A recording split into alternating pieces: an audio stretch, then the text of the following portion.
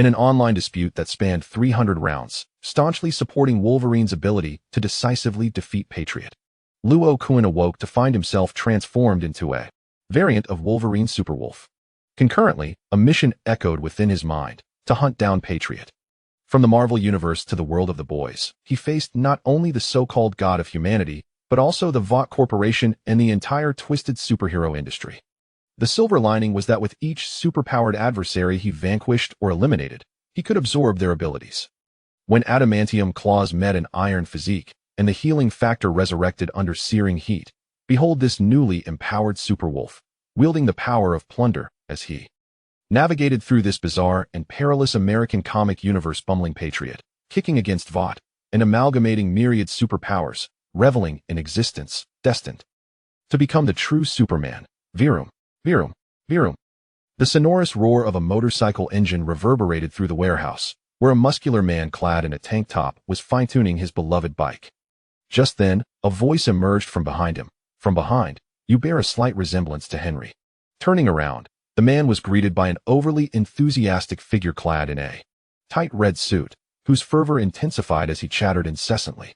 "Oh, holy cow, it's Superwolf. The legends are true. Sir, I must speak on behalf of all humanity. You should portray Wolverine, and I could guide you far better than those third-rate companies. Get lost." Superwolf retorted gruffly, a cigar clenched between his teeth. "I can't. My universe is on the brink of collapse." Despite the striking figure approaching him, Deadpool remained unfazed, continuing his relentless chatter. Before Deadpool could finish his sentence, Superwolf swiftly unleashed his claws, the sound of steel slicing through the air resonating. 2 adamantium claws protruded from his fists.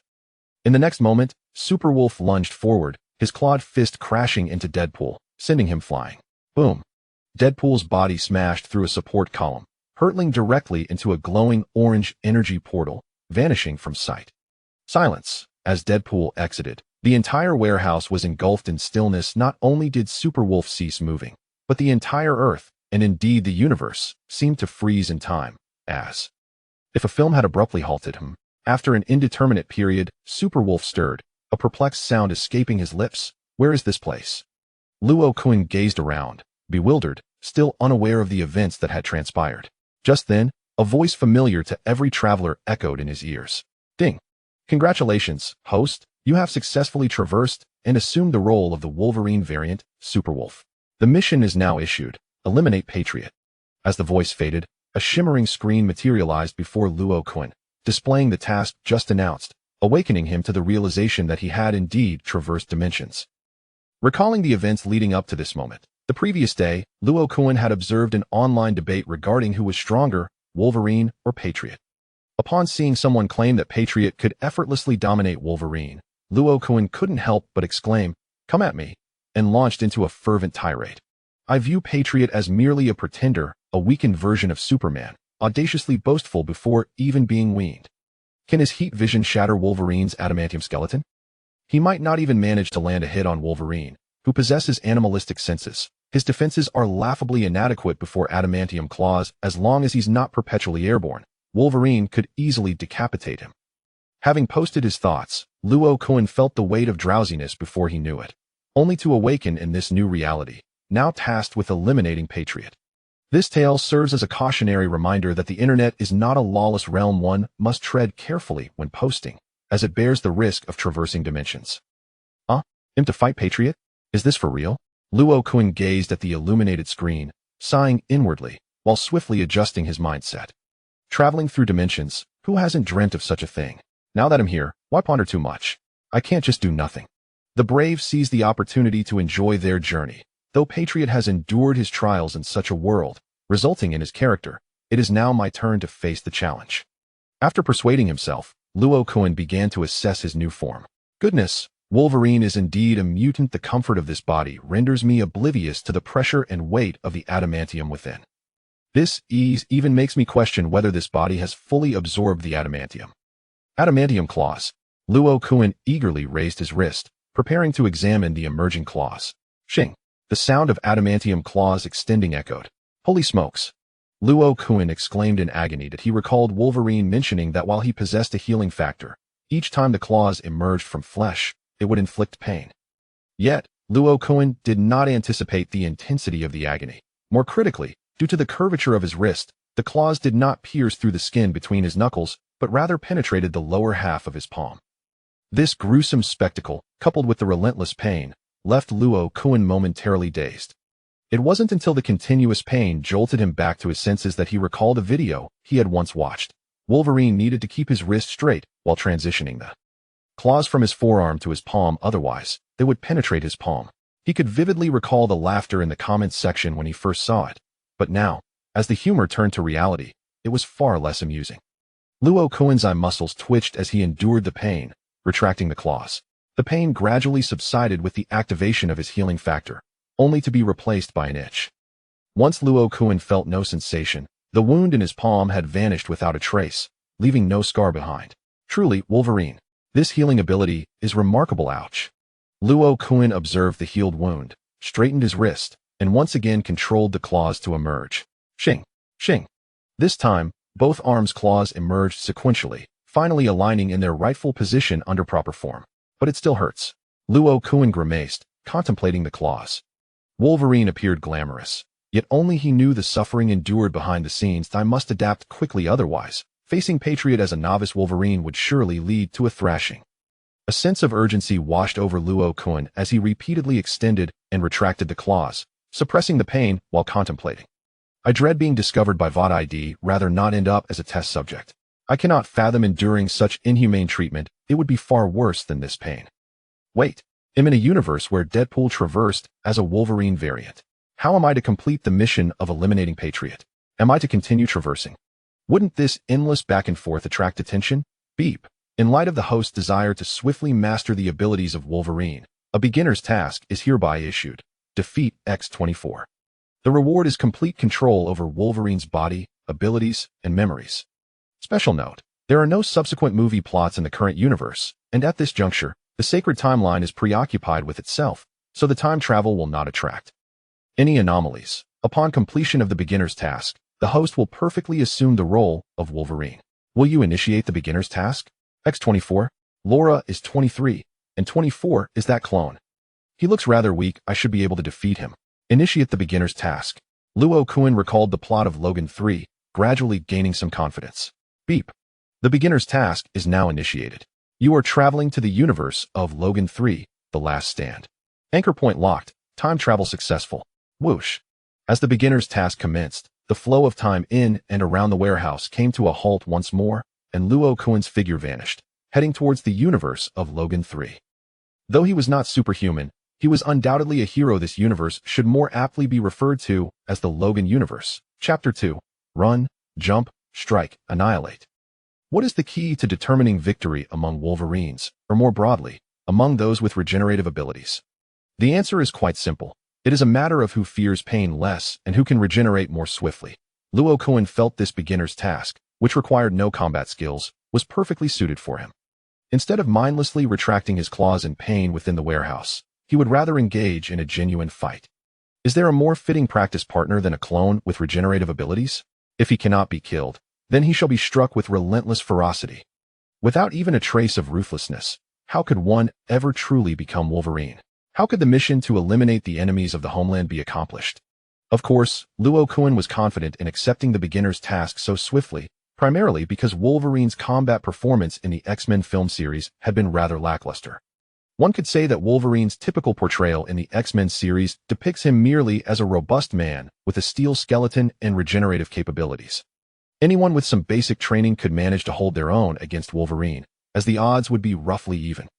Although this reflects the filmmaker's desire to showcase Wolverine's regenerative abilities, prior to seeing Captain America, Luo Kun believed Wolverine represented the lower limit of parity. There was potential for greater power, albeit it seemed to manifest only in the moment he fatally wounded his former lover, Jean Grey. What do you mean? Cyclops is Jean's official boyfriend? Absolutely not. In Logan 3, Charles had definitively stated that Jean Grey was Wolverine's wife, and they were even married. Considering the possibility that X-24, the clone, might be weaker than the standard Wolverine, Luo Kun felt quite assured that he could engage in battle. Let us not forget that Luo Kun, now a variant of Wolverine, possessed the destructive capability to send Deadpool crashing through supportive columns, far exceeding the typical Wolverine's prowess. Even the version of Wolverine from Deadpool 3 performed far better than the standard Wolverine, a disparity arising from the differing cinematic portrayals. With confidence in his heart, Luo Kun's consciousness gradually awakened. The transition felt remarkably akin to his previous experiences, and he did not sense any discomfort from the time travel. Why is it night? Luo Kun blinked at the tranquil night sky in surprise, then pondered, how am I to locate X-24? This world seems to be under the watchful eye of the villainous forces, does it not? Beep. The navigation system is guiding you. The task prompt chimed in, and a luminous map materialized before Luo Kun, complete with real-time navigation. Glancing at the map, he noted that the task objective was marked in red, situated on the opposite side of the map. Surrounding the map, there were few structures, save for a solitary mansion appearing on the display, with the red marker moving towards the estate. Nighttime, a mansion, X-24, could it be the night Charles died? Luo Kun's eyes widened, and he swiftly sprinted towards the red marker. Regardless of whether it was true, reaching there quickly was far preferable to meandering.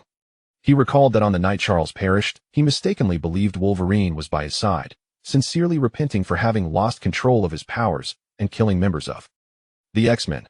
However, the figure beside Charles was not Wolverine, but rather the clone X-24, who pierced the heart of the penitent Charles with his sharp claws.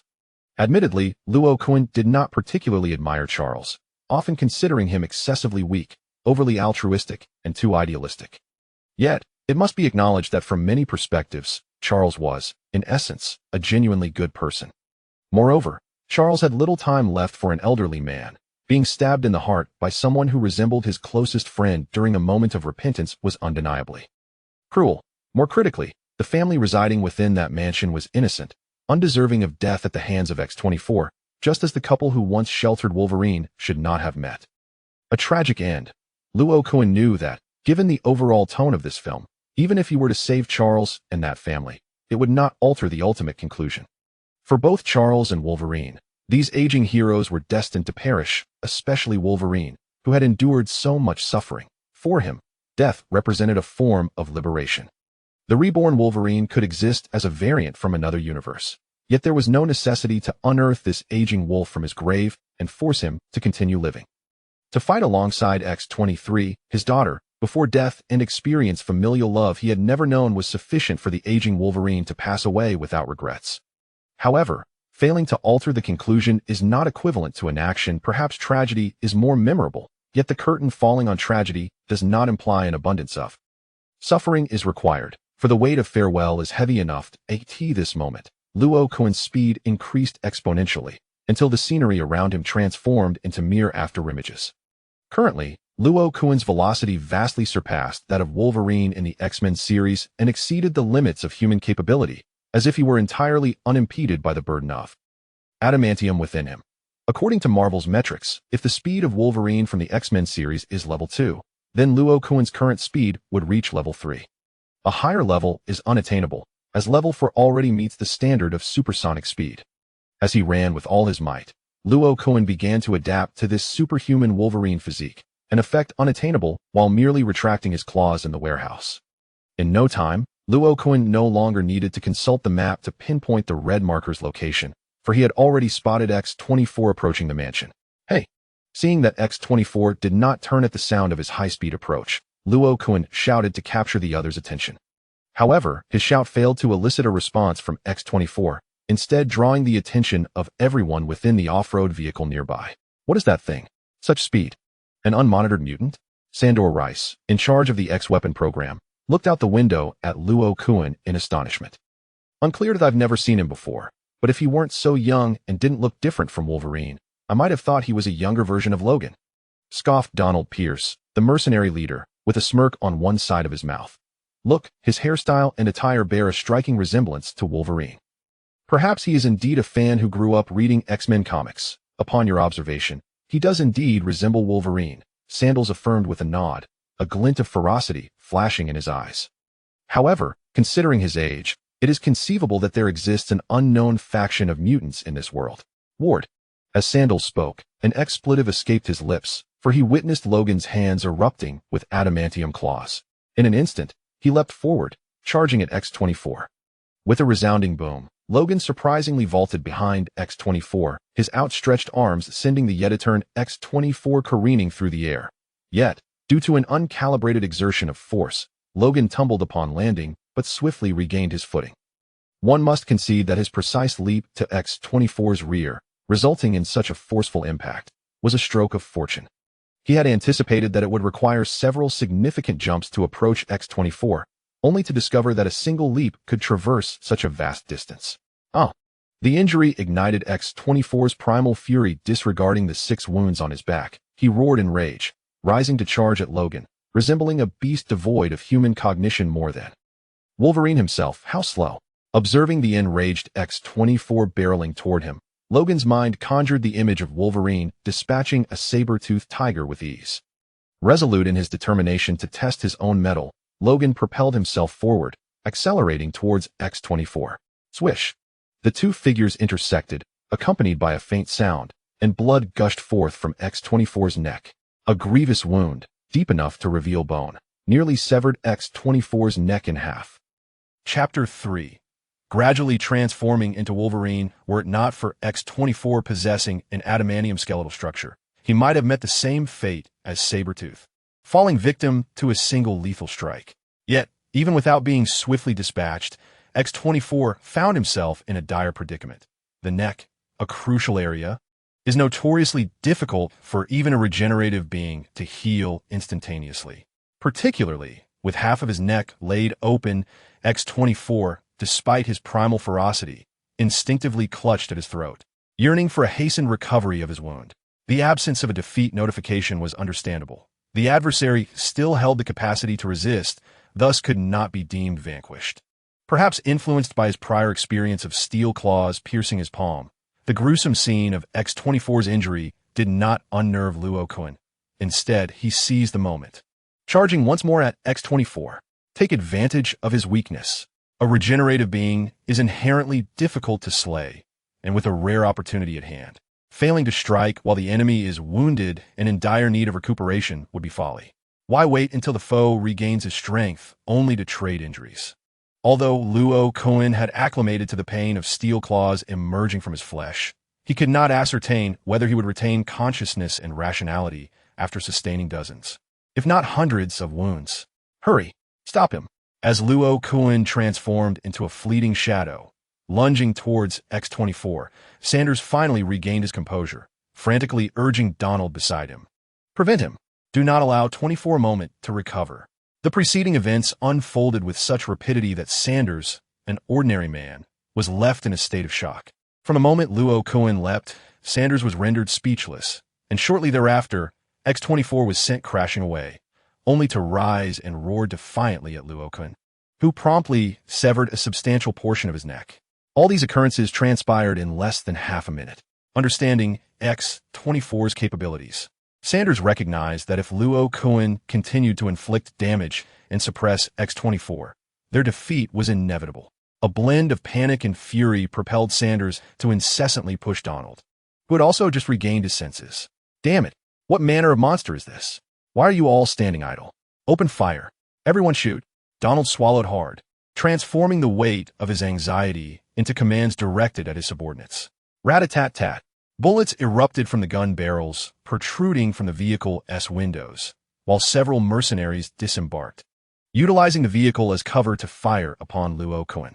The notion of surrounding Luo Kun after suppressing him with firepower was never entertained by these mercenaries. They were acutely aware of Wolverine's abilities. Luo Kun, a potential counterpart wielding similar powers, was not someone they dared to confront up close, having suffered too many losses at the hands of Wolverine and X-23. Had it not been for the limited space of the car windows, they would have remained inside, providing covering fire for X-24 to afford him ample time to recuperate. Meanwhile, upon hearing Sanders' command to open fire, Luo Kun's body shifted direction. Should Wolverine or the original Superman Wolf find themselves in such a predicament, they would face but two choices. The first would be to charge through a hail of bullets like a fierce tiger, unleashing a relentless assault with their adamantium claws upon X-24. The second option would involve leaping towards a nearby off-road vehicle amidst the gunfire, ruthlessly eliminating all those who dare to shoot at them. Essentially, The distinction between these two courses of action seems negligible. Both involve disregarding the barrage of incoming bullets, for Wolverine is impervious to such mortal wounds. Yet, it must be acknowledged that Luo Kun is merely a novice Wolverine. While bullets may not claim his life, they certainly inflict pain, having only just acclimatized to the agony of his steel claws. He does not believe he can simply overlook the pain inflicted by numerous bullets striking his body while continuing his offensive. Naturally, Luo Kun wishes to avoid being pierced by X-24's lethal claws, just as he seeks to evade the bullets. For the prospect of harboring additional lead within his body is hardly appealing. Moreover, should his rhythm of attack falter, it would provide the enemy an opportunity to seize the advantage. Surely, a combat machine like X-24 would not possess inferior combat skills compared to a fledgling Wolverine, would they? At that moment, Luo Kun's speed, surpassing human limits, was once more on display. Before the bullets could reach him, he had already vacated his original position, utilizing the terrain to evade the mercenaries' gunfire while simultaneously observing their locations. These mercenaries must be eliminated. Without their demise, confronting X-24 would prove futile. Clang! Suddenly, a cacophony of shattering glass echoed above Luo Kun's head, followed by a small figure descending from the second floor, landing before him with a youthful roar. Ah! The figure was none other than X-23, Laura Kinney, the daughter of Wolverine, who had sensed the commotion and recognized the imminent threat. Upon landing, Laura swiftly detected a gaze fixed upon her from behind. Her hands sprang forth with two steel claws as she pivoted to confront Luo Kun. In her perspective, any disturbance was the result of pursuers, and therefore, everyone outside was deemed an enemy. Wait, Luo Kun, observing Laura's aggressive advance, felt a twinge of exasperation and leapt aside to evade her attack. Yet, Laura was undeterred by his evasion. She roared and charged at him once more. However, midway through her assault, she suddenly froze. This was due to Charles' voice reaching her. "Child, the one before you is not an enemy. He is here to assist us. Those who are firing are the true adversaries." Why have you stopped? Luo Kun, puzzled by Laura's sudden halt, was unaware of Charles' message. Just then, a fierce gust of wind swept through, and two steel claws pierced Luo Kun's body. The intense pain jolted him back to reality. He turned to see X-24, grinning menacingly with blood seeping from the wound on his neck, a surge of unbridled fury igniting within him. "I am truly in for a world of trouble." In a fervent display of emotion, the resolute Luo Kun, observing the imminent roar of the X-24, refrained from using his steel claws. Instead, he executed a sudden knee thrust, delivering a devastating blow. With a resounding thud and a shattering sound, X-24 was propelled into the air, its form contorted in agony as it soared out of the courtyard. Luo Kun, gasping as X-24 withdrew its claws from his body, fixed his reddened gaze upon the creature, intent on pursuing his relentless hunt. At that moment, a cacophony of gunfire erupted, bullets raining towards Luo Kun. However, he had no intention of retreating. With his shirt stained in blood, he sought to indulge in the thrill of the hunt. With a powerful leap, he surged toward a mercenary who was firing his weapon. With a swift motion, his claws effortlessly sliced through the mercenary's throat, severing a massive head that tumbled to the ground. Luo Kun recalled someone mentioning that killing with a gun was more terrifying than with a knife, for the gunman felt no tremor of death. Yet, even in the face of such brutal execution, Luo Kun felt no discomfort. Instead, his fury intensified, as if the savage, bloodthirsty aspect of his very genes had awakened. Amidst the chaos, the mercenaries, though gripped by fear, dared not cease their onslaught, relentlessly firing in a desperate bid to eliminate the monstrous threat. Their only chance of survival lay in resistance, for they did not believe they could outrun him. Cursed be it! Bullets struck Luo Kun's body, eliciting a growl of indignation as he disregarded the incoming fire, launching into the fray and dispatching the nearest foe before plunging into the throng, unleashing devastation. No matter whether it was an arm, a head, or a firearm that obstructed his path, Luo Kun's claws mercilessly severed them. Torrents of blood erupting as bodies fell to the ground, staining the surroundings crimson. The once evasive Luo Kun had transformed into a formidable force, embracing the ferocity of a Wolverine and commencing a brutal slaughter. Chapter 4. The Slaughterhouse, the dusk of the wolf gore, brain matter, severed limbs, and dismembered bodies. The air was filled with wails, screams, pleas for mercy, and curses. This once mundane courtyard had metamorphosed into a slaughterhouse, a veritable hell on earth. Inside the house, the mistress and her child clung to each other in terror, yearning for the nightmare to end.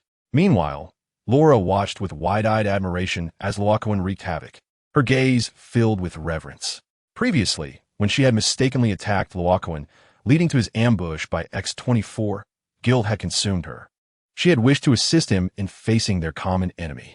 Yet, in the next moment, as X-24 was sent flying by Luo Kun, Laura stood in shock, frozen in disbelief, ready to act, but now rendered motionless. The cacophony of gunfire erupted, and Laura observed as Roken charged forth once more, ready to assist, only to realize that he required no aid from her. His speed and strength surpassed her own by a considerable margin, far exceeding even that of the elderly Wolverine she knew. Laura began to ponder whether Roken might indeed be the genuine Wolverine from the comics, a superhero capable of extricating countless crises and guiding them, the New Mutants, to Eden. Outside the courtyard, Roken had dispatched all the mercenaries surrounding the SUV, his gaze fixated upon the vehicle. At this moment, his fury had somewhat subsided. As bullets were expelled from his flesh, his awareness sharpened, yet the intent to kill within him remained unabated. Positioned at the rear of the SUV, he found himself shielded from the gunmen inside, who could not aim their weapons at him through the windows. However, the vehicle showed no inclination to open its rear door, as if merely keeping it shut could ensure their survival. Curiously, despite being mercenaries, the lower-tier operatives were still willing to retaliate, even when faced with certain death and the impossibility of outrunning Roken. In stark contrast, the mid-level and senior mercenaries cowered within the vehicle, too afraid to emerge. Why did they not flee in the vehicle? It was almost comical. The driver and navigator held positions no higher than that of the lower-tier mercenaries. They had previously been forced to disembark and fire their weapons, long since lost in a pool of blood. Thus, the front seats were now vacant. And with the SUV being militarily modified, the front compartment was not connected to the rear cabin. Furthermore, a mutant named Caliban was imprisoned in a cage between the two areas, rendering escape to the driver's seat impossible. What manner of beast is he? Within the cabin, Donald disregarded the authority of his superior, Sandress, and confronted him directly. Did you conduct other X-weapon projects? Is he a test subject that escaped earlier? How else could he possess powers akin to Wolverine's, yet even more formidable? I don't know. Sandress was now thoroughly panicked, cowering against the door of the driver's compartment, as if that might afford him some semblance of safety. Caliban, observing Sandress so near, glared menacingly, but ultimately refrained from attacking. Had he not sensed the presence of a powerful mutant outside, it seemed Sandress and his crew were doomed. Caliban would surely have sought a way to bring them all down together. In the original narrative, Caliban indeed acted in such a manner. Fundamentally, Caliban was not a virtuous character. He had originally been a black market dealer, profiting from the sale of intelligence regarding mutants. However, after being subjected to severe torture by Donald and coerced into leading them to Wolverine, Caliban seized the opportunity to stealthily take 2 grenades while Donald was distracted, triggering an explosion within the cabin. At this moment, Caliban found himself deprived of opportunity, as the looming threat of Roken was far too great. The surrounding firearms and ammunition remained firmly grasped by Donald and his companions, as if their possession could instill them with the courage to confront Roken. Crack! Crack!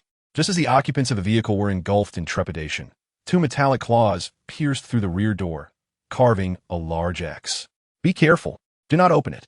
Just as Roken prepared to deliver a powerful kick to the door, in homage to cinematic classics, a startled cry erupted from within the vehicle.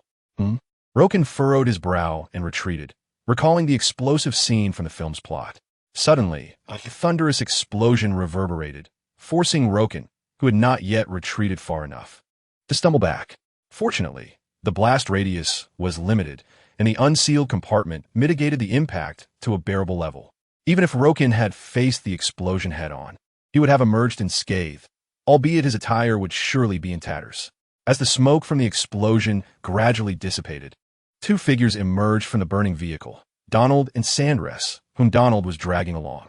Reflecting on the events within the compartment reveals a straightforward narrative. When Roken's claws breached the rear door, Donald had already concluded that Roken intended to enter. Thus, He decisively removed the safety pin from a grenade and hurled it towards the door, preparing to deliver a counterstrike. However, Donald did not anticipate that Caliban would alert Roken. Or perhaps due to overwhelming fear and tension, coupled with Caliban's utter silence, Donald had long forgotten about him.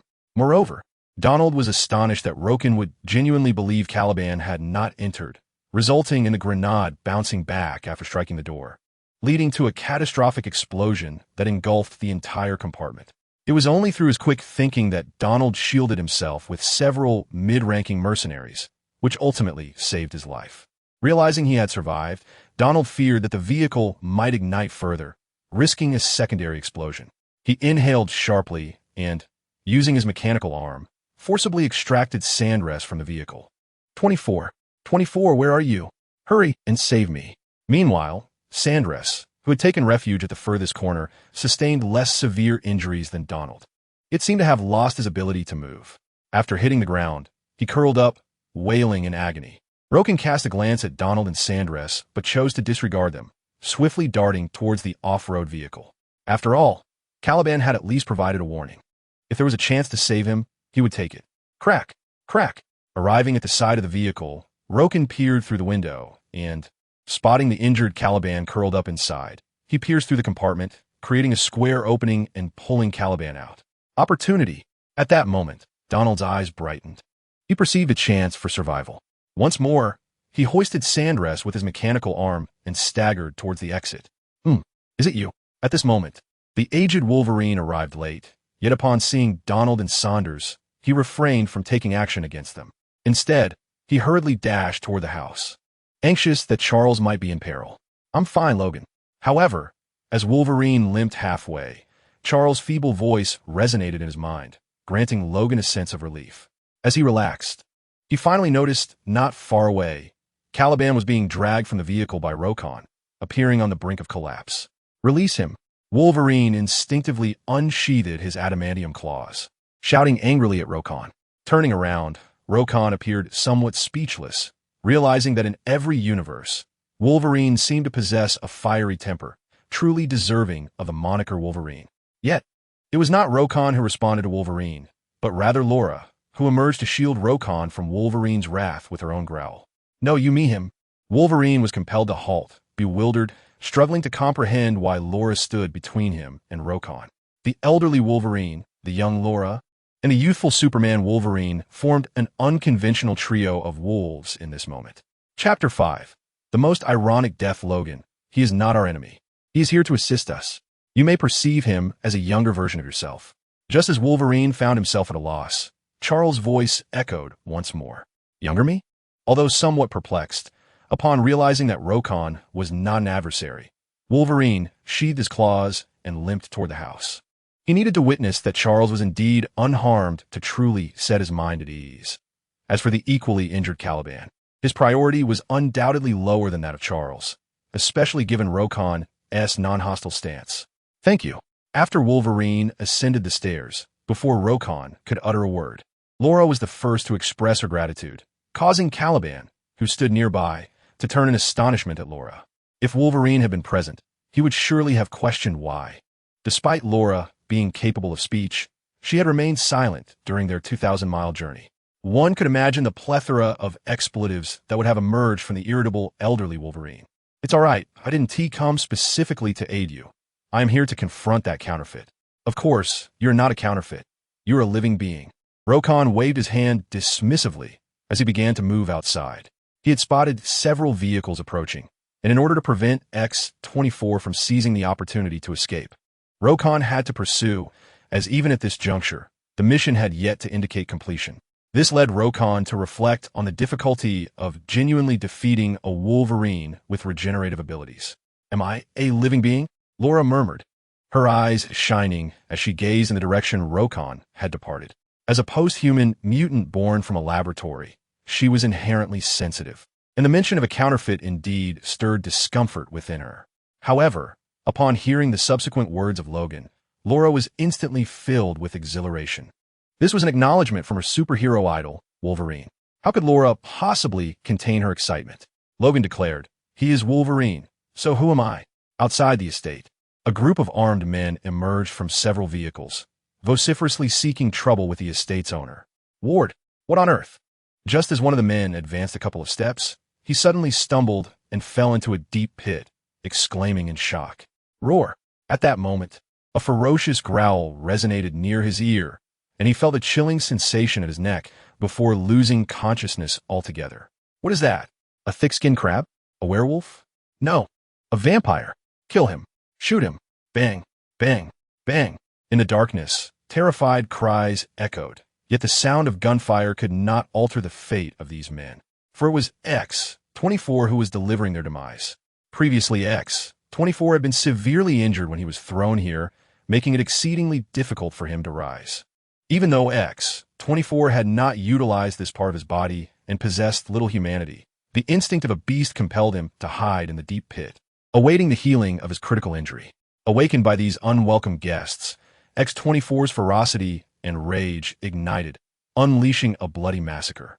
Although it seemed X-24 had been in this position for an eternity, the number of mercenaries was not particularly large. They merely required some time to deal with the aftermath of the slaughter and to rescue Caliban. "Wonderful. 24, you're here. There's a vehicle. Quickly, let's drive away." Initially hiding at the sight of the cars, Donald emerged with Sandler, who excitedly exclaimed, as if he had glimpsed a glimmer of hope for survival. "Once I return, I will summon the main forces. I will ensure that that guy suffers. I must uncover his background and ascertain his origins. Keep your voice down. Don't let that guy hear us," Donald cautioned in a hushed tone while holding Sandler. "It's fine. I've already heard you." At that moment, Logan was remarkably perceptive. He not only caught Sandler's excited voice, but also Donald's low warning. Alarmed, Donald's complexion changed dramatically, and he released Sandler, swinging his fist toward the approaching Logan. With a thud, Logan effortlessly caught Donald's mechanical arm. "You have a mechanical arm?" Logan, recalling a line from Holland, asked Donald with astonishment. Huh. Donald was momentarily taken aback, preparing to respond when a blood-curdling scream pierced the air. With a swift motion, Logan severed Donald's mechanical arm at the shoulder. Regrettably, Donald had not undergone complete mechanization, leaving his shoulder still flesh and blood. It appears rather unimpressive, considering he is a minor leader. However, this is fundamentally a Western road film devoid of extraordinary powers, which is understandable.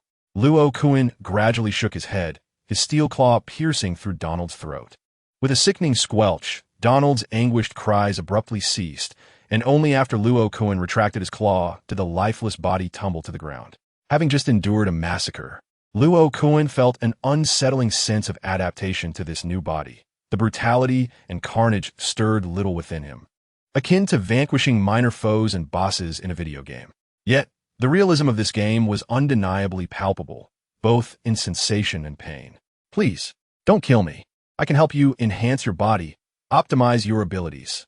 As he witnessed Donald's swift demise, the warmth of the corpse still lingering beside him, Sanders desperately clawed backwards against the ground, his pleas incessantly escaping his lips. "Help me. X-24. Hurry and save me. What are you doing? Do you wish to watch me die? Come over here. I command you to come." Seeing X-24, who stood at a distance, staring blankly without any intention of intervening, only heightened Sanders' anxiety, compelling him to shout threats in a futile attempt to summon X-24 for rescue. Deep down, Sanders understood that X-24 was no match for Luo Kun. With years of research on mutants, he was acutely aware that Luo Kun's prowess far surpassed that of X-24. However, Sanders did not wish for X-24 to defeat Luo Kun.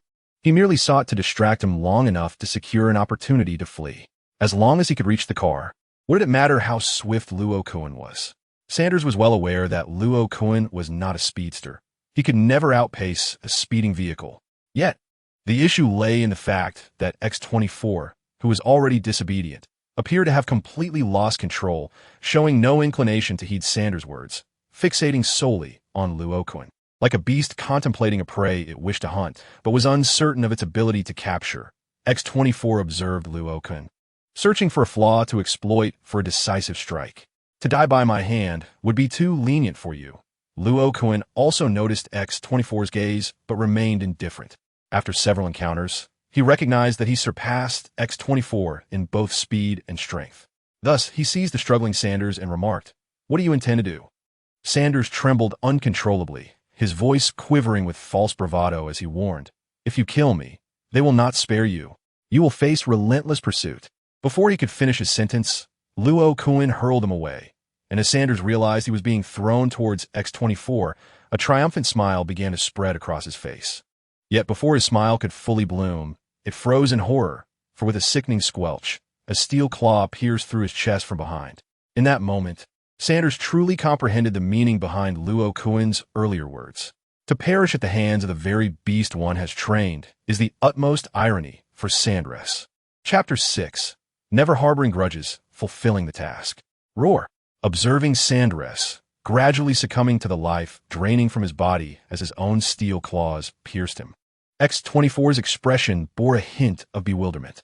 Truth be told, with X-24 possessing no semblance of human intellect, only the primal instincts of a beast, grappling with the intricate circumstances at hand proved exceedingly challenging.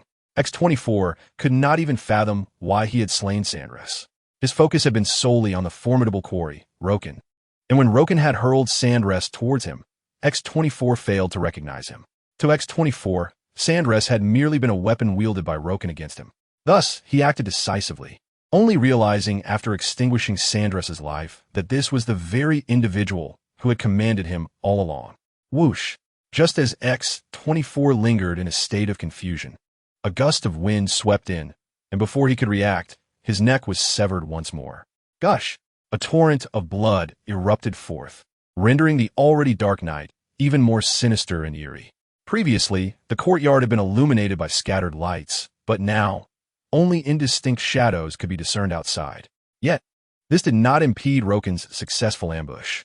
Indeed, even when faced with a creature whose intellect was akin to that of a beast and who remained dazed, Roken opted for a treacherous surprise attack.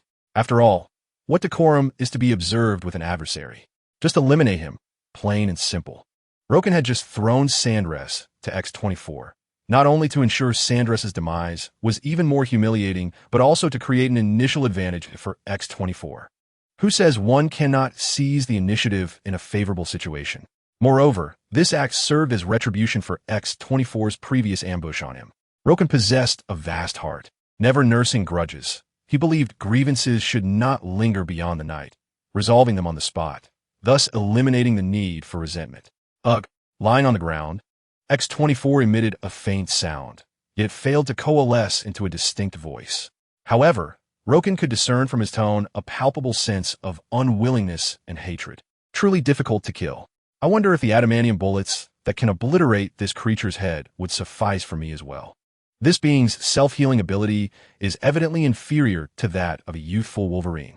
Watching X-24 struggle on the ground, attempting to mend his injuries, Roken still received no notification of a successful task completion, prompting him to ponder whether it was the need for serum to recover from a collision with Pikachu or the obliteration of his head by adamantium bullets. It was evident that the X-24 before him was a mere counterfeit clone, lacking the prowess of even a young Wolverine. Moreover, Roken astutely noted that the healing speed of X-24's neck wound had slowed compared to earlier, indicating that X-24 was far from being as formidable as Wolverine. Clang! With a resounding crash, Luo Kun's steel claws struck fiercely against X-24's head. Regrettably, the claws failed to penetrate, instead bouncing off. However, the force of the impact was so intense that X-24 lost consciousness immediately.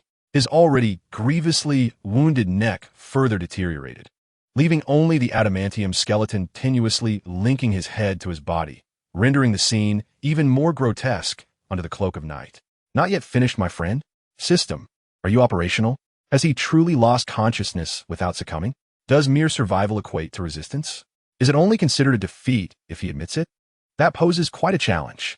Luo Kun lamented, discomfort by X-24's dire condition. He harbored a lingering fear that he might one day suffer a similar fate, uncertain if his will would endure such torment. Nevertheless, Luo Kun's regenerative abilities undoubtedly surpassed those of X-24. Even if faced with identical injuries, his recovery would likely be swifter. After a brief exchange, Luo Kun realized the system remained unresponsive, compelling him to act once more. Fortunately, X-24's regenerative capacity was finite, the more energy expended in healing, the less effective the regeneration became. Luo Kun was not concerned about failing to end X-24's life. In the darkness, the sound of blades piercing flesh echoed ominously, accentuated by the night's eerie silence. In truth, X-24 regained consciousness the moment the claws penetrated. Yet the severity of his neck injury had reached the limits of his healing capacity. He found himself not only immobilized, but also unable to vocalize his agony. The fresh wounds on X-24 showed no signs of rapid healing, reminiscent of an aging Wolverine bleeding profusely. X-24's eyes flickered with anger and despair, akin to a beast trapped in a snare, unwilling to perish in this manner. Meanwhile, in the estate's courtyard, the elderly Wolverine supported the severely weakened Charles, while the injured Caliban slumped on the ground, all three facing the Monsons. Only Laura's gaze wandered towards the dim night outside the courtyard, straining to hear any signs of Luo Kun and X-24, yet finding no direction. At that moment, Wilmington held a shotgun, shielding his wife and children behind him, his expression vigilant as he scrutinized the uninvited guests. Initially reluctant to host Wolverine and his companions, Wilmington had been unable to refuse the warm invitation of Mrs. Monson. Little did he anticipate that Wolverine and his associates would bring such turmoil. It is fortunate that neither the wife nor the child was harmed. They merely experienced a moment of fright. Otherwise, Wilmot would not have simply expelled Wolverine and Charles from the house, brandishing a shotgun as a warning. Wilmot would surely have resorted to bullets, piercing the heads of all present. Little did Wilmot know that his decision to evict Wolverine and the others instead of opening fire was influenced by Charles. Otherwise, Charles would not appear so feeble at this moment. However, Charles' abilities had also been significantly diminished, and it was already a considerable challenge for him to suppress Wilmot's murderous intent. Furthermore, after probing into the mercenary's consciousness regarding the information on Rokon, and engaging in mental communication with both Laura and Wolverine, Charles had virtually lost the capacity to act again. Had he been younger, or prior to his first affliction, Charles might have chosen to explore Rokon's memories. Yet, having endured the anguish of losing control and killing the X-Men, the sincerely repentant Charles feared that his powers might suddenly spiral out of control and harm Rokon. Thus, he had no intention of delving into Rokon's memories. As Wilmot's vigilant gaze fell upon him, Wolverine carefully assisted Charles and Caliban into the vehicle. At that moment, Rokon noticed that X-24, who lay on the ground, had finally succumbed to silence, showing no signs of further healing from its injuries. Ding! The system detected that the undefeated X-24 was deceased. The novice task, defeat X-24, has been completed, granting the reward of complete mastery over Wolverine's physique, abilities, and memories. A notification echoed in Rokon's ears, and simultaneously, he felt a deeper resonance with this body as Wolverine's original powers transformed into familiar instincts. Countless memories began to unfold before Rokon like scenes from a film. They belonged to the original Wolverine, but were not directly imparted to Rokon. Instead, he observed them from a third-person perspective. Otherwise, if Wolverine's memories from over a century were to be directly infused into Rokon's consciousness, he would likely be overwhelmed, losing all sense of identity. Unlike the current experience, where Wolverine's memories played out as third-person films, Rokon could explore them at his leisure or trigger corresponding memory films upon encountering familiar people or events. It could even be said that Rokon would come to understand Wolverine's memories better than Wolverine himself. Ding! The novice task has been completed, and the return to the primary universe is underway. Just as Rokon prepared to peruse Wolverine's memory films, the system's voice resonated once more. Chapter 7. The Departing Passerby. Exclusive plugin. No, wait. Is this truly the return? Upon hearing the system's notification, Rokon was jolted back to reality, surprised at how swiftly he was to be transported back, wishing for just a moment more to linger. As he mentally grumbled, he spotted a vehicle approaching, and could faintly discern Wolverine at the wheel with Laura peering out of the window. Yet in the next instant, everything before him blurred, and all sights vanished. The urgent screech of brakes echoed through the night sky as Laura leaped from the car window, scanning her surroundings for any trace of Rokon, yet found nothing. Vanished? Wolverine, equally astonished, surveyed the area before turning to Caliban and inquiring, "Can you sense him?" "I cannot. He has slipped beyond my perception," Caliban replied, shaking his head. Given his previous speed, it is improbable he could cover 40 kilometers in a second, and I have not detected his running trajectory. Perhaps he possesses the ability of teleportation? Charles, you previously stated he is not an enemy. Who exactly is he? Wolverine asked with a grave expression. If Rokon could indeed travel 40 kilometers in a second. Wolverine knew Quicksilver could accomplish such a feat, however. If it were indeed teleportation, Rokon could pose an even greater threat. Despite Charles's assurance that Rokon was not an adversary, Wolverine had never fully trusted him, concerned that Rokon harbored deeper, more sinister intentions. I cannot ascertain his true nature, but even without employing my abilities, I can discern a person's morality. At the very least, he does not harbor malice towards us, Charles murmured softly. You need not worry about any threat he may pose. He is merely a transient presence, unlikely to return. The remainder of our journey must be traversed by us alone. A transient presence? Wolverine pondered for a moment before agreeing with Charles's assessment. After all, Charles's mind remained sharp when he was not afflicted. It would suffice to remain vigilant should Rokon make another appearance. Hey, get in the car. We must depart. Aren't you headed to your Eden? What are you lingering for? Wolverine urged Laura, who stood in a daze. Transient, Laura murmured as she climbed into the vehicle. Wait, you can talk? Wolverine exclaimed, as if confronted by a ghost upon hearing her voice. Laura remained silent, merely nodding, which only exacerbated Wolverine's agitation. Lemon-sucking party. Why have we driven 2,000 miles without you uttering a single word? Hey, Logan, refrain from using such language in front of the child. Charles admonished with renewed vigor. Ha, child, have you ever encountered a child who finds murder easier than slaughtering a chicken?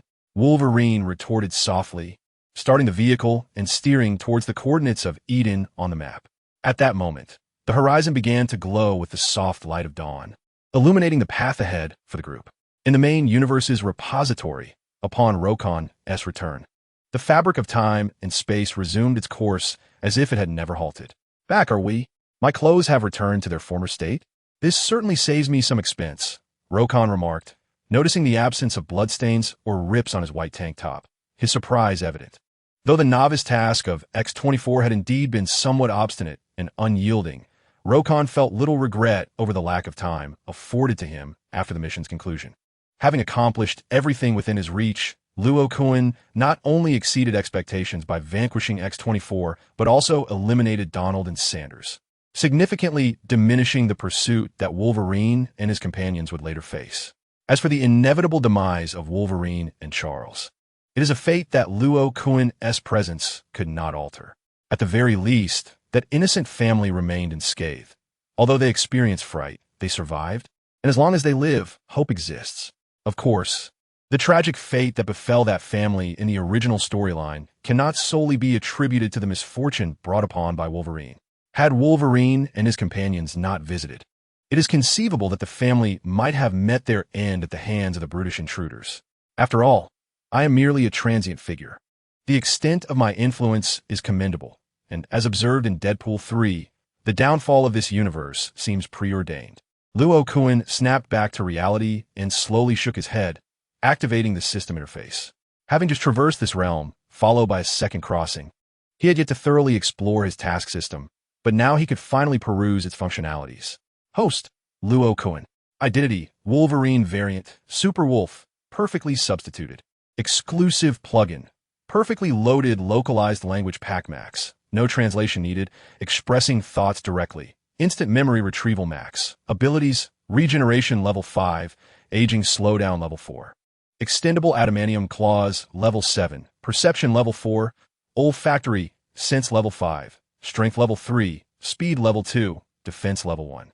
7, mental level 2, energy level 0. Notation.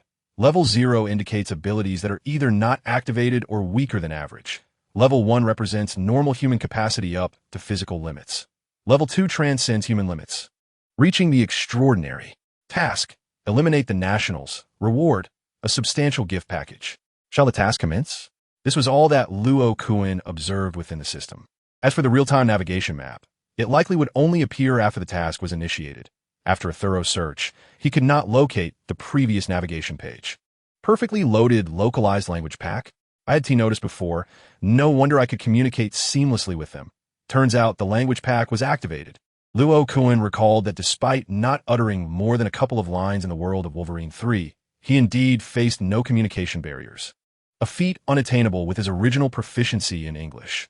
Now it was clear that a translation patch had been applied.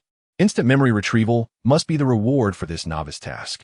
While defeating X-24 was undeniably arduous, as he would never concede unless vanquished, the rewards were substantial. I have now become a seasoned Wolverine, perhaps a bit too seasoned. As Luo Kun pondered, a surge of fervor suddenly ignited within him. This was not solely due to his complete mastery over Wolverine's abilities. It was also inspired by the plethora of memories he had just retrieved depicting Wolverine's investigations into others.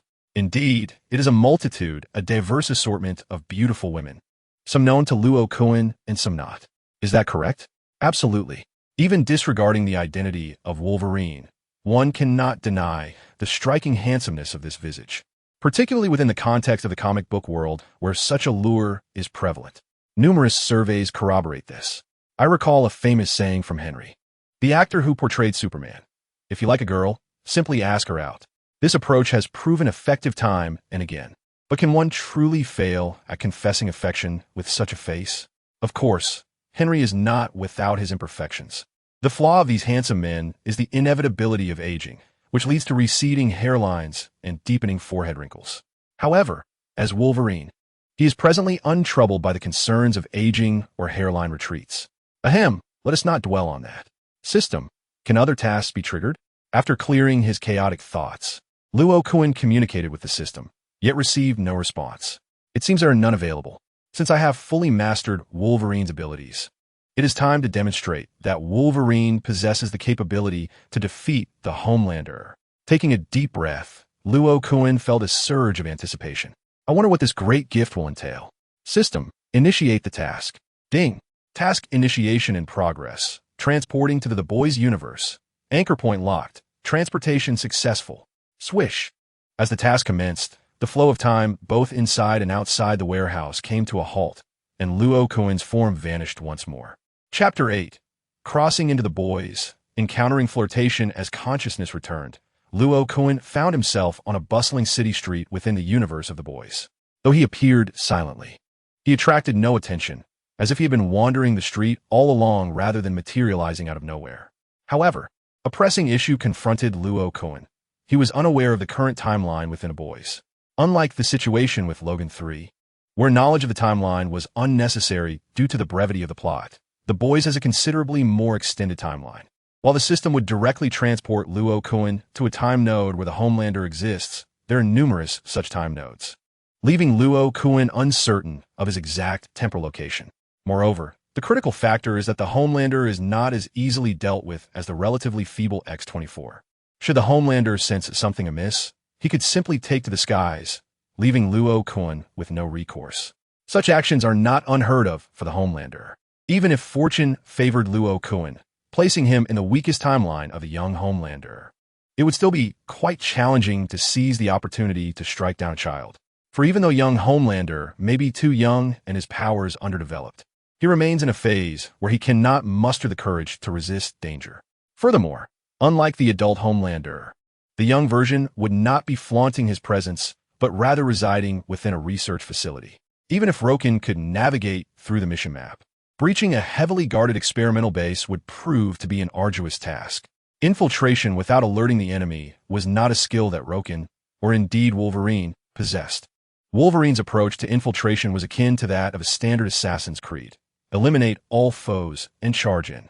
However, the personnel within the experimental facility were far from foolish. They were equipped with surveillance, and little Azu would undoubtedly be relocated. Moreover, Roken could not simply pursue relentlessly, as that would only complicate his mission further. The challenge posed by little Azu was significantly greater, and judging by the architectural style surrounding him, this was certainly not within little Azu's timeline, but rather after Azu's debut. As Roken surveyed the urban landscape, he contemplated the most efficient means to eliminate the Homelander, or more conveniently, to approach him. The most formidable challenge lay in how to get close to the Homelander, particularly under the guise of an ordinary person. He recalled the narrative moments where proximity to the Homelander was possible, accompanying Roken's reflections.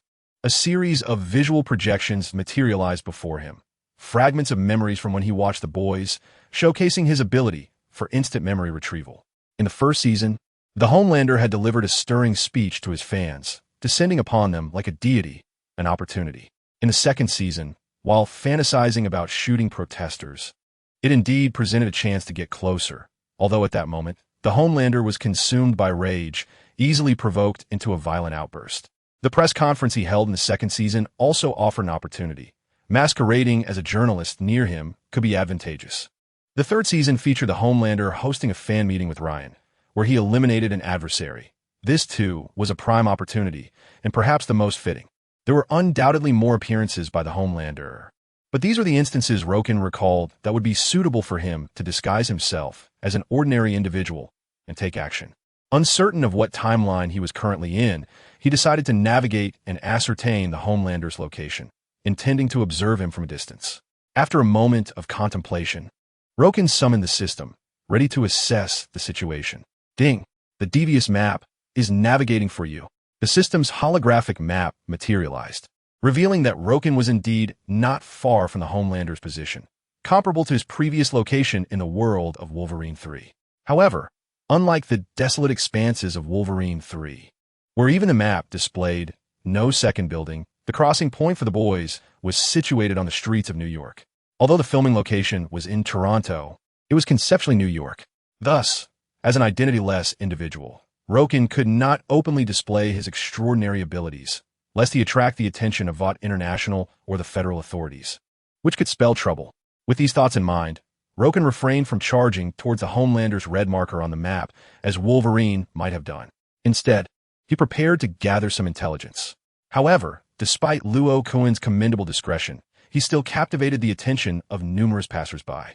It was neither the sudden appearance of Luo Kun that startled them, nor any display of supernatural prowess. Rather, it was his remarkable demeanor and striking appearance that truly set him apart. Hello, it is a pleasure to meet you. I am Eva. Might you also be a superhero from the Water Group? The most radiant and petite silver-haired girl among the three young women, encouraged by her companions, could no longer restrain herself and approached Luo Kun to strike up a conversation. At that moment, Luo Kun finally comprehended the weight of Henry's words. Indeed, his countenance was formidable, and it was no wonder there had been so many inquiries about him.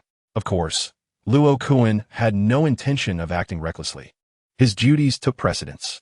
Engaging in frivolities without a proper understanding of the situation could draw unwanted attention. I'm not a celebrated superhero, merely a fitness enthusiast. My name is Luo Kun. He responded gently to Eva with a warm smile. Since this was not his universe, he felt no need to adopt an alias.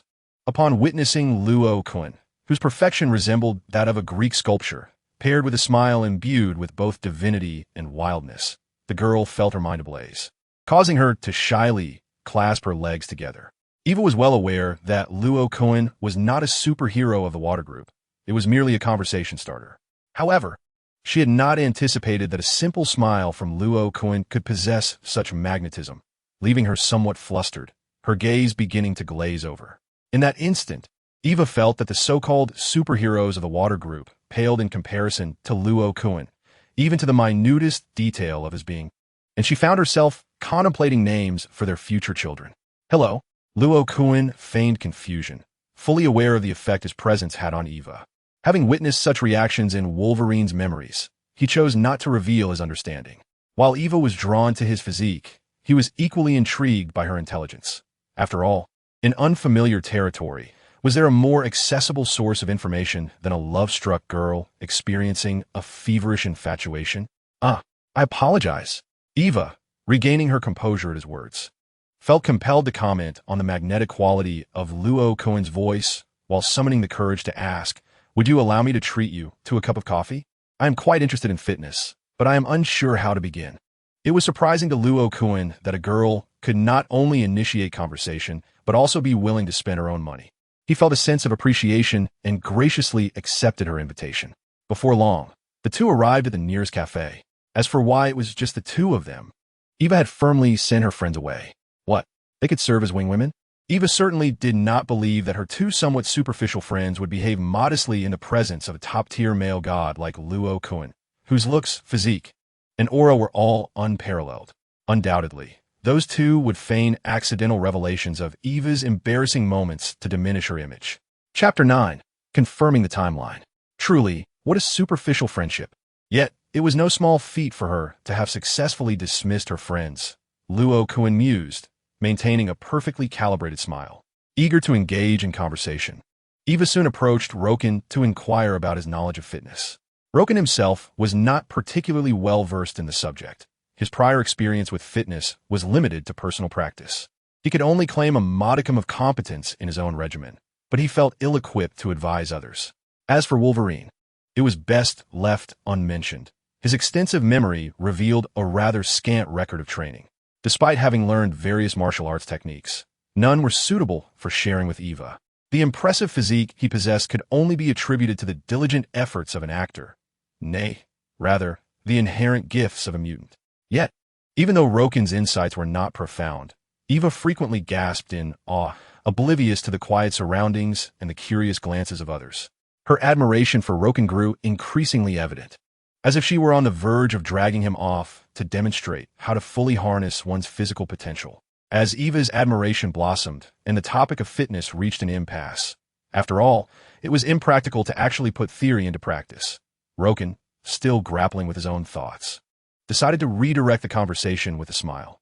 Actually, I find superheroes quite intriguing. You must have a fair amount of knowledge about them, don't you?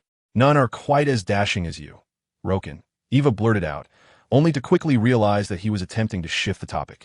She continued, however, superheroes are indeed formidable. Take Homelander, for example. He is the undeniable centerpiece of the Seven from Vought. In terms of both power and fanbase, he is unparalleled, though I'm not one of his admirers. Whose fan are you? Roken inquired, following the thread of Eva's conversation while lowering his voice to probe further. I've heard that aside from his supporters, his reputation among the general public seems rather poor. I am no one's fan. I am merely a bystander, Eva replied, her tone subdued. The public perception of Homelander had long been negative, particularly after he recently took the life of an ordinary citizen. Killed an ordinary person? Which storyline is that from? Was it the accidental killing of a bystander in Season 2, or the massacre of dissenters in Season 3? Roken's brow furrowed as he contemplated the implications. If it was the former, it could be manageable. If it was the latter, then the optimal moment he had previously considered would vanish, and the timeline would inevitably lead into the 4th season of The Boys. When would be an appropriate time to intervene then? Perhaps during Newman's campaign fundraiser for vice president? That seems rather difficult to infiltrate. He mused about the subsequent events featuring Homelander's appearance before ordinary citizens. There was a particular scene where he prepared a grand entrance for his son, Ryan, into the superhero realm, but it seemed that the vicinity was filled with Vought's actors. Do you think he's gone too far? Noticing Roken's furrowed brow, a misunderstanding led Eva to voice her indignation. All he did was throw a water bottle at his son and call him a descendant of the legalist school, and he retaliated by killing the man on the spot. It has come to my attention that he is to appear in court for trial in 3 days. I am uncertain whether he will be convicted. However, given his formidable strength, it seems unlikely that anyone would dare to truly cross him. Indeed, it resembles the 4th season of The Boys. Now, Luo Kun can ascertain the timeline of this world, but it also presents him with certain complications. The characters from the homeland have now become the decision-makers of the Vought group, their mentality having shifted from concern for the opinions of others to viewing all ordinary people as mere pawns. In their eyes, when he saves lives, the public cheers for him, and when he takes lives, they also cheer. This has begun to wear on him. Under such circumstances, finding an opportunity to approach the characters from the homeland proves to be rather challenging. He might as well give it a try. If a sneak attack fails, then he will have no choice but to resort to outright force. Luo Kun's gaze flickers slightly as thoughts crystallize in his mind. In the world of The Boys, there are indeed those who seek to contend with the homeland, specifically Butcher and his team. One could argue that they are the true protagonists, as they embody the titular boys. The characters from a homeland are unabashed villains, albeit ones with considerable charisma and numerous admirers. Nevertheless, even though this world possesses a group of protagonists, both sides are intent on dealing with the homeland. Yet Luo Kun has no intention of collaborating with Butcher's team. This is due to the fact that the boys are fundamentally unreliable. Each member harbors their own agenda, and there has never been a unified effort in their actions, nor have they remained steadfast especially concerning their leader, Butcher. This rogue has perfected the art of changing plans at a whim, often deviating from the intended course of action. And he has a history of betraying his allies. Coupled with Butcher's somewhat unstable mental state, Luo Kun is disinclined to partner with such an erratic individual. Furthermore, the most pivotal issue is that Luo Kun's sudden emergence cannot be exposed. Should his identity be revealed, he would likely attract even more unwanted attention. Despite the boys appearing to be a grassroots organization, they have long collaborated with the CIA, sharing a wealth of intelligence. The CIA has never been particularly favorable towards individuals with superpowers, and Luo Kun certainly wishes to avoid unnecessary trouble. He lacks the strength to confront the world of the boys head-on, and must therefore maintain a low profile. What is the matter? You seem rather disinterested. Eva, who had been criticizing the homeland, finally noticed Luo Kun's distraction as he pondered his thoughts. She cautiously inquired, "Do you believe I spoke incorrectly?" "No. It's just that I suddenly remembered I have an appointment, so I must take my leave," Luo Kun replied, glancing at the clock in the cafe and offering a somewhat apologetic smile. He raised his coffee cup and drained it in one gulp, expressing his gratitude. "Thank you for the coffee. Perhaps we shall meet again by fate." Is instant coffee really better? The bitterness of the coffee lingered in his mouth, causing Kun's expression to stiffen slightly, and he couldn't help but inwardly scoff as he stood and swiftly departed. "Wait, if we're to meet again, do leave a phone number." As Luo Kun hastily departed, Eva immediately rose to her feet, yet she made no effort to stop him. She could only watch helplessly as he quickly vanished from sight, her face a portrait of regret and grievance. However, it was not that Luo Kun intentionally withheld his phone number. Rather, he currently possessed no mobile device. Wolverine, on the other hand, had an ancient phone abandoned in the storage room, resting beside the motorcycle, but within the context of this world, that phone was a veritable relic. Furthermore, even if Luo Kun had brought a phone into this realm, it would serve no purpose which telecommunications company could possibly bridge cosmic communication. The Temporal Anomaly Management Bureau, perhaps? Additionally, Luo Kun found himself not only devoid of a phone, but also lacking any funds. His financial predicament was not solely a consequence of his traversal into the world of the boys. He was also rather impoverished in the main universe. Wolverine held no formal employment and resorted to underground fighting, mercenary work, laboring in construction, and even organ trafficking to make ends meet. Yes, he was in the business of selling kidneys, and his kidneys were no trifling matter. After all, even a hero navigating the world requires currency. A contemporary superhero cannot simply subsist on the wind of the Northwest, can they? Naturally, while ancient heroes might rob the affluent to aid the impoverished, modern superheroes are equally capable of such deeds. At this moment, Luo Kun was resolved to seize from the wealthy to alleviate his own destitution.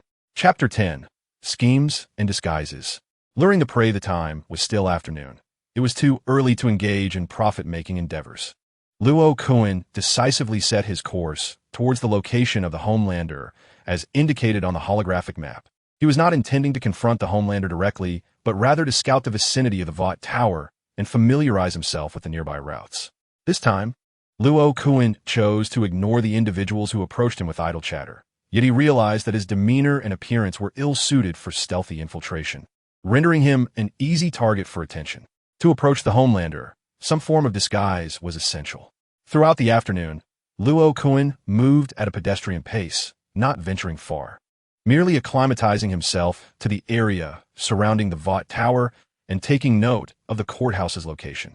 According to the original narrative, the Homelander was currently grappling with a midlife crisis. Despite his ascension to the helm of Vought International, he found no joy in his position. This discontent stemmed not only from the graying strands of his hair, but also from an absence of purpose, leaving him feeling hollow. At the onset of his newfound power, he had been unwilling to entertain dissenting voices, but now, with all around him echoing his sentiments, he viewed them as nothing but sycophants. Fortunately, the Homelander had encountered a cerebral superbeing, the seemingly dim-witted Wise Sisters. They devised a series of plans for him, the first of which involved inciting discord between his supporters and detractors on the Day of Judgment, subtly eliminating a few of his supporters and framing the opposition, tarnishing their reputation. Certainly, none of this has transpired yet.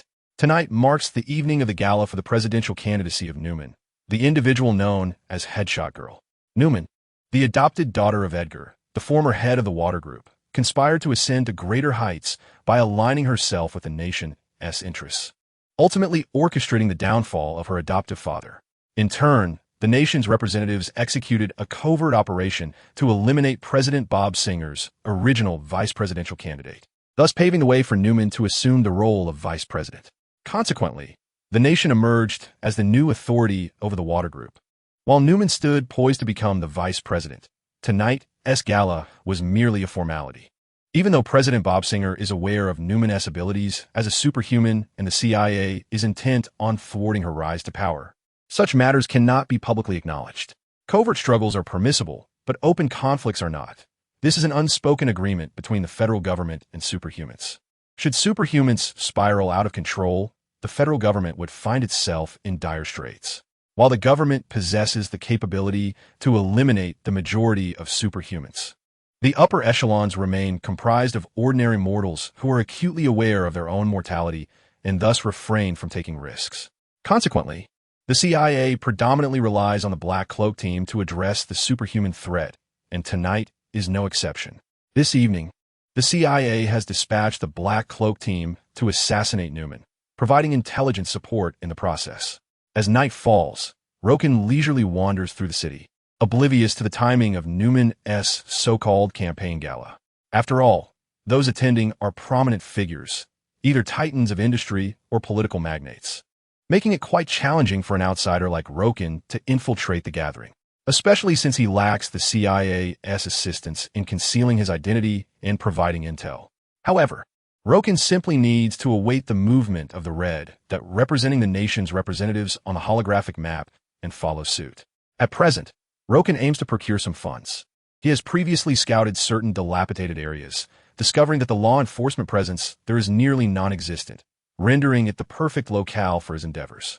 Moreover, under the dim lighting, Roken's appearance is less likely to draw attention, and he can easily mask his demeanor. On the aged streets, Roken emits a series of incoherent sounds, swaying as he walks, appearing either as a drunken reveler or a drug addict. His demeanor indeed piques the interest of a few local thugs. Despite Roken's imposing physique, these thugs remain undeterred, for they are armed. Moreover, Roken's seemingly intoxicated state diminishes any concerns about his combat prowess. The greedy thugs are not merely intent on robbing Roken. They are also considering the illicit trade of human organs, as countless vagrants have perished in this vicinity, and provided no one alerts the authorities, it is unlikely anyone will intervene. Exchanging glances, the thugs grow increasingly impatient, disregarding their surroundings on the bustling street, and initiate their advance, ready to drag Roken away. As the four small figures approached, Luo Kun felt a wave of confusion wash over him. He had not anticipated their audacity. He had not even reached the secluded alley yet. Do they not think before engaging in such reckless behavior? It is no wonder they can only resort to robbery in such desolate places. With a silent scoff, Luo Kun staggered into the alley. It must be said that he possessed a modicum of acting skill. Thus far, the greedy little figures had yet to detect anything amiss. These dim-witted individuals had no inkling that true hunters often present themselves in the guise of prey. He had ventured into the alley himself.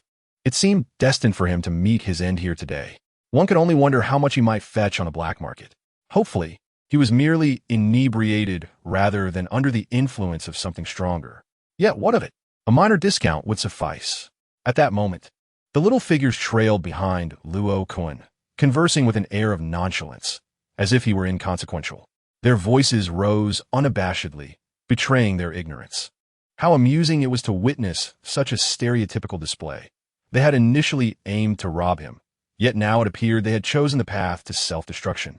With a cold laugh echoing in his mind, Luo Kun sidestepped, causing a small knife to miss its mark. With a resounding slap, he struck the first assailant, controlling his strength so as not to cause severe injury, merely sending him into a state of infantile slumber. Youth certainly has its advantages. He fell to the ground and slept soundly. Luo Kun marveled at the unconscious figure sprawled before him. Ward, this fellow is feigning. Eliminate him. The expressions of the remaining three changed dramatically. The leader called out, brandishing a pistol at Luo Kun with a mocking grin, and declared, "Are you skilled? What good is your skill? In this line of work, what matters is the gun." However, before the leader could finish his taunt, Luo Kun swiftly countered with a slap that sent the man crashing to the ground, his firearm clattering from his hands, which Luo Kun deftly caught. Bang! Bang! The sound of gunfire echoed through the dark alley, not from the two remaining figures reacting to shoot, but from Luo Kun, who smoothly dispatched bullets with precision headshots. Frankly, I cannot fathom your audacity to draw a weapon just 2 paces away from me while threatening me. Are you not aware that within 7 paces my fists are faster, and beyond that, my bullets are swifter? Luo Kun remarked, observing the fallen body of the leader, who appeared more robust than the others. Although he had been knocked down, he did not immediately succumb to unconsciousness. Instead, his mind seemed to stall momentarily. No, please, but upon hearing Luo Kun's words, the leader suddenly regained focus, struggling to articulate something. Bang! Bang! Another 2 shots reverberated within the dim alley, silencing the leader before he could utter another word, his skull punctured, followed closely by the first assailant who had succumbed to sleep. Chapter 11. Fellow countrymen, I have arrived. From beginning to end, Luo Kun had no intention of employing extraordinary powers. In the United States, shootings were trivial matters. As the saying goes, in the land of the free, gunfire occurs daily. If someone is shot, it hardly constitutes a significant problem. However, should an assailant twist a neck, shatter a skull, or pierce a chest with claws, that would indeed be an extraordinary event, inevitably drawing the attention of the Vought group and federal authorities. Fortunately, Luo Kun had inherited not only the abilities of Wolverine, but also a proficiency with firearms. After all, Wolverine was a veteran of the Great War, and his marksmanship was commendable. He excelled particularly with revolvers, capable of hitting multiple targets almost simultaneously, akin to a Western gunslinger. How impoverished! At this moment, Luo Kun had quickly licked the bag clean and stood up, internally scoffing. The 4 small black men had a mere total of $233 among them, which genuinely amused Luo Kun. He also understood why the first man had opted to wield a knife. The fellow didn't even possess a gun. As for why this group did not simply open fire, because bullets also cost money, at 20 cents each. There was hardly a second magazine or any extra bullets in sight, save for the leader's fully loaded clip. They wielded the so-called cheapest handgun in America, the Hi-Point C9, which held a total of 10 rounds. After rifling through their belongings, Luo Kun had only acquired 20 bullets. Had he not known that bullets were ineffective against superpowered beings in this world, he might have truly developed a fear of insufficient firepower. First, he needed to procure a change of clothing, as that vest was rather conspicuous. Luo Kun stashed away 3 firearms and the money, then maneuvered through the alleyways to depart from the scene. Even if the bodies in the alley were discovered, locating Luo Kun would prove difficult, as there were no surveillance cameras nearby. Shortly thereafter, he purchased a standard jacket for $70 and a $20 hat, truly experiencing the American adage of earning and spending. He almost wished to take it home. The Patriot is on the move. While munching on a hamburger and contemplating whether to sell the extra gun that lacked bullets, Luo Kun noticed on the system's navigation map that the red, representing the Patriot, began to move rapidly. Was he heading to Newman's campaign gala? Luo Kun gulped down the hamburger and made his way toward the red eye. Patriot, I'm coming for you. The location of Newman's campaign gala was not too far. Otherwise, even with extraordinary speed, Luo Kun would have been unable to catch up to the swiftly moving Patriot. At the hotel venue for Newman's campaign gala, the Patriot arrived with his son Ryan. Suddenly, a wave of urgency hit him, prompting him to turn and enter the restroom. As the intermittent sound of running water ceased, he noticed a single white feather fall, bringing forth a mix of frustration and confusion in his expression. However, recalling that he would soon have to mingle with federal officials, the Patriot stiffly controlled his facial muscles to force a smile, which gradually transformed from a rigid grimace to a more natural expression. At the same time, the Black Cloak team, under the auspices of the CIA, commenced their operations. They had received intelligence indicating that a potent acid could inflict harm upon Newman. Consequently, the team prepared to infiltrate Newman's quarters, intending to replace her eye drops with this corrosive substance. It remains uncertain who the true villain is in this scenario, or if, indeed, society itself is steeped in malevolence. The situation appears troublesome, as blending in seems increasingly unattainable, let alone approaching him without arousing the vigilance of the citizens.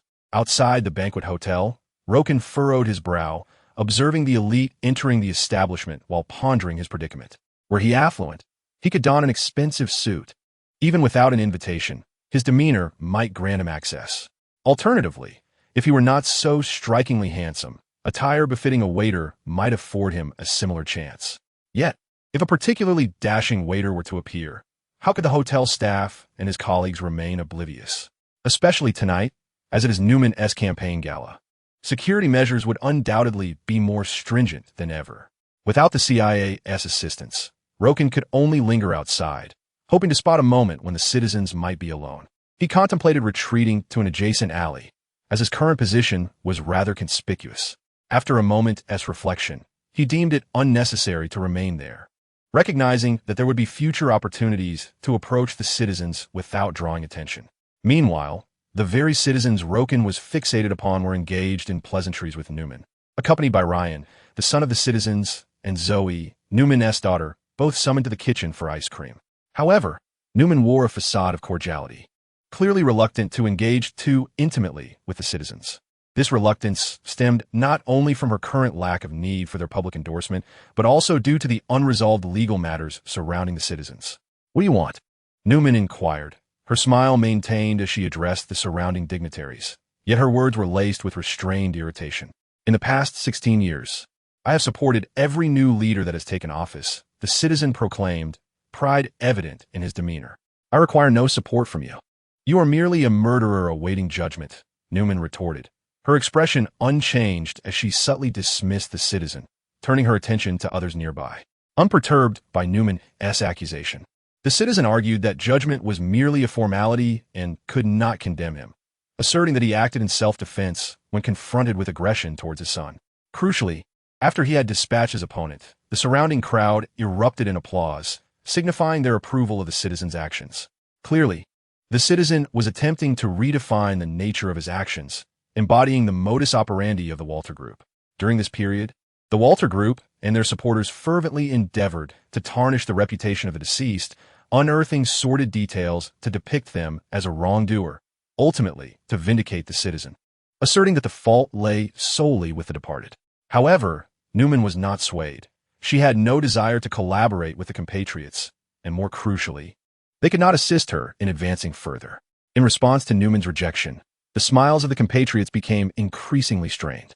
For a fleeting moment, one of them even contemplated unleashing a lethal assault on Newman, yet he restrained himself. "Ladies and gentlemen, this is Victoria Newman. Let us give her a round of applause."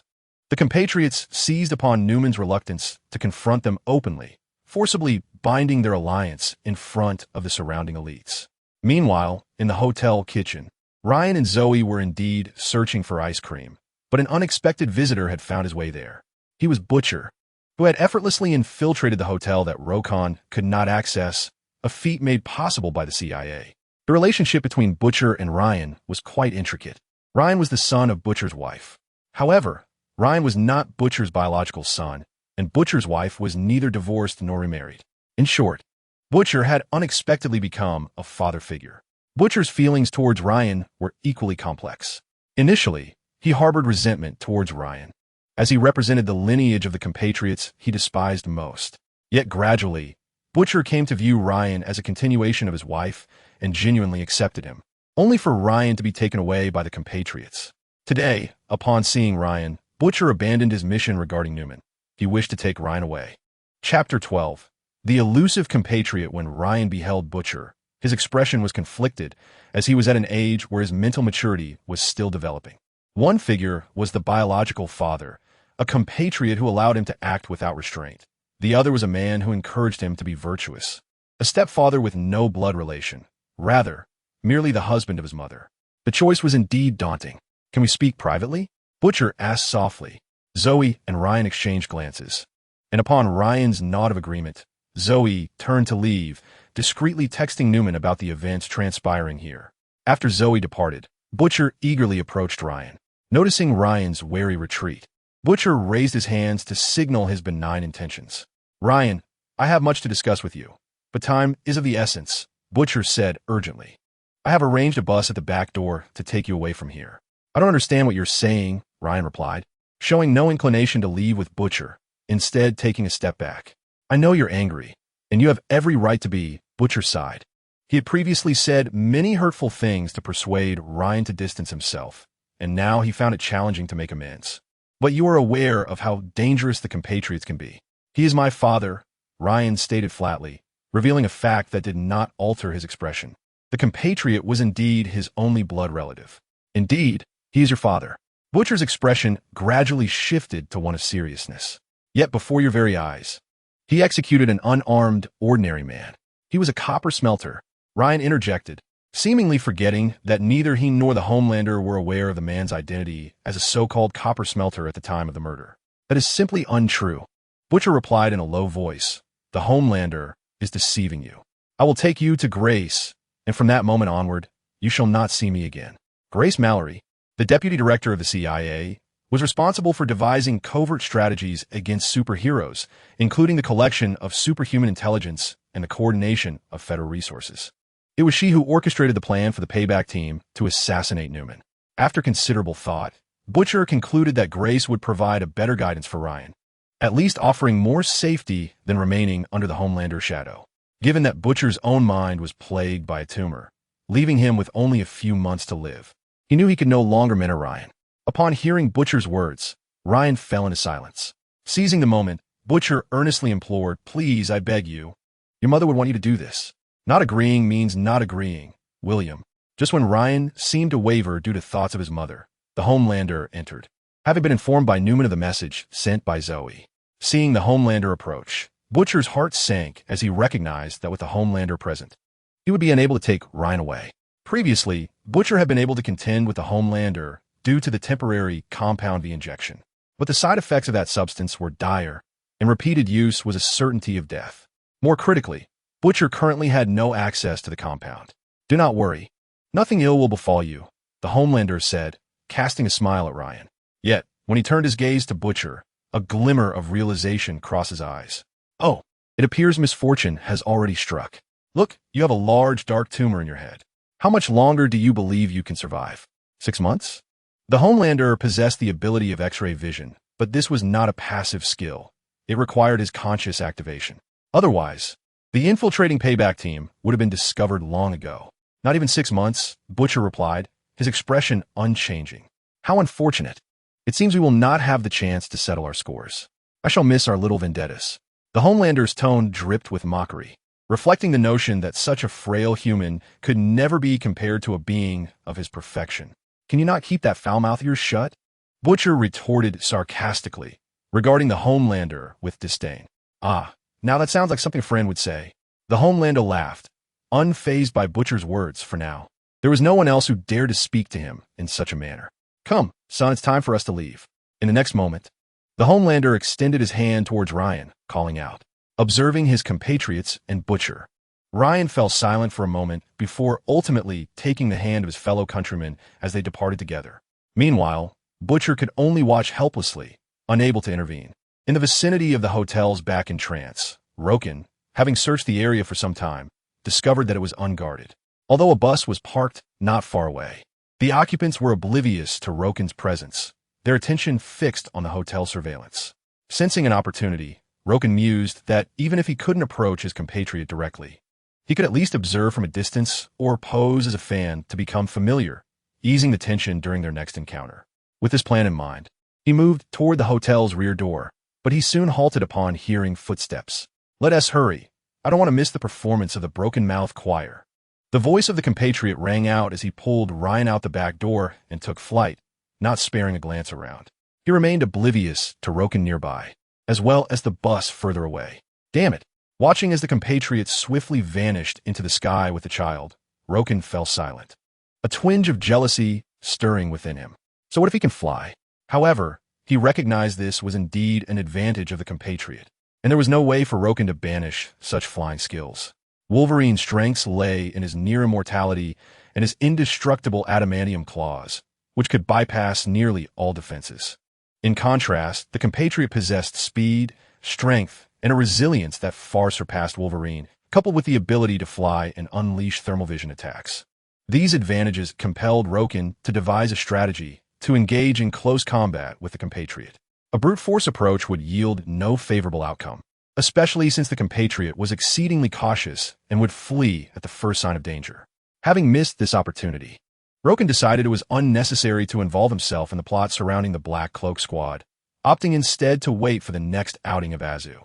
Shaking his head, he prepared to leave.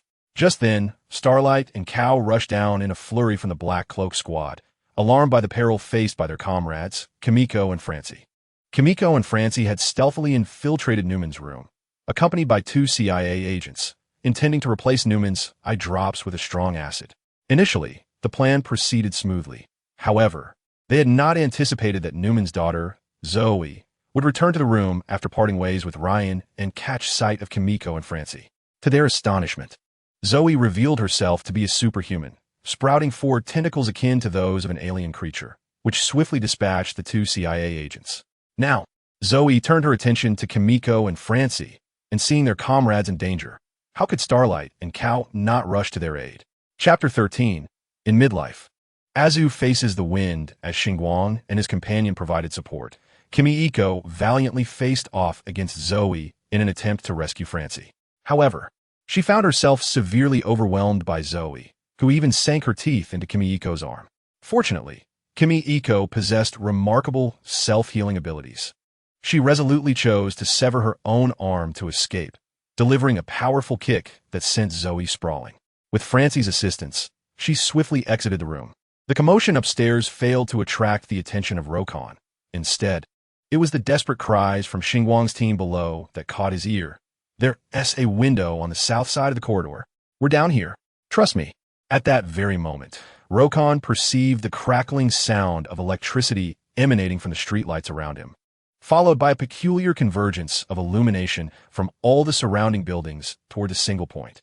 This was the manifestation of Xinguang's extraordinary power, which bore resemblance to that of Electric Man, though its transformative expression differed greatly. While Electric Man merely released electrical currents, Xinguang converted them into pure light energy, akin to a flashlight capable of unleashing bursts of energy. Once fully charged, Xinguang leaped into the air, and at that instant, 2 figures emerged from the 8th floor window. Under the radiant energy of Xinguang, Rokan clearly observed Kimiko's arm, reminiscent of a newborn's, rapidly regenerating. However, it had not yet returned to its normal length, causing her small hand to miss Xinguang's grasp, resulting in a heavy fall to the ground.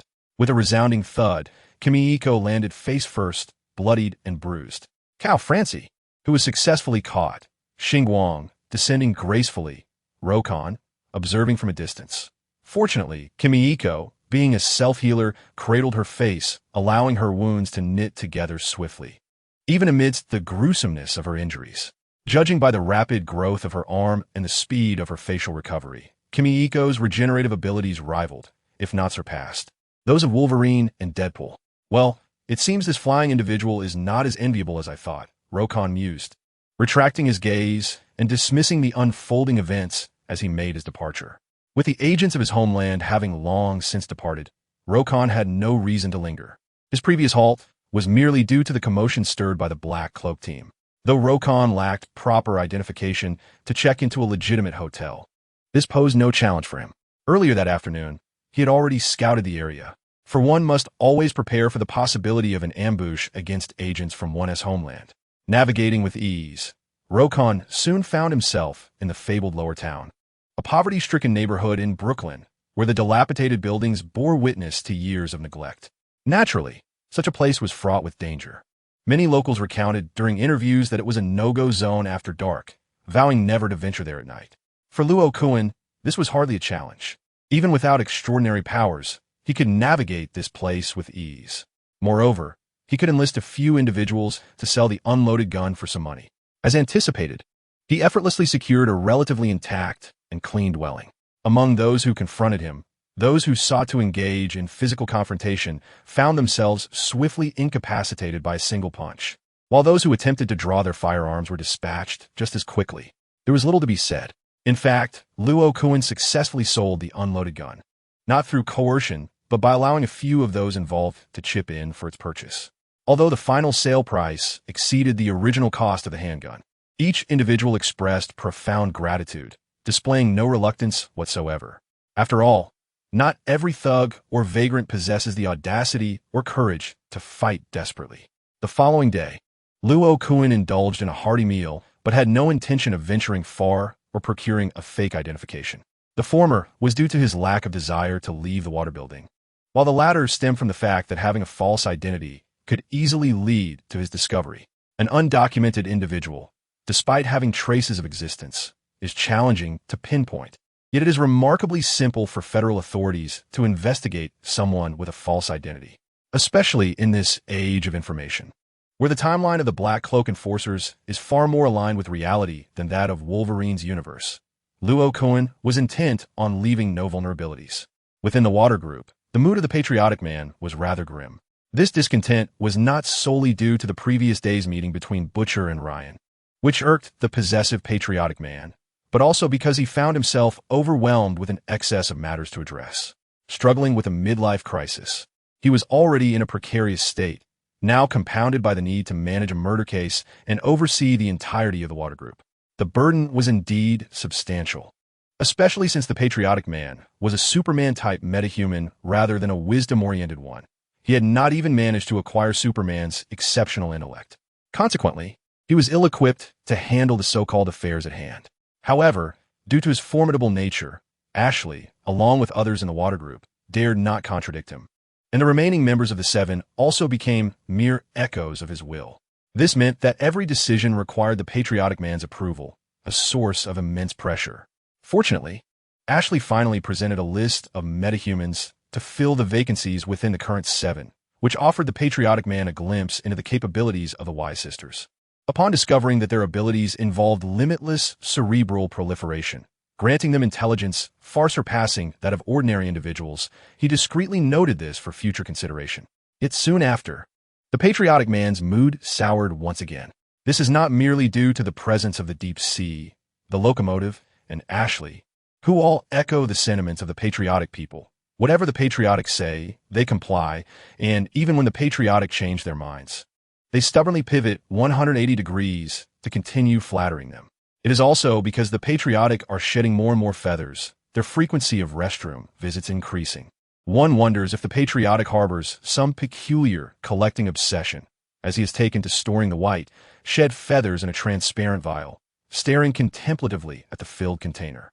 How could such a perfect existence, one that transcends the ordinary, confront an insurmountable midlife crisis? Ultimately, the patriotic resolved to meet the so-called Wise Sisters the following day, hoping their wisdom might aid him in altering his current predicament and illuminating a path forward. In the old community, Luo Kun, having indulged himself lavishly throughout the day, no longer had to fret about money, for the neighbors surrounding him had become his loyal subordinates, each presenting him with today's bounties. What do you say? Isn't it the responsibility of the leader to support his followers? What a jest. In the Grand Nation, there are unique circumstances. A leader like Luo Kun, within this domain, is considered quite principled. After all, he merely dealt with those who attacked him, dispatching the one who fired upon him without indiscriminately harming the innocent. To these subordinates, Luo Kun appears to be the very guardian of order within the community. Yes, it is indeed magical, with Luo Kun's formidable presence. This area of the community has grown even safer and more stable. Regrettably, this enchanting stability would not last long, for early the next morning, Luo Kun observed the red dot of the patriotic beginning to shift. Chapter 14. The patient hunter awaits the right moment. So early? Surely, he is off to find the Wise Sisters. Luo Kun pondered as he set off towards the red dot. Alas, I'm unaware of the location of the Wise Sisters. Otherwise, I could easily lie in ambush nearby. Although I sense the likelihood of success this time is rather slim, even if I cannot eliminate the patriotic, I can keep a close watch on the Wise Sisters, for she will soon be working for him, making it more convenient to execute subsequent plans. For instance, the upcoming fan battle following the trial is precisely when the patriotic and the Wise Sisters' schemes will bear fruit, and it is also when the patriotic, in his hubris, is most susceptible to oversight, whether it was Newman's campaign gala or the patriotic-esque clandestine meeting with the Wise Sisters. Neither presented as favorable an opportunity to approach the patriotic as the fan battle. One could assert that the chance to engage with the patriotic during the fan battle aligns closely with the optimal timing previously devised by Luo Kun. It would be a moment when the patriotic would ruthlessly eliminate dissenters surrounded by fans. Should I miss this opportunity during the fan battle, Luo Kun would have to wait for a moment when the patriotic assists his son Ryan in filming a superhero debut video to seize the scene. As anticipated by Roken, upon his arrival near the apartment of the Wise sisters, he discovered that the patriotic individual had just departed. Roken was unaware of the specific apartment occupied by the Wise sisters. It must be acknowledged that the Wise sisters exhibited remarkable intelligence. They swiftly discerned the midlife crisis plaguing the patriotic individual and astutely identified his vulnerabilities, convincing him of their scheme, which led to his contented departure. Fortunately for Roken, he did not need to ascertain the exact location of the Wise sisters' residence. He merely had to await their emergence to set his plans in motion. It was utterly inconceivable for the Wise sisters to detect Roken, as their abilities were limited to the proliferation of intellect and physical enhancement, lacking any capacity for reconnaissance or combat. In this moment, Roken displayed admirable patience, akin to an experienced hunter awaiting his prey. Even Wolverine, known for his ferocity, does not resort to brute force in every scenario. At times, he employs strategy and cunning. As time elapsed, the Wise sisters remained indoors, conducting their operations online. They had arranged meetings with 3 of the patriotic individual's most devoted followers, one of whom, a bespectacled man named Todd, had fervently applauded during the patriotic individual's earlier confrontations with dissenters. Todd had garnered a modest reputation among the patriotic individual's followers, and it was precisely such a status that would facilitate the framing of the dissenters. These opponents of the patriotic individual were likewise supporters of Starlight, though it remained unclear whether their allegiance to Starlight stemmed from their opposition to the patriotic individual or vice versa. Nevertheless, the fervor of the fans need not be overly scrutinized. To preclude the Wise sisters from venturing out under the cover of night, Roken refrained from returning to his territory, causing the recently stabilized community to descend into chaos once more. However, this turbulence was of little concern to Roken, for the community had always been thus. The disorder merely restored the status quo. Should this endeavor fail, he could always reclaim his position of authority upon his return. The following morning, after a prolonged period of surveillance, the Wise sisters finally exited their apartment.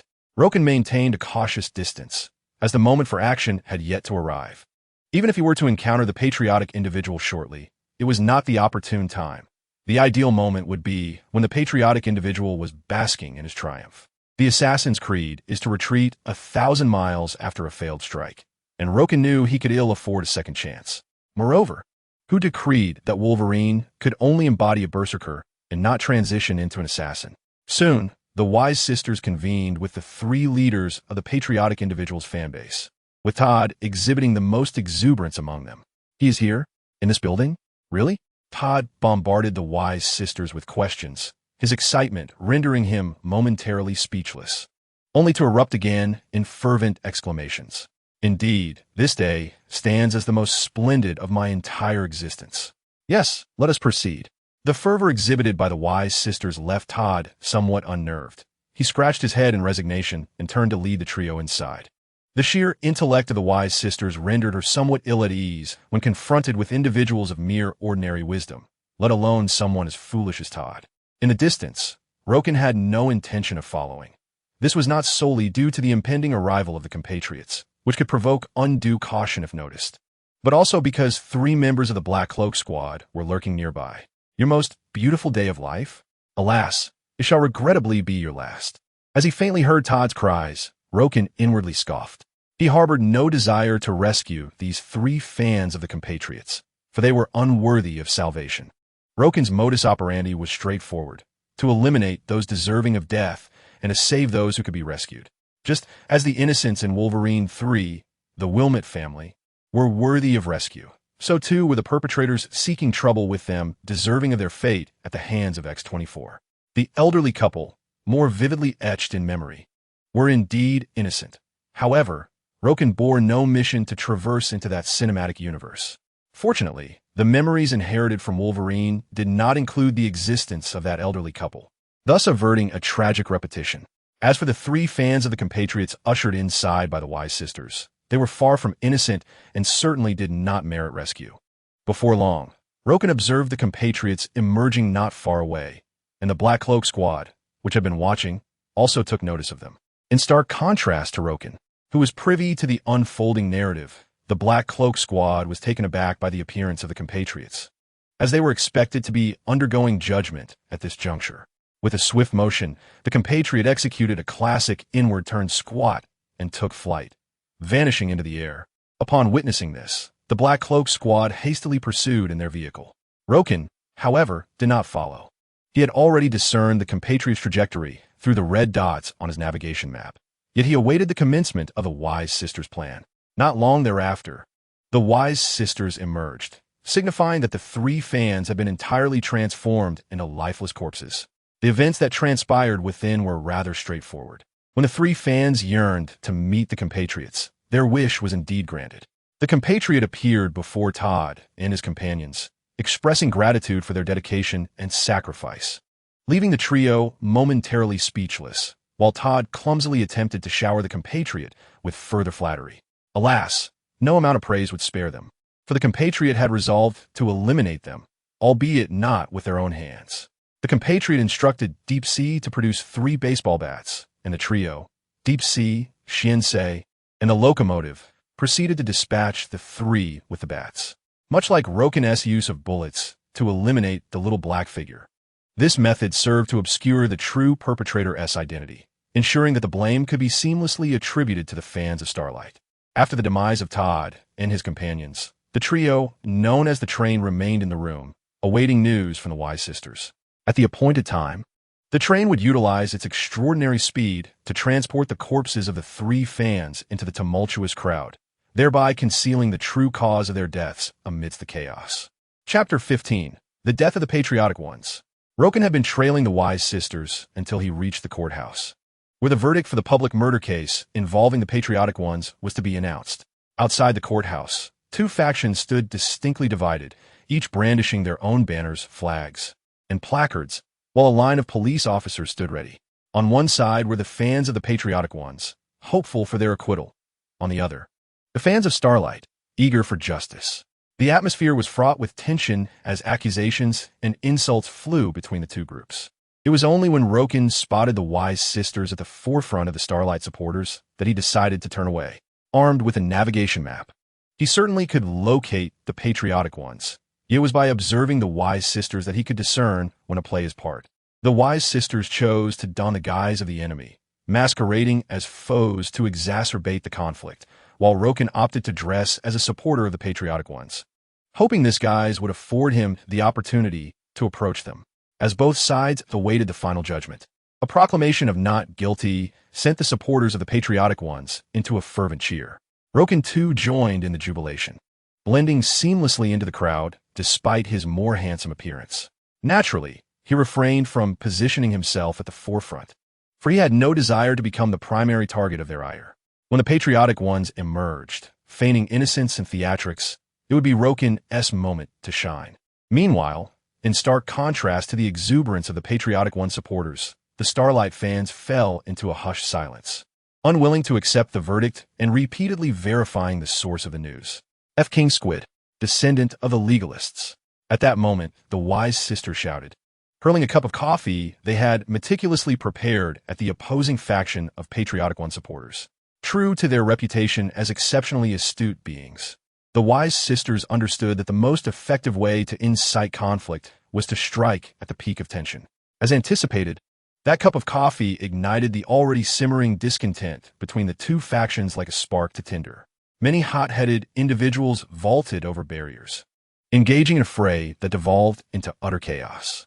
These individuals were, after all, a collection of fervently zealous fans, many of whom likely possessed an intellect inferior even to that of the unfortunate souls who fell to Roken's gun. How could they possibly recognize the absurdity of their conflict? Roken remained amidst the crowd, not throwing punches but instead vocally bolstering the morale, all the while evading the attacks from the fervent Starlight supporters and keeping a watchful eye on the red, indicating the location of the Patriotic Ones on his navigation map. As for the Wise Sisters, she had already gathered everyone in front of her after spilling the coffee, sending word to the engine driver to transport the bodies. Yet, despite her actions, no one noticed the peculiar behavior of the Wise Sisters. The approaching team in black robes was diligently working alongside the officers to maintain order, attempting to separate the two factions. However, their meager numbers were grossly insufficient to stem the overwhelming tide of chaos. Even the arrival of Starlight, the superhero, proved futile in quelling the unrest. The atmosphere around them had descended into utter disarray, making it exceedingly difficult for individuals to engage in independent thought, especially since many of them lacked the capacity for such reflection. At that moment, a figure emerged from behind the glass doors of the courthouse. The once subdued smile of the patriotic man now resuming its insincere radiance. Remain calm. You are all rather special individuals. He feigned benevolence, waving his hand gently, whispering, "Cease the fighting, stand down." It was also the moment for Luo Kun to take center stage. He could finally make his move. "Patriotic man, we fight for you out of our deep admiration," Luo Kun exclaimed fervently as he approached, akin to an ardent fan encountering a celebrity. Yet this group dared to slander you. Transcending the realm of mere detractors, it was time for a decisive strike. Upon hearing Luo Kun's words, the corners of the patriotic man's mouth twitched in barely contained amusement. Despite his best efforts to maintain composure, he found his upper and lower lips at odds with one another. In the throes of a midlife crisis, the patriotic man typically despised flattery, yet with his plan nearing fruition, he relished the praise from his fans, especially since Luo Kun's words resonated so deeply with his desires. However, when the patriotic man turned to face Luo Kun, his smile abruptly froze. It was not because he had perceived Luo Kun's underlying structure of adamantium within, but rather due to an unexpected pang of inadequacy upon seeing Luo Kun's visage. As the embodiment of perfection, how could he be overshadowed in appearance, even by a mere fan? Much like how he could not accept that his son, Ryan, garnered more attention than himself. He felt compelled to steal the spotlight, even from the superhero debut video prepared for Ryan. Yet, the patriotic man quickly recalled the 3 fans he had previously lost, realizing the potential utility of such fervent admirers. Since Luo Kun was so enthusiastic and eloquent, why not consider him a reserve? To be eliminated when the time was right to orchestrate a scheme? The patriotic man reveled in his own cunning, feeling his intellect had eclipsed that of the Wise Sisters. Who would dare claim that he possessed only superhuman strength? He, too, possessed a super intellect. Yet, the patriot remained oblivious, basking in his own cleverness while, in the distance, the Wise Sisters observed Luo Kun with heads tilted, as if their minds struggled to process the information about him. "You are quite impressive." The patriot, suppressing his discontent, forced a compliment as Luo Kun approached, attempting to bolster his image among his admirers. Thank you, patriot. May I take a picture with you?" Luo Kun, overwhelmed with gratitude, moved beside the patriot, appearing eager to embrace him for a photograph. In the annals of historical power struggles, 3 strategies stand paramount. The first is ambush. The second is feigned submission, and the third is to feign submission followed by ambush. Luo Kun had undoubtedly grasped the essence of these tactics. The patriot frowned upon hearing Luo Kun's words, particularly when he noticed one of Luo Kun's arms encircling his shoulder, a flicker of displeasure crossing his face. The patriot feared that if they posed in such a manner, he might be utterly obliterated by Luo Kun. However, considering Luo Kun's potential future significance, the patriot managed to force a stiff smile and nodded. Yet, as he did so, an unsettling sensation gripped his heart, leaving him momentarily bewildered. "Danger! Beware!" The Wise Sisters cried out in alarm for the first time, but it was too late. With a swift motion, the adamantine steel claw pierced through the patriot's neck, which was far more resilient than tungsten alloy, without meeting any resistance. The patriot experienced an unprecedented wave of pain in his throat. Yet before he could raise his arm to retaliate, his heart ached painfully. With another swift strike, the other adamantine claw penetrated his heart. First the neck, then the heart. Even a body of steel met its demise. In the next instant, Luo Kun exerted his strength, one claw severing the patriot's neck, while the other crushed his heart. Indeed, the patriot was eliminated, but not due to a lack of aesthetic appeal in a photograph. He had been ruthlessly slain. Chapter 17. Death's Embrace. The Acquisition of Heat Vision. You're easier to kill than X-24. As the Patriot's head was severed and his heart obliterated, he faintly heard Luo Kun's voice. Who is X-24? Why have you killed me? Who are you? Thoughts raced through the Patriot's mind, yet he was unable to articulate them, leaving him feeling incredibly frustrated. Soon after, his consciousness faded entirely, and his body lost all vitality. He was dead. The once formidable and seemingly invincible Patriot had perished, slain by a man he barely knew, a man nearly unknown to anyone. Could there be a more humiliating demise for the Patriot? He had so many abilities yet to be unleashed. His strength, his speed, his flight, his heat vision, all left dormant. Yet he had succumbed to death, and with it, everything vanished. This was indeed the fate he feared the most. Death, an endless abyss of darkness and despair. Yet perhaps only someone like Roken, whose intelligence remains shrouded in obscurity, is truly suited for assassination and ambush, capable of achieving feats that the Black Cloak Squad has never managed in all seasons.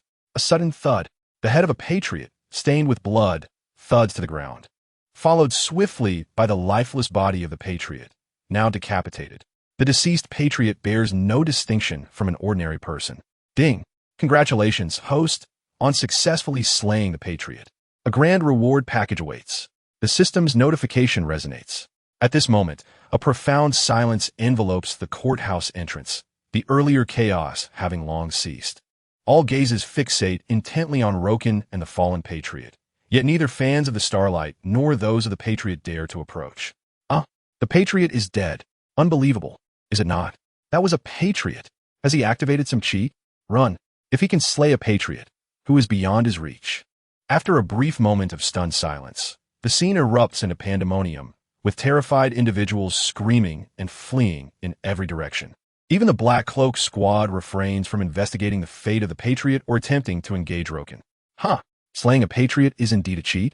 I, the Superman Wolf, have not activated any cheats. Roken's lips curl into a slight smirk as he watches the two factions retreat in disarray.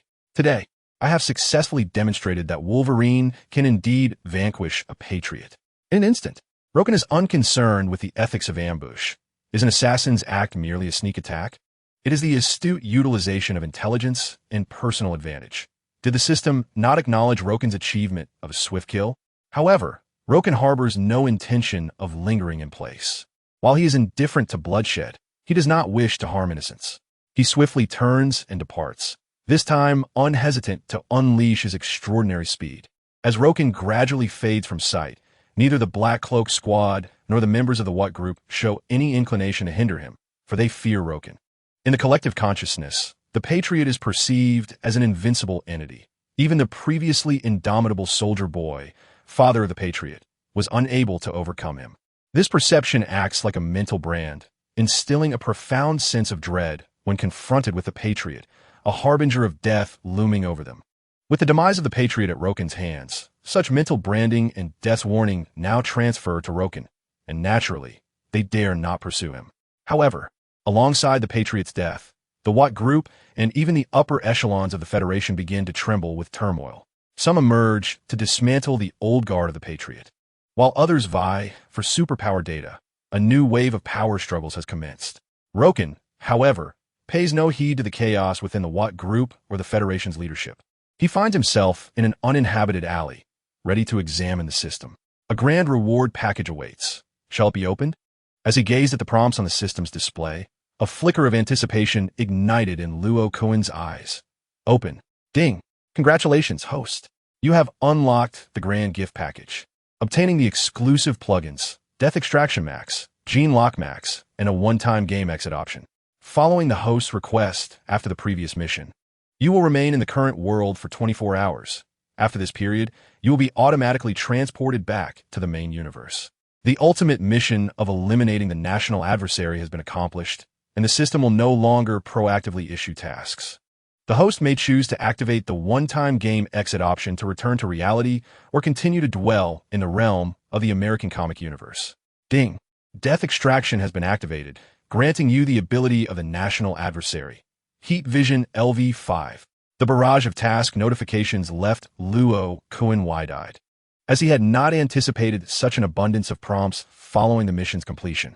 Moreover, he was surprised that the system seemed to have devolved into a mere interface, no longer issuing new tasks.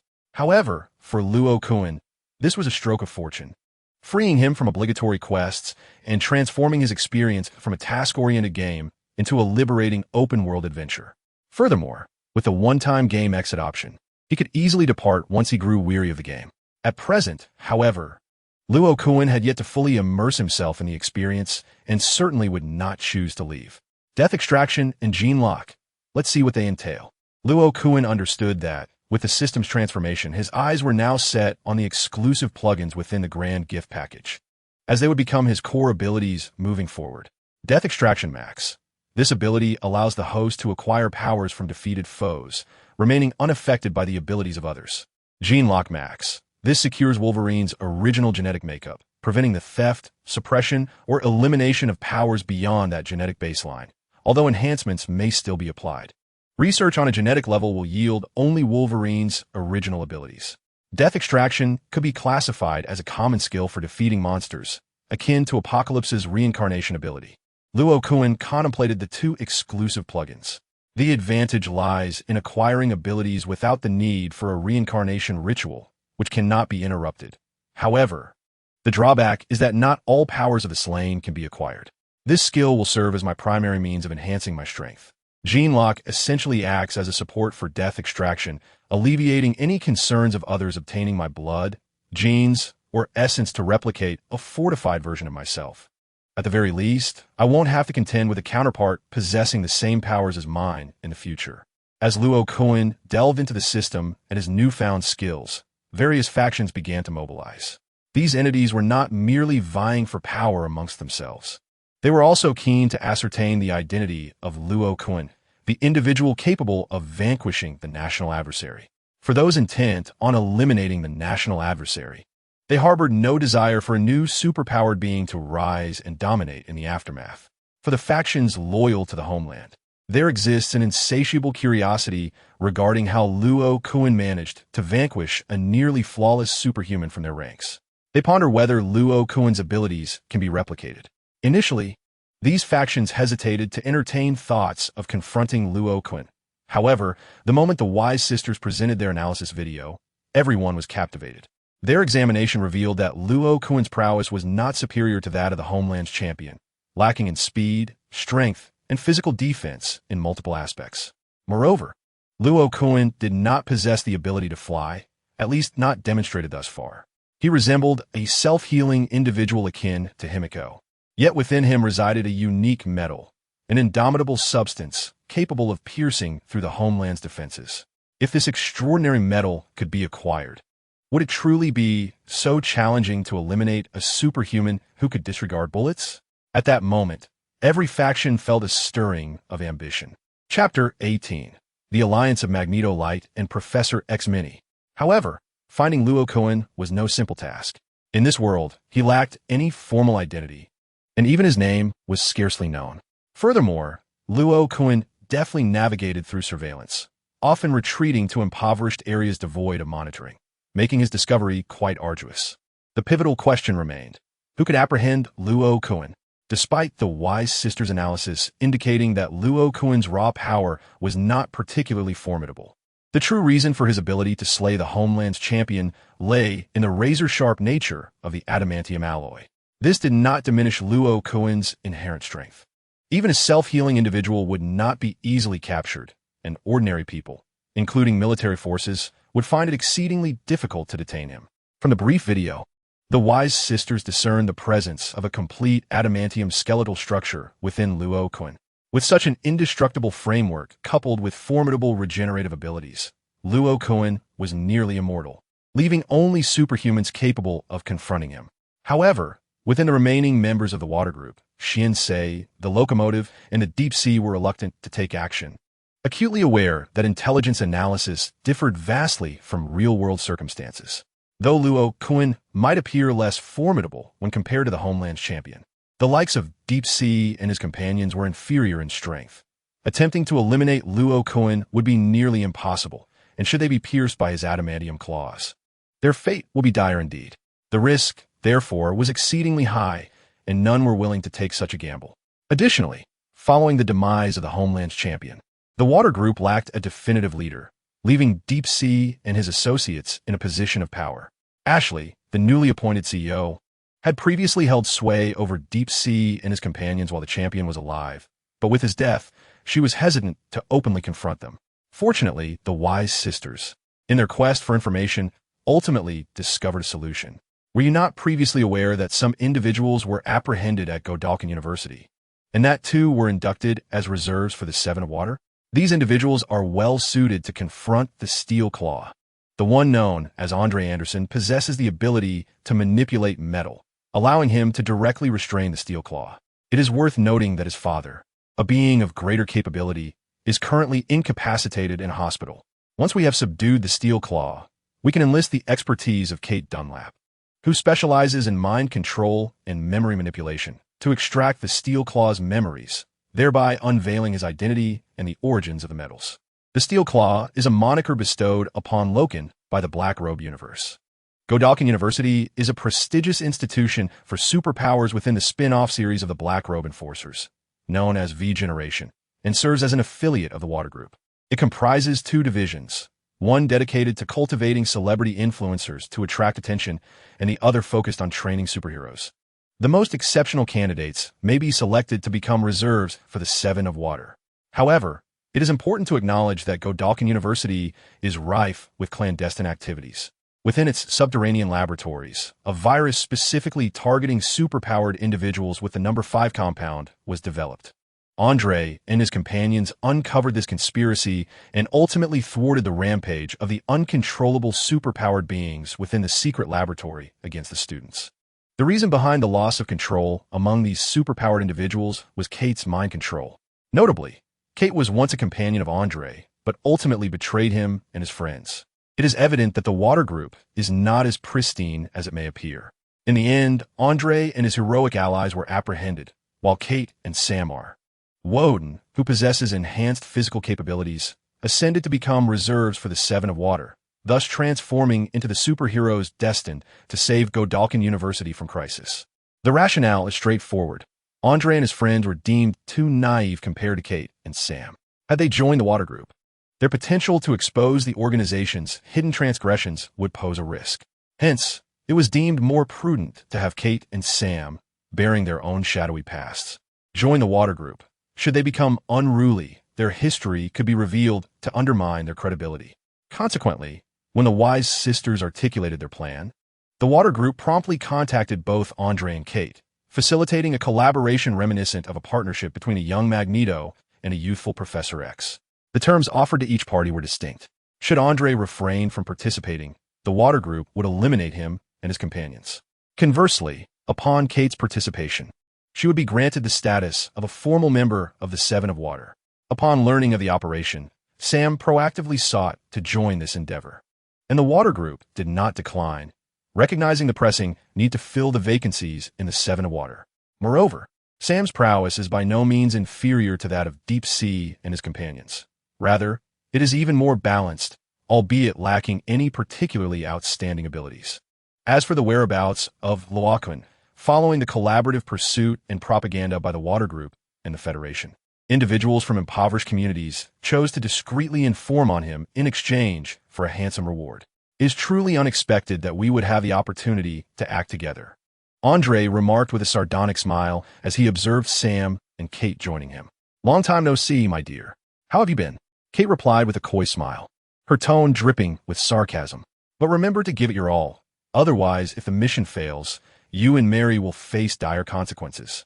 The relationship among Andre, Kate, and Sam is quite intricate, transcending mere camaraderie. Originally, Godalkin University boasted a superstar named Luke Roivithan, who possessed abilities akin to those of a lightning bolt and had already been on the path to becoming a member of the Water Seven. However, Luke died, and it was precisely in the quest to uncover the truth behind his death that this group of young individuals came together. As one might infer from the name, Sam is Luke's brother, while Andre was Luke's closest friend and Kate his girlfriend. Yet, prior to Luke's demise, Andre had already become involved with Kate. Whether Sam has aligned himself with Andre and his brother Luke remains uncertain. One can only assert that the spin-off of The Boys indeed portrays a level of intensity far surpassing that of the Marvel films, rivaling even the graphic novels of American comics. Returning to the mission undertaken by Andre and his associates, they arrived at their destination by vehicle. As none of them possessed the ability to fly, nor did they wish to create a commotion by taking a helicopter that might alert Luo Kun. In fact, to prevent Luo Kun from getting wind of their approach and fleeing, the higher-ups of the Water Group and the Federation showed no intention of evacuating the residents of the community. They are expendable. A group of impoverished individuals cannot possibly compare to the value of Luo Kun, a veritable gold mine. The fact that they did not deploy troops to raise the area with heavy firepower is already a significant act of benevolence. The benevolent elite, who cannot bear to see the plight of the poor, might even welcome the opportunity to see a number of them perish, thereby alleviating their own burdens. At that moment, Luo Kun was alone in his room, studying his abilities. Compared to the Wolverine powers he had directly mastered after completing the novice task, the newly acquired heat vision required a bit of familiarization. After all, when wielded effectively, heat vision is no less beneficial than a microwave at home, capable of warming milk. Suddenly, his eyes lit up as he sensed a presence. Is that someone from the Water Group? Luo Kun's gaze shifted eagerly toward the door. Chapter 19. Acquiring magnetic fields and mind control. Had Luo Kun not obtained Death Drain, he might have sought a secluded place to linger, waiting for 24 hours to pass, disinterested in the affairs of the Black Cloak universe. However, with Death Drain in his possession, the scenario was entirely different. Who said that 24 hours was insufficient? This 24 hours is simply marvelous. This implies that anyone daring to seek out Roken is deemed an adversary, and he bears no burden when it comes to slaughter. Moreover, within the Dark Robe universe, there are hardly any virtuous souls. Rather than pursuing the whereabouts of these superhumans, it is far more advantageous to let them deliver themselves to his doorstep. Thus, Roken returned to this community to reclaim his position as the leader, explicitly instructing his subordinates not to disturb him, allowing them the opportunity to provide him with intelligence. A slight commotion could be heard outside. It was not the noise of his subordinates who had long since fled, but rather the faint, cautious footsteps of someone trying to move silently. Such sounds would typically be inaudible to an ordinary person, yet Roken's hearing, though not transcendent, was far more acute than that of the average individual. Moreover, with the outside enveloped in such tranquility, even the slightest disturbance was amplified manifold. With a soft thud, Roken stealthily approached the wall, his steel claws suddenly springing forth to pierce the wall beside the doorknob, puncturing it and striking the target hidden behind. A scream erupted, but immediately afterward, Roken felt the wall before him begin to cave in. With a thunderous crash, he swiftly evaded the collapsing structure, retreating just in time as the dust settled, revealing Sam, bleeding from his abdomen, slowly mending. Upon being struck by Roken's claws, Sam had acted decisively, kicking against the wall to create distance using the recoil. Was it those students? Upon seeing Sam, Roken's mind triggered a flash of memories. Recalling a television show featuring Sam and other youths, a wave of foreboding washed over him. This was because he remembered that Andre possessed the ability to manipulate magnetic fields, or perhaps control metal. Roken had no desire to become, like Wolverine, a mere plaything in the hands of Magneto. With a sudden hum, Roken's apprehensions materialized.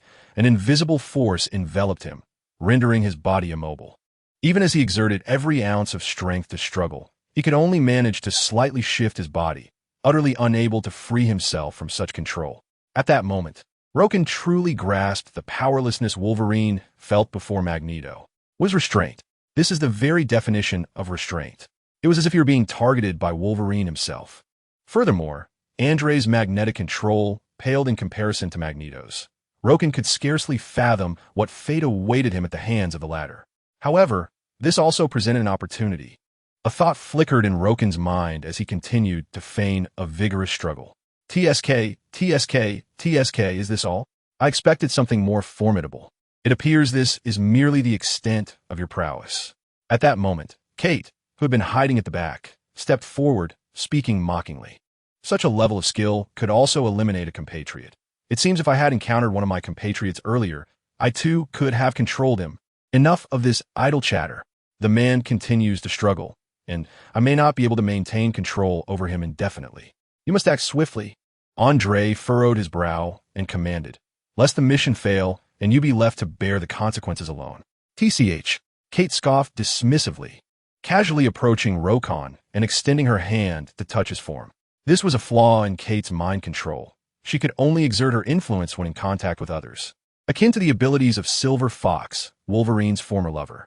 As Kate drew near, Luo Kun intensified his struggles, amplifying the pressure on Andre, who sensed that Luo Kun might be regaining some of his mobility. Oh no! At that moment, Kate's expression shifted dramatically. She hastily placed her hand on Luo Kun, preparing to subdue him. With a hum, as soon as her hand made contact, a torrent of memories flooded into her mind. Memories pertaining to the black-clad vigilantes and the reality that the V Generation was merely a television series. The minds of psychics are not invincible, nor is their willpower as unwavering as one might think. Just as Professor X lost his sanity upon glimpsing Deadpool's comic-related thoughts, Kate's psyche shattered upon realizing the world was but an illusion.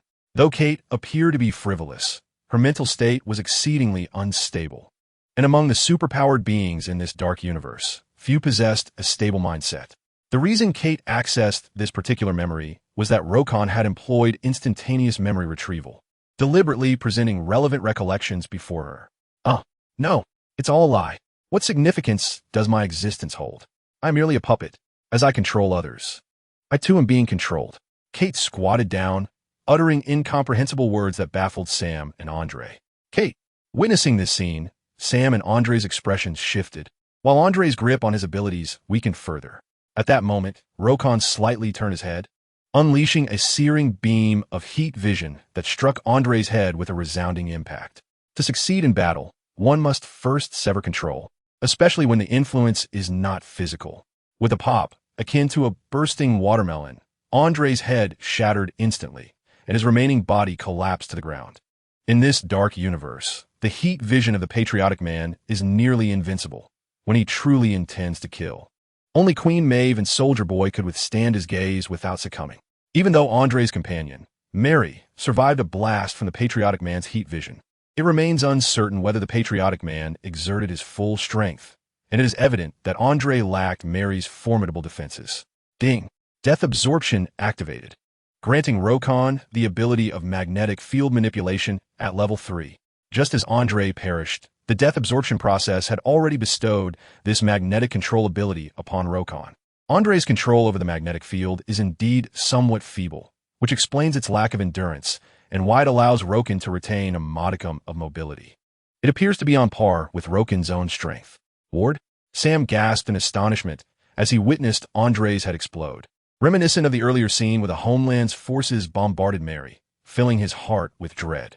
Suddenly, with a sickening sound, Luo Kun's adamantium claws pierced the throat of Kate, who remained ensnared in her frenzied state, incessantly babbling. With a dull thud, Kate's head fell lifelessly to the ground, having suffered little resistance from Luo Kun's strike. The activation of death absorption occurred, granting Luo Kun Kate Dunlap's mind control ability at level 3. It was precisely at the moment of Kate's demise that death absorption once again bestowed upon Luo Kun her mental manipulation prowess, also at level 3. Kate! Sam's anguished roar echoed through the room, his sanity unraveling at the sight of Kate's severed head. Chapter 20. Super Physique, the second capture plan from Sam's reaction. It is evident that his relationship with Kate transcended mere camaraderie. The two had a profound understanding of one another. At this moment, Sam lunged at Luo Kun like a furious beast, surpassing him in both speed and strength.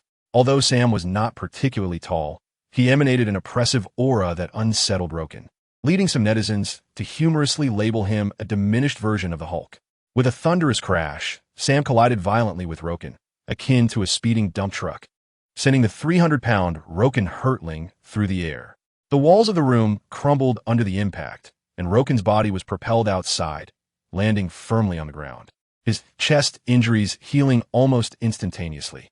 After all, Luo Kun was not susceptible to being pulverized. His bones were comprised of adamantium, rendering him impervious even to such a collision. In contrast, Sam did not pursue Luo Kun outside, for at the moment of impact, Luo Kun's steel claws had pierced his chest, causing a copious flow of blood to spill from the wound near his heart. Despite his rage preventing immediate demise, Sam was now teetering on the brink of incapacitation. With a swift push from his feet, Roken launched himself upward, deftly landing at the gap in the collapsed wall of the house. Magnetic control. You brat. Just as Roken had previously dissipated his force upon landing, he too could manipulate his body to soar into the air, albeit at a somewhat concerning speed. Sam sensed the light beyond the shattered wall being obscured and hesitantly raised his head, fury igniting within his gaze. Yet, Roken's eyes burned with a fiercer intensity than Sam's. With a resounding blast, a searing beam of heat emanated from Luo Kun's crimson eyes, piercing through Sam's heart and carbonizing half of his body. Indeed, Sam's defenses surpassed those of Andre, yet the injuries to his heart and chest could not withstand the onslaught of the thermal gaze. Luo Kun was compelled to acknowledge the efficacy of his compatriots' thermal vision. It was no wonder they often contemplated using it to eliminate others. This weapon was far more formidable and convenient than firearms. Ding! Death absorption activated, granting the ability of Sam Rewoden. Super physique level 4. I surmised his defenses were formidable. It turns out he possessed a level 4 super physique. Remarkable. Luo Kun's eyes gleamed with admiration as he opened his system interface. Host, Luo Kun. Identity, Wolverine variant Superman Wolf. Perfectly replaced. Exclusive plugins. Perfectly loaded localization language pack max. Instant memory retrieval max. Gene lock max. Death absorption max. One-time game exit option. Abilities, self-healing level 5, aging deceleration level 4, retractable adamantium claws level 7, perception level 4, olfactory ability level 5, thermal vision level 5, magnetic field manipulation level 3, mind control level 3, super physique level 4, strength level 4, speed level 3, defense level 47, spirit level 3, energy level 5. As he gazed at the newly acquired skills on his ability panel, a surge of accomplishment washed over Luo Kun. This dark-robed universe truly was a wondrous realm. I have become remarkably versatile. Luo Kun mused. Now I can confidently consider myself a minor Superman. The thermal vision and magnetic field manipulation enhance my energy levels, while the super physique increment my strength, speed, and corporeal defense. It is somewhat regrettable that my mental capacity only increased slightly. Alas, Kate's mind control was indeed limited, elevating Luo Kun's spirit to only level 3. However, despite both reaching level 3, Luo Kun's mind control was superior to Kate's due to his inherently more potent psyche. After reviewing his ability panel and briefly attuning himself to his various capabilities, Luo Kun turned to depart, for he had already reaped sufficient rewards. Should the Vought group and the Federal High Command become incensed and opt for a missile bombardment, Luo Kun would find himself in considerable trouble. Although he possessed magnetic field manipulation akin to Magneto, given his current ability level, he could merely control the incoming bullets, and even then, only a limited number before risking overload. Unfortunately, magnetic field manipulation was classified under energy types, not purely mental superpowers. Otherwise, with Magneto's level of magnetic control, his mind would be robust enough to withstand Professor X's mental incursions without the need for a psychic helmet. However, with the presence of magnetic manipulation and mind control, even if I cannot rival Charles or Magneto, it is certainly within my capabilities to safeguard the Edelman alloy within me and my own consciousness. As Roken pondered, he made his way towards the bustling city center. To avoid being obliterated by missiles, he resolved to seek refuge in crowded places. The Water Group and the Federation must have already learned of Sam and the others' demise. It remained uncertain how they would proceed against Roken. The Water Group, how do they falter? Ashley demanded sternly from the Wise Sisters. His abilities extend beyond my initial conjectures, the Wise Sisters remarked, pointing to the footage captured from Sam and the others. He possesses thermal vision and a seemingly mind-influencing ability, although it appears to require physical contact for activation, much like Kate, who also fell victim to it. Moreover, his speed and strength surpass my previous estimations, yet he still pales in comparison to Sam, as evidenced when Sam sent him flying. Though rare, thermal vision is not unique. Not only does it belong to the Homelanders, but also to Ryan and even an infant, as well as Butcher, who is infused with temporary Compound 5. Consequently, the Wise Sisters did not consider the possibility of thermal vision being derived from the Homelanders, as such an ability starkly contradicts the world's understanding. Until Roken reveals his newfound capabilities, the Wise Sisters are unlikely to entertain this notion. However, should he exhibit magnetic manipulation, their suspicions will undoubtedly arise. At the very least, we can confirm that Andre's powers are effective. Although the dual polar being is hospitalized, we can forcibly inject him with Compound 5 to awaken him. He is likely eager to exact revenge for his son. The wise sisters continued. To prevent any failure on the part of the dual polar being, we must construct a super powerful device capable of ensnaring Steel Claw, while Xian hovers above, wielding this apparatus. You know I can fly? Xuanzi exclaimed in astonishment. How could you possibly know? I've never demonstrated it. From your performance, I deduce that you are not the original Xian.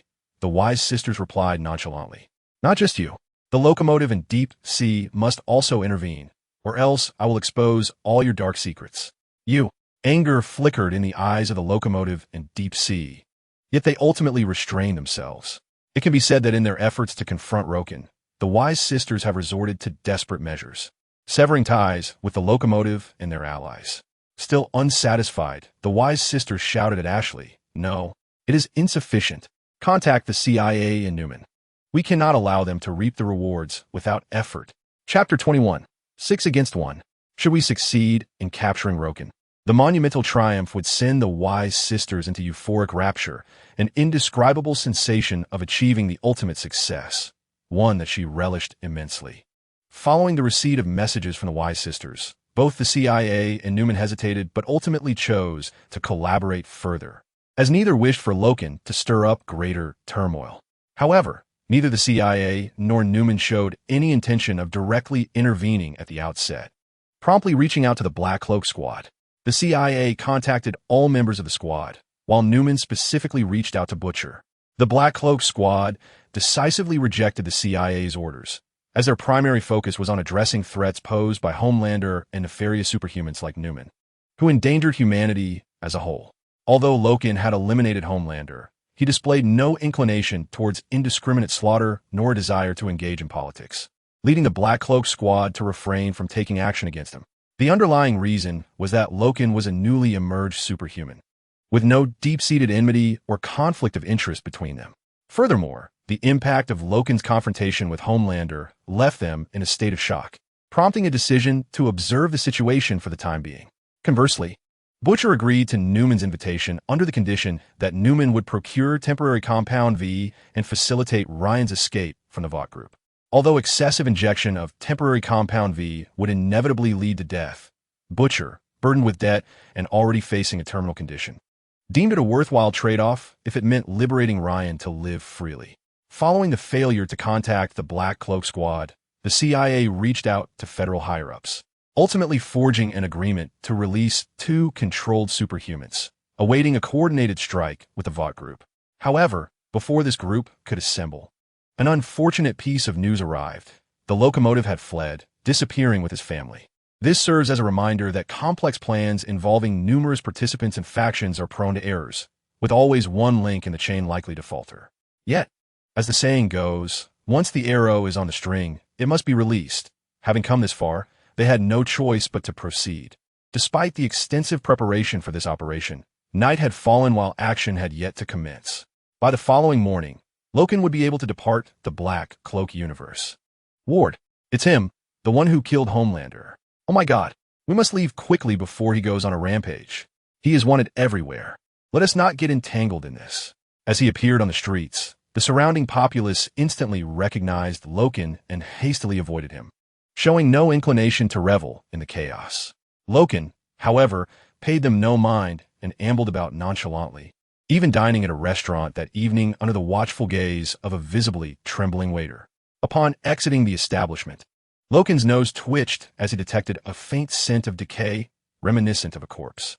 Luo Kun's olfactory perception is nothing short of remarkable. His keen sense of smell, comparable to his self-healing abilities, even allows him to detect the shapeshifter after her transformation. Soon, Luo Kun's animalistic instincts pick up on the approach of a feeble old woman, the stench of decay emanating from her. A flash of memory ignites within Luo Kun, recalling a shapeshifter from the ranks of the Black Cloak Brigade. This individual possesses the grotesque ability to disguise herself as her target after making physical contact, albeit at the cost of tearing off her own skin and under a strict time constraint. Such a repulsive ability is one that Luo Kun would never deign to acquire, even if it were offered for free. After all, he views this journey as a game, while he harbors a slight obsession with collecting abilities.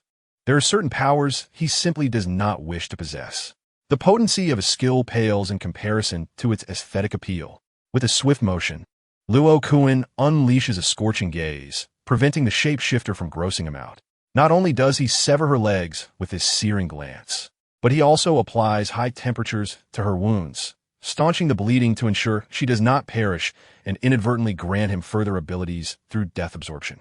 A piercing scream escapes the shapeshifter as she collapses to the ground, rendered immobile. Damn it, he has discovered us. Engage. The frantic voice crackles through the earpieces of the operatives, spurring them into immediate action. Bastard, I will make you pay for my son's life. A furious roar reverberates, followed by an unmistakable magnetic force that envelopes Luo Kun, surpassing even his own control. Simultaneously, a searing gaze hurtles towards Luo Kun's head, as Deep Sea charges at him with clenched fists, accompanied by an overwhelming, invisible pressure from all directions, seemingly intent on crushing him into pulp. In this moment, aside from the incapacitated shapeshifter and the yet-to-act Xian-sei, the Polar Man, Butcher, Deep Sea, and the telekinetic Cindy all spring into action, treating Luo Kun as though he were a national enemy. Yet, in an instant, Luo Kun activates his magnetic manipulation ability, disrupting the Polar Man's powers. As Butcher's scorching gaze approaches, Luo Kun retaliates with his own, the two beams of heat clashing against one another. Just as Luo Kun had envisioned upon acquiring his magnetic control, he can create a demagnetizing field around his adamantium skeleton, shielding himself from external magnetic influences. His mastery over magnetism does not need to surpass Magneto's or the Polar Man's. He merely needs to ensure that the adamantium remains undetectable by external magnetic forces.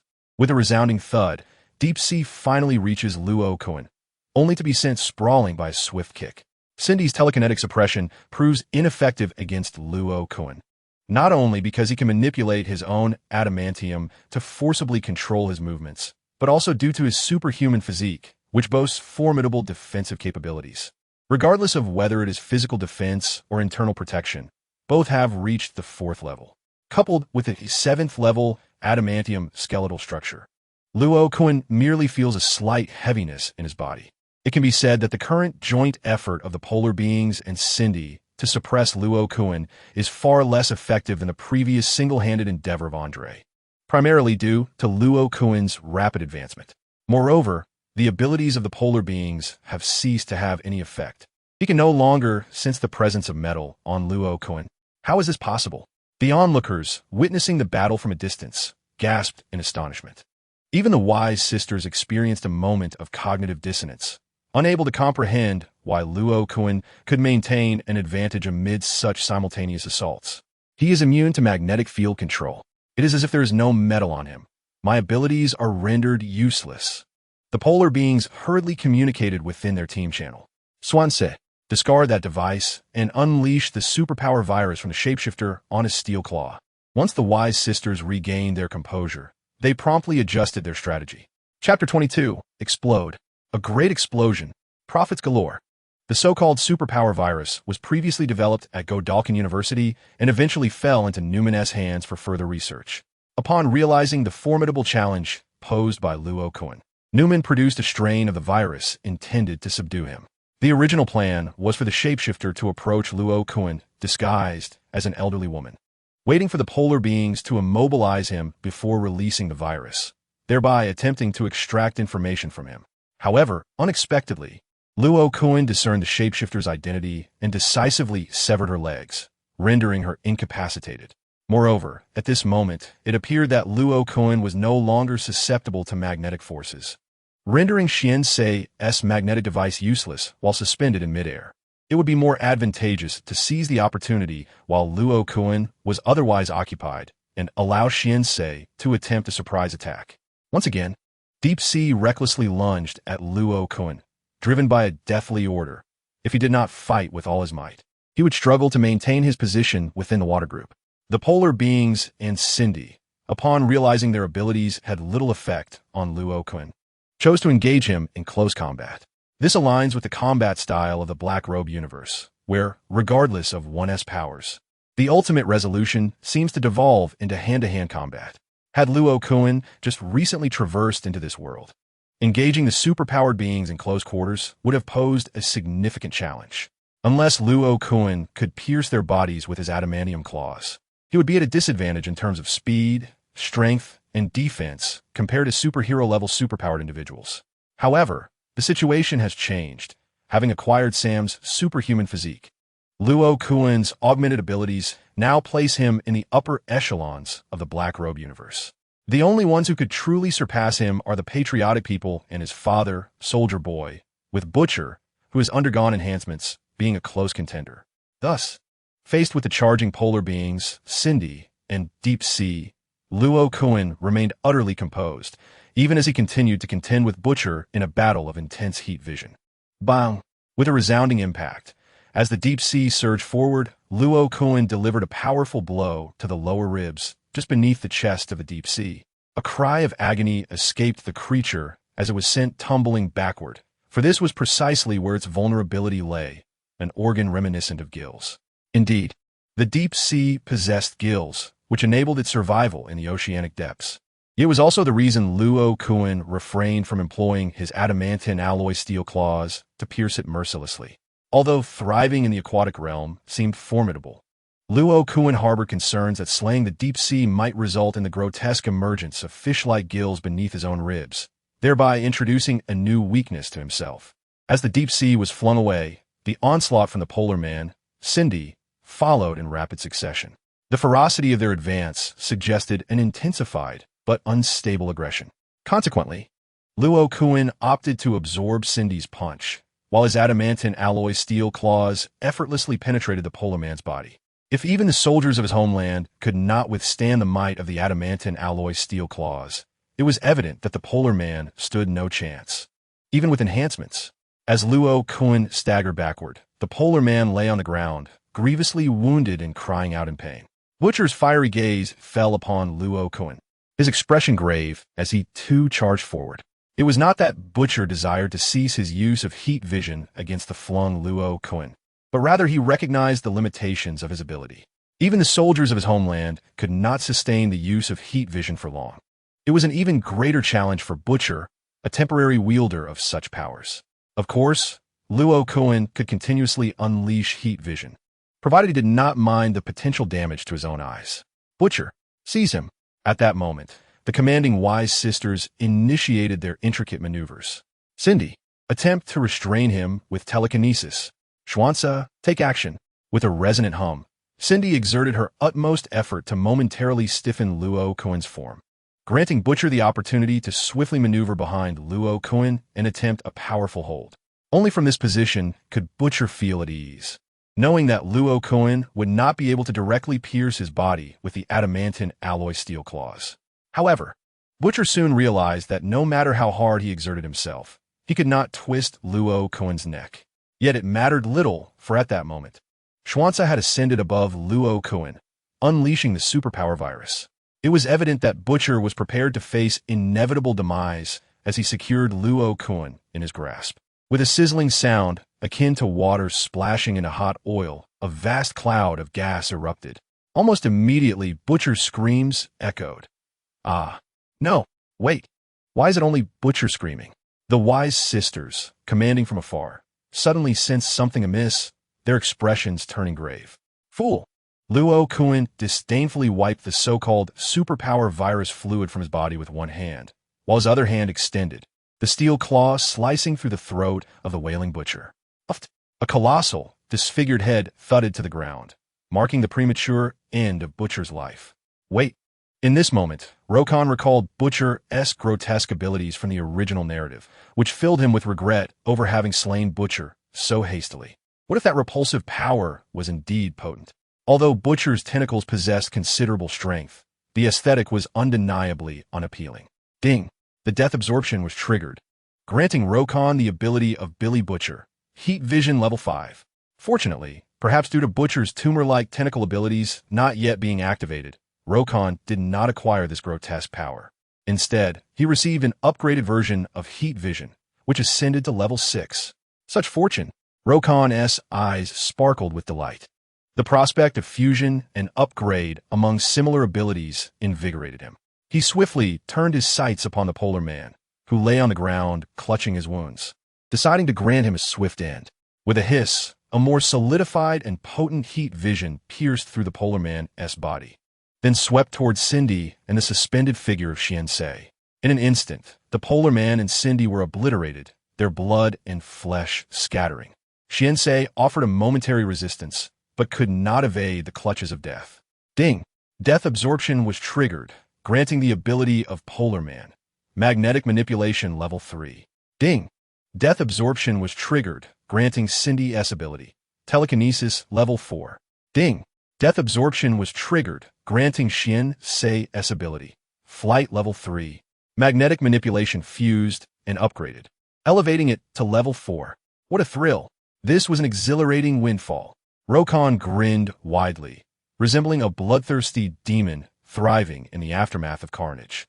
This spectacle instilled terror in Deep Sea and the Shapeshifter, leaving the wise sisters, who were observing from afar, enveloped in a profound silence. Why do I feel his power is growing exponentially? Ashley questioned, her voice trembling after a prolonged silence. It is not an illusion. He has indeed become stronger. Perhaps he can enhance his abilities through slaughter? The wise sisters solemnly pondered this bold hypothesis, yet wondered why the psychic virus had no effect on him. Chapter 23. Mind control leaves a hidden hand. The operation targeting Rokan had culminated in utter failure, leaving the wise sisters baffled by the outcome. Despite the Polar Man's desperate efforts, fueled by his son's demise, and the Shapeshifter's flawless disguise, the scenario unfolded contrary to expectations. Butcher had resolved to perish alongside Rokan, and Cindy had also begun to fight for her life.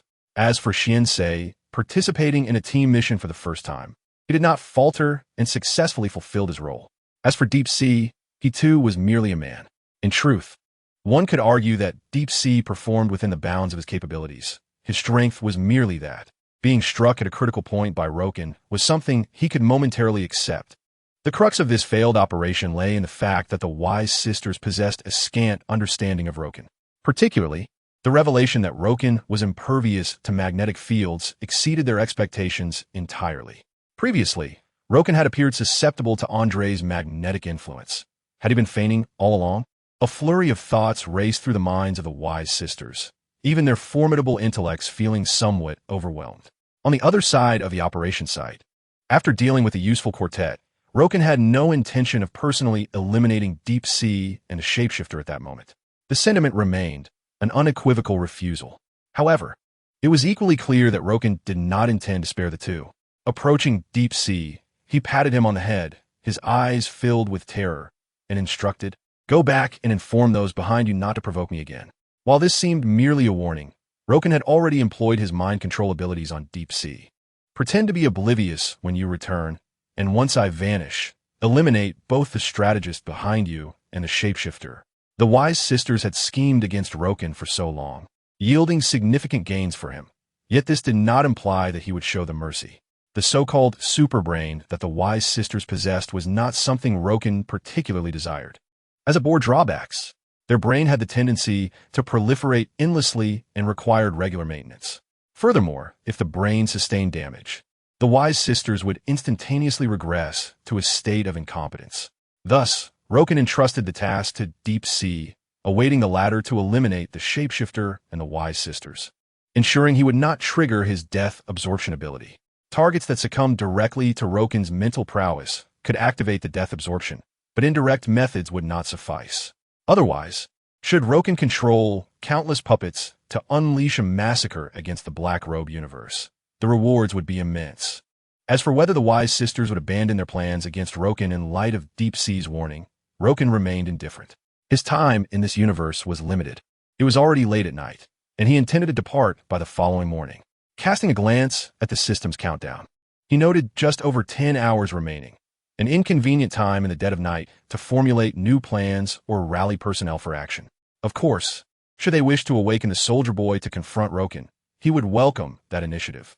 The Soldier Boy's physique was far superior to Sam's. Roken estimated he possessed at least a level 5 superhuman constitution. After subtly exerting control over deep sea to issue his command, Roken strode confidently into a luxurious hotel in the city. The receptionist's smile was stiff, yet she dared not defy his requests, not even requiring him to settle any payment. Is Luo Kun the type of person who refuses to pay? Luo Kun immediately pulled out the remaining $100 from his pocket, which was certainly insufficient. So he added 2 handguns to the mix. The sound of the guns clattering onto the table nearly frightened the receptionist into handing over the money. But considering Luo Kun's capability to eliminate adversaries, it seemed unnecessary for him to resort to robbery. Ultimately, the receptionist, trembling with fear, put both the money and the guns away. Fortunately, Luo Kun is not the kind of person to indiscriminately slaughter innocents. Otherwise, he might have uttered, "You really take this?" before ruthlessly stabbing the receptionist with a steel claw. One can only hope the hotel remains standing by tomorrow. Watching Luo Kun ascend an elevator, the receptionist finally let out a sigh of relief, murmuring to himself. In such moments, the manager was nowhere to be found. It was only him, pushed out to fill in, and thankfully he had survived. He must ensure a raise from the boss, provided the hotel could still endure. Meanwhile, the Wise sisters and the federal high-ranking officials had already learned of Luo Kun's brazen check-in at the hotel. Deep Sea and the shapeshifter had returned to the water tower with the support of the water group. A new round of plans was fervently being discussed. Yet both the water group and the federal leadership had dwindled in numbers and capabilities. Release Andre's companions. After a moment of silence, the Wise sisters sought to make one last attempt. I know Soldier Boy is still alive. This is our final opportunity. At that moment, the Wise sisters bore little resemblance to their namesake. They were more akin to gamblers who had placed heavy bets and lost everything, now desperate to turn their fortunes around. Impossible. Grace Mallory and Newman simultaneously rejected the notion. Ryan was the latter, who had agreed to deliver Butcher from the water group to the former. With Butcher now deceased, it could be said that the promising Ryan was their only hope to counterbalance Luo Kun.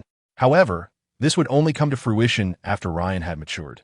Presently, he was wholly inadequate, not only due to Ryan's insufficient strength, but also because he lacked combat awareness and experience. Sending Ryan to confront Luo Kun now would merely be a death sentence.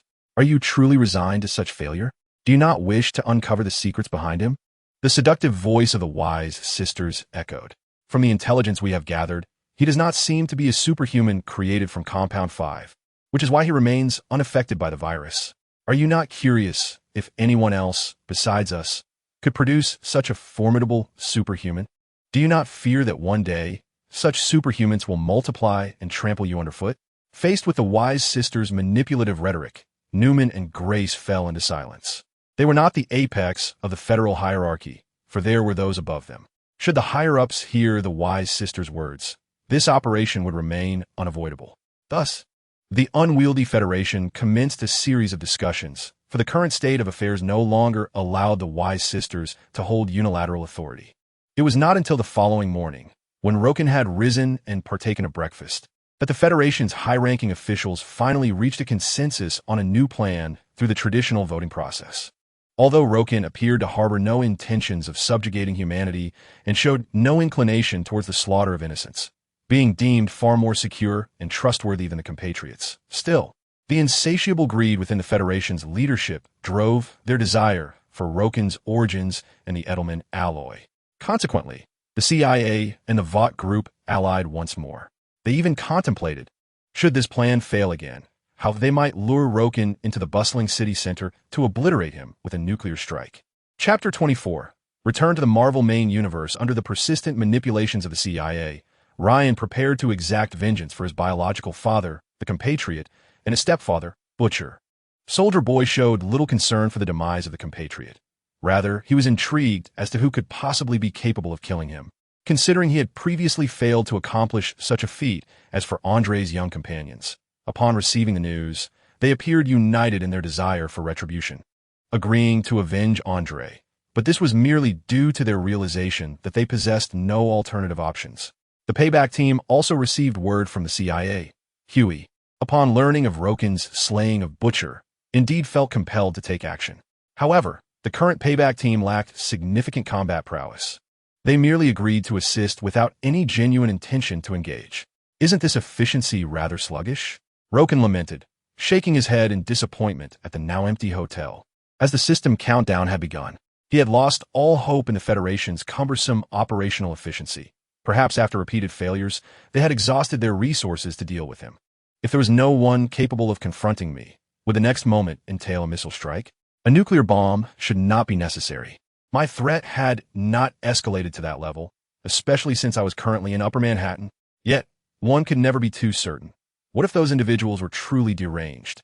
Such occurrences have indeed transpired in Marvel films. Haven't they?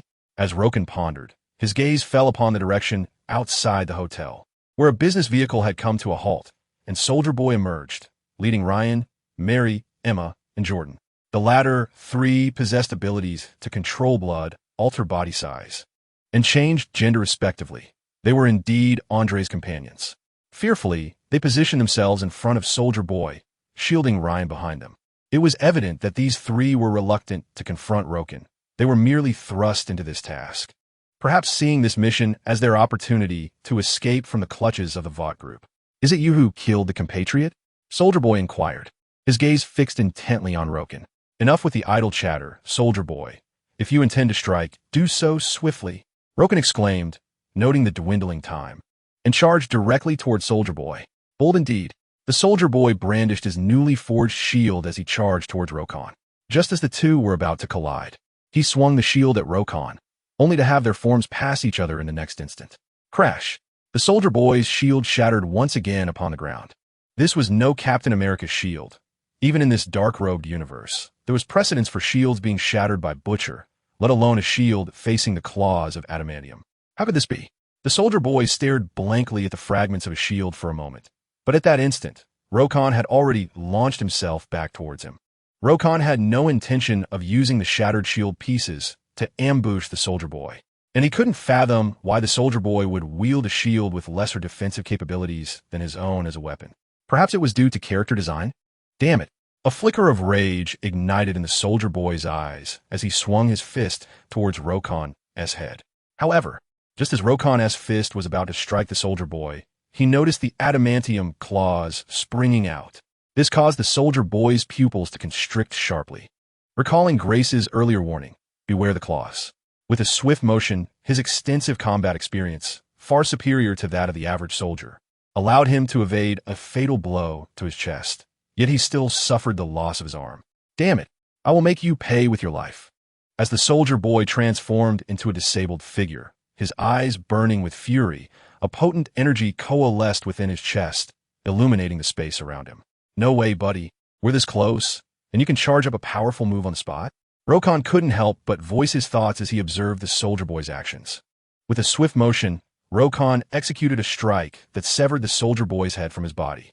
In his final moments, the Soldier Boy did struggle, attempting to block Roken with his remaining arm, but it was futile against Roken's two hands, ultimately leading to his demise. Ding! Death absorption triggered, acquiring the Soldier Boy's ability. Chest cannon level 6. Not a super physique. Nonetheless, obtaining a skill with a broader area of effect is still commendable, isn't it? Time's up. Ding! The 24-hour stay in the current world has concluded, returning to the main universe. As the Soldier Boy's head fell to the ground, several onlookers in the distance cried out in terror and retreated. Their main force had been eliminated in an instant. Could they continue their mission? Would they survive? Yet, before their cries could fade, Roken had vanished from sight, leaving them momentarily stunned, unsure of what to do. Eventually, it was Jordan who regained his composure first, leading the group in a hurried retreat, which had been their original plan, now accompanied by Ryan. Where is he? Where did he go? Panic ensued among the remote spectators, fearing that Roken possessed some supernatural ability to appear before them and eliminate them on the spot. The members of the water group, appearing dazed as if in profound contemplation, suddenly found clarity in their eyes. It is no wonder we could not trace his origins or the imprints of his existence. He is fundamentally not of our world. But before the words of the wise sisters could fully escape their lips, the deep sea had seized one of their necks with an iron grip. Though his strength may not have been remarkable among the seven, he remained formidable among the superhumans. Merely possessing gills was insufficient for survival in the ocean. His physical prowess was equally unparalleled. In an instant, the deep sea effortlessly crushed the sister's neck, decapitating her with ease. "What are you doing?" Ashley cried out in terror, retreating. "Not you," the deep sea replied coldly, glancing at Ashley before his gaze locked onto the shapeshifter, now bereft of her legs, as he approached. You have been controlled?" The shapeshifter screamed in horror upon realizing the truth, yet her cries proved futile as the deep sea obliterated her head. As for the fate of the deep sea, it was not much better. The human authorities, aware of his uncontrollable state, swiftly mobilized. "I cannot subdue Roken, yet I cannot deal with you?" In conjunction with the superpower virus, the deep sea met a grim demise, but this had little to do with Roken. In the Marvel main universe, Roken had returned to his original storeroom, donning his customary white vest, as if he had never traversed two worlds. Yet the plethora of skills displayed on his character panel served as a constant reminder that his journey into the universe of the Black Cloak Patrol had been immensely fruitful. Abilities: Regeneration Level 5, Aging Resistance Level 4, Extendable Adamantium Steel Claws Level 7, Perception Level 4, Olfactory Sense Level 5, Heat Vision Level 6, Magnetic Field Manipulation Level 4, Telepathy Level 3, Superhuman Physique Level 4, Telekinesis Level 4, Flight Level 3, Chest Cannon Level 6, Strength Level 4, Speed Level 3, Defense Level 47, Mental Level 3, Energy Level 6. Chapter 25. To have Charles search for the missing Tony Stark? My skills are truly extravagant, Roken mused as he gazed at his panel.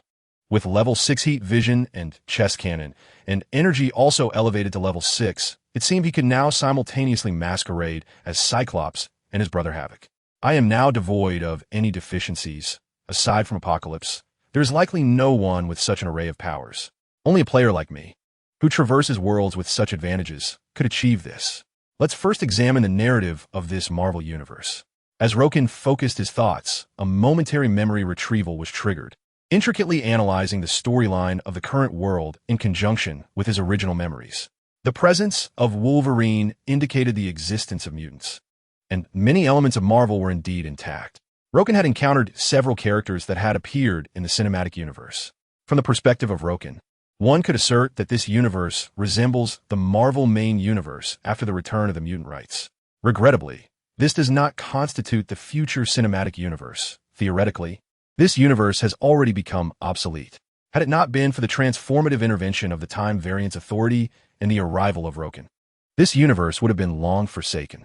However, Roken soon discovered certain discrepancies that diverged from his recollections. The timeline of the X-Men's narrative in this world occurs later. It does not follow a storyline of reverse time. Rather, it appears to be a fusion of both the old and new X-Men storylines, albeit with notable differences. In Wolverine's memory, the Black King, Sebastian Shaw, had already made an appearance, single-handedly defeating Magneto and Professor X. Originally, Magneto and Professor X had devised a plan in which Magneto would remove the psychic helmet from Black King's head, allowing Professor X to seize control of Black King's consciousness. However, to their utter astonishment, Black King had installed plastic clips beneath the helmet. Black King, surprised? Unexpected? Magneto intended to pull the clips by shifting the helmet, hoping to strangle Black King in the process. Unfortunately, Black King absorbed the kinetic energy, rendering Magneto's efforts futile. Ultimately, it was the higher-ups of the Federation who ordered the use of the Cosmic Cube's energy to strike Black King, which eventually resolved the situation. Everyone believed that Black King had perished beneath the energy blast, yet as Roken observed the memories, he had reason to suspect that Black King might have been forcibly teleported away. Nevertheless, Black King's affairs held little significance for Roken, as most of what he knew came from Charles, and Wolverine had not participated in that conflict. After sifting through Wolverine's memories, Roken pondered. It was Magneto who, in his failed attempt to transform all of humanity into mutants using the Statue of Liberty's position, ended up imprisoned in a plastic cell. A plotline from the first X-Men film. When they eventually meet, the old Magneto would likely still wish to raise him high, but alas, he was no longer the Wolverine of old. As for Wolverine's aimless wandering to reclaim his lost memories, that was no longer necessary. Even if Wolverine had not suffered amnesia, Roken understood his memories far better than he did. Buzz, buzz, buzz. An antique mobile phone on the table erupted into exaggerated vibrations. Prompting Roken to approach, and see a name, Frank. Frank Castle, known as the Punisher, was an anti-hero devoid of superpowers, known for his exceedingly brutal and violent methods, exhibiting zero tolerance towards crime and gangsters. Both Frank and Wolverine were hot-headed individuals, having previously collaborated on various mercenary tasks. Though they often exchanged barbs and criticisms, their relationship was quite amicable. Generally, Frank would not reach out to Wolverine unless confronted with significant circumstances. Hello. Assuming Frank had encountered formidable opposition while combating organized crime. Roken answered the call. Roken, please assist in contacting Charles. The name Frank called out startled Roken for a moment, but he quickly realized that this might be a result of completing the novice task in a localized language pack. Otherwise, it would indeed be rather peculiar for others to call him Logan while he referred to himself as Roken. Should I contact Charles? I can give you his number, he said, momentarily distracted. However, he did not reject the idea and prepared to hang up the phone. No, please help me reach out to him and ask him to locate Tony Stark, Frank hurriedly interjected. Locate Tony Stark? Has he been kidnapped? Roken recalled that this year was indeed 2008, the very year Iron Man was born. Oh, you know now? Frank continued, unperturbed by Roken's reaction. Yes. The commotion surrounding this incident has been quite significant. Tony Stark went missing while promoting arms in the Middle East, and, as you know, that region is fraught with chaos, exhibiting brutality and greed that rivals even the underworld of New York. The comparison of the malevolence and avarice of terrorists to that of gangs left Roken with much to ponder. However, after delving into Wolverine's memories, he had to concede that this assessment seemed accurate. Those gangs were at least equal to the Middle Eastern organizations that had abducted Tony Stark in terms of firepower. Are you involved in such matters? When did you become a broker? Roken inquired, puzzled. Nick Fury told me that if I could get in touch with Charles, he'd prepare a cache of heavy weaponry for me. Frank's voice carried a hint of madness, leading Roken to believe that this man was even more fearsome than the gangs and terrorists themselves. Nick Fury, the director of S.H.I.E.L.D., wielded considerable power, even though S.H.I.L.D. had yet to be renamed or come into the limelight in this world. Unlike the Marvel Cinematic Universe, this reality featured mutants. As one of the official organizations dealing with extraordinary events, S.H.I.E.L.D. maintained a cooperative relationship with the X-Men, at least on the surface. Yet, this was precisely what Roken found incomprehensible. Why couldn't Nick Fury contact Charles himself? He said he tried, but Charles refused, Frank elucidated, which is why Nick Fury wants me to act as a go-between. Why would Charles refuse? Is he dissatisfied with the current conditions for mutants? Roken queried, hastily searching through his memories. Upon discovering that the plight of mutants in this universe was not significantly better than that in the purely X-Men universe, Roken was even more perplexed by Charles's reasoning. Although politicians and corporate magnates often lacked credibility, one could not escape dealing with them in this capitalistic nation. Particularly for someone like Charles, who wielded considerable influence and had a host of mutants relying on him for sustenance. Maintaining good relations with politicians and capitalists was essential. Thus, from Roken's perspective, assisting in the search for Tony Stark's whereabouts seemed a prudent endeavor, forging beneficial ties with both Stark Industries and S.H.I.L.D. in the event that mutants find themselves embroiled in further incidents. Even if S.H.I.E.L.D. and Stark Industries do not fully align themselves with the mutant faction, they could at least offer some words of support, preventing the mutants from falling into a state of isolation and despair. Moreover, Charles need not personally dispatch anyone for rescue. After all, Tony Stark is unlikely to be in peril. It would suffice to simply convey Tony Stark's current whereabouts. This is evidently a situation that bears no detriment whatsoever. Yet, why would Charles refuse? Chapter 26. Surely, there cannot be any involvement from Hydra. It is inconceivable that Charles has succumbed to the senility of old age, akin to Wolverine and Logan, or transformed into an overly astute figure like the Wise Sisters. Absolutely not. Charles claims it is inappropriate for him to interfere in human affairs. Frank, seemingly at Nick Fury's side, promptly provided a response. Is it truly inappropriate for him to engage in human matters? Has Charles come to regard mutants as an entirely new race, on par with humanity? Such sentiments could hardly be expressed in front of Nick Fury. Could they? Loken's confusion deepened. As one of the two principal leaders of the mutants, in stark contrast to Magneto, who advocates for mutant supremacy over humanity, Charles has consistently championed peaceful coexistence with humans. However, it appears that both Charles and Magneto position mutants and humans at the same level, perhaps even in opposition to one another. Yet, Charles does not present himself forcefully before humanity's elite. He has always been a moderate, frequently extending goodwill towards them and even offering assistance. In the eyes of many mutants, Charles is a benevolent figure, and to numerous high-ranking humans, he is perceived as a good man, one who is perhaps too kind and can be easily taken advantage of. Consequently, Charles's refusal feels particularly peculiar to Luo Kun. "Where are you?" As Luo Kun fell into silence, Frank's voice resonated once more. "I will contact Charles and get back to you." Luo Kun did not respond to Frank's inquiry, but instead abruptly ended the call. "Tell me, if Charles is unwilling to act, how can we swiftly ascertain Tony's location?" In a clandestine base in New York, Nick Fury furrowed his brow as he posed the question.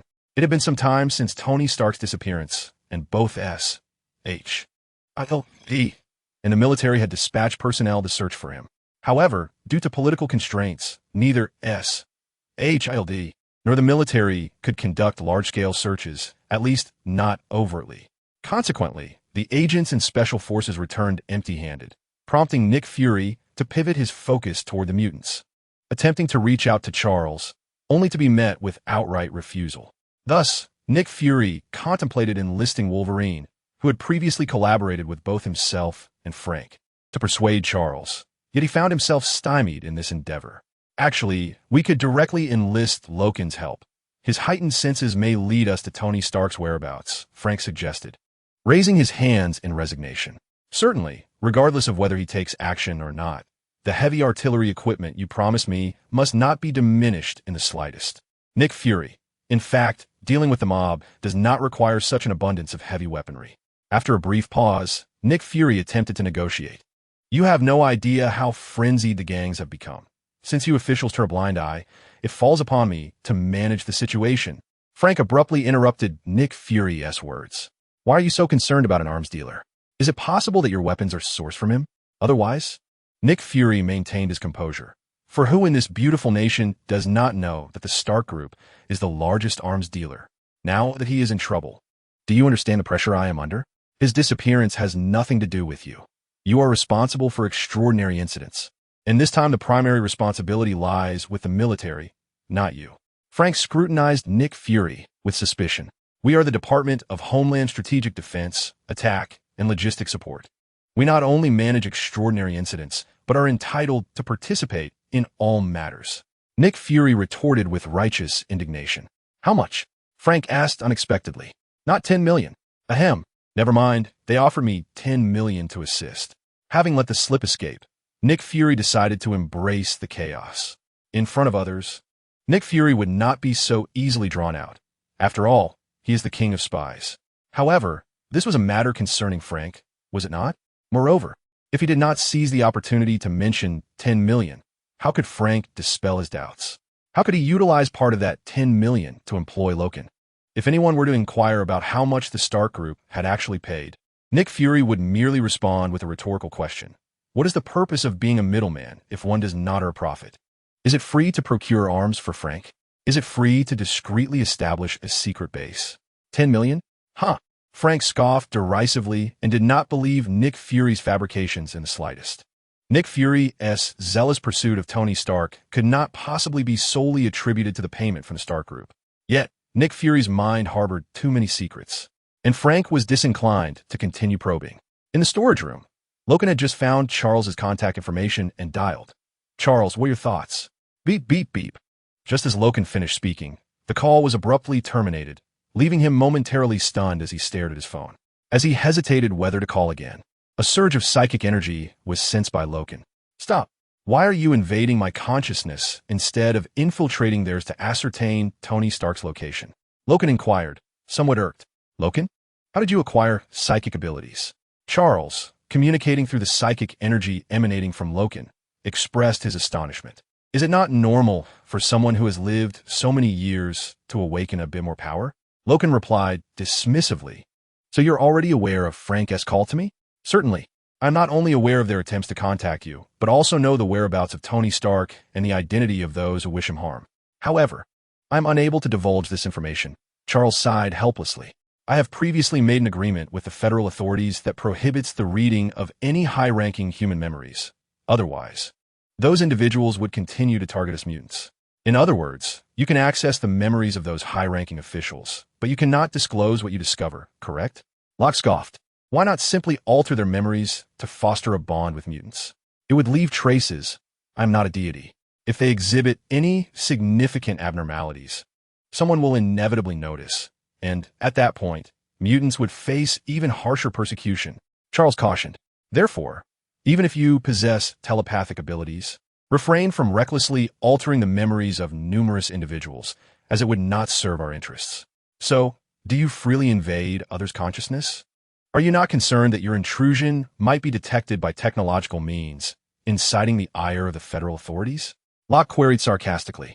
I apologize. It won't happen again. It was mainly due to habit, and I primarily aim to engage in a telepathic dialogue with you. Charles expressed with a hint of embarrassment and regret. Let us return to the matter of Tony Stark's abduction. When Nick Fury reached out to me, I was simultaneously contacted by others who warned that if I dared to assist, plans against mutants would once again surface on the president's desk. Upon hearing Charles's words, Locke began to ponder. Could it be that the true mastermind behind Tony Stark's kidnapping is not his uncle Obadiah Stane?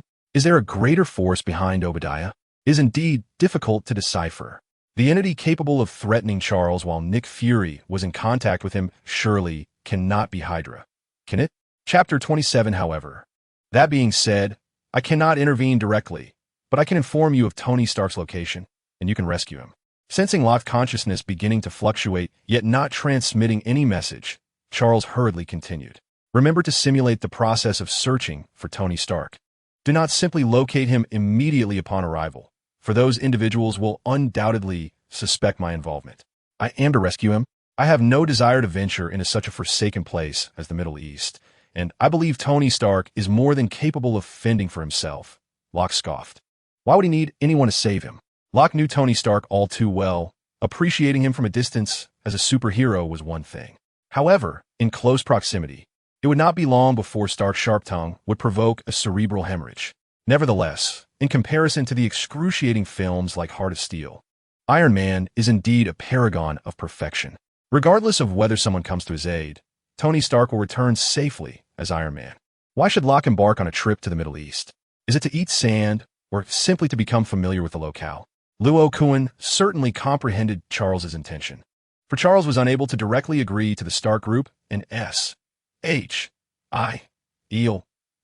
thus wishing for Luo Kun to step forward. As a renowned mutant, Luo Kun's involvement would facilitate communication between the two parties in the event of any issues arising with mutants.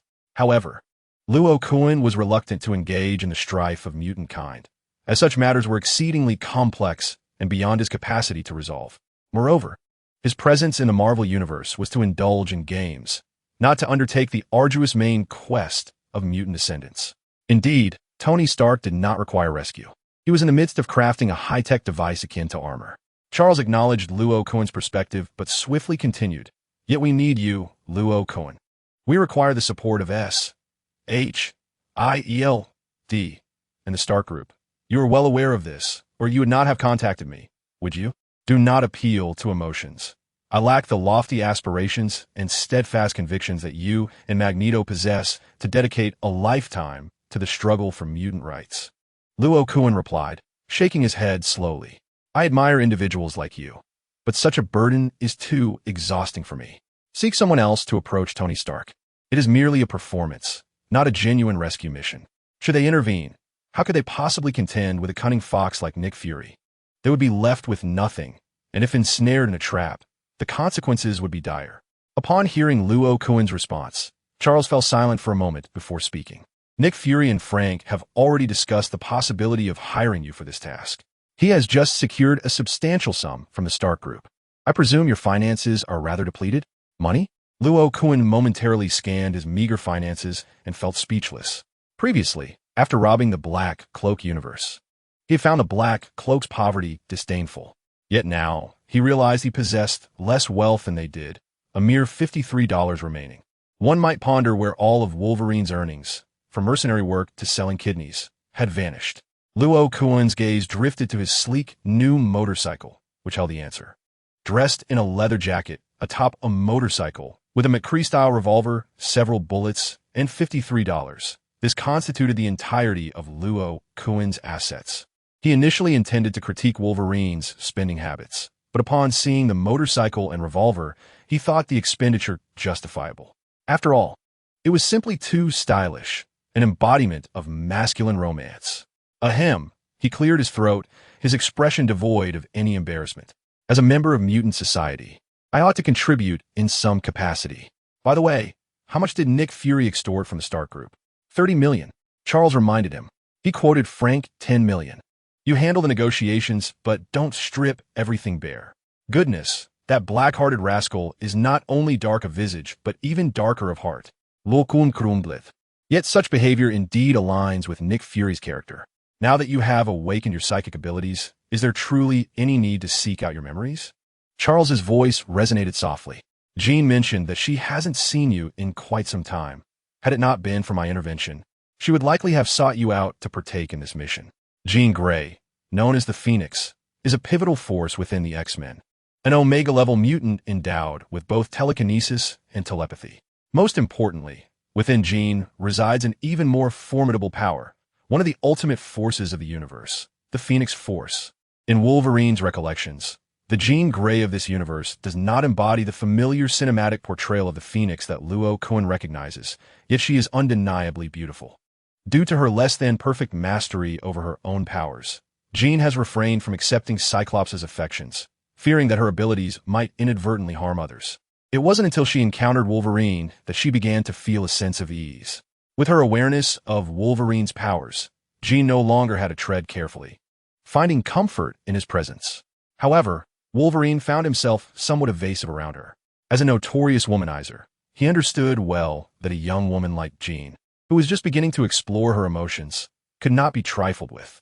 Should Jean's emotions spiral out of control, it would spell disaster for both mutants and humanity alike. Charles had also cautioned Wolverine that if he could not govern his desires, it would be prudent to avoid a serious relationship with Jean, lest he unintentionally provoke her feelings. Therefore, when Charles mentioned Jean, Luo Kun felt a moment of confusion. Her abilities have stabilized significantly compared to before. Perhaps this improvement is a testament to your influence? Perhaps Jean is not as fragile as we once believed? There was a hint of wistfulness in Charles's voice. It appeared that after Wolverine departed from Xavier's School for Gifted Youngsters, some events had transpired there.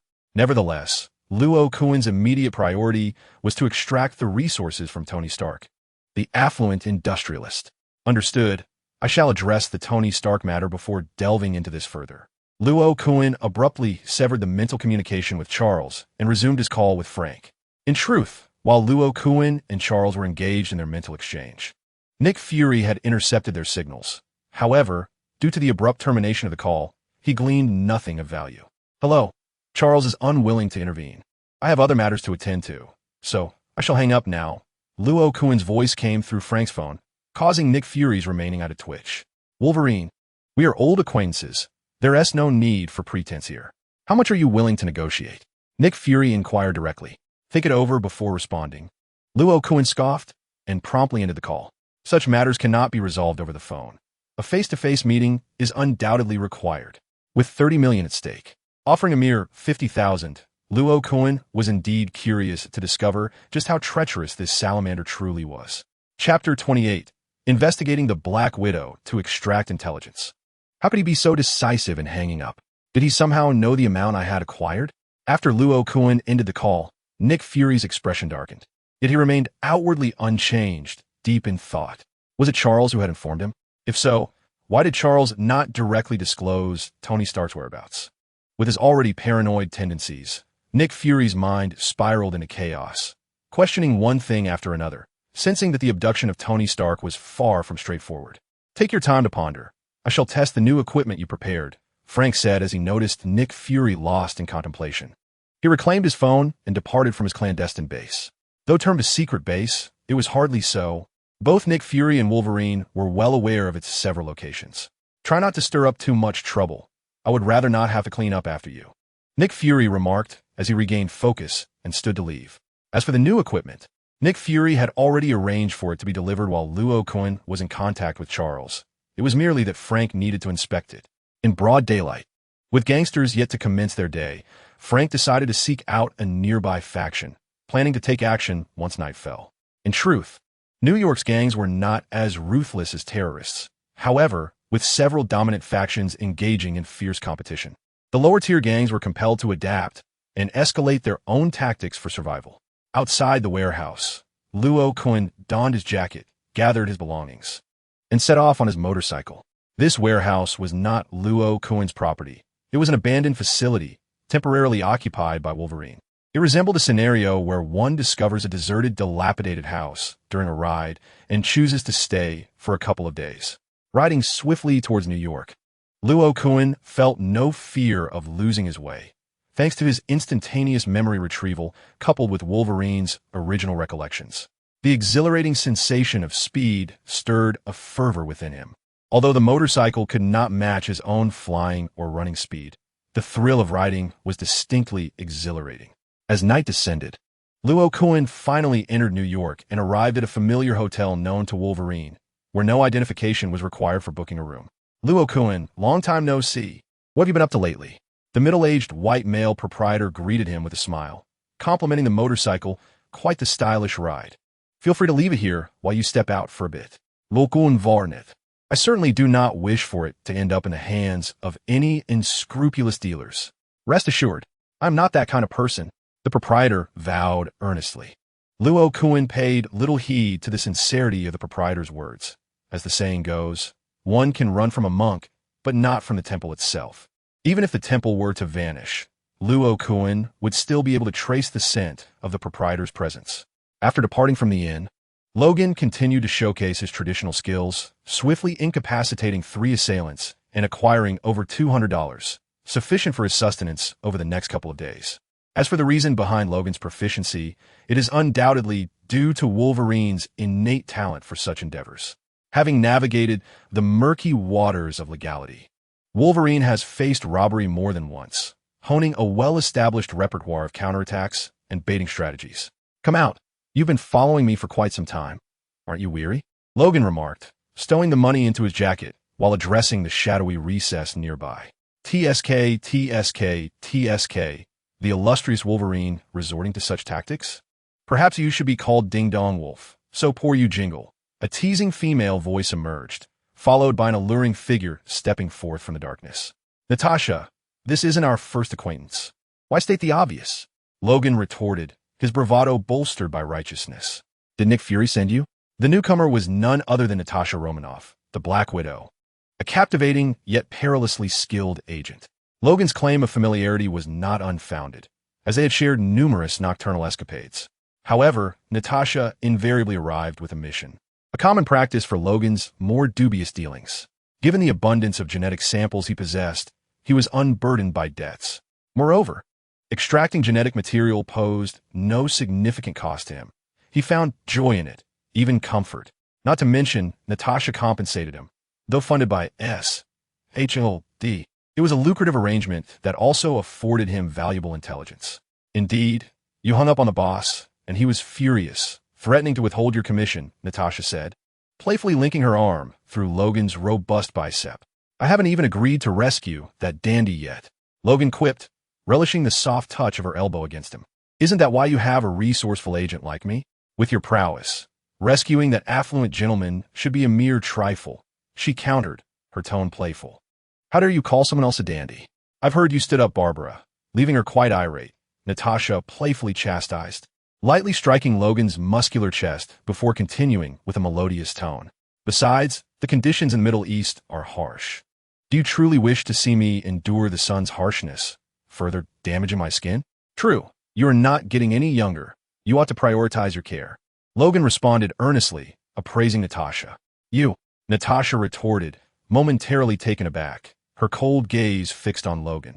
After a brief standoff, she suddenly released Logan, smiling. "Do you think everyone remains as handsome as you, ageless for such a long time? Have you become more acerbic during our time apart?" Perhaps it's because I've unearthed past memories and revisited the pains I once endured, granting me a clearer perspective on life. Logan shrugged nonchalantly. Do share. Why has Nick Fury summoned you this time? Surely it is not merely to extract genetic samples again. Is he not in a hurry to rescue Tony Stark? Natasha inquired, her cherry lips parting slightly as her tongue grazed her mouth, fixing her gaze on Rokon as if he were prey. However, if you permit me, I could assist in gathering a few samples for the lab as well. Should you satisfy me, I might also provide you with intelligence, information regarding mutants. As per usual, you shall cover the venue expenses.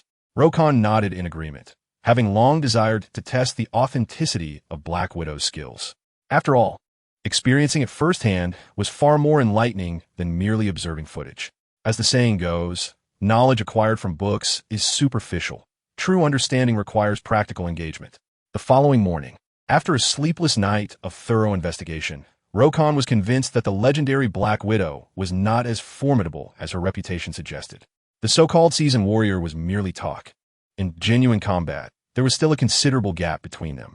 The various combat techniques mastered by Black Widow ultimately paled in comparison to Rokon's extraordinary talent. He was indeed a man possessing remarkable regenerative abilities. Chapter 29. The Heir of Legalism. Black Egg Awakened. We must discuss serious matters, Rokon said, withdrawing a syringe and nudging Natasha, who was struggling with muscle spasms from prolonged, intense close-quarters training. Nick Fury mentioned that he awaits you at Frank's Base 3. Natasha, still not lifting her head, hoarsely replied, as for the intelligence I mentioned, we have discovered that Colonel William Stryker has recently been apprehending mutants. And there is evidence suggesting that Stryker's son, Jason Stryker, is also a mutant. Is this the plot of X-Men 2? Rokon's gaze flickered, a thought crossing his mind. It became clear to him that this was Nick Fury's strategy. He sought to expedite the rescue of Tony Stark, and in return, they would assist in restraining Stryker. I understand now, Rokon chuckled, glancing at Natasha, who remained sprawled on the ground. Do not overlook it. Your enhanced genetic strength is lacking. Having drawn a total of 9 vials of genetic material at 5,000 apiece, Rokon instructed, deposit the funds directly into my account. We could have extracted 10 vials, but your sampling bottles are rather worn. With a renewed sense of vigor, Rokon dressed and exited the room, which was not the Prior Inn, but rather a luxurious hotel. Although SHIELD did not regard its operatives as mere pawns, their financial resources were substantial, particularly under Nick Fury's command. After all, when Nick Fury feasted, he ought to share a morsel with his subordinates, didn't he? And Rokon was on a mission to seize a share of Nick Fury's bounty. Soon, Rokon mounted the motorcycle he had retrieved before his confrontation with Natasha and headed towards Frank's secret Base 3. Outside the clandestine facility, Rokon's nose twitched involuntarily, as the complex aromas in the air conjured vivid images in his mind. It is the image of Frank returning here with heavy weaponry. The still smoking and heated gun barrels clearly indicate that, amidst the bombardment, Frank was equally engaged in the chaos. This exemplifies the 5th-level sensory prowess of Rokin, whose ability to self-heal is not without reason. Rokin possesses the capacity to discern the entire sequence of events through scent, which is why Frank genuinely recommended him to Nick Fury, believing that Rokin could locate Tony Stark even without Charles's guidance. Is that not our illustrious hero, Wolverine? We owe you our gratitude for previously saving all of humanity, preventing Magneto from executing his plan to transform the entire human populace into mutants. As Rokin stepped into the confines of the base, he was met with Nick Fury's sardonic tone. Rokin sensed that Fury's displeasure stemmed not merely from the phone call he had interrupted, but rather from a suspicion that Rokin had encroached upon his territory, metaphorically plundering his prized possessions. Oh, is this not the esteemed Black Egg, a figure of considerable influence? I have heard you hold the highest position in the beautiful nation. What brings you down to mingle with us common folk? However, Rokin showed no inclination to concede. Only by maintaining an absolute advantage could he secure greater funding. Once that capital was acquired, Rokin planned to short-sell Stark Industries before investing in it, thus alleviating any future financial concerns. This could be considered the first pot of gold for many travelers through time. After all, who could deny that Tony Stark is a wealthy magnate? If not now, when else would one seize the opportunities presented by capitalism? Enough of this charade. You too, Frank interjected, waving his hand to defuse the tension. Having thoroughly vented his frustrations the previous night, Frank felt quite buoyant. Moreover, given the ruckus that had ensued, it was ultimately Nick Fury who had come to his aid, prompting Frank to lend a supportive word. Nick Fury had mentioned that he received $10 million from Stark Industries, and in lieu of payment, he had procured a substantial cache of armaments, leaving the remainder for Rocken. How could the illustrious Stark Industries have offered you merely $10 million? Is that truly so? I find it hard to believe. Rocken turned to Nick Fury, fixing his gaze on one of Fury's eyes, demanding, if this is indeed true, then both of your eyes should be wide open to meet my stare. Nick Fury replied, Wolverine, are you mocking the testament of valor and the caution I have left for myself? His expression remained grim as he fixed his solitary eye on Rocken, stating, this is the cost of my past naivety, which compels me to remain ever vigilant and wary, allowing me to survive until today and reach this position. Rocken struggled to suppress a grin, ultimately unable to stifle a chuckle. It was one thing for Nick Fury to refer to his eye, lost to a feline creature, as a testament of bravery, but the notion of his perpetual vigilance being effective was rather ironic. Indeed, it had proven so effective that Nick Fury had ascended to the directorship of SHIELD, yet remained oblivious to the fact that his subordinates were all traitors. Wolverine, upon encountering Luo Kun's laughter, Nick Fury was immediately incensed. You see, I have undergone professional training, and, regardless of how amusing the situation may be, I seldom allow myself to laugh unless absolutely unavoidable. With great restraint, Luo Kun gazed at Nick Fury and remarked, I was merely reminded of an adorable orange cat I encountered along the way. It had a rather irritable temperament and was quite protective of its food. Humph. Now, let us return to the matter of rescuing Tony Stark. Nick Fury's remaining pupils narrowed slightly, and he nonchalantly shifted the topic. Tony has been missing for quite some time, and I am genuinely worried that something may have happened to him. Therefore, you must act swiftly. This time, Stark Industries will provide you with the entire commission, a total of $20 million. What do you think?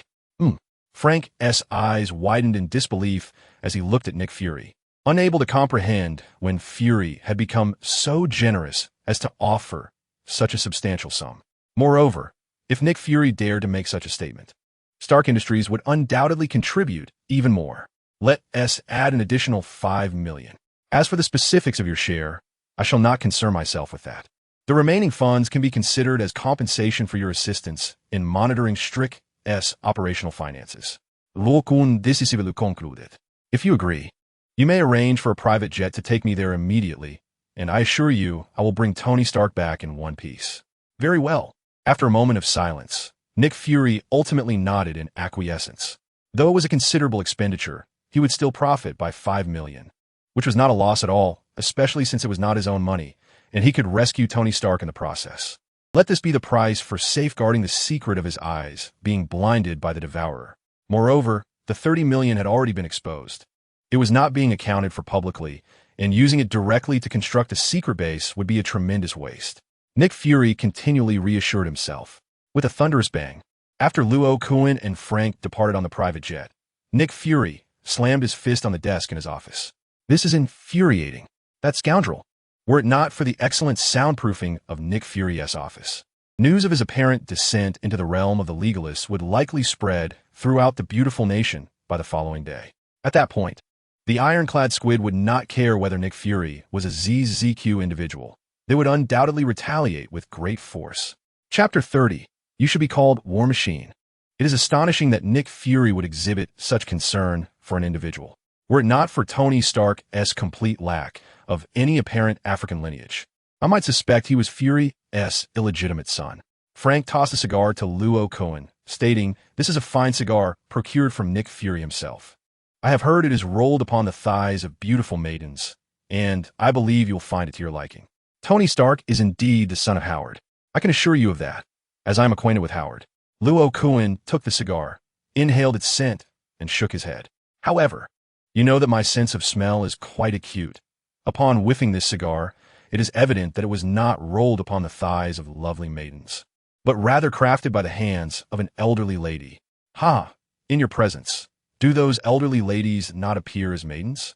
Frank, entirely unfazed, then inquired, so how shall we proceed with our actions? That is a valid point. Luo Kun had no concrete plans. He merely needed to feign a search for the so-called traces after landing, and then he could directly assault the target with Frank. If you lack a combat strategy, allow me to take command. What do you think? Noticing Luo Kun's silence, Frank seized the reins of leadership. After all, Frank was a former Marine. Although his battlefield experience could not compare to that of Luo Kun, a veteran of both world wars, he felt his tactical abilities surpassed those of the reckless Luo Kun. Once we locate the target, we mustn't act impulsively.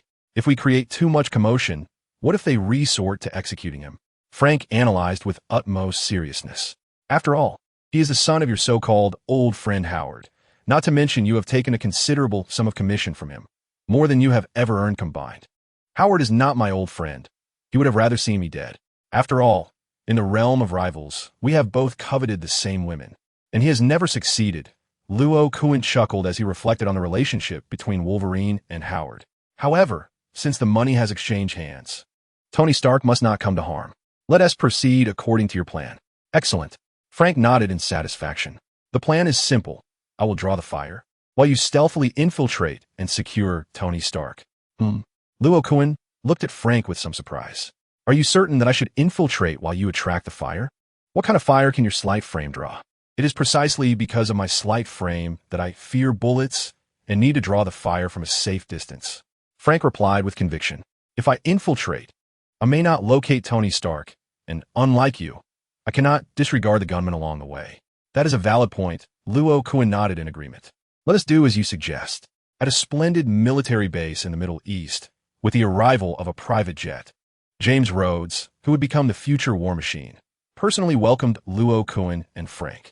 Rhodes, now a lieutenant colonel in the Air Force and a close friend of Tony Stark, was frantic about Stark's abduction, especially since no leads had emerged in such a lengthy period. Thus, he was more than eager for Luo Kun's assistance. Since conventional military methods have proven ineffective, we must resort to more unconventional tactics. What do we need to do? Rhodes inquired directly. Prepare a vehicle and a communication device for us, ready to respond to our signal, Luo Kun specified. In the spirit of urgency, Rhodes swiftly complied. However, as he watched Frank load an array of heavy weaponry onto the vehicle, he felt compelled to ask, do the two of you truly require such an arsenal? One might think an entire squad was being deployed. Yet, before the words escaped his lips, Rhodes altered his question. Are you sure you don't need us to accompany you? For now, it is unnecessary. Rest assured, we have been compensated and will ensure Tony Stark's rescue. With a smile, Luo Kun waved his hand and drove away from the military base. Watching Luo Kun and Frank depart, Rod wished them success. However, some soldiers cast their eyes downwards, subtly sending messages from their pockets. Sniff, sniff. In the car, Luo Kun pretended to sniff the air as if genuinely searching for Tony Stark's whereabouts, while Frank remained silent, merely extracting a device to examine. With a crisp crack, Frank soon found himself beneath the vehicle, shattering a surveillance device. Indeed, there was something amiss at the base. Frank remarked with a cold smirk. Who do you think is behind this? Is it possible for Tony Stark to vanish without a trace? Luo Kun was not the least surprised. It could be Hydra, or perhaps someone seeking illicit gains. It was quite normal for officers at such overseas bases to feast while their subordinates barely scraped by. Hydra! Frank exclaimed in disbelief. They haven't been eradicated yet? Even if they were exterminated, they could always resurrect, Luo Kun chuckled. After all, anyone can become the new Hydra. Does a terrorist organization really require identity verification? In the Marvel universe, Hydra could never be completely annihilated, for such a world would always give rise to ambitious individuals who would resurrect under Hydra-esque guise to gain notoriety. This was quite a commonplace occurrence. The vehicle traversed the desert at a moderate pace, drawing ever closer to the base where Tony Stark was held captive. Someone is approaching. Luo Kun suddenly focused his gaze on the distant convoy, warning, they seem intent on preventing our rescue of Tony Stark. Moreover, we may have already raised alarms. Do you have a plan? Frank furrowed his brow. I can go in directly. Can you handle it? Luo Kun eyed Frank suspiciously. Are you underestimating me? Alone, I am an entire army. Frank began to operate various weapons at his disposal. Judgment, condemnation, execution. Before long, he wielded a Gatling gun, with a shoulder-mounted missile launcher and a shielded machine gun turret at his feet. 6. After a moment of silence, Luo Kun quipped, Rod should not be called War Machine. You should bear that title. Enough chatter. This is my domain. If you have the capability, rescue Tony Stark. Frank pointed to the rifles and shotguns beside him. I have firepower in abundance here. Before Frank could finish his sentence, he gasped in surprise, for Luo Kun had vanished from sight, leaving only the sound of a sonic boom in his wake. Inside the terror base, someone was urging the leader. Lazar, the one searching for Tony Stark, have located this place. You must eliminate Tony Stark immediately. Are you instructing me on my duties? Lazar replied, his eyes narrowing as he questioned sternly. This is a collaboration between us. Your local gang is utterly disrespectful. The man frowned in displeasure. If you do not kill Tony Stark soon, you will be the one to suffer the consequences. Chapter 31. Infiltration and rescue. My stronghold is impenetrable. A fortress that even the American military cannot breach. With unwavering confidence, Lazar responded to the skepticism of the man before him. As for the forces behind you, I suggest they send someone with a more palatable demeanor next time. Bang! Before Lazar could finish his sentence, he raised his weapon and killed the man. Hail, Hydra! The man uttered defiantly in his final moments, attempting to intimidate Lazar, who held the Hydra organization in low regard. Yet, he seemed to forget that this was the Middle East, where fervor and radicalism were not exclusive to Hydra. Do you think you can intimidate me? Drag him out. Let's see what our golden goose is up to, Lazar scoffed, issuing his command. And remind the brothers to stay alert. We cannot afford any intruders, especially not those insufferably arrogant half-wits. Chief, Tony Stark is tinkering with something. He must be crafting the weapons we desire, reported the most learned individual in the base after reviewing the surveillance footage. However, just as the report concluded, the imagery on the monitor suddenly morphed into a mosaic. It turned out that Roken had infiltrated the base, manipulating the magnetic fields to obscure the surveillance devices and stealthily breach the inner sanctum. This time, Roken could truly claim he had infiltrated, not through brute force but by relying on his third-tier speed. He encountered a few guards along the way, yet they fell under his mental control, remaining dutifully stationed at their posts. However, should an intruder approach, they would not hesitate to open fire. Indeed, it proved somewhat challenging to locate his target. With a wave of his hand, Roken unlocked the door to the cell where Tony Stark was imprisoned. Clang! Clang! The sound of hammering ceased abruptly as a disheveled blacksmith, gripping a hammer, regarded Roken warily, while a middle-aged man with glasses beside him appeared predominantly fearful. This blacksmith was none other than Iron Man, Tony Stark, and the man next to him was his savior, Ethan. During the terrorist assault that led to an explosion, Tony Stark's life hung by a thread. Fortunately, Ethan intervened, tending to his injuries and using an electromagnet to extract missile fragments, thus preserving Stark's life. Of course, the primary reason for Tony Stark's survival was Lazar's desire for him to continue producing weapons, the golden goose that laid golden eggs. Yet, having just endured a near-death experience and facing various threats and humiliations in the cave prison, could Tony Stark be expected to obey without question? Absolutely not.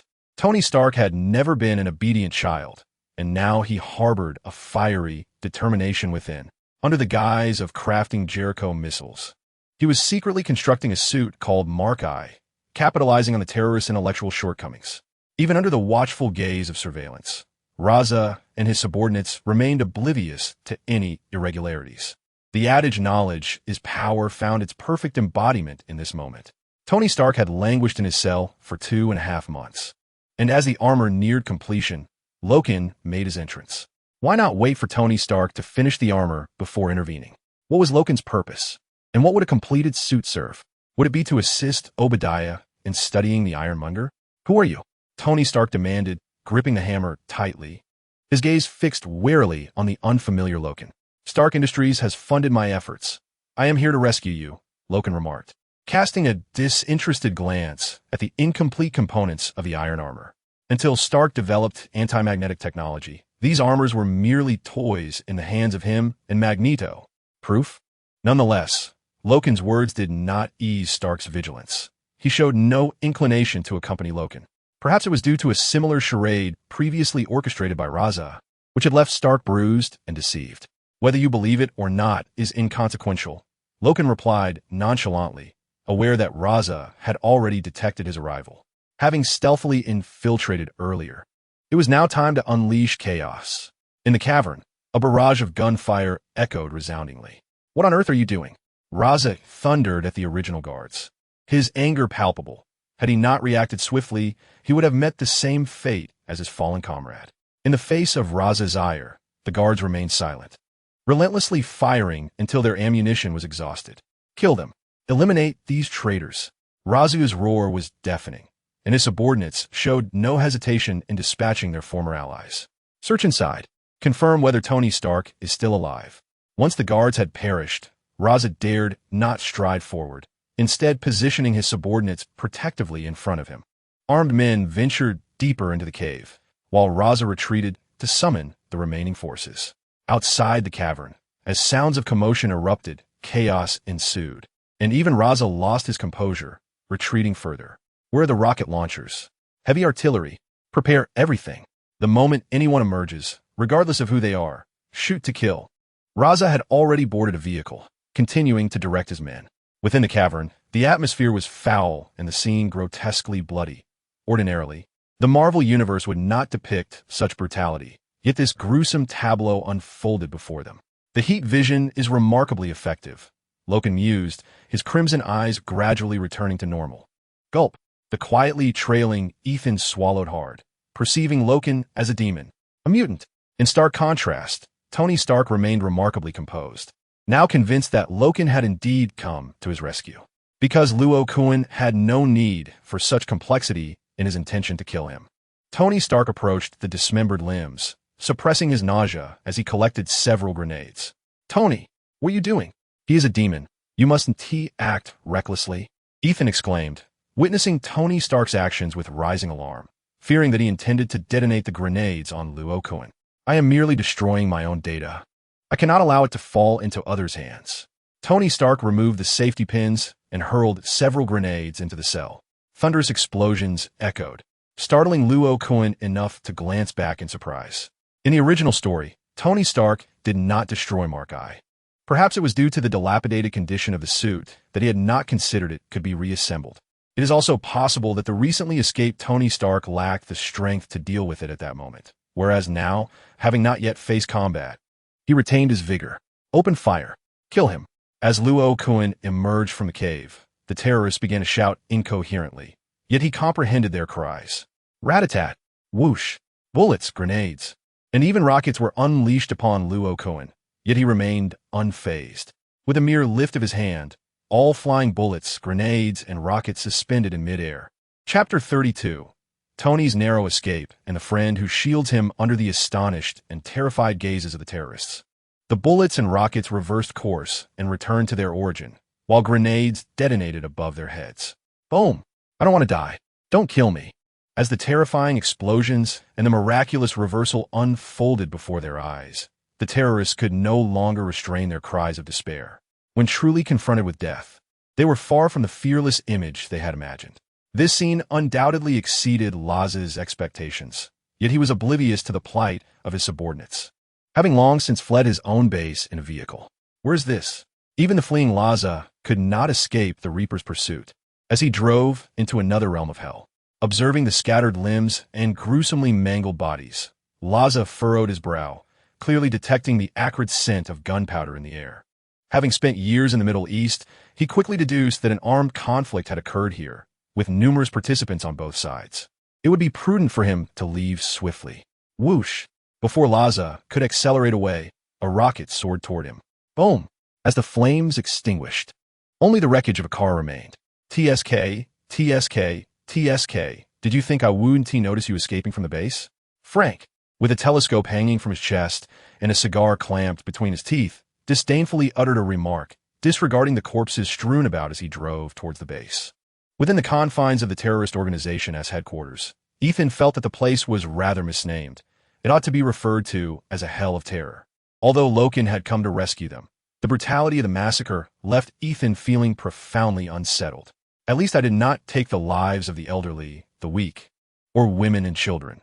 These are all armed young men intent on killing you. Why overthink it? I am merely acting in self-defense, Luo Kun remarked, observing Ethan's shifting demeanor. You have lived here long enough to know that what I say is true. They're far more ruthless than my methods. I am simply retaliating with their own tactics. Tony Stark harbored no sympathy for these terrorists, especially after learning they had mercilessly slain the innocent. At this moment, All Tony desired was to escape this cursed place, enjoy a refreshing shower, have a restful respite, and savor a delectable cheeseburger. Thus, he inquired, "You aren't coming alone to rescue us, are you? How shall we depart? We encountered another group of bandits on our way here. They did not wish for us to rescue you. Hence we split up," Luo Kun explained, gesturing towards the approaching vehicles. "But do not assume you have escaped danger. The military vehicles are discreetly equipped with listening and tracking devices. Once they are removed, the bandits will come. Isn't that a curious coincidence? Is it merely one group that wishes to eliminate me?" A thought flickered through Tony Stark's mind. Or perhaps another faction has hired Lazar to act. Yet Lazar spared my life out of greed. Should I be thankful for that? I wonder if that mass of flesh over there is him. May his remains not be scorned by wild dogs, but rather nourish the earth. This might be his only utility. My, how you seem to have grown stronger in my absence, Frank remarked as he stepped out of the vehicle, surveying the surroundings. "I have called Rhodey.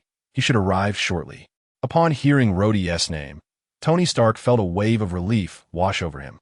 How could one not grow stronger and still be called a mutant? Luo Kun's ears perked up, although he lacked auditory superpowers. His level 4 superhuman physique endowed him with exceptional hearing, and he could already discern the roar of helicopters approaching. "Tony!" Before the helicopters had even landed, Rhodey leapt down and rushed towards Tony Stark, embracing him as he said, "Next time, can you ride in the same vehicle with me?" Tony Stark smiled, but remained silent, for he understood that this operation against him was far beyond Rhodey's capacity to thwart. Even if they did travel together, it would ultimately lead to Rhodey's demise. Nevertheless, he had noted this vendetta. He would ensure that the mastermind behind this plot remained unaware of his awareness. "Let us depart. It is time to return." Rhodey patted Tony Stark's shoulder, guiding him towards the helicopter.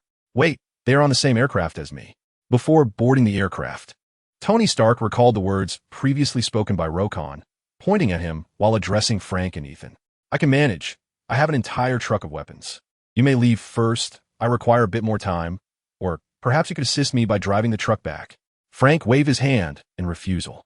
"Tony, I too must return home," Ethan said, a hint of melancholy in his expression. He had never anticipated that he would one day truly escape this den of despair. He had long resigned himself to the possibility of dying here. "Trust me, following him will enable you to better aid your homeland," Luo Kun reassured as he patted Ethan on the shoulder, startling him. Perhaps it was fear of Luo Kun that stifled Ethan's retort, or perhaps he genuinely believed in Luo Kun's words. Ultimately, he decided to board the helicopter. "See you later," Luo Kun remarked, unfazed by Ethan's trepidation. He was simply an ordinary man, and it was understandable to be frightened. After exchanging a knowing glance with Frank, he too boarded the helicopter. Buzz, buzz, whoosh. As the helicopter ascended, the surrounding soldiers retracted their gazes, subtly encircling Frank. "Before we commence, are there any innocents among you?" Frank inquired, a slight smirk gracing his lips as he exhaled the remnants of his cigar. "Engage." With a thunderous command, all the soldiers drew their weapons. Bang! Buzz! At that moment, a blinding white light accompanied by a deafening roar compelled the soldiers to shut their eyes in agony, hesitating to fire for fear of injuring their comrades. Rat-a-tat-tat. In a daze, the soldiers faintly heard the distant echoes of gunfire, gradually succumbing to unconsciousness as they collapsed one by one. "Pathetic skills," Frank scoffed after dispatching the soldiers, driving away from the scene. On the helicopter, "Thank you.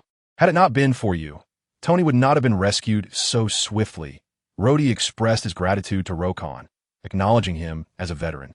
"I heard you participated in both world wars." "That is nothing.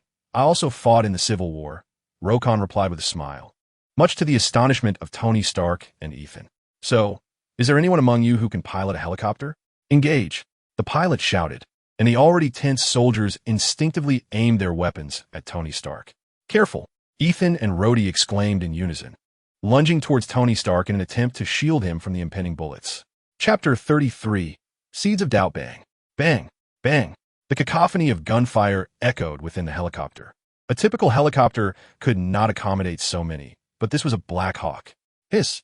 However, when the gunfire ceased, everyone gasped in disbelief. All the bullets that had been fired were caught in Luo Kun's grasp, which he subsequently discarded one by one onto the ground. In the realm of martial arts, only speed remains unbroken. The notion of capturing so many bullets simultaneously, even with Luo Kun's extraordinary speed, seemed implausible. However, he could manipulate the trajectories of the bullets with magnetic fields, achieving a similar effect. With a swift motion, bullets were hurled towards the surrounding soldiers, causing a gruesome spectacle of bloodshed that filled the helicopter with the stench of iron. Let's perish together. Upon realizing the demise of their comrades, the two pilots exchanged glances. One retrieved a grenade, removed its safety pin, and pressed it firmly against the helicopter, using his body to hold it in place, while the other piloted the helicopter into a rapid descent. Their singular aim was to obliterate the helicopter and take Tony Stark with them, even at the cost of their own lives. Hail Hydra! Perhaps driven by a sense of devotion to their cause, or perhaps to alleviate the dread of impending death. Both pilots shouted in unison. Don't move, Luo Kun commanded, one hand gripping Ethan and the other grasping Rhodey, while he carried Tony Stark on his shoulder as he leaped from the helicopter's door.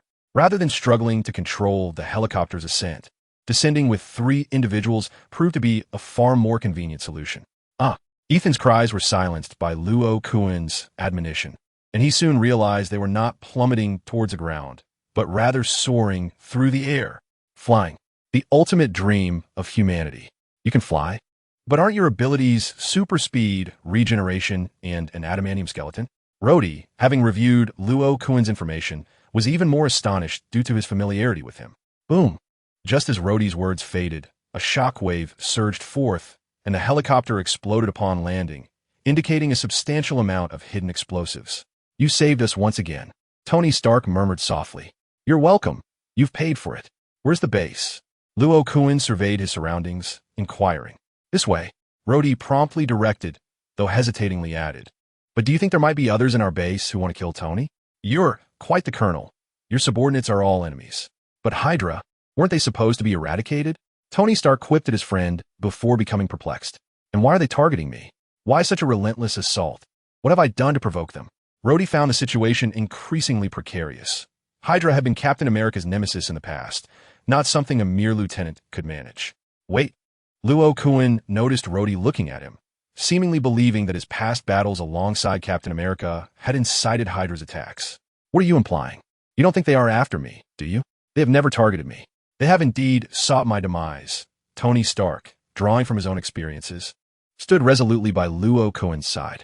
Very well, but I feel that regardless of whether their people are within the base, we cannot return, Rhodes remarked, casting an expectant glance toward Rocken. Can you transport us directly back to the beautiful country? Rocken regarded the pragmatic Rhodes in silence, recognizing the audacity of a man who would wish to strangle an infant Thanos. While it was no challenge for him to fly from the Middle East to the beautiful country, carrying one individual in one hand and balancing another on his shoulder proved to be quite the burden. Even with the assistance of telekinesis, maneuvering at full speed was an impossibility. After all, telekinesis, albeit a formidable ability, was not on par with the extraordinary capabilities of a biological force field. It resembled an invisible hand, and achieving the finesse of a biological force field was beyond the reach of a mere level 4 telekinetic. Weren't you called upon by Nick Fury for assistance? You could reach out to him to send someone to retrieve us. Seeing Rocken's silence, Rhodes realized that having him carry them back to the beautiful country might present some difficulties, prompting him to propose an alternative. Rocken gazed at Rhodes with a touch of admiration. It is commendable that you have devised such a clever solution. However, having Nick Fury dispatch someone would yield little difference from my carrying all 3 of you back, as the aircraft is bound to explode mid-flight. Who is Nick Fury? Is he untrustworthy? Tony Stark perceptibly detected the underlying implications in Rocken's words. Do you have a mobile phone? I could contact my Uncle Obadiah. Perhaps you two could indeed become friends. Rocken remarked with appreciation, observing the budding camaraderie between Tony Stark and Rhodes. Where there is a hidden dragon, there must be a phoenix chick. The ancients do not deceive me. Obadiah has issues? Impossible. Stark's initial reaction was one of disbelief. However, he soon recalled the phone call he had received from Obadiah just prior to his own troubles. Without prompting, it would have been difficult for Stark to suspect the elder who had mentored him for so many years.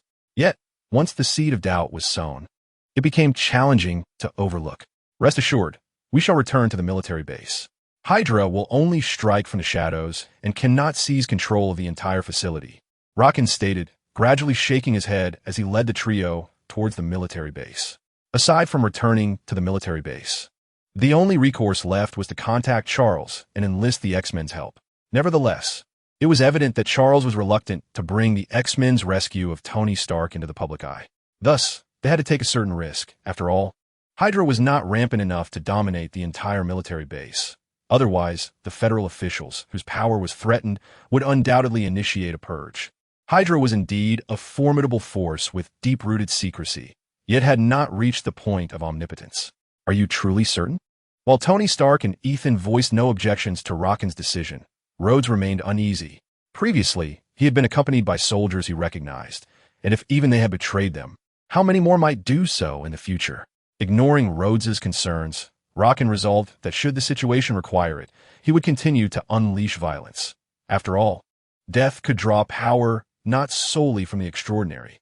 Previously, when Luo Kun eliminated those terrorists, he similarly absorbed power through the essence of death, acquiring a myriad of mundane abilities such as mastery over firearms. Luo Kun sensed a slight enhancement in his strength. It did not reach the level required to upgrade his existing skills. These ordinary abilities were akin to experience packets, slowly accumulating to transcend into the extraordinary. Though Luo Kun would not indiscriminately target innocents due to the effects of death absorption, he would not hesitate to retaliate against anyone who dared to challenge or obstruct him. The deceased would become an integral part of Luo Kun's power, and in his advancement, he would embody the strength of many. Chapter 34. You Smell Divine. At the military base of the beautiful nation, Luo Kun and his companions returned in the car of Frank, whom they encountered midway. Oh no, everyone looks like a villain, Rod muttered as he glanced around at the soldiers. However, his concerns proved unfounded as they smoothly boarded the aircraft without any abnormalities from the crew, which left Luo Kun somewhat disappointed. Although you were compensated, I must say you have saved me on numerous occasions, and I will remember that, Tony Stark earnestly stated before disembarking. This favor will indeed come in handy, Luo Kun replied, not declining this time, as it was precisely what Charles and the mutants needed. As for the portion Luo Kun required, it had already transformed into a cold balance deposited into his bank account. Is this about the mutants? Who claims Tony Stark has low emotional intelligence? That is merely because he is often indifferent. Otherwise, he would not have deliberately lost a nebula. Indeed, we need someone of stature to advocate for us, Luo Kun stated candidly. I will, though I hope I still possess such influence by then. Tony Stark's gaze flickered, already formulating a plan, and he couldn't help but smile wryly. You will. No one dares to question your influence, Luo Kun replied with a smile. Perhaps due to Luo Kun's repeated rescues, Tony Stark refrained from exercising his usual sharp tongue on him. Or perhaps it was because they were still unfamiliar with each other. Stark had only unspoken gratitude, leaving no room for banter. Yet, this mattered little to Luo Kun, for he had secured a favor from Stark, and it was time for him to profit immensely. At the airport, your eyes are red. Are you shedding tears for the long-missing boss? Tony Stark asked, pushing Rod aside and dismissing the approaching medical personnel, striding directly to Pepper Potts, who stood defiantly. It is tears of joy, Pepper replied, though excited. She would not back down. I simply do not wish to seek another job. Well then, congratulations. Your holiday has come to an end. Tony Stark nodded in satisfaction. When he turned around, he could only see the retreating figures of Rokon and Frank. Although Tony opened his mouth to call out to them, he ultimately refrained and followed Pepper into the car. Quickly help me find some talent in the finance sector. Rokon was aware that it was too late to short sell, but since Tony Stark had not been rescued earlier, Nick Fury was unwilling to release funds. With barely $50,000 from selling a kidney, was it feasible to short sell Stark Industries? Moreover, the time from Rokon setting out to rescuing Tony Stark was far too brief. Describing it as express would not be an exaggeration. Even if Nick Fury were to release funds in advance, there simply wouldn't be enough time to act. Nevertheless, it mattered little. Once Tony Stark announced the shutdown of his weapons manufacturing division, there would still be a chance to profit. Why must money be spent so readily? Wouldn't it be better to purchase some weaponry? Never mind, you don't need weapons anyway. After Frank made a light-hearted jab at Rokon's extravagant spending, he nonetheless helped to connect him with the appropriate talents. Rokon didn't need to concern himself with the subsequent matters, with just a slight mental nudge. The financial experts began to diligently engage in their tasks. At the Xavier School for Gifted Youngsters, as Rokon rode his motorcycle, a red-haired girl swooped in front of him like a comet, her eyes sparkling with excitement as she gazed at Rokon, as if she had discovered something extraordinary. Rokon, you smell even better than before, and you're stronger too. I like you even more. Before Rokon could utter a word, Jean Grey eagerly exclaimed. Rokon was taken aback. Smell better? Is that a term used to describe a man? Moreover, it should be my scent you're referring to, right? Come on. Charles already knows you're here. Before Rokon could fully gather his thoughts, Jean had already pulled him off the motorcycle and into the depths of the academy. In Charles' office, as soon as Rokon entered, he heard the sound of a scuffle. Following the noise, he saw Cyclops glaring intensely at the hand that Jean was holding, his teeth nearly grinding to dust. Ahem. Scott, why don't you step outside for a moment? Charles coughed lightly to remind him. Me? Cyclops pointed incredulously at himself, and then shifted his gaze to the intertwined hands of Jean and Rokon, feeling like a fool. We haven't even begun, and I have clearly rejected you before. We are still friends and comrades. If you continue to be so coy, I will find myself in a difficult position. Jean remarked with a slight frown, clearly displeased. Upon hearing her words, Cyclops seemed to have an epiphany, inhaling sharply and trembling slightly as he hurriedly exited the office. What has happened? Rokon signaled to Charles to have Jean step outside as well, wanting to understand the situation in detail, but Charles averted his gaze, appearing somewhat evasive. Well, you did quite well this time, Rokon, he said, diverting the topic, but will Tony Stark's closure of the weapons manufacturing division impact us? Indeed, there is an impact. I am uncertain about the extent of your financial resources. However, this time appears to be an opportune moment to reap substantial rewards. Rokon observed the elusive magnate Charles as he spoke. Charles's wealth far exceeds the imagination of many. Take, for instance, the Xavier Academy for Gifted Youngsters situated in New York State, a vast estate that is a family legacy. Can he truly rise again, relying solely on his battle armor? Charles harbored doubts. Although he advocated for peaceful coexistence with humanity, he remained prideful, believing that the abilities of mutants indeed surpass those of ordinary humans. He did not think that Tony Stark could resurrect himself merely with a tin can, just as he did not consider Stark to be more intelligent than Hank McCoy. Are you probing into others' memories? Rokon inquired with a furrowed brow upon hearing this. Absolutely not. Charles immediately refuted, at least not at this moment. I merely witnessed him attempting to save himself in a cave. Then you should be aware that Tony Stark is quite petty. If you wish to enlist his support for mutants, it would be wise not to casually invade his memories, Rokon kindly advised.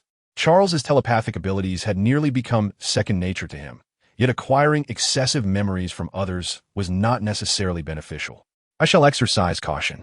Regarding Rokon, who had regained his memories, was older than himself, and seemingly awakened multiple mutant abilities, Charles was still open to his counsel.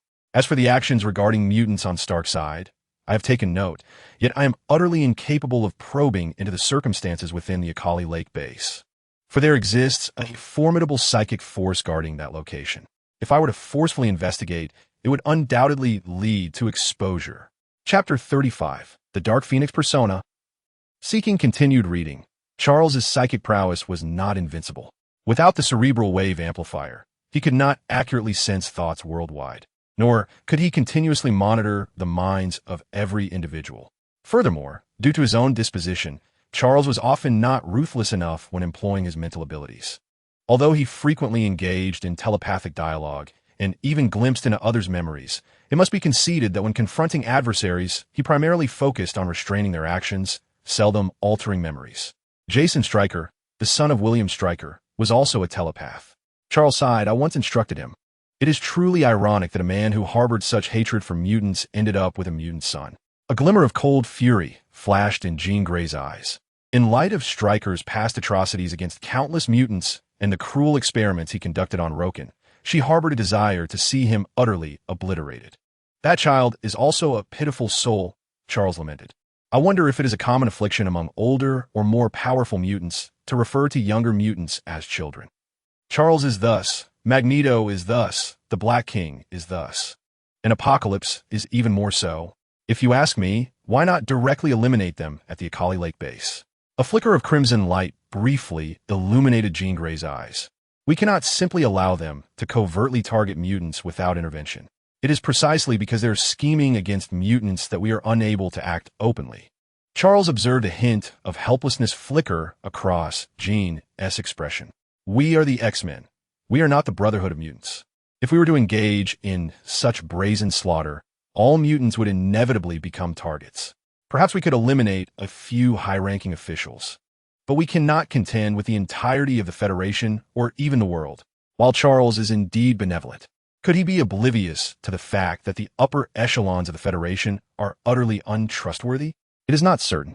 The mutant community requires two distinct voices. If the entire mutant population only possesses a singular voice, one that adopts a hardline stance against humanity, they would only invite merciless repression from humanity's iron fist.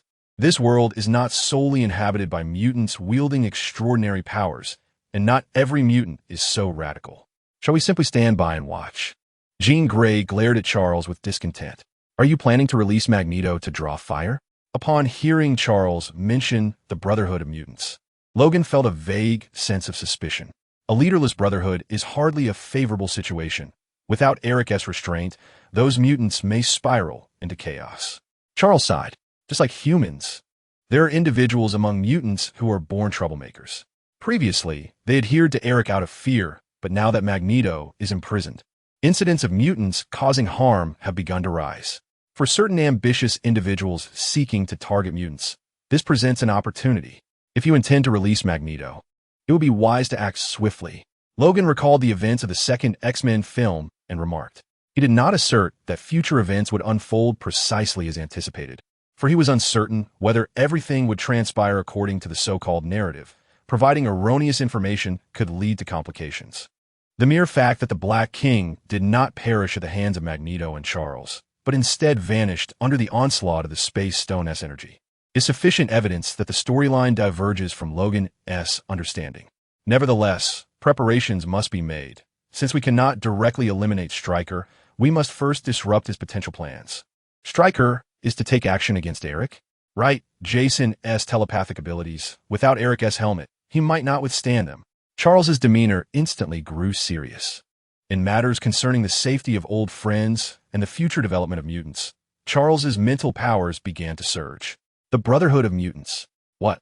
Stryker intends to target Eric?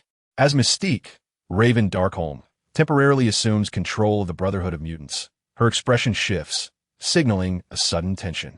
Mystique possesses the extraordinary ability to alter her cellular and tissue structure to mimic the appearance of others. However, she does not consider herself an adept leader, especially when compared to Magneto and Charles. Thus, despite her brief leadership over the Brotherhood, she harbors no intentions of usurping power. Instead, upon realizing that Magneto might be in peril, she immediately reaches out to Charles to discuss how to rescue him. Why don't we just infiltrate the Alkali Lake base and eliminate Stryker? Wouldn't that be more convenient? Jean Grey eagerly whispers to Logan as Charles converses with Mystique. While killing Stryker may seem straightforward, the more pressing concern is how to do so without drawing the ire of the federal authorities. Logan slowly shakes his head in refusal. He currently has no intention of pursuing the overarching mission of mutant ascendants, yet he cannot entirely disregard the plight of their kind. After all, if mutants were to become universally vilified as one of the most renowned mutants, Wolverine's circumstances would not fare much better. What do you plan to do?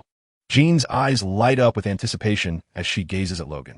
Even if Stryker is intent on targeting mutants, he cannot afford to create a significant uproar, Logan explains, emphasizing that he requires higher-level authorization before taking action. Are you considering an alliance with Tony Stark and Nick Fury? Jean recalls Logan's previous operation. Alliance is indeed necessary. Logan nods. Stryker must first sway public opinion in his favor to secure unwavering support from the federal government. The optimal strategy would be to tarnish the reputation of mutants. Jason's telepathic abilities. Jean instantly proposes. If he could manipulate others to act against the federal high command, it would undoubtedly align them with their cause. Precisely. But if we are prepared, it becomes significantly more challenging to ambush us. Logan replies with a smile. You and Charles should coordinate your efforts while I reach out to Nick Fury and his team. Are you leaving already? I want to accompany you. Jean's earlier excitement dissipates, replaced by reluctance. Your departure would attract unwanted attention. Unlike me, I am not officially part of the Academy. Logan firmly declines Jean's request. Suddenly, The rune trembles, and Logan casts a stunned look at Jean as he speaks. It's all right. I'll be waiting for your return. As Logan's astonishment fades, Jean's crimson aura gradually subsides, and she smiles brightly at him. Chapter 36. Matching teammates for the confrontation. Has Jean awakened the consciousness of the Dark Phoenix? After leaving Xavier's school for gifted youngsters, Logan's demeanor remains somewhat peculiar. It appears that Jean Grey's awakening of the Dark Phoenix consciousness occurred earlier than depicted in the film's narrative. However, the current Jean Grey seems to exhibit greater stability. Indeed, even when Jean displayed signs of losing control, it manifested as a stable demeanor. At the very least, she did not truly succumb to chaos. Instead, she found tranquility. This suggests that the Dark Phoenix consciousness has neither supplanted Jean's primary consciousness nor shown any intent to suppress it. The two are currently in a state of coexistence, reminiscent of the dynamic between Hulk and Bruce Banner. Logan began to comprehend why others exhibited peculiar behavior in the presence of Jean Grey. At Base 3, Frank inquired, "Do you need something? Is it concerning the mutants?" Nick Fury entered and directly posed a question to Logan. "What progress have you made regarding Strucker?" Logan urged, "What do you take us for? Some kind of slaves? You expect results in just a few days?" Nick Fury, already irked by the substantial sum Logan had received, found his irritation heightened. "We are already overwhelmed due to Stark Industries abruptly shutting down its weapons manufacturing division. Natasha has just recovered from some unfortunate incidents. Who do you expect me to send to investigate Strucker?" "Very well. Strucker does not require your investigation," Logan nodded, yet his words caused a tightening in Nick Fury's chest. Fearing Logan might demand another $5 million. "We have discovered that Jason is a formidable telepath. You should comprehend the threat he poses, especially being manipulated by an ambitious figure like Strucker." At this, Nick Fury's pupils constricted, the financial matters fading from his mind, overshadowed by the enormity of Jason's threat. Although Charles possessed even greater telepathic prowess, seemingly having probed into Fury's memories, it is said that a gentleman deceives with integrity. As long as the mutant race persists, Charles must adhere to the established rules set by humanity. However, Jason is a different matter altogether, particularly as Strucker is known for his extreme and unpredictable nature. Nick Fury had reviewed Strucker's analytical reports, concluding that Strucker would stop at nothing to drag mutants into turmoil, even if it meant plunging the world into chaos. "Thank you for the intelligence. Henceforth, we shall share information. I will ensure the safety of the President and others," Nick Fury stated earnestly. "I will subsequently contact Frank. Any updates will be communicated through secure channels, so there is no need to worry about detection." "Very well. I shall seek out Tony Stark," Logan nodded, rising to depart. Nick Fury wished to advise against approaching Stark, as he was currently entangled in his own myriad troubles. However, knowing he could not dissuade Logan, he refrained from voicing his concerns. At Tony Stark's coastal villa in California, Logan could not help but remark upon the irony that Stark Industries was based in New York. Yet Tony Stark's residence was situated by the Californian seaside. It is not to say that Tony Stark lacks real estate in New York. Rather, it is evident that he has a pronounced preference for this particular villa, where both JRVIS and an array of technological devices reside. However, it also becomes apparent that Tony Stark has been rather neglectful of Stark Industries affairs, especially after his return from the Middle East. Following his announcement to shut down the weapons manufacturing division, he retreated to his home for seclusion. Were it not for Rhodey reaching out to him, Tony Stark would have remained ensconced within his underground laboratory. The weight of pressure upon him was immense, teetering on the precipice of life and death. He no longer wished to experience the torment of living in a reality where his life was wholly beyond his control. Thus, he yearned to construct a suit of armor more successful than the makeshift one crafted in a cave, a flawless creation capable of safeguarding himself. "Is there trouble with the mutants?" Tony Stark inquired, revitalizing his spirits as he gazed at Rhodey.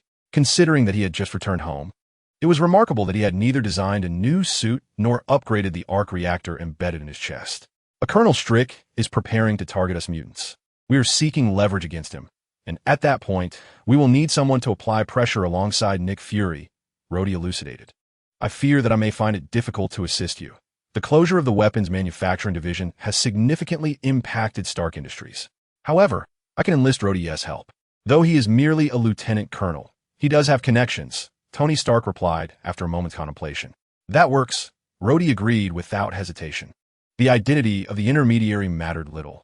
As long as sufficient pressure could be exerted on stripping him of his official protection, eliminating him would be a straightforward task. Currently, the mutants S, H, I, L, D, and the military faction aligned with Rhodey were prepared, simply awaiting Strick to reveal his hand. At the Akali Lake base, Strick coldly regarded the soldier before him and inquired, "Whose side are you on?" "I have come to discuss a collaboration," the soldier responded, maintaining a composed demeanor. "Oh." Strick cast a curious glance at the soldier. Number 143, have him divulge everything he knows. Strick did not regard Jason as his son, for it was Jason's uncontrollable mutant abilities that had claimed the life of his wife. This fueled Strick's deep-seated hatred towards mutants, whom he viewed as the spawn of Satan, and thus sought to annihilate all mutants. Hence, he referred to Jason as mutant number 143. "I am a soldier of Hydra, here to unite against the mutants." The Hydra soldier stated with little delay, having already been subdued. "My superior is David Leck. He sent me to negotiate cooperation with you. Alone, your efforts are insufficient to combat the mutants." "Hydra?" Strick's eyes first widened in surprise, then narrowed with displeasure as he coldly demanded, "Who is David Leck? What is his position? Who is his superior?" "I do not know," the Hydra soldier replied, surprising Strick with his unexpected response. Only after the mission commenced could the Hydra soldiers ascertain the identities of their comrades. Under normal circumstances, Hydra operatives remained oblivious not only to their teammates, but also to the higher echelons of command. They were merely conduits for communication and recipients of orders, effectively preventing the unraveling of further connections. "Number 143, do you truly not know?" Strick asked, furrowing his brow. "I genuinely do not know," the Hydra soldier replied. "Excellent. Given that, how do you propose we collaborate?" Strick suddenly chuckled, a note of admiration in his voice. "We possess sufficient influence to force the passage of legislation against mutants. You could directly target the Xavier School for Gifted Youngsters," the Hydra soldier asserted with confidence. "Is that all?" Strick scoffed, a hint of disdain in his smile. "I could advocate for anti-mutant legislation myself. What additional benefits do you offer?" "There are no further instructions from above. I must await their contact for more information," the Hydra soldier explained. "Very well. Return to your original state and wait for them to reach out. Let us see if we can draw out your superior," Strick commanded after a moment of contemplation. Chapter 37. The threat of Hydra and the unscathed Deadpool. Strick refrained from eliminating the Hydra soldier, intrigued by the organization itself. The soldier before him could seamlessly infiltrate this ancient entity as an undercover agent. Strick's plan appeared sound, yet he underestimated Hydra's formidable nature. As the soldier departed the Akali Lake base, preparing to rejoin Hydra as an undercover agent, he received a call from David Lake. "Your mission is complete. It is time to sacrifice yourself for the organization." The Hydra soldier fell into silence, grappling with two conflicting commands in his mind. One, the indoctrination and faith instilled by Hydra urging him towards death. The other, Jason's mental influence compelling him to remain hidden. The dilemma was that the latter directive became impossible to execute in the face of the former. "Hail Hydra!" Ultimately, the soldier fervently shouted before taking his own life. Within the Akali Lake base, Strick questioned, "You claim to be here to discuss collaboration?" Even Strick felt a chill run down his spine as he regarded his own soldiers. If one or two were indeed Hydra infiltrators, how many within his base could he trust? The critical concern was that if there were infiltrators among the soldiers, intelligence regarding his base must have already been divulged. Thus, their intentions towards the mutants were secondary. They sought to collaborate with me, or rather, aim to pilfer my achievements. In that moment, a weight settled upon Strick's heart. As a master of mind control, he understood the potency of such indoctrination techniques. Hydra, with its expertise in subterfuge, had remained concealed for far too long, proving a daunting adversary. Once the soldiers within the control base regained their composure, Stryker urged, "No, we must control everyone, including those researchers, except for myself. Determine the extent of Hydra's presence and uncover them all." With the utterance of Stryker's command, an unseen mental force swiftly enveloped the entire base, and soon, a number of soldiers and several researchers emerged, their eyes vacant and devoid of consciousness. Faced with such a multitude of soldiers and researchers, Stryker experienced a moment of trepidation. He found himself reluctant to eliminate these Hydra infiltrators. The reason for his hesitation was clear. Hydra had an intimate understanding of him, while he remained utterly oblivious to their current capabilities. Stryker was only familiar with the Hydra of history, completely unaware of the vastness of their present influence. This imbalance of information instilled a sense of unease in Stryker, rendering him hesitant to act rashly. Even with Jason, a powerful telepath at his disposal, the inability to locate Hydra's leader rendered their strength ineffective. Little did Stryker anticipate that Hydra's methods were far more audacious than he could conceive. Stryker had managed to control Hydra's infiltrators within the base, yet periodically, Hydra would send new operatives to the Akali Lake base to discuss cooperation. This was a veiled threat, signifying that Stryker had become a proverbial fish in a barrel. In New York, at the Margaret Bar, Wolverine had become a familiar face, as this establishment served as a haven for mercenaries and nefarious individuals. Previously, Wolverine had conducted numerous dealings here and had acquired a wealth of information. Having departed from Tony Stark's residence, Logan sought to glean any intelligence regarding Nightcrawler, attempting to assess the progress of Stryker's plans. Nightcrawler, Kurt Wagner, possessed the extraordinary ability of teleportation.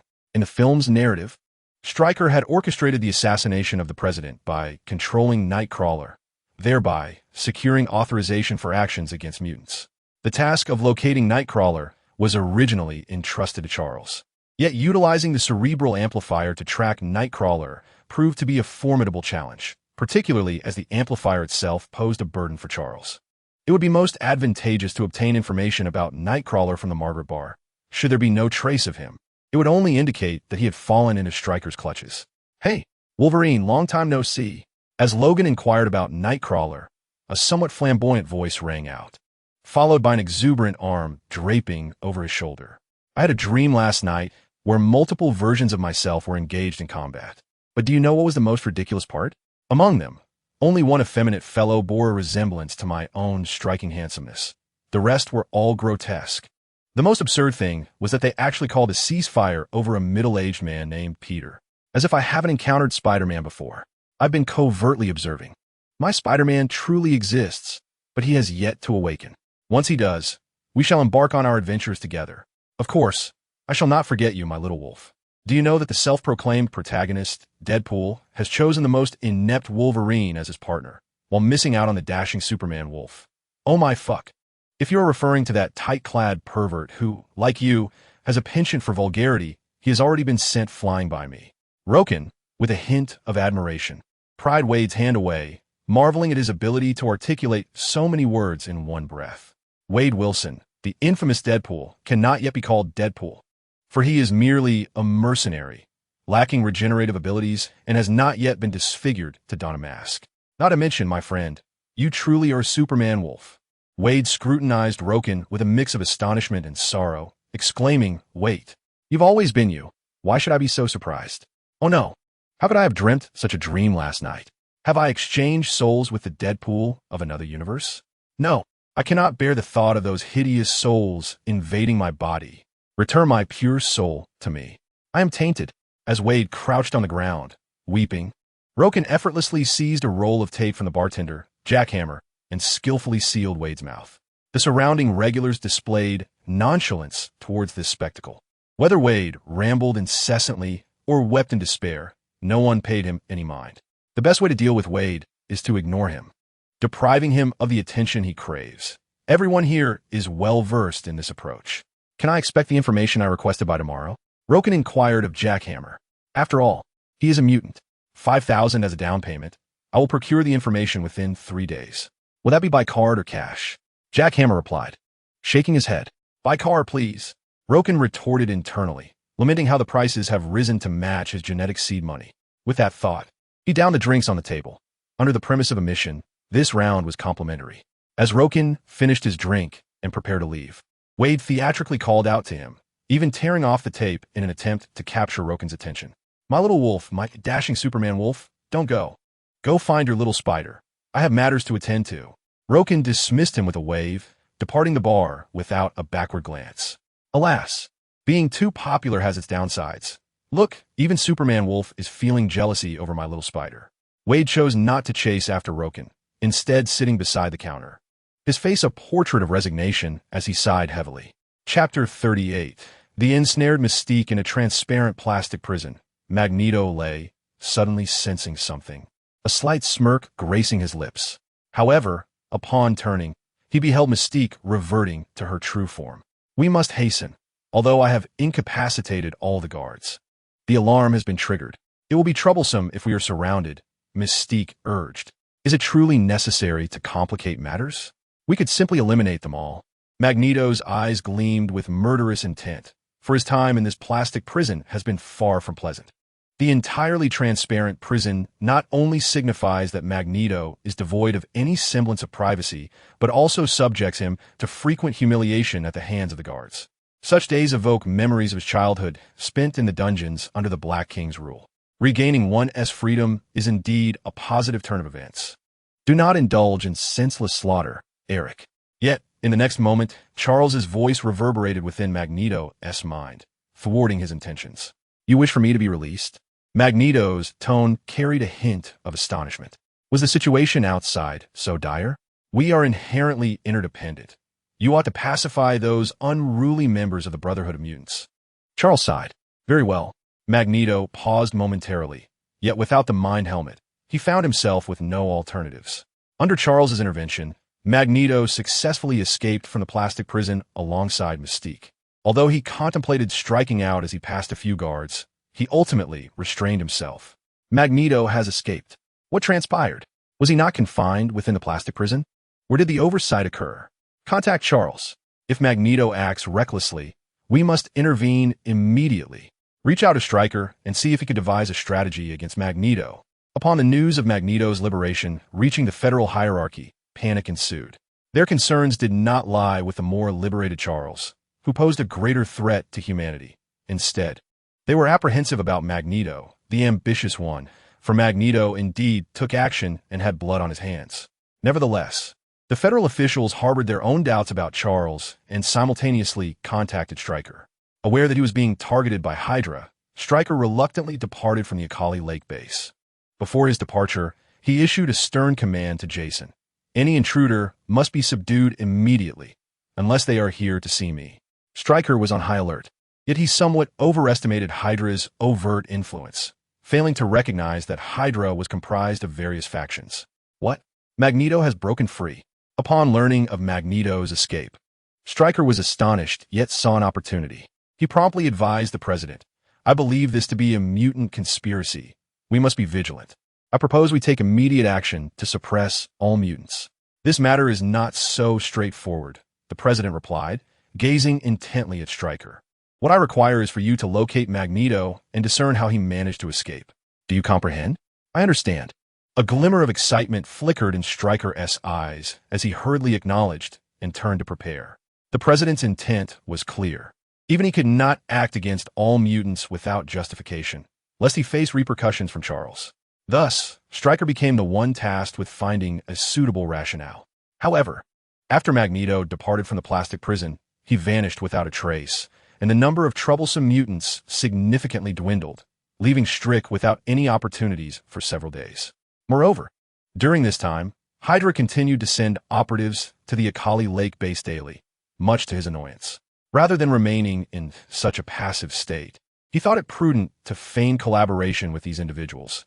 If they could indeed persuade the president to authorize actions against mutants, it would ultimately serve his interests as well. Consequently, Strick resolved to make contact with Hydra, ensuring that they would not gain control over Jason in the process. If the opportunity arose, Strick intended to leverage this situation to lure out the higher-ups of Hydra and manipulate them. Outside the Akali Lake base. Is this the place? Magneto inquired with a glint of coldness in his eyes as he gazed at the distant base, accompanied by Mystique. Over the past few days, Magneto had finally discerned Charles's reasons for rescuing him from the plastic prison and had also uncovered Strick's whereabouts. Unlike the cautious Charles, Magneto had no qualms regarding human sentiments. Indeed, this was intrinsic to his character. Faced with Strick, who was preparing to confront him, it would be peculiar for Magneto not to act. Yes, this is indeed the location.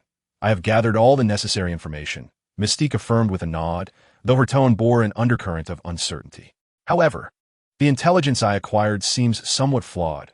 Recently, soldiers from other factions have been appearing at this base, only to subsequently vanish without a trace.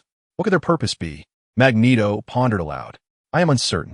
I investigated those soldiers from various factions, yet their comrades are equally in the dark regarding their purpose for coming here, Mystique replied, shaking her head slowly.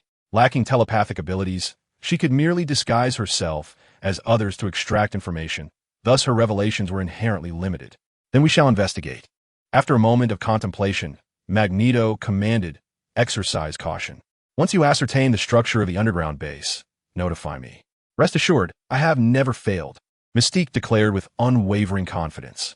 Given that soldiers have been frequenting this location, it presents an opportunity for me to infiltrate. Inside the Akali Lake base, another one has arrived? Strick's expression turned serious upon receiving the news of an incoming individual. Subject 143. Access the newcomer's memories, but do not exert control over him. We shall have a cordial discussion. She is not from Hydra. Her name is Raven, a mutant. Yet, when Jason's voice echoed in Strick's mind, his pupils dilated sharply. There is also another mutant named Eric waiting outside the base, poised to act once Raven has discerned the layout of the underground facility. Truly, fortune favors the prepared. Strick's demeanor gradually transformed into one of excitement. I had previously struggled to locate Magneto, yet here he is, along with Mystique, presenting themselves willingly. Patience. Let's toy with them. How do you intend to collaborate? When Mystique, disguised as a soldier, was brought before Strick, he coldly inquired, let us see how sincere you truly are.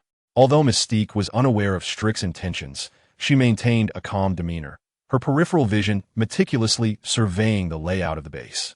Strick, unfazed by her poise, understood that while Mystique was manageable, substantial preparation was essential for dealing with Magneto. However, Mystique soon sensed something amiss. She keenly detected the mocking glint in Strick's gaze, which indicated he was toying with his prey, igniting her fury in an instant. Chapter 39, by 1. Get one free. Magneto. Mystique made her move, only to be swiftly subdued.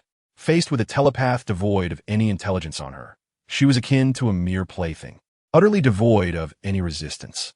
Magneto could not be allowed to fall into federal hands. He must first be detained and controlled. Once I secure authorization against mutants, I can deploy him to confront Charles and his allies. As Strick observed the now captured Mystique, a smirk crept upon his lips as he began scheming his next steps. Colonel, we are ready. Shortly thereafter, when his subordinate soldiers arrived to report, Strick's triumphant smile deepened. Have her send a message to Magneto, revealing the structure of the underground base. He commanded, his expression brimming with confidence. Understood. Mystique nodded respectfully, transmitting a series of data to Magneto.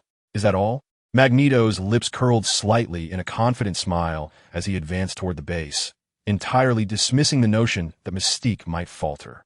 This is a common flaw among powerful mutants.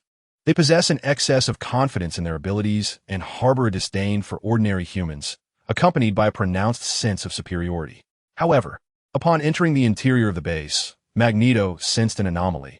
A squad of concealed soldiers surrounded him, seemingly indicating that Raven had been discovered. Engage. As Magneto halted, the soldiers opened fire in unison. These were the previously embedded Hydra operatives. Bang, bang, bang. Bullets hurtled toward Magneto, yet they hovered mid-air, suspended by his mocking smile. Just then, Deathstrike revealed her adamantium claws, leaping from the shadows to strike at Magneto, only to find herself similarly halted in mid-air by his gesture. Deathstrike, also known as Yukio, possessed abilities akin to Wolverine's. A product of Strick's weapon experimentation, she boasted formidable regenerative capabilities and an adamantium skeletal structure. Unlike Wolverine, however, Deathstrike's claws were more akin to those of a saber-toothed tiger, extended from her fingertips.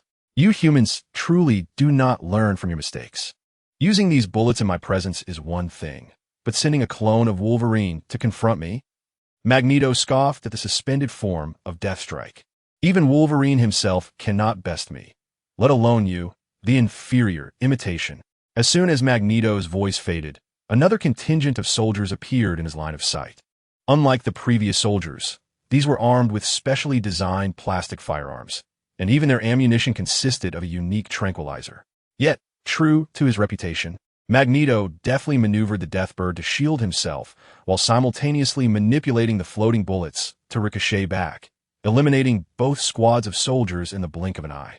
However, amid executing these maneuvers, Magneto suddenly felt a lightness above his head, accompanied by a gust of wind that tousled his hair. A sense of dread washed over him. His mental helmet. Before he could fully comprehend the situation, his consciousness faded away. It could only be said that Magneto had perhaps been a tad too arrogant, despite the lessons learned from Black King's experiences. He had neglected to install a plastic clasp beneath his mental helmet. Perhaps this was the hubris characteristic of one with magnetic powers. Yet, therein lay the vulnerability of Magneto and powerful mutants like Charles. Too little margin for error. Magneto was indeed just human.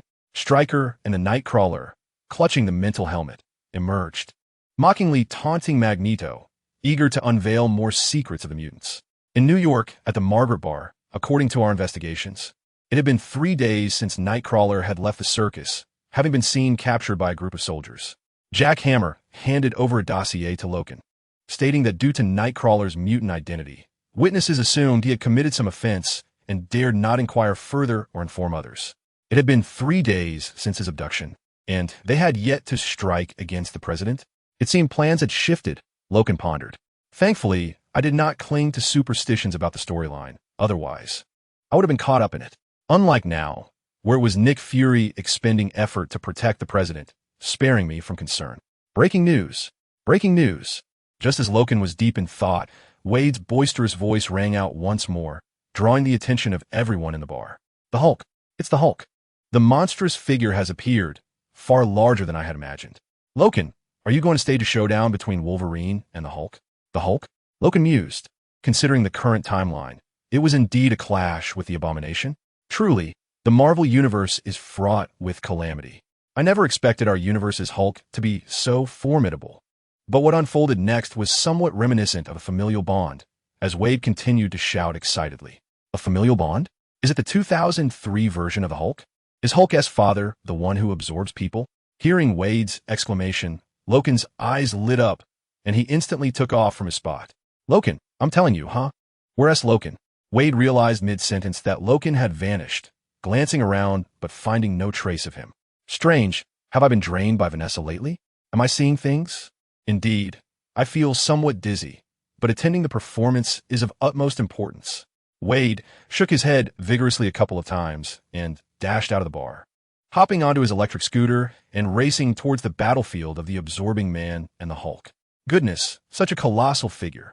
Luo Kun exclaimed in astonishment as he beheld the Hulk and the Absorbing Man from afar. In contrast to the Hulk, who barely exceeds 2 meters in the Marvel Cinematic Universe. The Hulk before Luo Kun could truly be described as a giant among giants. However, what truly astonished Luo Kun was not the Hulk, towering over 4 meters, but rather a 40-meter-tall Earth giant. Indeed, this Earth giant was none other than the Absorbing Man, a being with the extraordinary ability to alter his molecular structure, mimicking objects he encounters, and even absorbing energy. It could be said that at this moment, the Absorbing Man surpassed the giant Ant-Man from the Marvel films and far exceeded the maximum size of the Absorbing Man from the 2003 version that Luo Kun had researched. It was evident that the current narrative diverged from the original storyline, as Luo Kun, gradually approaching, could already hear the Absorbing Man's roar. What is wrong with being a specimen? You yourself are a specimen. Your very existence is an experiment. My experiment has succeeded. You are merely a beginning, and I am merely a beginning. I shall create an entirely new era, and the fruits of my experiment will astonish all of humanity.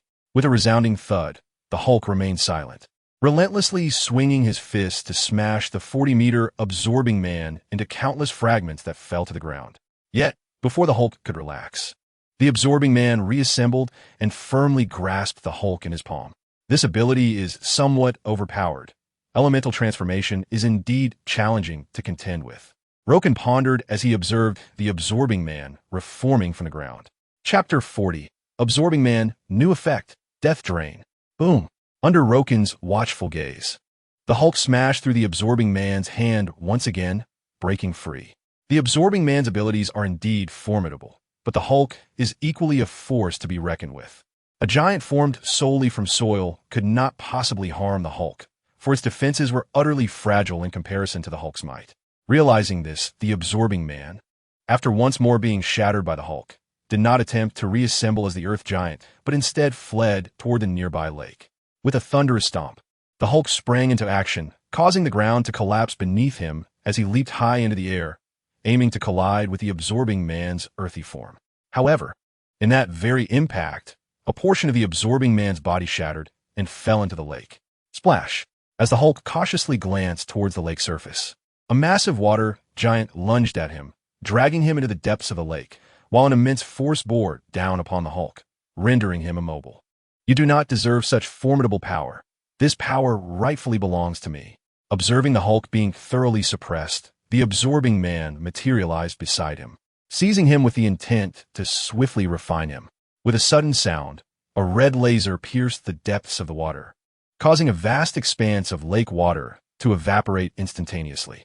Even after transforming into a colossal being of water, the absorber still felt an intense burning sensation, particularly as he sensed the surrounding water rapidly heating and evaporating. A wave of alarm surged within him, compelling him to refrain from lingering beneath the surface. What formidable energy! Could he be a mutant? The absorber leapt from the lake, evading the searing gaze as he turned to observe where Luo Kun stood. The heat ray proved to be quite effective. The 6th-level heat ray was significantly more potent than its 5th-level counterpart. Witnessing the lake's water level plummet by half in an instant, Luo Kun expressed his astonishment. The direct release of such a heat ray possessed tremendous power. If the energy-charged chest cannon were unleashed, its might could rival that of a small-scale nuclear explosion. It appeared that his energy reserves were depleting rapidly. He could no longer sustain such energy attacks. This was my opportunity. As Luo Kun pondered this, the absorber, believing Luo Kun's use of the heat ray had left him with repercussions, decisively lunged toward him. Though the energy within this mutant might not compare to the boundless potential of Bruce, he was undoubtedly a rare quarry. Capturing him would allow me to better absorb Bruce's energy. The greedy absorber transformed into a watery form and surged toward Luo Kun, unleashing a powerful suction from within the flow. Yet, the anticipated outcome never materialized. The absorber found himself empty-handed, as no energy was extracted from Luo Kun's being, as if such energy had never existed within him. Gene locking max. Kid. With a hum, as the absorber's consciousness began to falter, bewildered by the failure of his abilities, an invisible mental force struck his mind. He immediately lost awareness, reverting from his liquid form back to his normal state, still devoid of clothing. Just when I was at a loss for how to deal with you, you delivered yourself to my doorstep? Luo Kun observed the absorber mockingly, only to find him transformed back into the visage of David Banner. For a moment, Luo Kun felt a sense of distaste, as David Banner was not clad in attire. It appeared that the Hulk's legendary indestructible shorts were not inherited from you. Then again, you had elementalized and had no need to conceal your vital parts. With a swift motion, Luo Kun unleashed a steel claw, severing the absorber's head. A chime resonated, death absorption activated, acquiring the energy absorption ability of David Banner at level 5. Another chime followed, announcing a new effect, the ability to selectively absorb or forego the acquired skill, transforming it into experience for a similar ability or completely relinquishing it. The 2 consecutive notifications momentarily stunned Luo Kun. Upon realizing he had gained the energy absorption of the absorber, he felt a pang of disappointment. For if he had obtained the ability to mimic and alter his molecular structure, he could have directly transformed into a being of adamantium. This truly aligns with the moniker of Wolverine. It embodies, in a literal sense, a physique akin to that of superhuman. Moreover, its capacity for energy absorption is commendable, granting Luo Kun a dual resistance to both physical and magical forces. Not to mention, the newfound effects of Death Drain mean that Luo Kun will no longer hesitate to eliminate an enemy simply to avoid acquiring their powers. With a flourish, as Luo Kun discarded the headless corpse of the absorbing man, the Hulk emerged from the depths of the lake. Luo Kun, momentarily awkward at the sight of the steamy Hulk, recalled that he had not only slain Hulk's father, but had nearly simmered him into a pot of Hulk stew. Thank you, he said. However, Luo Kun was taken aback when the Hulk's form began to diminish, swiftly transforming into Bruce Banner, who expressed his gratitude towards Luo Kun. Bruce Banner was uncertain whether the Hulk could withstand the refining process of the absorbing man, but both Hulk and Banner were enveloped in a sense of despair and reluctance. At that moment, Luo Kun acted. Even after eliminating the absorbing man, Neither Bruce Banner nor the Hulk bore any resentment, but rather a sense of gratitude. After all, the absorbing man's actions had long disqualified him from the role of a father to Bruce and Hulk. Furthermore, it was preferable for the absorbing man to perish at Rokun's hands than for Hulk to commit patricide himself. It's all right. What are your plans moving forward? Rokun inquired, gesturing towards Bruce Banner. General Ross sent me to capture you for further research, but I refuse to become a subject, nor do I wish to be a monster. Bruce Banner faced Rokun with an unexpected familiarity, perhaps due to their shared experiences as outcasts. The powers that belong to you cannot be taken by others. Much like those of mutants, Rokun reminded him. Many mutants struggle with their abilities, which complicate their lives, yet they ultimately accept these powers out of necessity. If the current situation for mutants were not so dire, I would suggest you listen to the teachings of Professor Charles at Xavier School for Gifted Youngsters. He possesses considerable experience in this regard. Oh, what do I see? Is a battle between the Hulk and Wolverine about to unfold in this universe? Where's my phone? Where's my camera? Just as Rokun was advising Bruce Banner, the ever-annoying Wade arrived on his scooter, rummaging through his pockets for his camera to document this encounter. Chapter 41. The Slandered Tony Stark Buzz. Buzz. Whoosh. Just as Wade finally retrieved his phone, the sound of helicopters echoed from the skies. Until we meet again, if fate allows, I shall visit Xavier's Academy.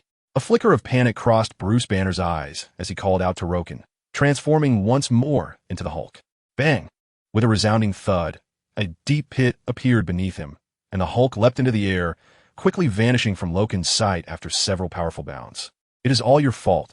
I have yet to inquire about the material of his trousers. Loken observed Wade, who seemed poised to speak, but took the initiative to interject first. Isn't it apparent, my friend? This is clearly the effect of the river crab's divine strength. Must we even question it? Besides, do you not possess it as well? Your garments have vanished on more than one occasion. Save for a rare few instances, your trousers have remained intact. Of course, I still prefer that scene where you wore nothing at all. Too bad that was not you, but another wolf. If you wish to avoid attracting military attention, you should leave at once. Loken, dismissing the incessant prattle of Deadpool, vanished into the sky. Wait. Wade's eyes widened. Even if you were a superhuman wolf, you cannot fly. Is this reasonable? And what am I to do if you take flight? Damn it. Wade hurriedly mounted his small electric scooter and raced back, having gained nothing from this excursion, nearly drawing the military's notice instead. For a period thereafter, Stark's side seemed eerily quiet, devoid of any news, while Charles kept a vigilant eye on the situation at the Akali Lake base. However, due to Jason's presence, Charles's telepathic abilities yielded some information, albeit limited. He learned that Hydra was preparing to collaborate with Stark. As for the specifics of this partnership, Charles could not glean any details, as the Hydra soldiers merely served as conduits, entirely unaware of the particulars involved. This precaution, originally intended to guard against Stark and Jason, inadvertently thwarted Charles's probing. Upon receiving news of Stark's cooperation with Hydra, Loken felt no surprise. Within this universe teeming with mutants, it was hardly unexpected for Stark to be ahead of Hydra. During this time, Loken had been diligently exploring and researching his various abilities at Frank's base.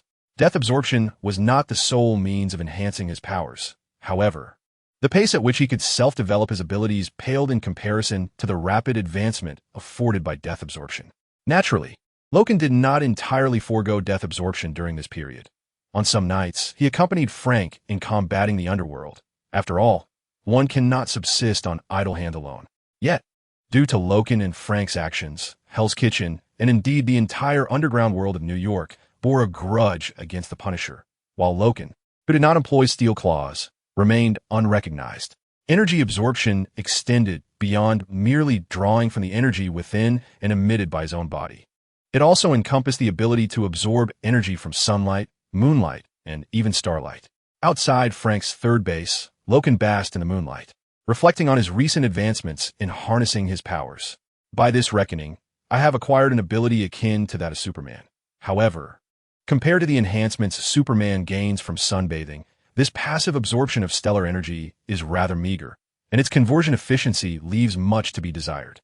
However, one must not demand too much, for this is merely a fifth-tier energy absorption, and being able to absorb such energy and elevate oneself gradually is commendable.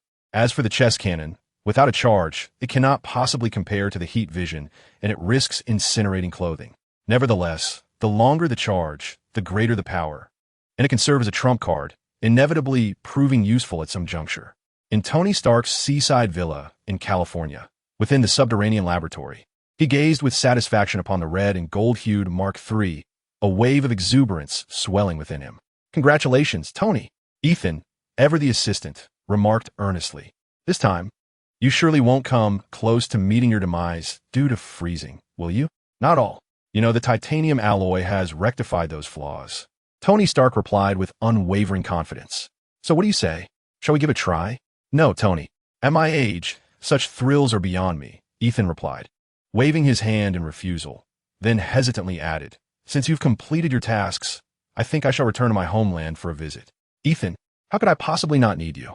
Were it not for you, I would have perished long ago," Tony Stark stated with earnest gravity. "You may certainly return, but not just yet.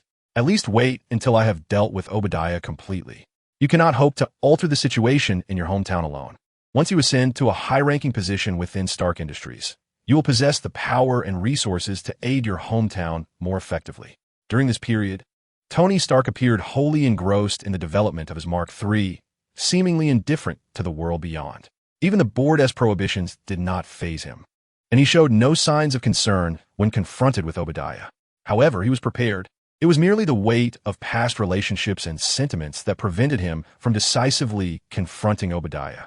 At that moment, the television nearby interrupted their conversation with breaking news. Tonight's red carpet remains as vibrant as ever, as the third annual Firefighter Family Fun Charity Gala is hosted by Tony Stark. We extend our gratitude for his generous contributions, though regrettably, Tony Stark himself is absent. "Jarvis, have we received any invitations?" Tony Stark inquired after a brief silence. "I have no record of any invitations, sir," Jarvis replied. "Huh, it seems someone is attempting to usurp my influence," Tony Stark remarked with a sardonic tone. "But how could this middle-aged, balding man ever compare to me?" Yet, while Tony Stark's sarcasm was evident, the journalist displayed even sharper wit. Ever since that highly controversial press conference, Tony Stark had not made a public appearance. Some experts speculate that he is suffering from post-traumatic stress disorder and is now bedridden. Others conjecture that he encountered unspeakable events in the Middle East, leading to a loss of his masculine vigor, resulting in his association with the LGBTQ community. There are whispers suggesting that Tony Stark returned from the Middle East with a middle-aged man, and the two now share a home and meals. Consequently, it may prove challenging for various female models seeking to leverage their connection with Tony Stark for publicity. However, it seems a springtime of opportunity has arrived for male models. With a resounding thud, Tony Stark slammed his hand on the table, causing himself some discomfort. "Defamation! He is slandering me!" Tony Stark exclaimed fiercely. "Am I now part of the LGBTQ community? Have I lost my masculine prowess? Jarvis, first, acquire this media outlet for me, and then reach out to the cover models I've missed during this time. I want to confront 10 of them. I shall make it known that my vigor remains unabated." Chapter 42, Discovering the Tragedy. Ripping off the facade, Ethan felt an overwhelming sense of embarrassment upon learning of his supposed status as Tony Stark's rumored boyfriend. As a person from the Middle East, Ethan's conservative views found it difficult to accept such a lengthy string of letters. "Ahem, please remain calm, Tony," he urged. Yet, upon hearing about Tony Stark's indiscretion, Ethan could not help but advise, "You simply need to make an appearance. There is no need to escalate this matter so dramatically." While others may be unaware of Tony Stark's condition, Ethan was not oblivious. Although he had replaced the old arc reactor, the palladium poisoning issue still persisted. Tony Stark had even begun consuming chlorophyll to alleviate his palladium poisoning symptoms. It would be best not to expend energy on such trivial pursuits. "Would you care to join?" Tony Stark inquired, taking a deep breath to steady his emotions. "I think I shall refrain. Who knows how the media would spin the story?" Ethan replied with an awkward smile. "Very well, Jarvis, should anything unusual occur on my end, have Ethan don the Mark II to assist me," Tony Stark instructed, nodding at Jarvis before driving away without waiting for Ethan's response. When Tony Stark arrived at the charity gala, all spotlight turned towards him, rendering the previously popular Obadiah invisible to the crowd. Nevertheless, Tony Stark exhibited no signs of distress. He engaged in jovial banter with Obadiah, participated in the dance, and even deepened his relationship with Pepper. It was not until Christine, a journalist who had previously shared an intimate moment with Tony Stark, approach him with a scowl that the atmosphere shifted. How dare you show up today? Are you not going to explain the recent tragedy your company has caused? She demanded.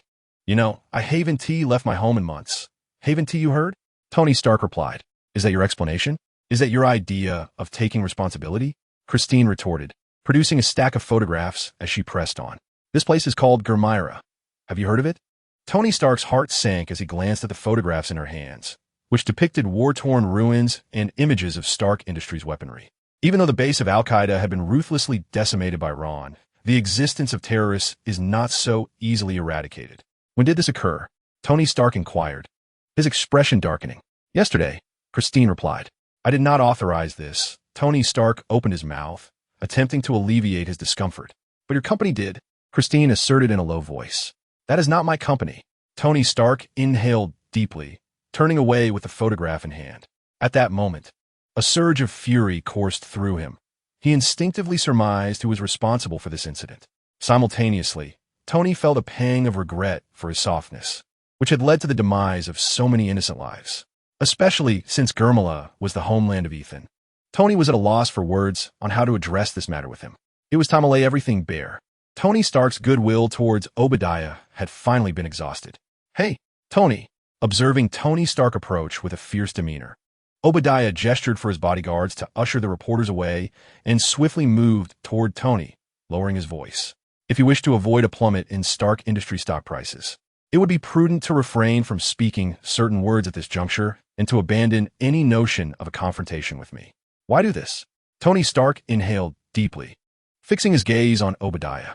You refuse to unveil your new research, even if just to entice investors with mere promises, yet you remain obstinately unwilling, Obadiah retorted, casting a glance at the photograph in Tony's hand. What else can I do to ensure the company's continued growth? Shall I hide away like you do? Without me, Stark Industries would have collapsed long ago. You are utterly unfit for business. The board's previous restrictions on you were orchestrated by me, because you should not continue to be part of Stark Industries. Just as you should not be present at this charitable gala, nor should you approach me in such a belligerent manner. Reflect on this, and think carefully before we converse again. With that, Obadiah turned and departed without waiting for Tony's response. The one who has not thought things through is you, Obadiah. Tony Stark exhaled a heavy sigh and also turned to leave. How is your research progressing? Any advancements? After departing, Obadiah contacted his subordinate researchers. Due to the absence of Raza delivering Mark I to Obadiah, he remained unaware of Tony Stark's development of the armor. Obadiah merely hoped that his researchers could miniaturize the colossal arc reactor to the size of the one in Tony Stark's chest, thus ushering in a new era of energy. The benefits of the energy sector are no less significant than those of the military-industrial complex, particularly given that this technology surpasses the weapons previously produced by Stark Industries. Apologies. We currently have no progress to report. The demands of Obadiah were proving to be quite burdensome for the ordinary scientists, graduates of Ivy League institutions. An apologetic voice soon emerged. Damn it, useless. You are an inept bunch. Obadiah raged, his frustration boiling over as he berated the multitude of supporters who had made no progress with the research derived from the meager resources Tony Stark had in his prison cell in the Middle East. You are squandering the resources and equipment of Stark Industries Lab 16. Now tell me, how much longer until you achieve even the slightest advancement? Or would you prefer to have Tony Stark himself guide us? A cautious voice on the other end inquired. With a resounding crash, the phone was hurled to the ground, but remained unscathed. Exhaling a heavy sigh, Obadiah murmured to himself, this cannot drag on any longer. That damned Wolverine intervened. And although Tony Stark was successfully rescued, he is now starting to doubt me. If I do not take action soon, I may find it impossible to escape with my life, let alone seize Stark Industries. Those who have sought my collaboration are not easy to deal with. Even if Tony were to forgive me, they would not. I must act. In California, at Tony Stark's seaside villa, he had just informed Ethan about the situation with Gurmira. He could not bear to deceive Ethan, nor could such matters remain concealed for long. Upon hearing the news, Ethan trembled, nearly fainting, but Tony Stark was quick to support him. Observing the redness around Ethan's eyes, Tony's guilt intensified. Tony, I need to go back. I want to see for myself. Ethan insisted, mustering his strength to address Tony. Rest assured, I will handle it. Just take care of yourself and sleep well. When you awaken, Gurmala will be at peace. I promise. Tony Stark solemnly vowed. Chapter 43. The conclusion of Obadiah. Under Tony Stark's promise, Ethan gradually relaxed and succumbed to exhaustion, drifting into sleep. However, Tony Stark could no longer contain himself. Jarvis, prepare the suit, he commanded, his eyes glinting with cold fury. Sir, according to your previous orders, we have identified that Obadiah has infiltrated the villa and has blocked the upper villa signals. Jarvis reported just as Tony donned the Mark III suit. So, he's come after all? Tony Stark mused, pondering what Obadiah's plan might entail. Apologies, sir, but the upper villa's signals have been obscured and cannot be investigated. Jarvis replied. No matter, we shall discover his intentions once we capture him. Tony Stark remarked with a self-deprecating smile. In the darkness, Obadiah furrowed his brow, cautiously searching for Tony Stark's whereabouts. He was certain that Tony had returned to the villa, yet he could not locate him. Is he in the room? Or perhaps in the basement? I should make a phone call to draw his attention, Obadiah thought, wary of a potential encounter with Tony Stark, and pulled out his phone to dial. The phone rang. In but a moment, the phone rang behind Obadiah, causing a cold sweat to break out on his back. With a swift motion, Obadiah retrieved a small resonator from his hand and pivoted sharply towards the source of the ringing. There was a loud thud, and in the next instant, he felt a sharp pain in his arm, as if he had struck a steel plate. No, it wasn't merely a feeling. Before him stood a tin can. What is this? Obadiah stared blankly at the tin can, perplexed. Is this a new gadget devised by Tony? Wait, the arc reactor? Isn't this precisely what you sought? The eyes of Mark III glowed, and Tony Stark's mocking voice resonated. Tony, are you inside? Obadiah momentarily froze, but soon his excitement bubbled forth. Marvelous. I knew you would succeed. You are nothing short of a genius. The accomplishments you've achieved are akin to your father's development of the atomic bomb. No, you surpass him in brilliance. Once revealed, Stark Industries stock will undoubtedly soar. Huh, Tony Stark scoffed. Regrettably, it cannot be as you wish. This is not a weapon, but rather my instrument of justice. No, Tony, you cannot remain so selfish forever. If your father had not unveiled the atomic bomb, the war would never have concluded. Obadiah chastised sternly. Indeed, that is quite accurate. Thus, wars have never truly ceased. Tony Stark nodded.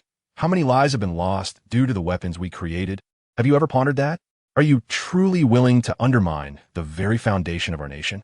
Tony, you're no longer a child. Must you persist in such naivety? Obadiah admonished in a tone of an elder. You cannot genuinely believe that I alone am responsible for selling weapons to the Middle East, can you? This world operates as such. You cannot solely occupy your mind with inventions and women. Therefore, I shall endeavor to effect change. Tony Stark shook his head slowly, his voice resolute. And besides, you desire this armor, do you not? I shall provide you with a set, Jarvis. Have you come to your senses? Obadiah was momentarily taken aback. Then elation surged within him. Yet before he could revel in his joy, Mark III seized him, transporting him to the basement. Click, click, click. Subsequently, Mark II forcibly donned itself upon Obadiah, leaving him bewildered, utterly perplexed by Tony Stark's actions. Rhodey, I have sent you a gift. I have granted you access to this armor outside, but the individual within I never wish to see again. As Tony Stark dialed Rhodey, Mark II had already ascended into the night sky. What does this mean? Rhodey was equally confused by Tony Stark's late-night call. No worries. The commotion I create may be somewhat significant. I hope you can assist in managing it. The PR department of Stark Industries will cooperate with you. As Tony Stark spoke, he was already maneuvering Mark III towards the Middle East. On this night, Tony Stark seeks vengeance for Ethan and for the innocent lives lost beneath the weapons of Stark Industries. Was there a bit too much commotion? Rod, still bewildered by the abrupt disconnection of the call, soon heard the soldiers' exclamations. An unidentified flying object had breached the radar range of the base, heading directly towards it. Warning, it shows no signs of deceleration. Should we shoot it down? Should we shoot it down? Wait, hold your fire. Regaining his composure, Rod recalled Tony Stark's earlier call and quickly commanded his subordinates to magnify the image. It remained at full speed, its size exceedingly small, leaving them uncertain whether it was a drone or some weaponry. It slowed down. It was a humanoid weapon. Action. Let us investigate. With a hint of hesitation, Rod ultimately led the soldiers out of the command room. Clang. Upon witnessing the Mark II land, Rod shuddered as if struck by love, particularly recalling Tony Stark granting him permission. Wait, is there someone inside? Rod snapped back to reality and urgently instructed those around him to leave a small team behind. Everyone else should vacate. Help! Let me out! Came the weak voice of Obadiah from within the Mark II, the previous flight experience having been excessively exhilarating for him. However, the Mark II did not pause. It marched straight into the base's equipment room, where Jarvis's voice rang out. Colonel Rod, please assist in disassembling the Mark II. Oh, very well. With eyes gleaming at the sight of the Mark II, Rod quickly organized the removal of the armor, freeing Obadiah at last. Phew, phew. Just as Obadiah regained his freedom, he gasped for breath, only to have a rag stuffed in his mouth, followed immediately by being ensconced in a sack. If news of today's events leaks, you all know the consequences. Rod solemnly surveyed the surrounding soldiers. Colonel, what about this new equipment? Inquired the adjutant in a hushed tone. This can be disclosed, but there is no one within the Mark II. Rod waved his hand dismissively. He comprehended Tony Stark's intentions. Stark Industries had now shuttered its weapons manufacturing division, and relations with the military were not as amicable as before. The Mark II was, in essence, a donation to the military through Rod, a matter that could be publicly acknowledged. Even if others questioned it, they could assert that this was indicative of Rod's close relationship with Tony Stark. As for how much the military could derive from the Mark II, that remained to be seen. However, due to Rokon's prior revelations to Tony Stark, Obadiah would not get the chance to become the villain, Ironmonger, and thus his storyline concluded prematurely. Rod would show no mercy. The military possessed ample strength and means, and it was foreseeable that Obadiah would find it far from easy to meet his end. Chapter 44. The Sinister Trade of Souls and the Ironhead Technique Hell's Kitchen. New York. Are you saying that a guy named Hammerhead withstood a bullet to the head and ran away? Luo Kun was summoned by Frank, and as he listened to Frank's account, he couldn't help but express his astonishment. Previously, Frank had fixated on a heinous human trafficking case, involving countless blooming young girls and robust youths being sent to a port in New York, only to vanish without a trace. This was evidently a well-established industrial chain. However, Frank was not one to concern himself with such intricacies. He had nearly annihilated that gang, leaving only their leader to flee without a backward glance after receiving a bullet from Frank. Frank was apprehensive that this individual might possess extraordinary abilities as a mutant, and with so many innocent bystanders around, he hesitated to unleash heavy firepower. Consequently, after contacting Nick Fury to handle the smuggled migrants, Frank decisively called upon Luo Kun, who had been squatting at his base, languishing in boredom under the moonlight. Initially, Luo Kun thought Frank had encountered a formidable adversary, but upon hearing Frank's intelligence, he felt a wave of disappointment wash over him. Hammerhead, whose real name was Joseph, hailed from a warrior nation and was the leader of the Magia in Hell's Kitchen. During a gang conflict, he had sustained severe head trauma, and after being fitted with a metal skull by doctors, Joseph attained an invulnerable iron head, subsequently becoming a legend within the underworld. And you had me come all this way in the dead of night for this? He merely has a metal head. Why not just use heavy artillery to blow him apart? Luo Kun scoffed as he searched for information on Hammerhead. Impossible. Absolutely impossible. He must be a mutant. Frank, a man who valued intelligence, did not share Luo Kun's view. He believed that someone who had achieved such notoriety could not be so easily dispatched. He is likely a mutant with abilities akin to yours. Without a healing factor, how could he have a metal skull? A bullet to his head, even if it doesn't penetrate, would still incapacitate him. Luo Kun had to concede that Frank's reasoning held considerable merit. After all, even Wolverine had experienced being knocked out by a bullet to the head in the movies, and it was not even from adamantium bullets, but rather from a standard officer's firearm. Thus, it was evident that Hammerhead possessed some remarkable resilience, as Frank had not succeeded in incapacitating him with a headshot. Actually, I am quite curious. Since he is Hammerhead, why not aim for his heart? Luo Kun inquired with a peculiar expression after regaining his composure. I had no idea he was Hammerhead of the Magia. Frank shrugged. Considering his fame, countless individuals must have attempted to target his heart, yet none have succeeded. This also leads me to suspect he possesses a healing ability. Surely, not everyone could be that foolish. Moreover, I suspect that his skull is made of the same material as yours. With a resigned sigh, Luo Kun relented. Very well. Lead the way. I am eager to see just how tough his head truly is. At the Magia's headquarters, a shaken Hammerhead returned and summoned the remaining members of his gang. Damn it.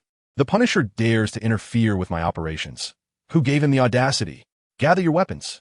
I refuse to believe that he alone can be our adversary. As Hammer observed his subordinates gradually assembling, his confidence surged. Gritting his teeth, he prepared to show Frank a thing or two. The matter of the stowaways was beyond redemption, a fact that incited even greater fury within Hammer than the injuries inflicted by Frank. Bang, bang, bang. Yet before Hammer could lead his men to reclaim their dignity, the sound of gunfire echoed ominously through the stillness of the night. He's dead. The boss is dead. Before Hammer could react, a panicked subordinate burst in, stumbling over his words. With a swift kick, Hammer sent him sprawling to the ground. What nonsense are you spouting? I am still alive. And no, it's the others who are dead. The Punisher has come with his accomplice.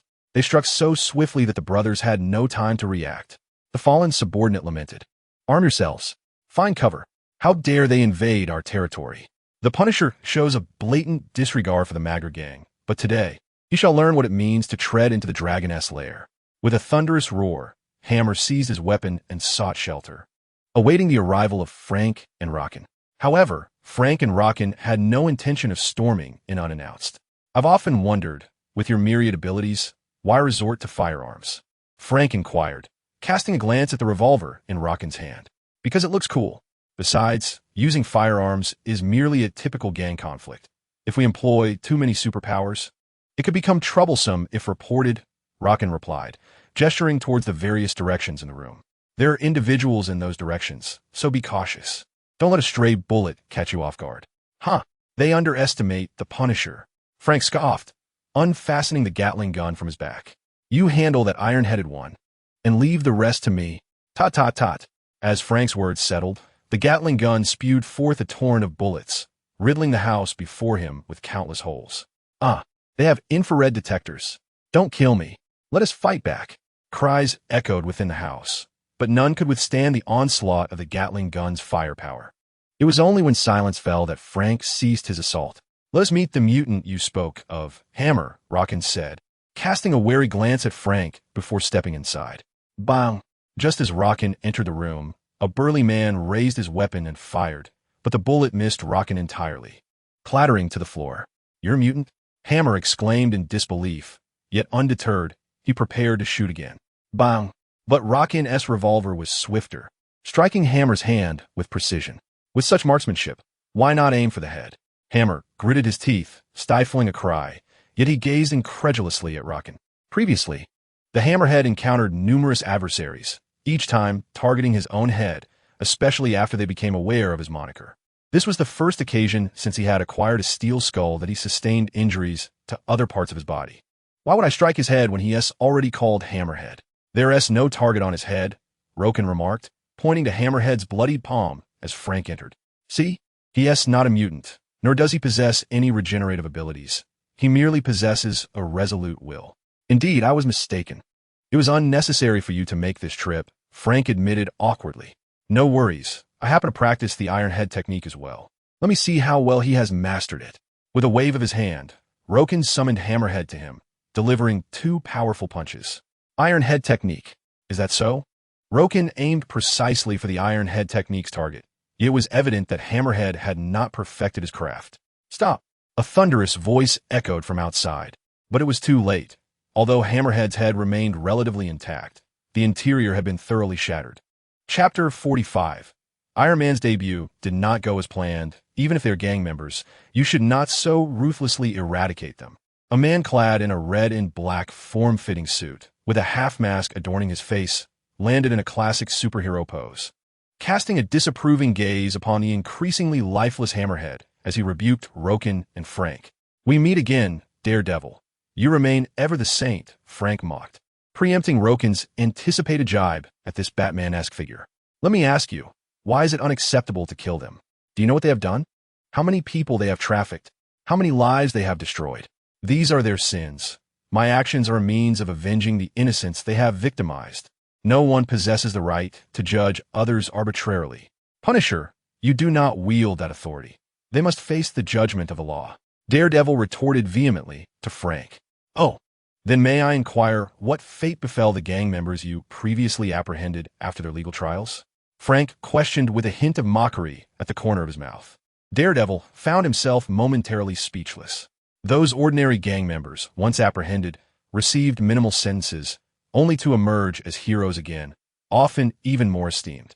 The higher-ups and bosses within the gang could frequently exploit various means to reduce their sentences or evade legal repercussions altogether, often regaining freedom without even having to serve time.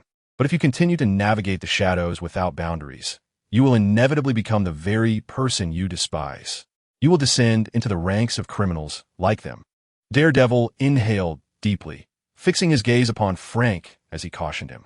At least before that happens, I can eliminate enough wrongdoers and save those who rightfully deserve to live. Frank responded, shaking his head slowly and speaking earnestly. If one day I were to truly descend into the depths of criminality, I have no doubt you would willingly escort me to face the consequences of the law. I would. Daredevil hurled his multi-functional baton, using a grappling line to vanish into the shroud of night. Is that it? I anticipated a confrontation. Luke, gazing at the direction Daredevil had departed, inquired, "Do you know him? We are quite familiar and have collaborated before. However, our philosophies regarding criminals diverge significantly." Frank sighed. "I have witnessed countless offenders evade the law only to escalate their heinous acts. Thus, I would not hesitate to eliminate such criminals. Yet, Daredevil is different.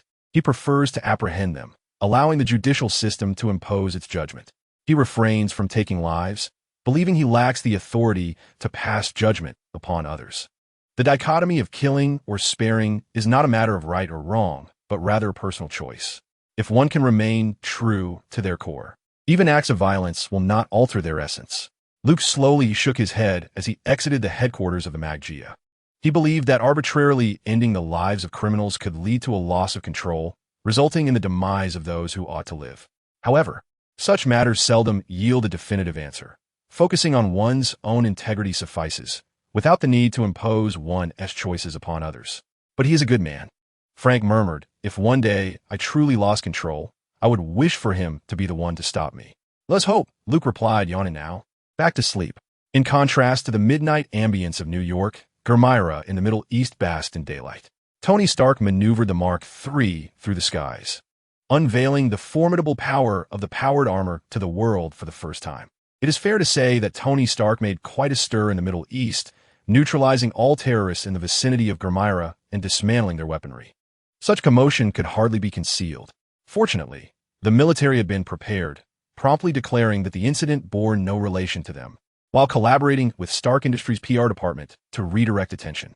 However, upon his return, Tony Stark unexpectedly shifted his stance, especially after he saw reports referring to the eradicator of terrorists as a superhero saving the Middle East, dubbed Iron Man. He convened a press conference, uttering the famous line, "I know I am not cut out to be a hero. I have a multitude of flaws, but the fact remains, I am Iron Man." At that moment, Luke was immensely gratified, no longer burdened by financial worries. Even if Natasha sought him out to purchase genetic seeds, Luke would need to reassess the price thoroughly. The emergence of Iron Man seemed to serve as a catalyst, as Nick Fury and Hydra finally reached an agreement. Fury, under the guise of an introduction, became a member of Hydra. Yet in return, he was obliged to share all research data on mutants, particularly concerning the X-Weapon project. The White House, the presidential residence, has seen an elevation in security measures for some time now. However, the prolonged tranquility has led to a certain laxity among the elite bodyguards. Suddenly, a shadow darted through the corridors of the White House, causing a few guards to turn in confusion, yet they found nothing amiss. An assassin. Protect the president. Natasha was the first to sense the anomaly. Having received intelligence shared by Rokon, she recognized the capabilities of the Nightwalker and swiftly shouted her warning, simultaneously alerting Nick Fury and Rokon. In an instant, chaos ensued within the White House as a throng of bodyguards stormed into the presidential office, encircling the president with layers of protection. Yet they were utterly incapable of keeping pace with the Nightwalker's movements. Meanwhile, at the Brooklyn Bridge in New York, Magneto floated in midair, his hands gracefully waving as countless vehicles began to levitate. Boom! The sound of explosions followed by the cries of terrified people echoed as chaos erupted, with countless lives hanging in the balance. Rokon, both the White House and the Brooklyn Bridge are in turmoil. Eric must be under Stryker's control. Charles immediately initiated a telepathic communication with Rokon, just out of prison, and he is already sending heads on a platter. That Magneto fellow, Rokon couldn't help but scoff. You head to the White House. I'll do my utmost to stop Eric. Hopefully, it will be effective, Charles said, filled with urgency and concern. Rest assured, I will handle Magneto, Rokon replied nonchalantly. What nonsense are you speaking? How could you possibly contend with Eric? Have you forgotten your previous encounters? Charles's voice was laden with incredulity, unable to fathom Rokon's unwavering confidence. Yet Rokon had already severed the telepathic link. However, Rokon was not the swiftest. The newly minted Iron Man, Tony Stark, promptly arrived at the Brooklyn Bridge. It's Iron Man. We're saved. Tony Stark, we love you. Please help us. As Tony Stark made his dashing entrance, cheers erupted, for he was the only superhero currently in existence, poised for his inaugural battle. Fear not, Iron Man is here. The crisis shall be averted. Tony Stark confidently reassured the surrounding crowd, his palm cannon aimed at Magneto, only to discover that his armor was uncontrollably soaring away. Clang! The armor crashed heavily to the ground, rendered completely immobilized. Chapter 46. Magneto is easy to fight. He is truly easy to defeat. Jarvis? Jarvis, what is the situation? Lying in a deep pit, Tony Stark weakly inquired. Sir, according to intelligence reports, the adversary is Magneto, who possesses the ability to manipulate magnetic fields. Mark III has been entirely incapacitated by his influence, Jarvis promptly responded. What should we do about him now? After a brief moment of silence, Tony Stark asked. Sir, your primary concern should be whether you can survive in his grasp, Jarvis cautioned. After all, the formidable Mark III could easily be crushed by him at will. Even the titanium alloy would falter, let alone your flesh and blood within. Tony Stark fell into a contemplative silence.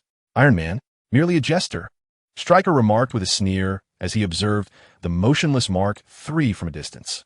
What a farce it is for a suit of such mediocre caliber to seek military protection, only to ultimately fail in concealment. It is nothing but a desperate ploy by Stark Industries to salvage its plummeting stock prices. How could such a mechanical contraption ever rival my X-Weapon project? Wolverine?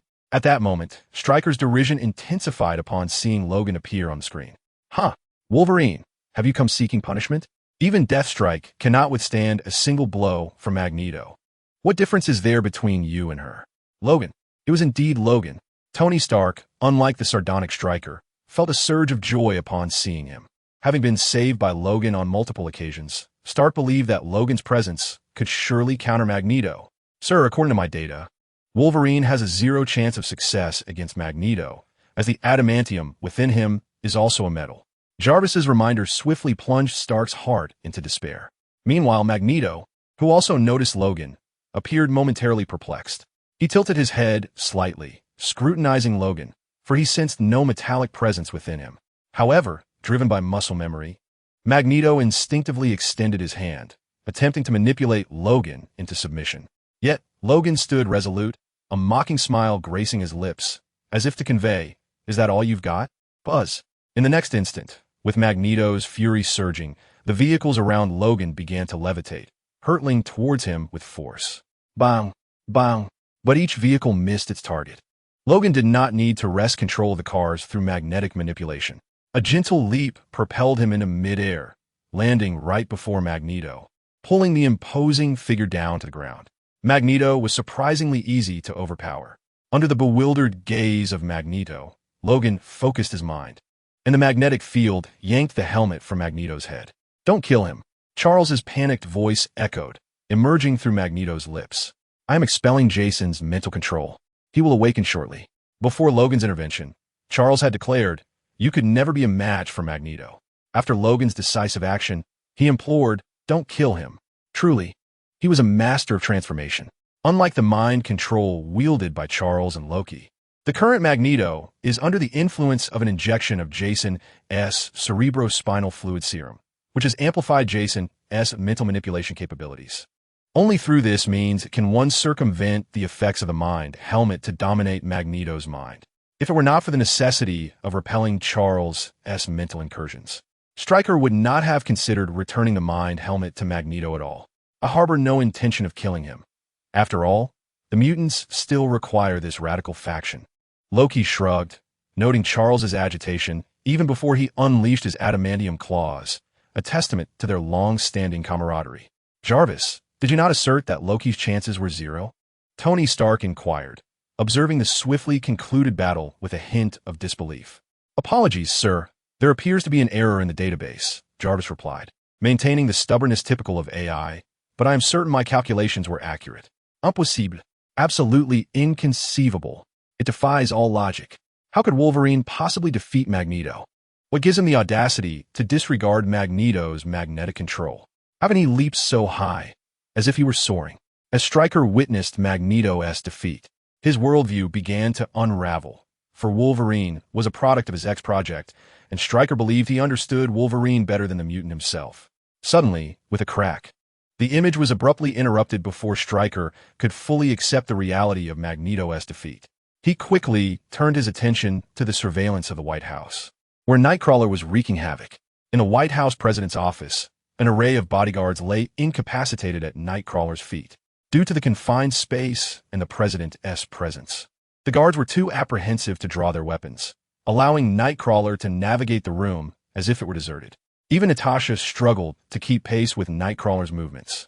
Despite being the most formidable presence in the room, she could not abandon her duty to protect the president to apprehend him forcibly. But what of it? Even if Magneto fell to Wolverine, Stryker exhaled, his eyes gleaming with cold determination. This assassination plot against the president has already succeeded. Once Nightcrawler escapes, Hydra and I can compel the president to authorize aggressive actions against mutants. Wolverine, I am eager to uncover the secrets you possess that elude my understanding. Yet, before Stryker's ambitions could unfold, Nightcrawler abruptly halted within the president's office, as Charles' mental power descended upon him. I have restrained him. You must act quickly, echoed Charles' voice in Natasha's ear. With a resounding thud, Natasha sprang into action, delivering a powerful kick that sent Nightcrawler sprawling to the ground.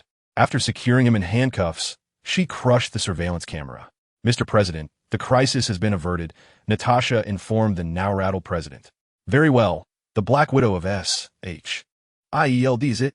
I shall remember you. I will commend your superior for your efforts, the president replied, gradually regaining his composure and smiling at Natasha. Your Excellency, the mutants have not only brazenly committed mass murder on the Brooklyn Bridge, but have also attempted to assassinate you. This is no ordinary insurrection. Decisive action is imperative. At this moment, a staff member lurking in the shadows spoke up boldly. You are correct. The president's expression darkened, and he was about to nod in agreement. Mr. President, we at S.H.I.E.L.D. have gathered some leads on this matter and will soon provide you with an account. Natasha interjected directly. Indeed, the president furrowed his brow upon hearing this. Yet recalling his recent praise for Natasha, he nodded and said, Very well, I shall grant you 3 days. 3 days to present me with an explanation. One day, I can uncover the true culprit within a single day, Natasha vowed solemnly. Chapter 47. Feel the pain. Damn it, Stryker certainly has audacity. After so many days of silence, I almost believed that scoundrel Wolverine had misled me. Nick Fury cursed upon receiving the news. As the director of S.H.I.E.L.D., Nick Fury was undoubtedly averse to the prospect of the president being assassinated or coming to harm. Not to mention that each presidential transition tends to exert some influence on S.H.I.E.L.D.'s authority. The assassination of the president by Nightcrawler was clearly an extraordinary incident. If the president were indeed harmed, Nick Fury would bear the brunt of the responsibility. As for the matter of interrogation, was it even necessary? The truth was already apparent. Soon, an official investigative report concerning Nightcrawler and Magneto was compiled. This was a serious document. The findings pointed directly at Stryker, detailing how he had controlled his son Jason through lobotomy techniques and utilized Jason's abilities to orchestrate this horrific attack alongside Nightcrawler and Magneto. Nick Fury of S.H.I.L.D., Colonel Rhodes of the military, Mutant Charles, and Iron Man of Stark Industries collectively exerted pressure. asserting that such divisive actions between humans and mutants must never occur again, lest countless innocents perish. Strucker's position was suspended, and he was to be apprehended immediately. Any resistance would be met with lethal force. Faced with this multifaceted pressure, the president's countenance fluctuated between uncertainty and resolve, ultimately conceding and issuing the order. This matter would conclude with Strucker. There was no need to actually capture him, to avoid implicating the president in the fallout. After all, the president had not only insinuated Strucker's actions against mutants, but had nearly publicly consented to authorize actions against them. And he naturally wished to contain the repercussions of this affair. In fact, the president turned a blind eye to both Magneto and Nightcrawler, even allowing them to remain unincarcerated without further inquiry. When the president's directive was received, everyone had already arrived at the outskirts of the Akali Lake base, intending to prevent Strucker's escape. How did you manage it? Magneto, who had been holding back, could not resist asking Rhodes. I am considerably older than you. A few mutations are quite normal. Luo Kun gestured dismissively, addressing Tony Stark and Natasha. Jason remains inside the base. It would be prudent for you not to enter, lest you find yourselves betrayed. I have merely come to broaden my horizons, Stark remarked, casting a glance at Magneto. Once we grow familiar with one another, we shall foster better collaboration, shall we not? However, Stark's sentence remained unfinished, implying his intention to optimize armors tailored to various mutants, much like how he was already contemplating crafting a magnetic-resistant suit. The fundamental reason Stark had chosen to join this endeavor was to procure additional intelligence for Jarvis. I wish to enter as well. Raven is still inside, Magneto declared coldly. I shall accompany you, Charles interjected. Scott is missing. He suspects Stryker has taken him. Jean Grey stepped forward to remind them. When did this occur? Luo Kun incurred, somewhat surprised. Did you not notice? He mentioned he was going out for a breath of fresh air and has not returned since. Jean explained helplessly. Is he truly doomed to succumb to a fate of control? Luo Kun mused, ultimately nodding in agreement, his eyes glinting with a murderous intent. But let it be known, Stryker is mine to deal with. Though Luo Kun was no longer the original Wolverine, his newfound identity as such had inherited the deep-seated enmity toward Stryker. Previously, he had chosen to ally with Stark Industries and SHIELD to dismantle Stryker's schemes. Out of concern for the repercussions it might have on Xavier's school for gifted youngsters and the entire mutant race. Now that Stryker had lost the protection of his official status, it was time for him to experience suffering. At the Akali Lake base, Stryker was in a state of panic. Where are the Hydra agents? They informed me that I had been abandoned by the president, and now I cannot reach them. Was it not agreed that I had become a part of Hydra? Stryker questioned the soldiers, his anxiety palpable. Cut off one head, and two more shall grow. Yet, the Hydra soldiers, even in their controlled state, exhibited no fear of death. Instead, they fervently shouted in madness. Madmen, you are all madmen. Stryker gritted his teeth. You can perish, but I cannot afford to die here. Number 143, subdue them and send them to their doom. Prevent Wolverine and his allies from entering. Once they arrive, do whatever it takes to confront them, even if it costs you your lives. Having issued his orders, Stryker turned and departed, as if resolved to a certain fate. Unbeknownst to him, he could not predict whether he would emerge victorious this time. A wise man does not place himself beneath a crumbling wall. Faced with the vengeful Luo Kun and Magneto, Stryker dared not gamble. As Luo Kun and his companions stepped into the depths of the Akali Lake base, a surge of psychic energy erupted forth. The force of the mind indeed surpasses the mental manipulation of Roken, yet under prepared circumstances. Jason's psychic abilities find it challenging to subdue Roken, especially with the presence of Jean Grey, who seemingly has awakened the persona of the Dark Phoenix. In a fleeting moment of confrontation, Jason, hidden in the shadows, found himself bleeding from every orifice, on the brink of collapse, incapable of further action. Had Jason's method of control not relied on the injection of cerebrospinal fluid serum, everyone within the base would have regained consciousness. As Jason's psychic power dissipated, soldiers surged forth, guns blazing. They could not all wield specialized plastic firearms, as those proved ineffectual against Roken. Yet, with Magneto in the vicinity, there was no need for Roken or Jean Grey to engage. One by one, the soldiers fell, pierced by bullets. I shall seek Raven, should I encounter Stryker. I will spare his life. After dispatching the surrounding soldiers, Magneto decisively departed, pursuing deeper into the base. Roken and Jean Grey hastily followed, albeit down a different path than Magneto. Stryker? After an unknown number of soldiers had been slain in the chase, Roken spotted the Deathbird and Stryker in the distance, accelerating to vanish from sight.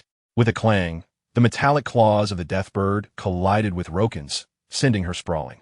Before she could regain her footing, the earlier encounter with Magneto repeated itself. Her body was uncontrollably lifted, ensnared by rebar against a pillar. This is the sensation of being able to wield power at will. Roken mused, choosing to disregard Stryker ahead and pursuing further. With a thud, Stryker attempted to intervene, only to be repelled by Roken's telekinesis, transforming back into Mystique. Eliminating Stryker had become a pressing priority. The Deathbird could be dealt with upon Roken's return. Chapter 48. The Fusion of Regenerative Ability. Breaking through level 6. You are undeniably different now. It is no wonder my Phoenix power was so exhilarated upon encountering you. Jean Grey, arriving belatedly, showed no intention of intervening, instead murmuring as she gazed in the direction Roken had departed. This was the reason Jean Grey remarked on Roken's alluring presence upon their reunion, not solely due to his appearance and demeanor aligning with her, but because his essence and abilities resonated with the Phoenix Force. At the Akali Lake base's helipad, as Roken arrived, Stryker had just initiated the helicopter's departure. To mitigate any unforeseen complications, he personally piloted without any crew. Ha! Wolverine, you have arrived too late. You cannot stop me. Stryker laughed triumphantly upon realizing Roken's approach. Are you enraged? Do you wish to kill me? Alas, you are incapable of doing so. You can only rage impotently, as you have done time and again. Yet fret not, for we shall meet again soon. By then, I shall dissect you once more and unravel all your secrets. Stryker's voice grew increasingly deranged, but as he laughed, he suddenly froze, realizing that the helicopter was inexplicably hovering in midair, showing no signs of ascending further.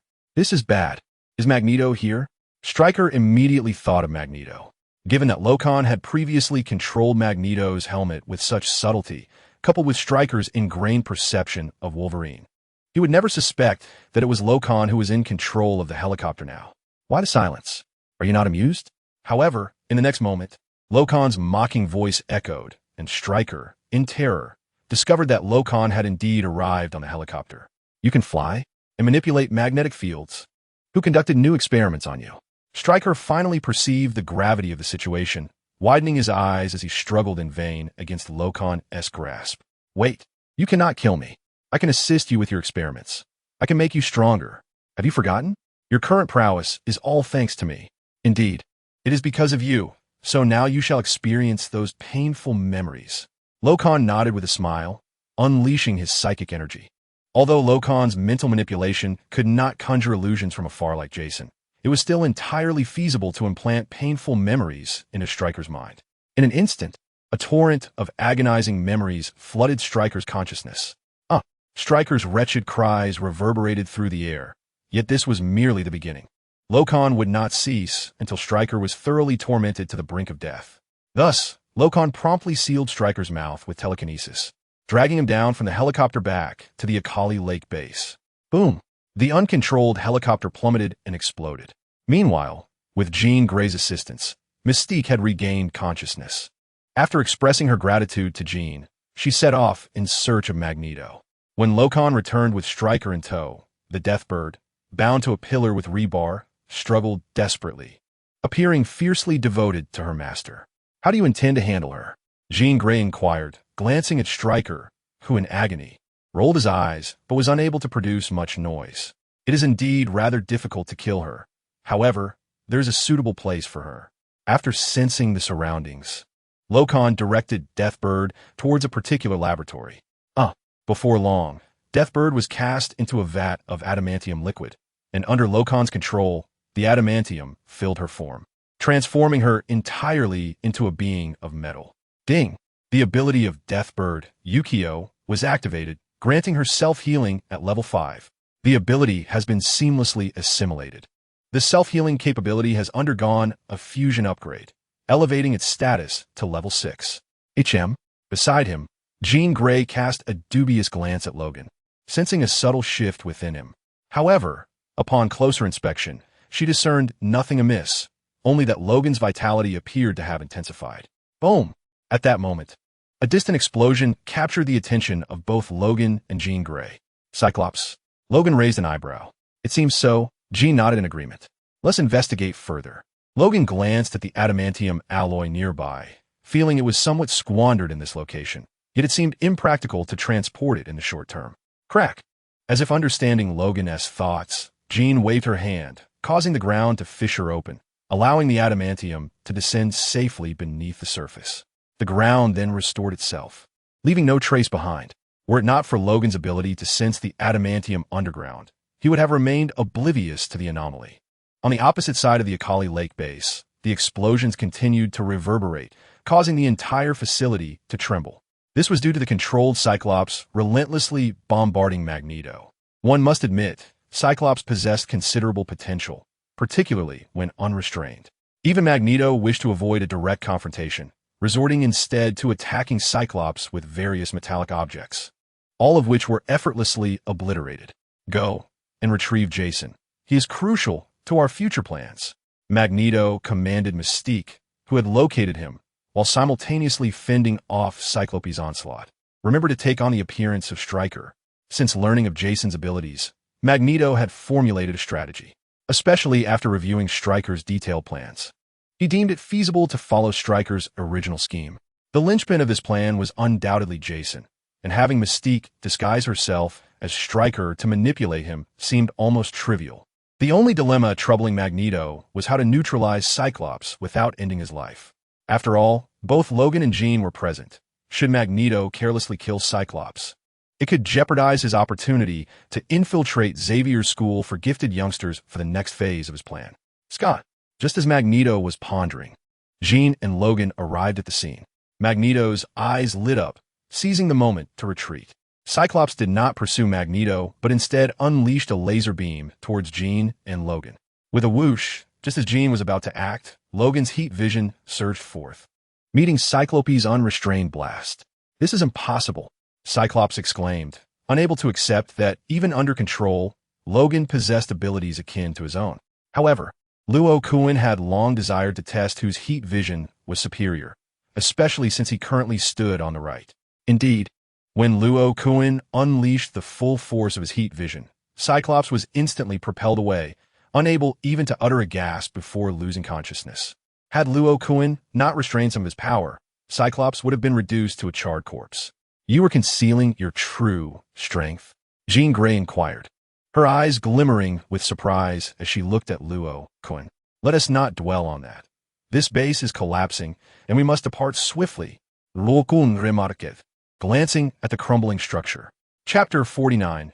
Magneto's Retreat. In underlying schemes, Luo Kun stepped forward, lifting the unconscious Cyclops with one hand while grasping Stryker with the other, only to discover that Stryker had succumbed to the endless agony of consciousness. What a stroke of luck for you, beast, Luo Kun exclaimed, unceremoniously casting Stryker to the ground and incinerating him with heat vision. It seems Eric and the others are quietly up to something, Jean Grey observed, trailing behind Luo Kun as he carried Cyclops. I'm aware. What else could he be plotting? Merely attempting to extract Jason and use him to control Charles. Luo Kun retreated indifferently. Moreover, once they bring Jason out, we can conveniently dispose of him, saving us an extra trip. Control Charles? Jean Grey's expression grew cold. But after a glance at Luo Kun, she resolved to let him handle the matter, content to provide support. The collapse of the Alkali Lake base did not occur as swiftly as in the original storyline.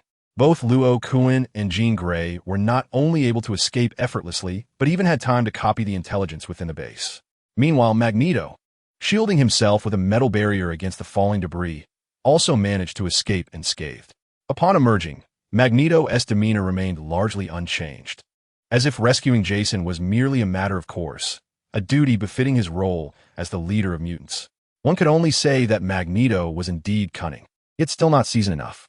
Thank you for rescuing him. I intend to resolve his fate swiftly, Luo Kun declared, approaching Magneto before he could offer any explanations. Wait.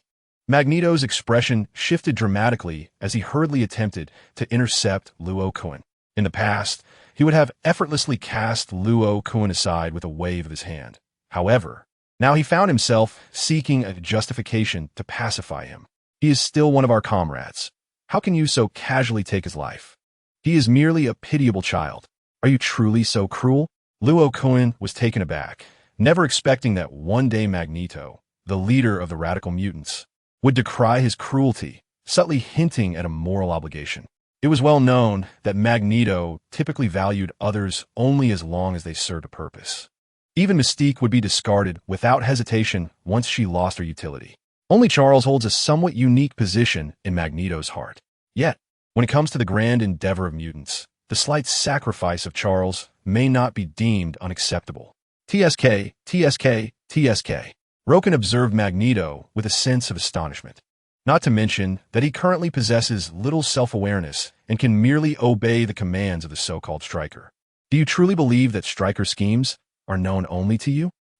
At that moment, a noticeable change appeared on Magneto's face, particularly when he saw Roken produce a USB drive.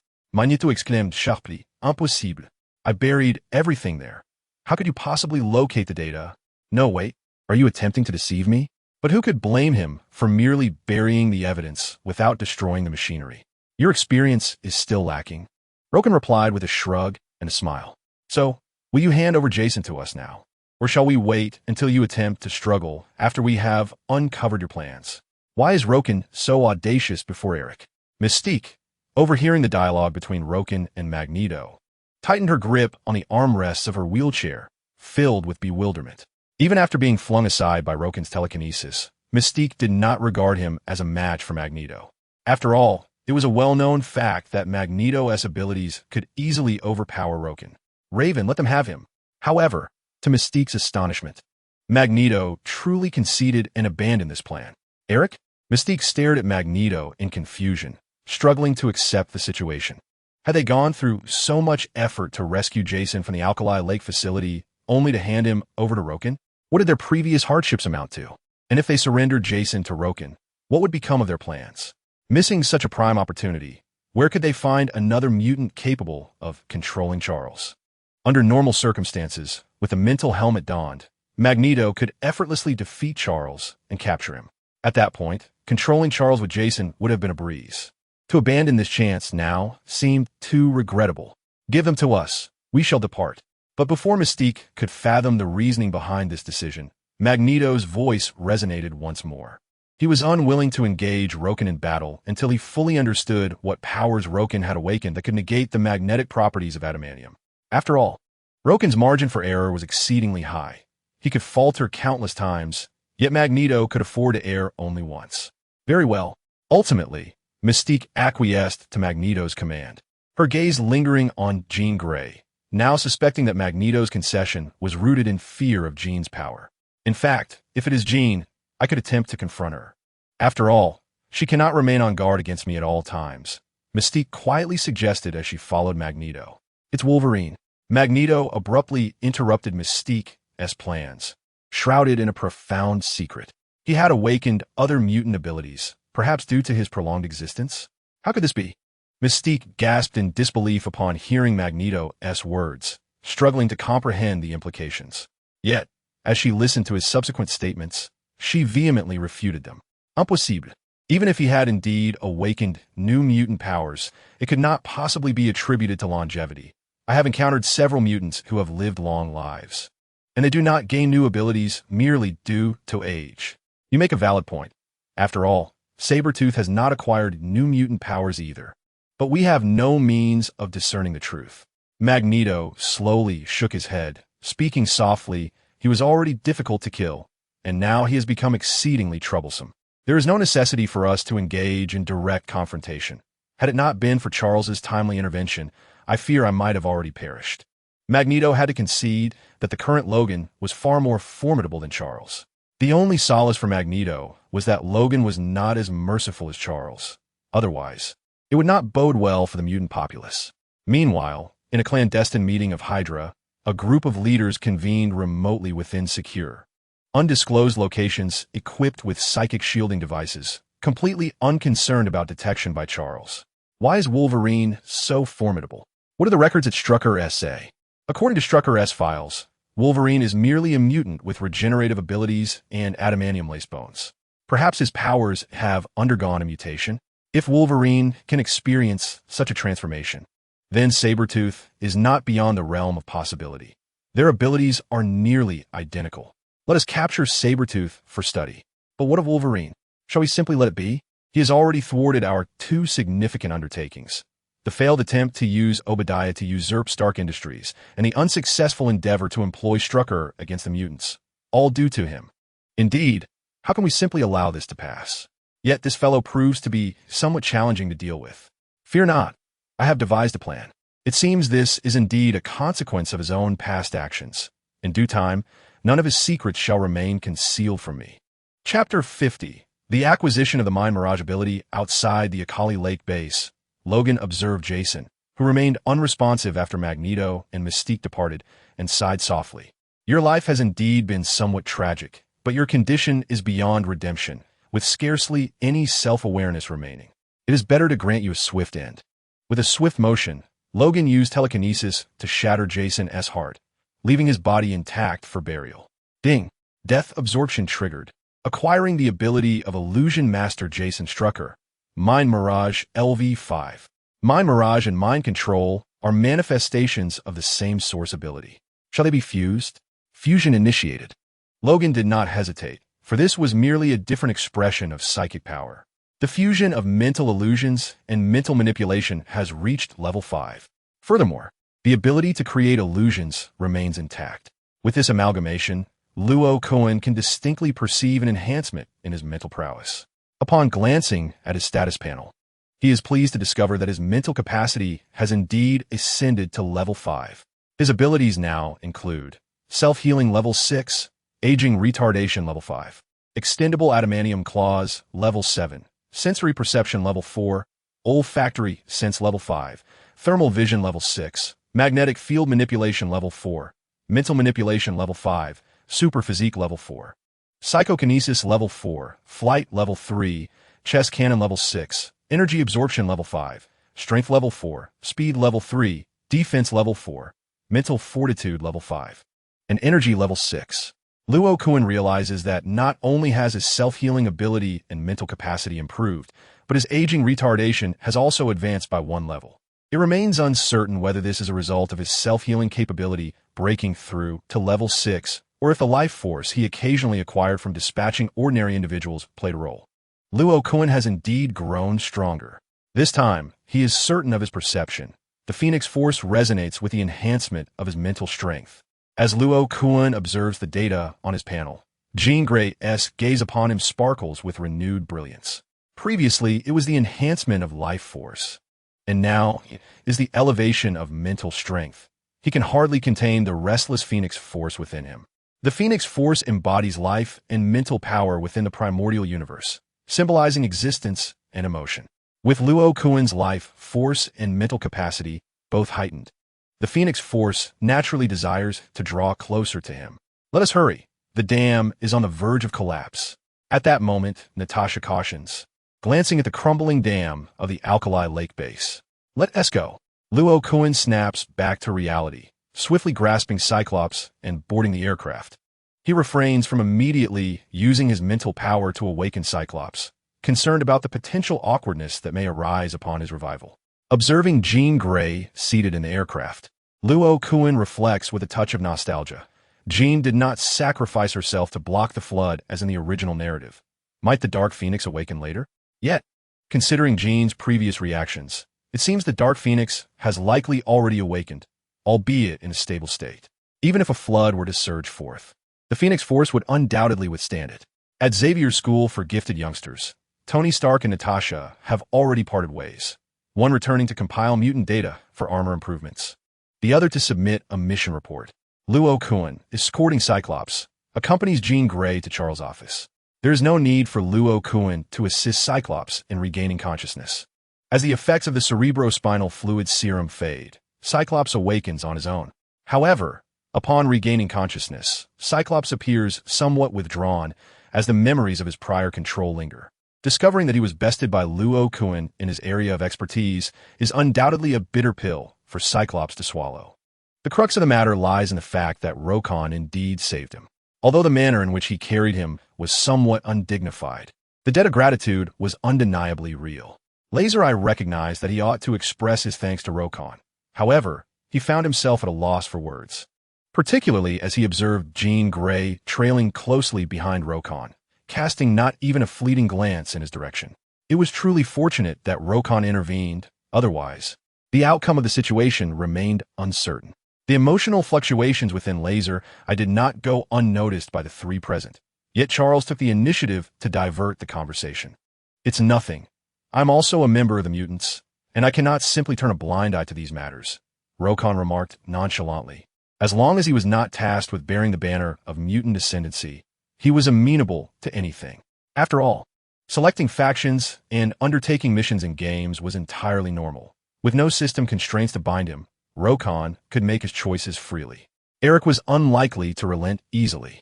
He would certainly take further action, as would the federal government, Charles warned softly, shaking his head. The president cannot be trusted, nor can S.H.I.E.L.D. The Stark Group is somewhat more reliable, yet Tony Stark's influence is limited, he added. Do you truly believe his influence is limited? Are you unaware of how much his stock has surged? I have made a fortune, Rokon exclaimed, regarding Charles with astonishment. Do not tell me you missed out on that opportunity. I am not lacking in that regard, Charles retorted, albeit with a hint of regret for not heeding Rokon's financial advice. Then there is Hydra. You should be aware of their existence. They are entrenched within the federal government, and their presence has been evident in both recent operations. This conspiracy-laden group will undoubtedly persist in their endeavors. Let them come. When soldiers arrive, we shall meet them. When water rises, we shall build barriers. Even you cannot unearth every Hydra agent, so it is beyond my capability, Rokon shrugged. The relentless pursuit of Hydra seemed futile. Even his instantaneous memory retrieval offered no advantage. In a Marvel universe with the return of mutants, the ranks of Hydra would only swell. If Charles struggled to locate each Hydra member, Rokon had little interest in tracking their movements, confident they would eventually reveal themselves. Subsequently, Rokon resided at Xavier's School for Gifted Youngsters for a period, concerned that Hydra might execute plans yet unimagined by Stryker. However, life at the Academy proved less relaxed than at Frank's base, where Frank was indifferent to Rokon's activities as long as he did not dismantle the base. The Academy, however, was different. With Jean Grey perpetually at his side, the students became increasingly curious about Rokon. Previously, Jean had not been so approachable. Few dared to approach her after witnessing her ferocity when provoked. Thus, Rokon soon acquired a new moniker, the Tamer of Tigers. Remarkably, on the very next day after this title circulated, 80% of the mutant students found themselves suspended upside down in midair for an entire day. Fortunately, it was at this moment that Rokon received a call from Frank. There are extraordinary adversaries, and I require your assistance. Are you certain this time they are indeed extraordinary foes? Are they mutants? Rokon initially harbored doubts about Frank's intelligence-gathering capabilities. I am certain. Bullets are utterly ineffective against these beings, Frank asserted with conviction. I am heading to procure some heavy artillery from Nick Fury. You should come to assist. Of course. Despite the reluctant gaze of Jean Grey and the pleading looks from the mutant trainees, Rokon agreed without a moment's hesitation. Chapter 51, The Pauper Versus. The vampire in the shadowy depths of Hell's Kitchen. The familiar atmosphere persisted. When Rokon arrived, Frank had already briefed him on the situation. This was a continuation of the recent human trafficking case. After dealing with the Magia, Frank did not cease his pursuit of leads. He even proactively contacted Daredevil to share intelligence. After all, aside from their differing philosophies on life and death, both aimed to improve Hell's Kitchen and reduce crime. Through their combined efforts, Frank and Daredevil finally uncovered new clues. It appeared that human trafficking had resumed, albeit under a different criminal organization. This time, Frank resisted the urge to act immediately, seeking to draw out the mastermind behind the operation.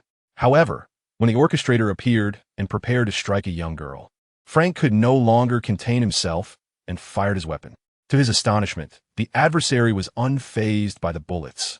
Had it not been for Daredevil's quicker reflexes, Frank might have suffered a grievous injury, as the opponent's speed far exceeded that of a normal human. Recognizing that his firepower was insufficient to confront such extraordinary beings, Frank decisively retreated, contacting Roken for support, while also seeking additional firepower from Nick Fury. "Is this the reason you two are collaborating?" Roken inquired, casting a surprised glance at Daredevil. "What abilities does the adversary possess? Is it merely enhanced speed?" "Their temperature is significantly lower than that of a normal person," Daredevil recalled. "Their speed undoubtedly surpasses that of an ordinary individual, yet their strength and defensive capabilities are not drastically superior. It is merely their rapid healing that is remarkable." As he spoke, Daredevil's gaze settled on Roken, aware of his identity as Wolverine, sensing similarities between this foe and Roken's past encounters. Could it be a vampire? Upon hearing Daredevil's account, memories flooded back to Wolverine, who had once partnered with vampires and werewolves. Right, Nick Fury is also aware of their existence. "I will contact him to inquire." Frank promptly reached out to Nick Fury once more. "Damn it, Frank. Do I owe you something? You keep pestering me. Acquiring weapons is not an instantaneous process. I have to check which departments have availability. I can't just go to arms dealers and make a purchase on a whim." As soon as the call connected, Nick Fury's irritable voice resonated, rendering Frank somewhat embarrassed. "I'm not here to rush for arms. It is Roken who suggested that I might be dealing with vampires," Frank hastily clarified, sensing Roken and Daredevil's peculiar glances. "Vampires? Those filthy creatures still have the audacity to wreak havoc?" Nick Fury's voice faltered momentarily before he resumed. "I will have an expert reach out to you. He excels at dealing with vampires. Since you have gathered such a multitude, why not eradicate the vampires altogether? What isn't it for us?" Roken interjected. "When Frank requests your assistance, you comply without question.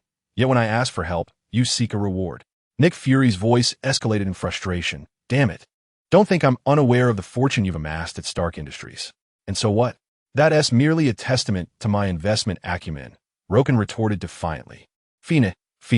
Those ancient vampires are quite affluent.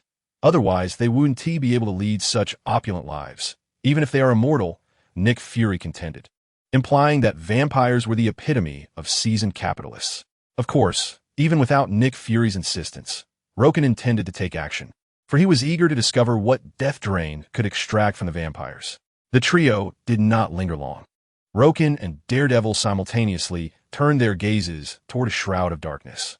Frank, catching on, followed suit, but saw nothing, only impenetrable blackness devoid of light. "Is this where you detected the vampires?" Frank pondered aloud until a voice emerged from the shadows, confirming that indeed, someone was present. "Undoubtedly gifted. The night serves as your perfect camouflage. You must be the renowned Blade," Roken inquired of the newcomer. "Eric Brooks, known as Blade, is a half-human, half-vampire, and an exceptional vampire hunter. Blade's abilities are nearly on par with those of vampires, yet he remains unburdened by their vulnerabilities to silver, sunlight, and garlic.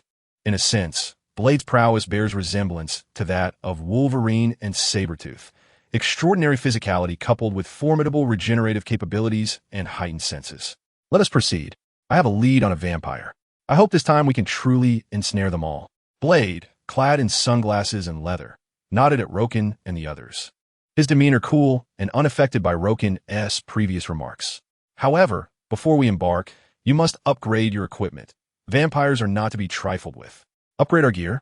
How formidable are vampires?" Frank furrowed his brow, realizing that his new equipment had yet to be pilfered from S.H. by Nick Fury. Where could he possibly upgrade? Ordinary bullets are nearly ineffective against them, even the most mundane vampires, whose strength and speed do not markedly exceed those of an average human, Blade explained matter-of-factly. Yet, with merely a silver bullet, one can effortlessly slay a formidable vampire, provided that the vital spot is struck.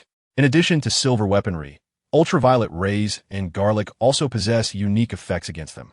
A single ultraviolet grenade could even eradicate a horde of vampires. This sounds no different from urban legends, Frank mused, glancing at his companion, Roken, and inquired, "What do you think? Are you confident in handling this?" "Naturally. Since it involves confronting vampires, there's no need to worry about exposing extraordinary methods," Roken replied, asserting that the inability to kill a vampire merely stemmed from insufficient firepower. "Then let us proceed," Frank declared, slapping the table, as he was not the main force in this endeavor. Moreover, even if Nick Fury's arsenal arrived, how would he upgrade to silver bullets? Was it free? Do you not upgrade your equipment? Upon hearing the dialogue between Frank and Rokon, Blade's brow furrowed under his sunglasses. When Nick Fury summoned him, he mentioned a decisive opportunity to annihilate the vampires. But could these three individuals, along with himself, truly accomplish such a feat? Blade found himself doubting. Even though he recognized the exceptional skills of the trio before him, they were still facing vampires. How about preparing some silver bullets for us? Frank raised an eyebrow, looking at Blade with anticipation. Aside from the recently affluent Rokon, both Frank and Daredevil were not particularly wealthy. One had spent all his money on weaponry, while the other dedicated himself to pro bono legal assistance for the impoverished. There was no way they could squander funds on silver bullets. Let's go, Frank urged. Blade's form stiffened momentarily upon hearing Frank's words, but he quickly regained his composure and set off. It was evident that this was a battle between the impoverished and the vampires. Chapter 52. All transform into experience packs. Blood Club, a haven for young vampires, where every night the pipes in the ceiling spew forth a copious amount of blood, providing entertainment for these creatures of the night. The scent of blood is overwhelming. Rokon and Daredevil spoke in unison, their senses far surpassing those of ordinary humans. Rokon could even perceive the horrific scenes of the innocent who had perished here. Surely you do not intend to apprehend these individuals and deliver them to the justice system? Rokon turned to Daredevil and asked. These are not human. Daredevil's voice was icy as he responded. They're a pack of beasts. Regardless of the debate surrounding the humanity of vampires, the fact that they feed on humans renders them unworthy of being considered human in Daredevil's eyes. Then let us kill them, Frank declared, removing his Gatling gun with a fierce determination. I am eager to see how many bullets they can withstand. Blade cast a glance at Frank's Gatling gun, then at Daredevil's Baden and Rokon, who was unarmed, remaining silent but harboring little hope.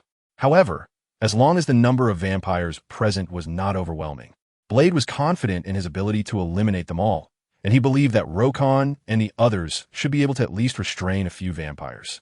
However, contemplating an assault on the vampire's lair was ill-advised. Blade resolved to deliberate further. With a resounding bang, as Blade pondered, Luo Kun kicked open the club's entrance. In an instant, dozens of malevolent eyes turned towards the doorway, gleaming with avarice and ferocity, their sharp fangs bared, droplets of saliva threatening to cascade down. Humans! How audacious for humans to present themselves here. No, they were not mere mortals. Their vitality was exuberant, intoxicatingly fragrant. They must be consumed. Whoever kicked open that door shall not be contested. Upon sensing the robust life force emanating from Luo Kun and his companions, the vampire's eyes glowed crimson, as if driven mad. They surged toward the entrance. Yet, before the vampires could reach Luo Kun, his gaze too ignited with a fiery red hue, leaving the foremost vampire bewildered. Why are his eyes even redder than ours? Could he be one of our kin? Alas, the vampire's curiosity would remain unsated. For Luo Kun's blazing stare had already pierced through his form, incinerating him and reducing those directly in front to mere ash.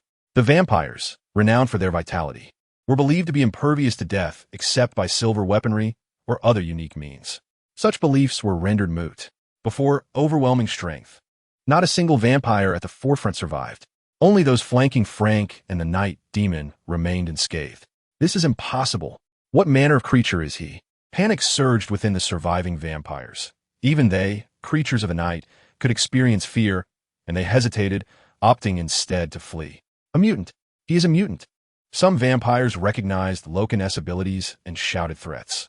Mutant, we vampires harbor no enmity towards you.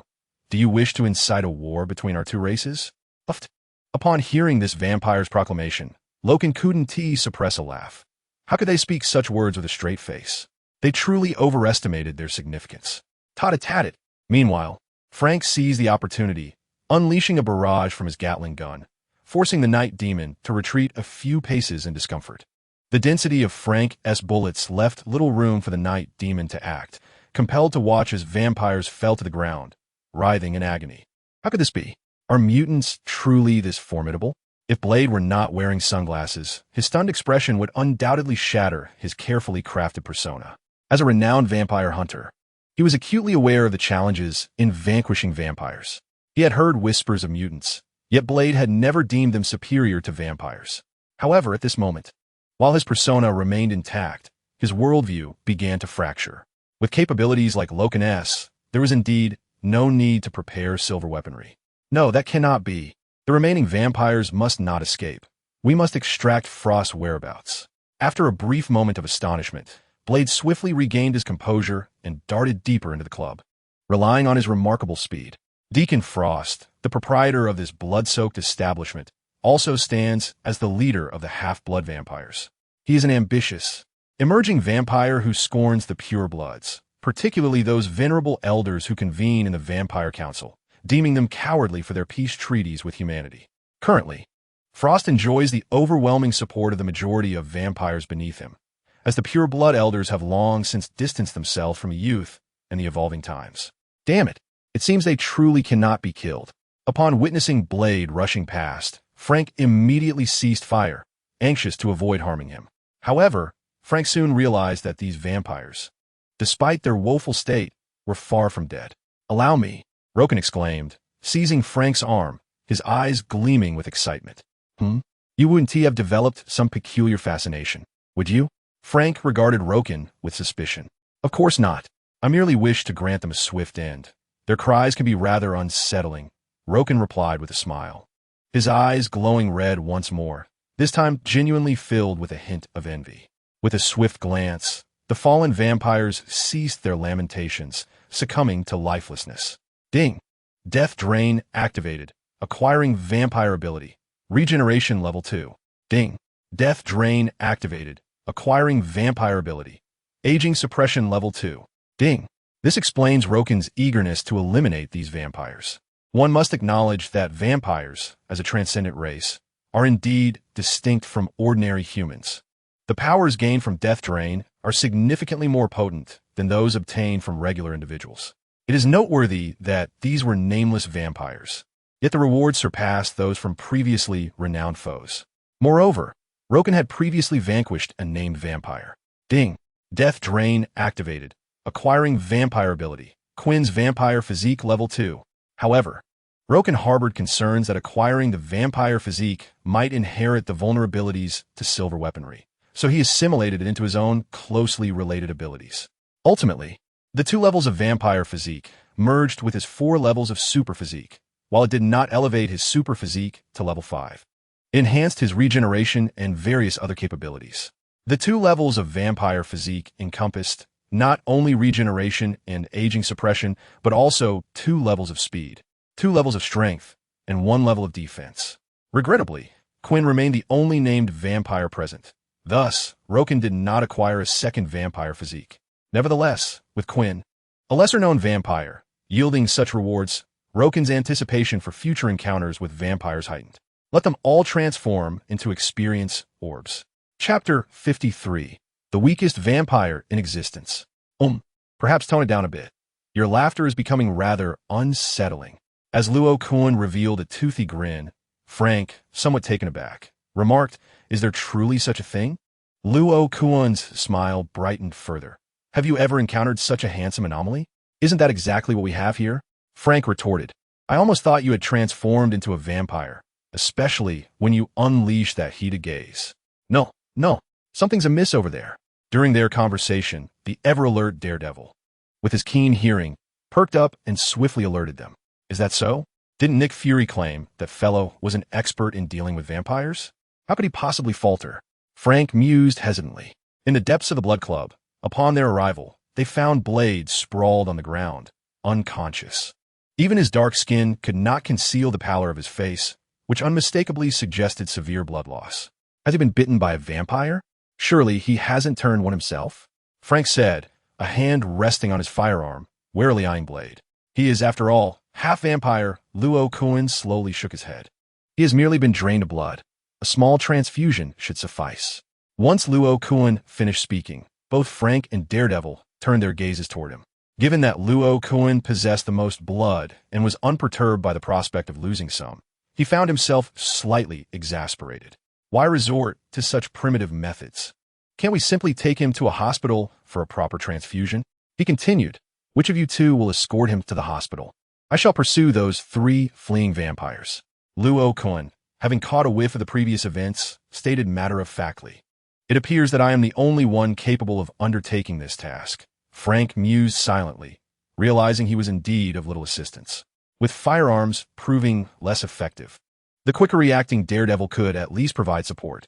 Frank, having expended most of his ammunition, found it increasingly challenging to contribute meaningfully. However, to Frank's surprise, as soon as he spoke, neither Luo Kun nor Daredevil offered him any consolation, instead following the scent they had detected and moving forward. "Damn it," Frank muttered under his breath, hoisting Blade over his shoulder and turning to leave. What kind of experts are they, anyway? Emerging from a manhole cover outside the Blood Club, Luo Kun was the first to surface. Just as he steadied himself, two figures lunged at his neck, intent on sinking their fangs into him. But in the next moment, the two bodies hovered helplessly in midair, unable to move despite their frantic struggles. "How is this possible?" exclaimed a male and female vampire in unison, both startled. They had been ordered by Frost to keep watch, confident that the unsuspecting pursuers would emerge without any defenses. Their faith in Frost was unwavering, as he represented their belief. Yet now, they found themselves at the mercy of Luo Kun's mere glance, an ability that surpassed their comprehension. "Ah, so this is the direction we must take. I understand now. Thank you all. Without your guidance, locating Frost would have proven quite arduous." Luo Kun, after briefly scanning the recent memories of the two vampires, declared with a heartless tone. Before the vampires could utter a word, the searing heat transformed them into cinders. Ding! Death absorption activated, acquiring the vampire ability of self-healing level 2. Ding! Death absorption activated, acquiring the vampire ability of Miriam, vampire constitution level 1. Luo Kun. The subsequent notification truly left Luo Kun dumbfounded. Are there really such inept vampires in existence? Yet, how is it possible for such ineptitude to possess a name? A thought flickered through Luo Kun's mind. Wait, could this be the mother of Blade? Never mind, it's inconsequential now that she is dead.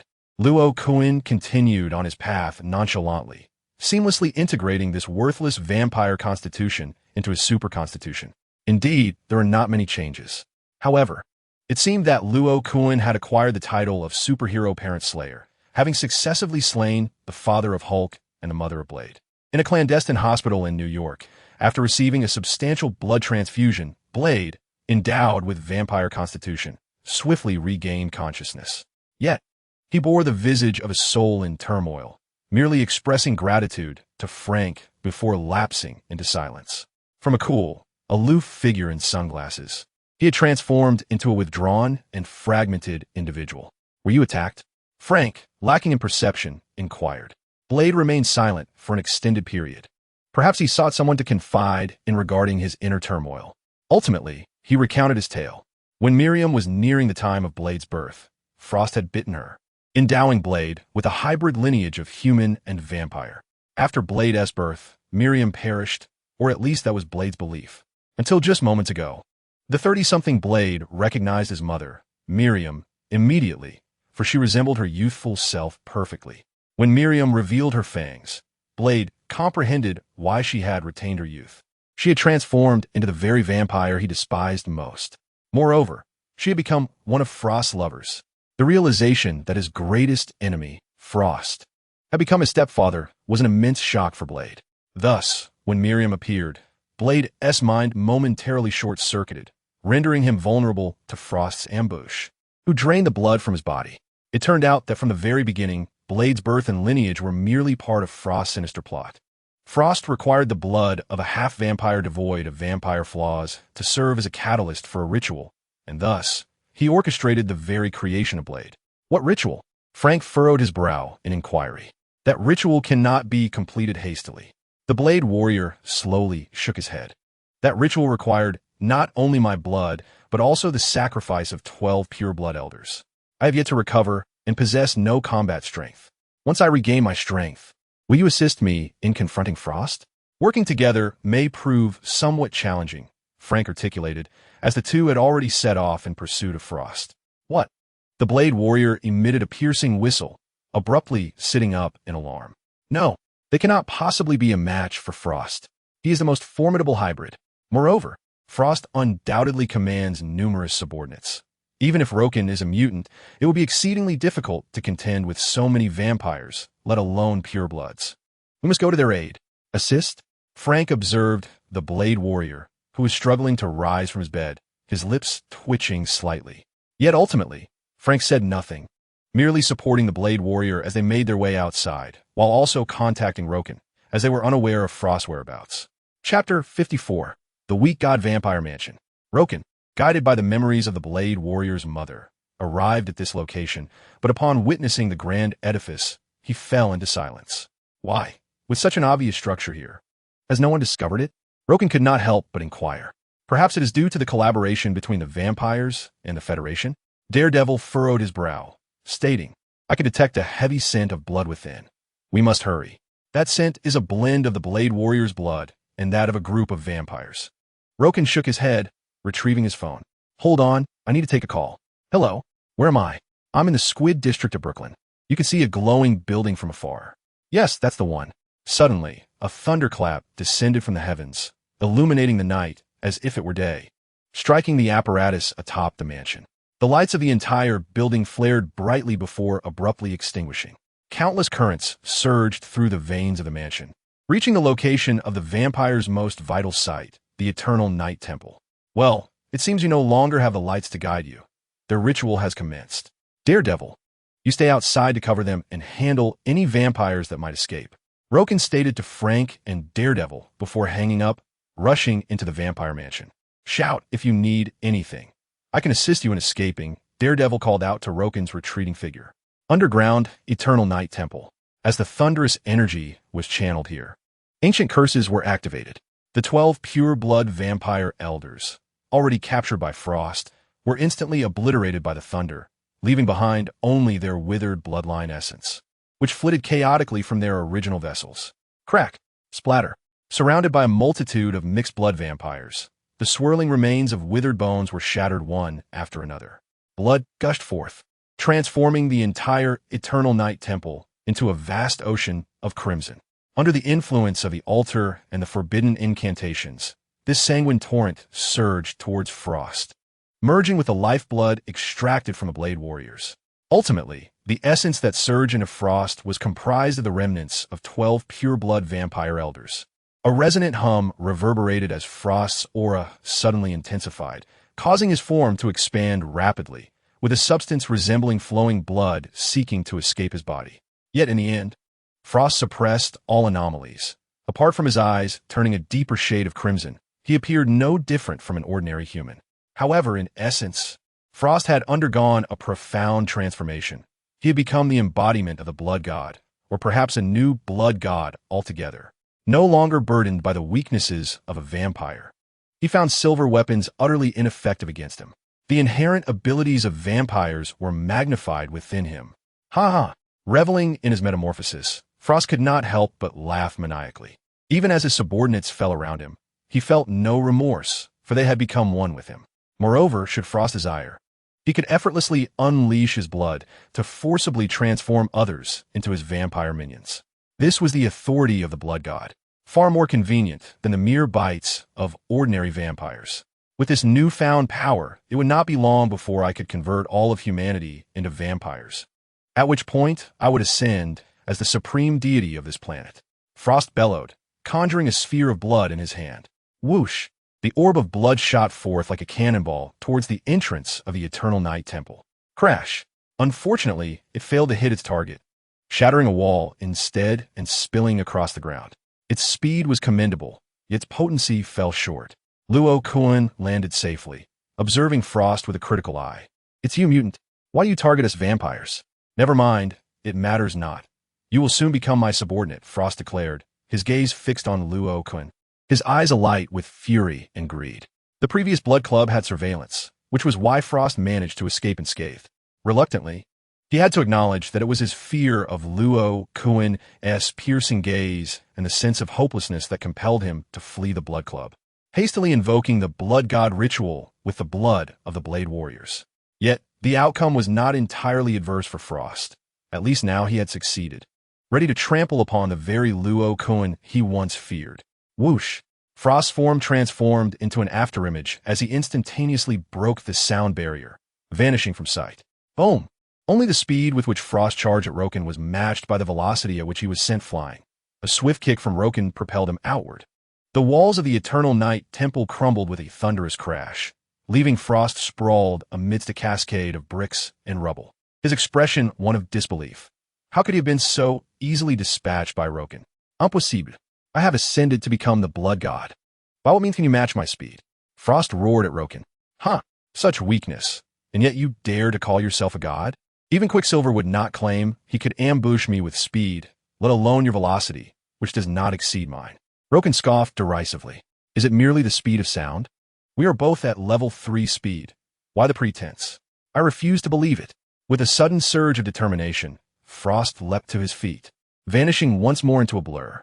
This time, his form was even more elusive, almost ghostly, perfectly embodying the vampiric assault style. Whoosh! Roken pivoted, his adamantium claws springing forth. Intersecting with a fleeting shadow, and a torrent of blood erupted. It was Frost, now revealed, who had been cleaved in two at the waist by Roken's strike. Buzz. Yet, the dismembered Frost did not perish. A triumphant grin spread across his face as the blood gushed forth, instantly returning to mend his wound. Useless. You cannot kill me. The malevolent grin on Frost's face grew even more sinister. I am now a deity, an immortal blood god. Submit to me, and I shall make you my foremost general. Hiss! A terrifying beam of searing heat struck Frost, interrupting his proclamation and cleaving him in two once more. However, this time, the intense heat prevented a significant amount of blood from spilling forth. In fact, Roken even took the liberty of stitching Frost's wounds together, allowing them to scab over. One might say Roken was truly a benevolent soul. How could this be? The upper half of Frost's body lay on the ground, his expression momentarily bewildered.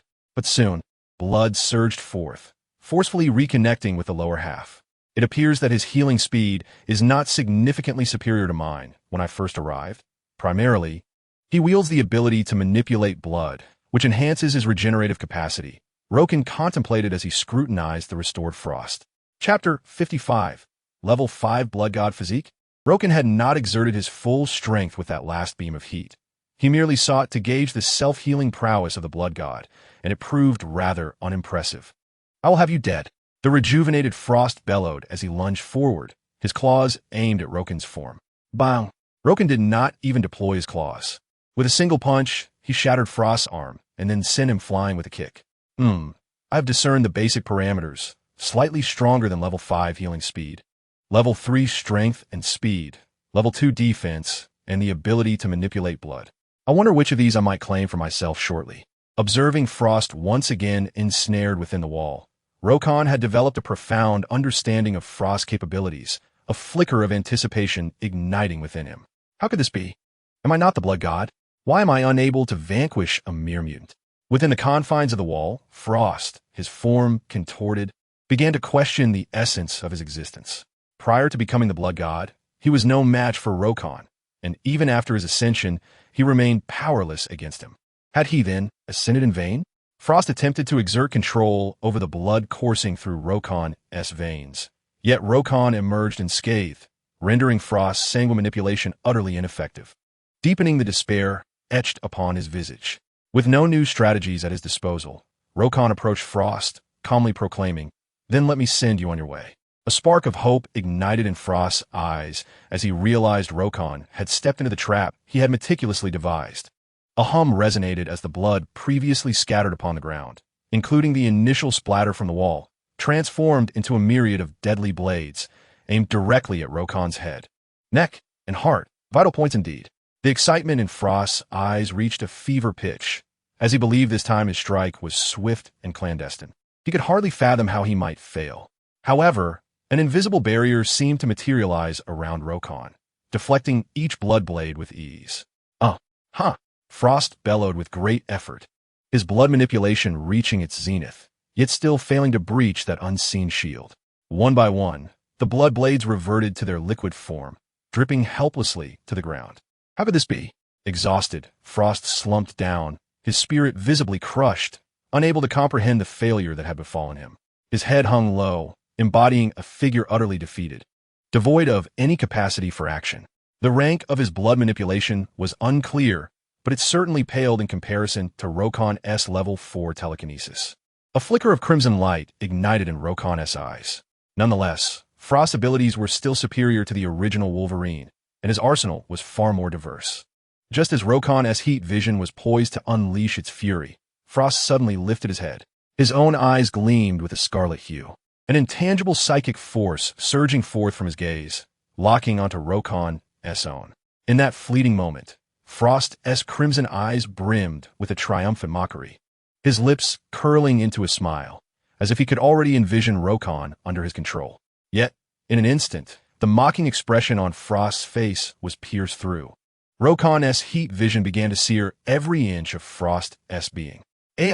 Frost seemed to endure unspeakable torment, a punishment more brutal than death itself. The unrelenting agony enveloped him, akin to a vampire bound under the scorching sun, on the brink of disintegration. However, due to Frost's formidable self-healing ability, he was unable to escape immediately and could only endure the prolonged torment of this torture. Why? Even the pain emanating from his body could not alleviate the confusion and frustration within Frost's heart.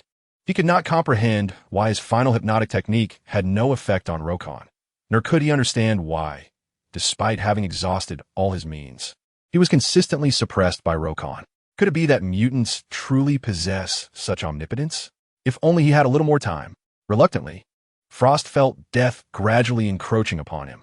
The blood god was not invincible, especially when the blood within him was on the verge of being completely depleted. Had Frost been granted a period of development to successfully anchor his spirit within his blood and conceal it well, it would have been exceedingly difficult to kill him. Alas, Frost did not have that opportunity. Outside the Eternal Night Temple, a sense of dread washed over the Blade Warrior. Could it be that Rokon had lost? Upon hearing the cries of anguish, he hastily quickened his pace. The Night Demon behind him attempted to alert him, but could not keep up with the Blade Warrior's speed.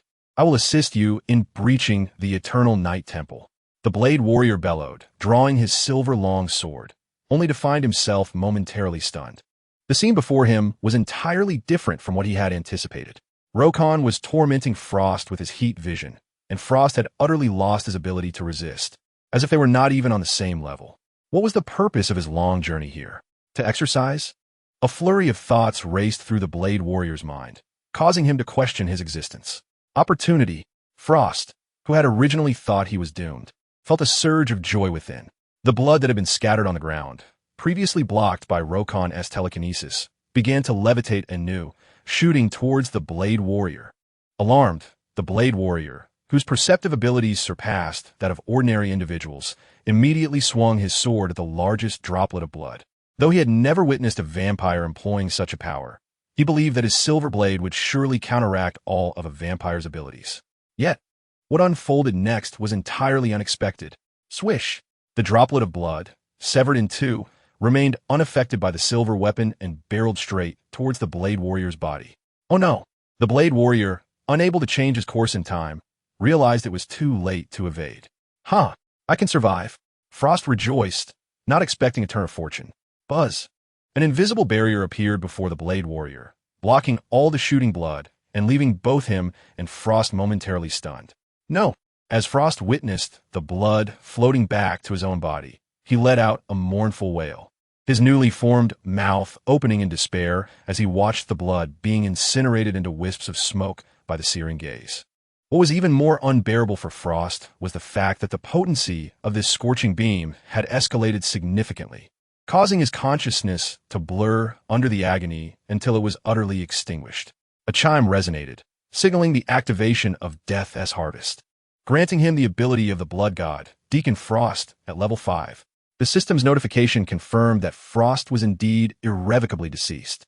However, Rokon had no intention of directly absorbing the Blood Goddess form. Chapter 56. An old acquaintance of mundane days? No, a beast. The Blood God's embodiment appeared to be an impeccable template for a vampire, yet in essence, it was hardly superior to that of Blade. Moreover, within the narrative of Blade's cinematic saga, there existed specialized blood coagulants designed to counteract the Blood Goddess form. Thus, it was more prudent to enhance Rokon's existing abilities.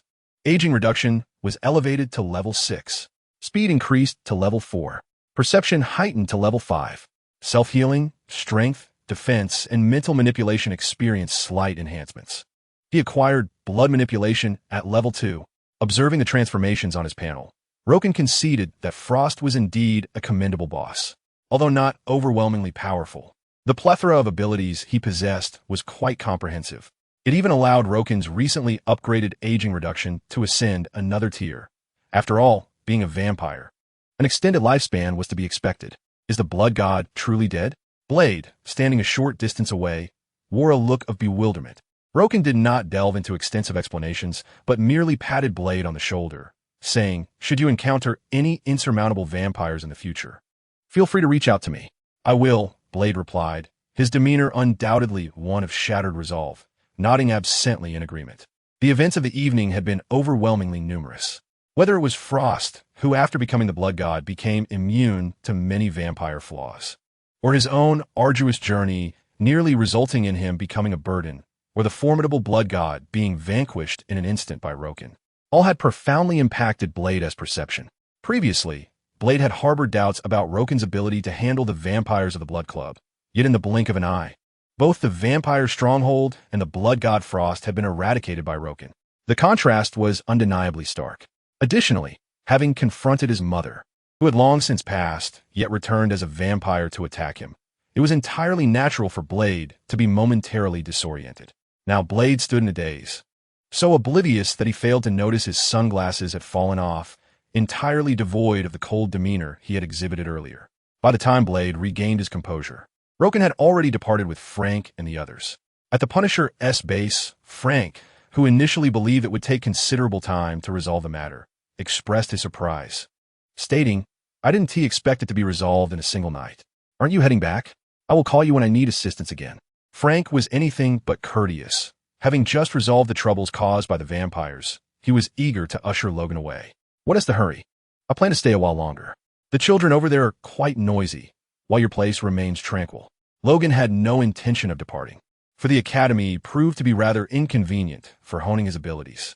Passive skills like self-healing lacked opportunities for proficiency enhancement, and potent abilities such as heat vision and chest cannon were equally challenging to improve. However, he could still strive to elevate his mastery of magnetic manipulation and telekinesis. It is worth noting that Magneto once struggled to control a mere coin, yet now he commands a grand presence. Indeed, in the current scenario, Magneto had surpassed Logan, Wolverine, by leaps and bounds. Nick Fury was compelled to provide an explanation. It was one thing for his arsenal to have vanished, but the vampires had left behind not a single asset. Frank returned home in a furious state that day. He had been tirelessly searching for the assets of the pure-blood vampire elders, but unfortunately, it seemed those resources had been entirely devoted to the construction of the blood god ritual, leaving nothing behind. Perhaps Frost believed that upon becoming the blood god, he could directly dominate all of humanity without the need for currency? Perhaps. As for money, Logan mused, sufficiency is all that matters. Get lost. Then don't stay here. Frank shot a fierce glare at Logan. Just as Logan was preparing to retaliate, his phone rang. Margaret Esbar. Who is calling me? Upon arriving, Logan surveyed his surroundings and was quickly captivated by a girl with purple hair, for the hue possessed a unique charm. Yukio? Logan instantly recognized the girl, who resembled the character from the Deadpool film. Unlike the somewhat melancholic appearance from the Wolverine movie, this Yukio appeared vivacious and cheerful. Are you here for me? Not for Wade. However, Logan could not ascertain which version of Yukio he was encountering, as he was not Charles, who had an unsettling habit of prying into others' memories. Wade? Who is he? Yukio asked, blinking innocently. I'm here for you, Mr. Wolverine, she continued. Wade has cancer, and doesn't he have much time left? Jackhammer said dejectedly from aside. Don't worry. I believe you'll be just fine soon, Logan reassured Jack. For he knew that the true Deadpool was on the verge of emergence. If he were here, perhaps I could guide him toward a brighter path, Yukio softly remarked. At least I could see when he would meet his end. And what about me? Can you foresee when I will die? Logan inquired with keen interest. Before meeting you, I faintly saw you perishing on a wooden stake. Yukio slowly shook her head and whispered. Yet upon seeing you, all else fades from my sight, as if your existence transcends the confines of time itself. Pray tell, what brings you to seek my company? Luo Kun nodded in understanding, harboring a vague suspicion regarding Shui Su's intentions. Do you recall the individual you rescued decades ago? Shui Su composed his thoughts and continued, His name is Shida Shiro, the founder of the Shida Group, and he is on the brink of death, wishing to meet you before he passes. I too wish to see him. Luo Kun acquiesced with a nod, his demeanor remaining largely unchanged, yet the subsequent thoughts lingered unspoken. But does he even deserve to be called a person? He is but a beast. Rescuing him was the gravest error of Wolverine's life. Shida Shiro embodies the quintessential militaristic mindset of a small-minded individual, adhering to trivial manners while lacking in grand virtues, prioritizing personal gain over loyalty, repaying kindness with malice, and epitomizing shamelessness, treachery, and cruelty to the utmost degree. Does such a being merit existence? Certainly not. Individuals of his ilk are unworthy of life. Now that Shida Shiro has sought him out, Luo Kun felt compelled to accompany him, to impart the true essence of despair upon him. In Edo, the following day found Luo Kun and Shue Su arriving at their destination. Throughout the flight, Luo Kun rehearsed the potential scenarios that might unfold. Nonetheless, he recognized that this journey would diverge significantly from the original narrative. Not only did Luo Kun's strength starkly differ from the original, but even Shue Su was not the same as depicted in the prior storyline, leading to an array of unforeseen variables. Much like the original portrayal of Madame Viper, who bore intricate ties to Hydra, her identity remained undisclosed due to copyright restrictions. Yet, Luo Kun was acutely aware that having thwarted so many of Hydra's plans, he would undoubtedly face retaliation from them. Hydra was not oblivious to his actions. They would certainly target him. Chapter 57. The Ingenious Mind of the Notebook Along the Journey. Shue Su provided Luo Kun with a comprehensive overview of the Shida Group. After Luo Kun rescued Shida Shiro from the nuclear catastrophe in Nagasaki, the Shida Group played a pivotal role in the post-war reconstruction of Japan, significantly influencing its economy, to the extent of being regarded as the largest corporation in the country. The Shida Group is involved in high-end manufacturing, electronic information, financial services, biotechnology and healthcare, real estate, and construction, emerging as a colossal entity within Japan's industry, even surpassing the status of Stark Industries in the United States. It must be said that Shida Shiro possesses remarkable business acumen. However, due to his extensive success, many factions have come to view the Shida family as a thorn in their side. Throughout his life, Shida Shiro has faced numerous assassination attempts from underworld forces. Regrettably, those attempts have all fallen short of success. However, the resolute Shiro Yazida, who survived the nuclear explosion, was undoubtedly terrified of death. He had equipped his home with countless bodyguards and ninjas, all armed to the teeth. As Luo Kun entered the Yazida residence, he found himself under the scrutiny of numerous eyes, many of which were poised on their weapons, leading him to briefly believe that Shiro Yazida was preparing to attack him. He was, after all, a distinguished guest of Lord Yazida. Yet, a single remark from Yuki prompted all gazes to retract, though their hands remained poised on their weapons. "Are you Mr. Luo Kun?" Upon seeing him, Shiro Yazida's granddaughter, Mariko, couldn't help but brighten, only to quickly avert her gaze, bowing her head and softly stating, "Grandfather has been waiting for you for quite some time. Is that so? Then I shall make it a point to meet him," Luo Kun replied, his words laden with implication. "Please follow me." Mariko respectfully led the way toward Shiro Yazida's quarters. En route, Luo Kun spotted Shiro Yazida's son, Shinjin, practicing with a katana. It was peculiar indeed. The father lay gravely ill, yet the son neglected his care, instead engaged in swordplay in another room. Upon entering Shiro Yazida's sick room, Luo Kun quickly surveyed the surroundings, yet did not encounter the disguised Madame Viper posing as a doctor. Beside Shiro Yazida stood a male physician, whose presence exuded no anomalies, merely an ordinary man. Wolverine. At the sight of Luo Kun, the once feeble Shiro Yazida instantly revived, his eyes gleaming with unabashed avarice. "You remain unchanged from the days of yore, which is hardly surprising, for this is your gift, a truly enviable ability. Your condition appears quite favorable as well, considering you can speak so articulately." Luo Kun observed the advanced, metallic hospital bed beneath Shiro Yazida with admiration, acknowledging the impressive level of their technology. "You differ somewhat from my recollections of Wolverine. He doesn't seem to converse in such a manner." Shiro Yazida hesitated, tentatively probing in response to Luo Kun's remarks. "Do you recall when I gifted you a katana? Where have you placed it? Did you bring it back this time?" Luo Kun scrutinized Shiro Yazida, retorting, I never accepted your katana. Perhaps it is you who has grown forgetful. Perhaps I have erred in memory, yet I have never forgotten your kindness. Shiro Yazida replied, after a moment's silence, I did not summon you merely to express my gratitude. I wish to repay you. I shall offer you something that no one else can, a gift worthy of your life-saving grace. Eternal life is a curse for you. The endlessness of existence is too burdensome, and you have lost the meaning of living. Therefore, I beseech you to relinquish your immortality to me. I can bear this burden on your behalf. Luo Kun tilted his head slightly, observing Yashida Shiro. The extraordinary reasoning of this individual truly left Luo Kun speechless.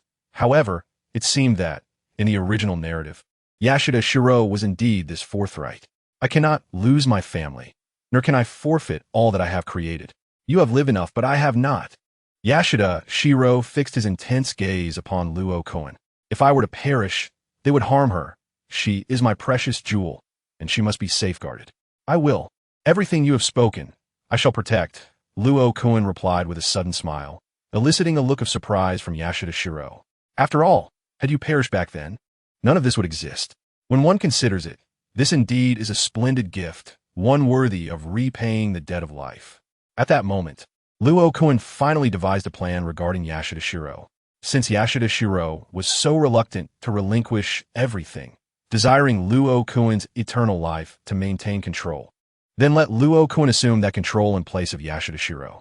All that Yashida Shiro cherished would no longer belong to him. Surely, witnessing this scene would bring him great joy.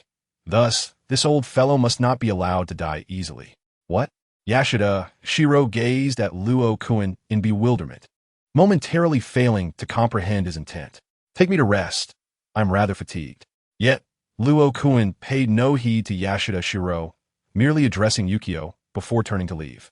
Luo Kun had already contemplated how to deal with Yashida Shiro, and now it was a matter of observing how Hydra would respond. How could this be? He is not the Wolverine I remember, nor the one from the records. Could there be a problem? After Luo Kun and Yukio departed, Yashida Shiro muttered to himself, No, it cannot go awry. My plan is flawless. Even if Hydra disappears, I will still capture Wolverine. Mr. Luo Kun, step by step, you shall fall into my scheme. The male doctor beside him, upon hearing Yashida Shiro's words, wore a stiff expression, unsure whether to leave or feign ignorance. But before the doctor could make a decision, a metallic blade pierced his heart, and soon after, ninjas entered to clean up. Luo Kun caught the scent of blood, but remained indifferent. He would applaud anyone who perished in this place. However, what Luo Kun did not anticipate was that, after waiting all night, Madame Viper showed no inclination to appear. In the dead of night, Luo Kun heard a wailing sound outside, likely Yashida Shiro feigning death to escape and prepare to confront him. Yet, until the funeral for Yashida Shiro's feigned death the following day, Luo Kun had not seen a trace of Madame Viper, though he did encounter numerous ninjas and members of the underworld. Mr. Luo Kun, said Mariko, her eyes rimmed with red, as she approached him with utmost respect. For before his demise, Yashida Shiro had conferred with Mariko, indicating that Luo Kun's assistance was indispensable for successfully inheriting the Yashida group. Chapter 58. Assassination and carnage on the streets of Edo. Although the will of Yoshida Shiro appointed Mariko as the direct heir to the clan, the influence of her father, Yoshida Shinjin, was not to be underestimated, and their relationship was far from amicable. This is not right.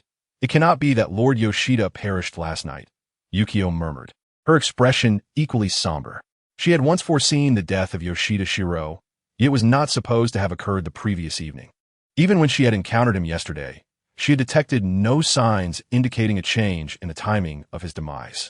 Now was not the time for such reflections. Trouble had already arrived. Roken shook his head slowly, his gaze fixed on the multitude surrounding them. Among them were a group of Yakuza members disguised as monks, followed by individuals resembling ninjas, and finally, some self-proclaimed kendo masters wielding katana. Eliminate them. As Roken, Mariko, and Yukio stood together, a thunderous shout erupted, prompting the monks to shed their robes and brandish firearms, aiming them at Mariko. So, they intended to test my resolve? Roken realized, swiftly pulling Mariko and Yukio into the throng of people. Bang, bang, Bang! The sound of gunfire resonated. Innocent bystanders fell to the ground, and chaos ensued as the crowd began to scatter in panic. At the altar, Yoshida Shingen's eyes brightened as he lifted his head, only to find that his beloved daughter was not lying in a pool of blood. Indeed, these Yakuza had been summoned by Yoshida Shingen, willing to resort to violence against even his own flesh and blood to secure his inheritance of the Yoshida clan. Unfortunately, his plans had unraveled amidst the frenzied crowd. The bullets from the Yakuza were merely the beginning. The assault targeting Roken and Mariko did not cease, as more warriors bearing katana stealthily approached. Bang! However, before these warriors could draw near, Roken produced his revolver and fired shot after shot, each warrior collapsing into a pool of blood, further intensifying the chaos around them. You lack the honor of a true samurai. The remaining sword-wielding warriors glared at Roken, demanding, "Isn't Wolverine a renowned warrior as well? Why resort to firearms?" Bang! Before the warrior could finish his sentence, his head erupted with a gory blast. "Firstly, I am no mere trash samurai. Do not impose your bushido upon me," Roken retorted mockingly. "Secondly, this is the ultimate technique of the Ainami-style, quick-draw gunmanship. You have yet to master it." Roken's words dripped with sarcasm. Yet none of the so-called samurai, devoted to their code, dared to charge forward. They were waiting for the Yakuza to encircle them. "Go ahead. I shall hold them off for you. Others are poised to strike." Shuesu keenly observed the situation and spoke briefly to Luo Kun and Tairiko before unleashing a surge of electricity that erupted from her body. Was this a fusion of two versions? Luo Kun gazed in astonishment at Shuesu as she charged towards the samurai, while he pulled Tairiko in the opposite direction. Luo Kun had no intention of wreaking havoc indiscriminately. After all, this was merely the beginning. If he were to demonstrate excessive strength and eliminate too many foes, it would surely provoke the lurking Hydra and the supposedly deceased Shiro Yashida, which would ultimately be to his detriment. These three groups, be they samurai, ninjas, or Yakuza, were merely cannon fodder testing his mettle. Thus, it was more prudent to employ straightforward slaughter techniques to lure out potential threats. As Shuesu engaged in combat, the samurai could no longer afford to pay attention to Luo Kun and Tairiko, for Shuesu's combat prowess was beyond the reach of ordinary individuals, even seasoned warriors. Shuesu, being an exceptional ninja, wielded her electric currents like a long whip, making it a trivial task to dispatch these common foes. However, Luo Kun and Tairiko were not without adversaries. Ninjas masquerading as ordinary citizens stealthily approached them, brandishing various weapons in preparation for an assassination attempt on Tairiko. Yet, these assailants were sluggish compared to Luo Kun, whose perception rendered their lethal strikes inconsequential. With a mere flick of his hand, Luo Kun dispatched one ninja after another. Even without deploying his steel claws, his overwhelming strength was sufficient. This formidable display of power sparked a glimmer of realization in Tairiko's eyes, finally elucidating why Shiro Yashida had urged her to cultivate a bond with Luo Kun. The crowd was still too dense for effective maneuvering. "Is there a more spacious, less populated area?" Luo Kun inquired, glancing at Tairiko. Yes. Tairiko eagerly nodded. "I have a secret hideout, secluded and known only to me. We can go there." "All right, lead the way," Luo Kun replied, ruthlessly dispatching yet another relentless ninja who dared to approach without uttering a single word. Amidst the bustling streets of Edo, throngs of people collided in their frantic attempts to escape, quickly rising and departing in silence from this tumultuous place. The striking couple resembled star-crossed lovers fleeing, resolutely defying the myriad obstacles from all sides, forging ahead through the crowd towards their destined future, towards the Eden of their hearts. If only they could disregard the bodies strewn across the ground, the blood-soaked earth, and the piercing screams echoing around them. Under Tairiko's guidance, Luo Kun boarded the Shinkansen. Finally free from the tension induced by the bridge effect, Tairiko relaxed. "Are you no longer afraid?" Luo Kun inquired, noticing the change in her demeanor. "The ninjas sent to assassinate us are terrifying, but with you, Mr. Luo Kun, I feel safe." Tairiko gently shook her head, speaking softly. "Truth is not a fragile woman. She possesses martial prowess as well. However, the sense of security provided by Roken is indeed exceedingly ample. Roken's demeanor resembles that of an invincible being, far surpassing Truth's expectations, elevating her admiration to its zenith. This phrase resonates with familiarity, and in a moment of distraction, Roken envisions a blade when he hears Truth's words. At that instant, a passenger ahead abruptly regains focus, launching a short dagger towards Truth, only to have Roken swiftly sever the attacker's neck with a mere gesture. The warriors of the small town are not as fearless. Yet these so-called death-defying ninjas exhibit an utter disregard for their lives, perhaps a result of deeper indoctrination. Even after the first ninja's ambush fails and meets his demise at Roken's hands, successive ninjas recklessly attempt to strike. Countless ninjas lurk within the Shinkansen, and despite their preparations, they cannot shake Roken in the slightest, akin to chicks being mercilessly and effortlessly slaughtered. The train car soon becomes saturated with blood, culminating in the fall of the last ninja. This gruesome journey, steeped in assassination and carnage, finally reaches its conclusion. Whether it is the capability of the Yashida group or the influence of Hydra or local underworld factions remains uncertain. In light of such a significant event, with numerous casualties, Roken does not encounter a single officer upon disembarking. "Are you certain your secret residence is unknown to anyone?" Roken suddenly inquires as he walks alongside Truth through the desolate town.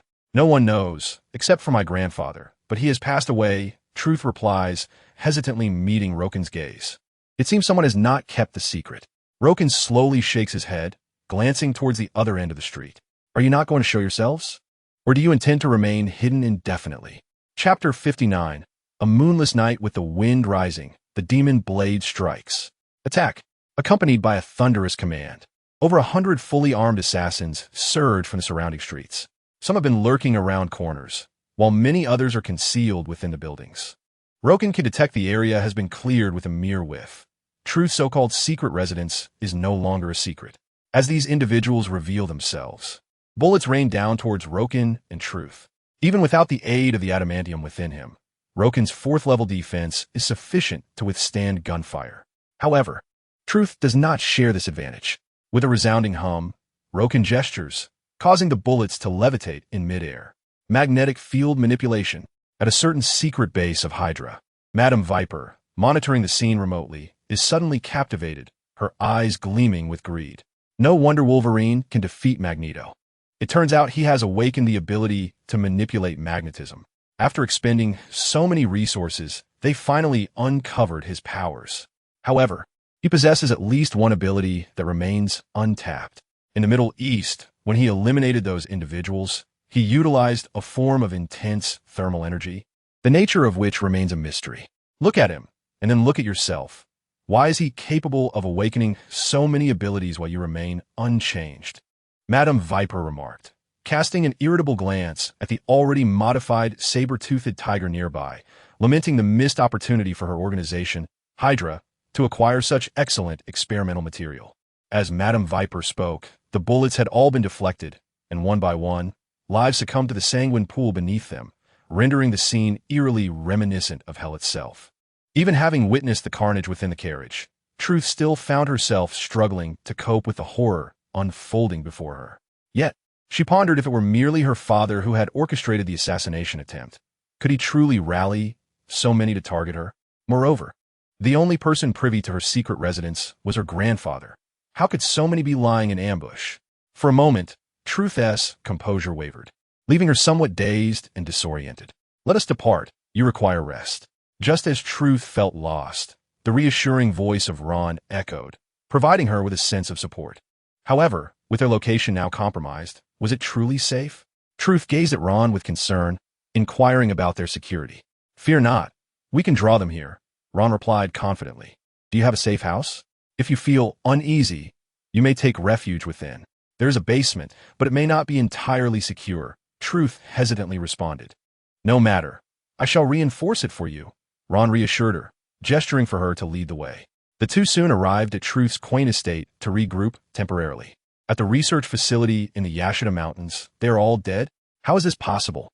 The aged Shiro Yashida sat up abruptly.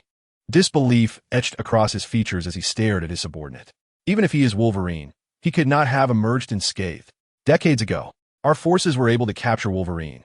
How could so many now have failed? Where have they fled? Wolverine did not escape. He has acquired a new ability that allows him to control bullets, rendering our men incapable of approaching him. The subordinate reported respectfully. What? Shiro Yashida's expression briefly reflected shock, quickly replaced by a glimmer of greed. Favor from the heavens had indeed smiled upon him. Not only did he possess the gift of immortality, but he had also grown even stronger. Yet his power would ultimately belong to me. Perhaps I could usurp him and ascend to become a true deity. Go, summon the two gentlemen from the hand. Yes, his subordinate replied with respect. Have you captured Wolverine, Master Yashida?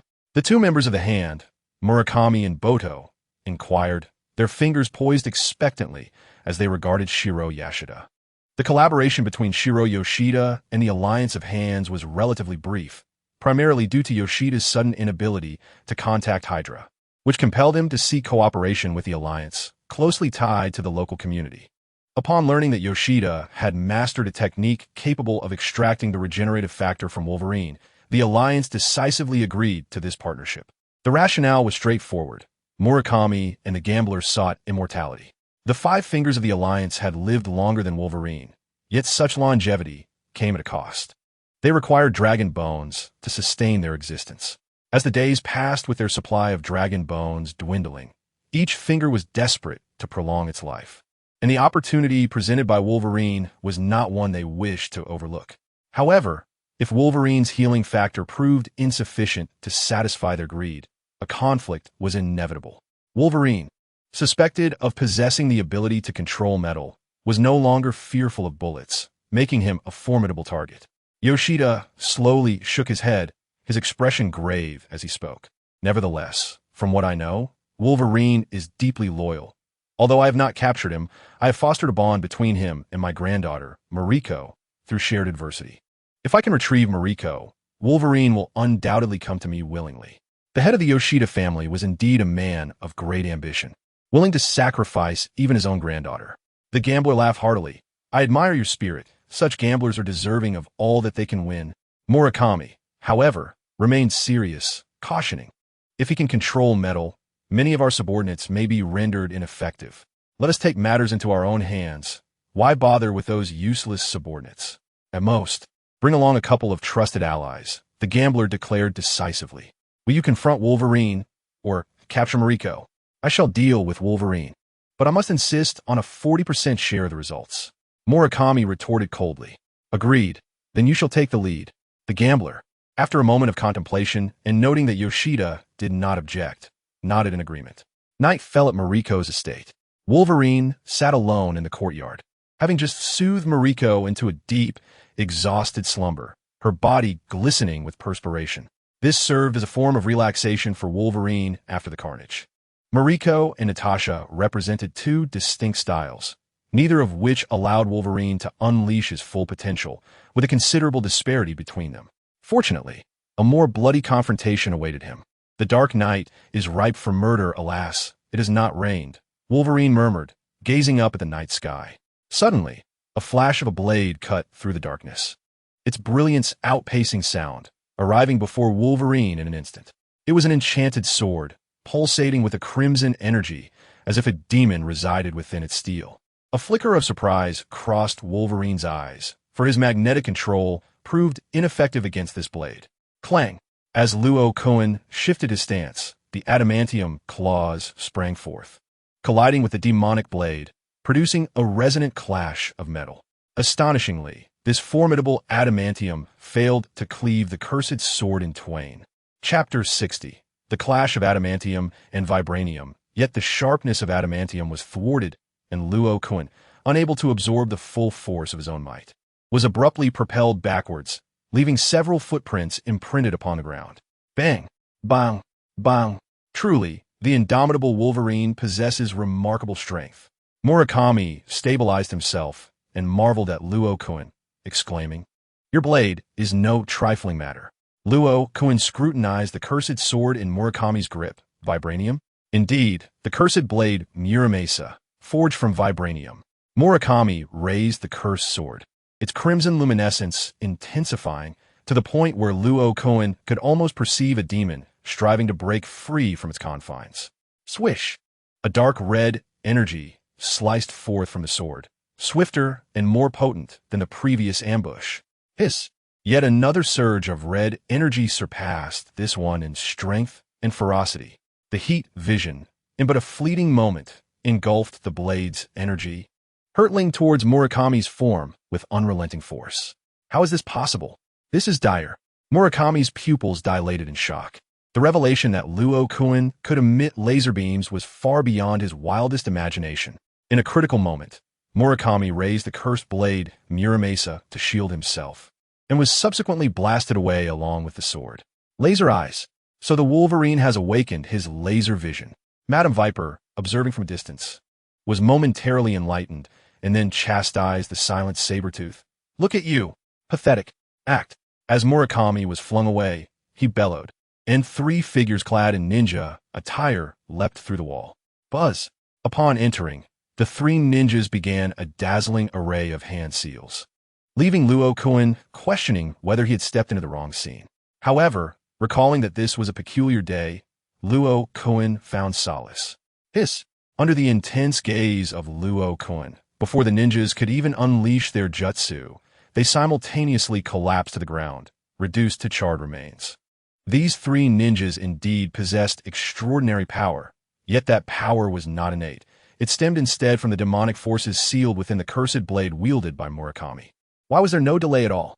Upon landing, Murakami, unable to regain his footing, was met with the sight of his subordinates lying lifeless, filling him with dread.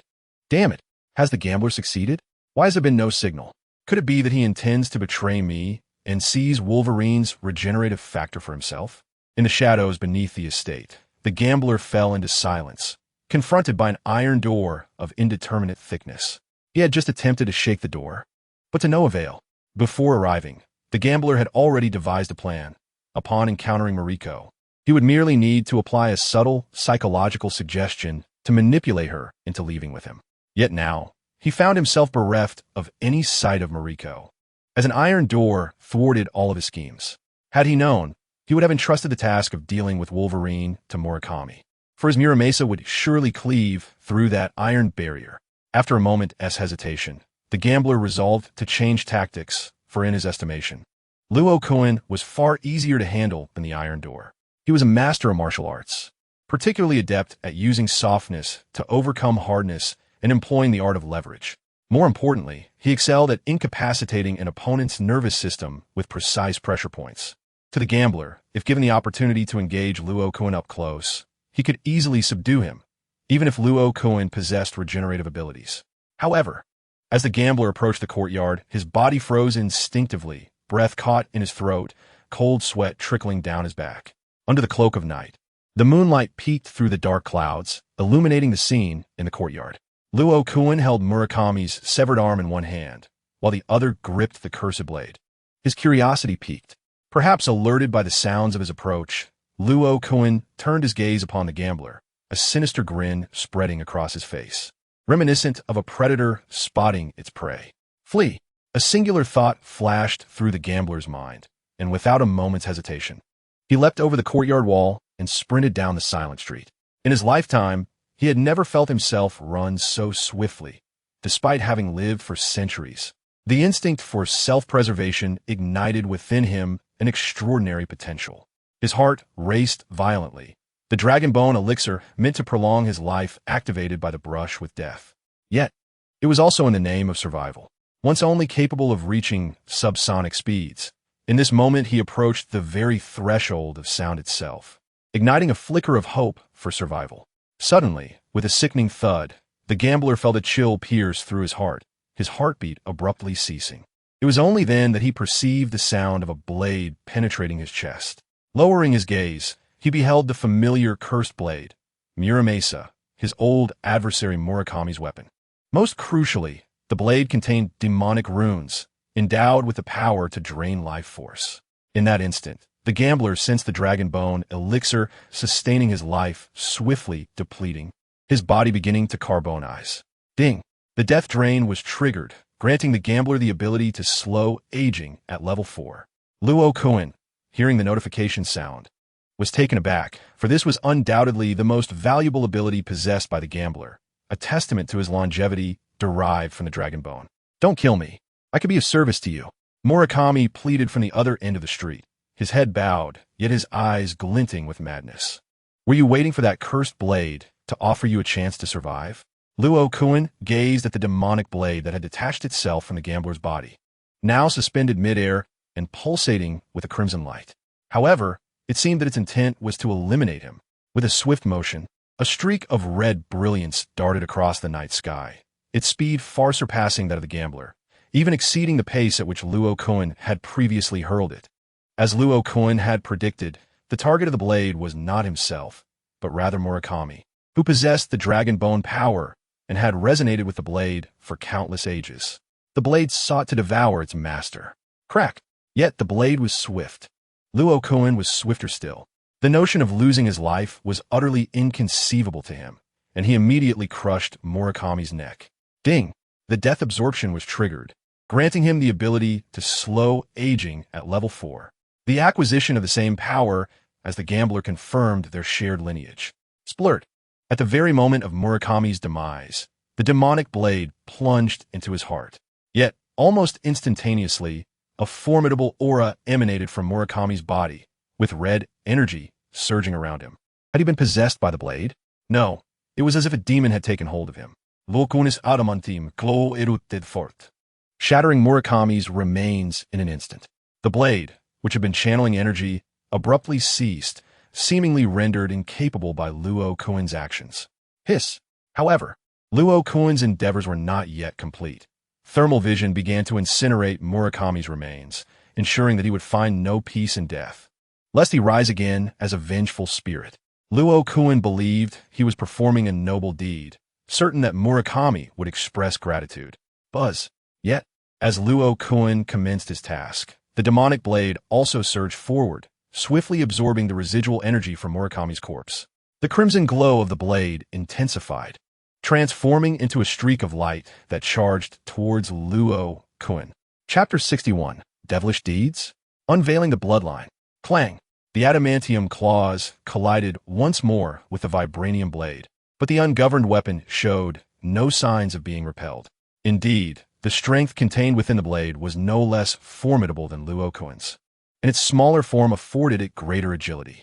The blade, emboldened by its newfound power, seemed to retaliate against Luo Kun's prior maneuvers. When a single strike failed to inflict harm, the blade hovered in the air, relentlessly aiming for Luo Kun's vital points.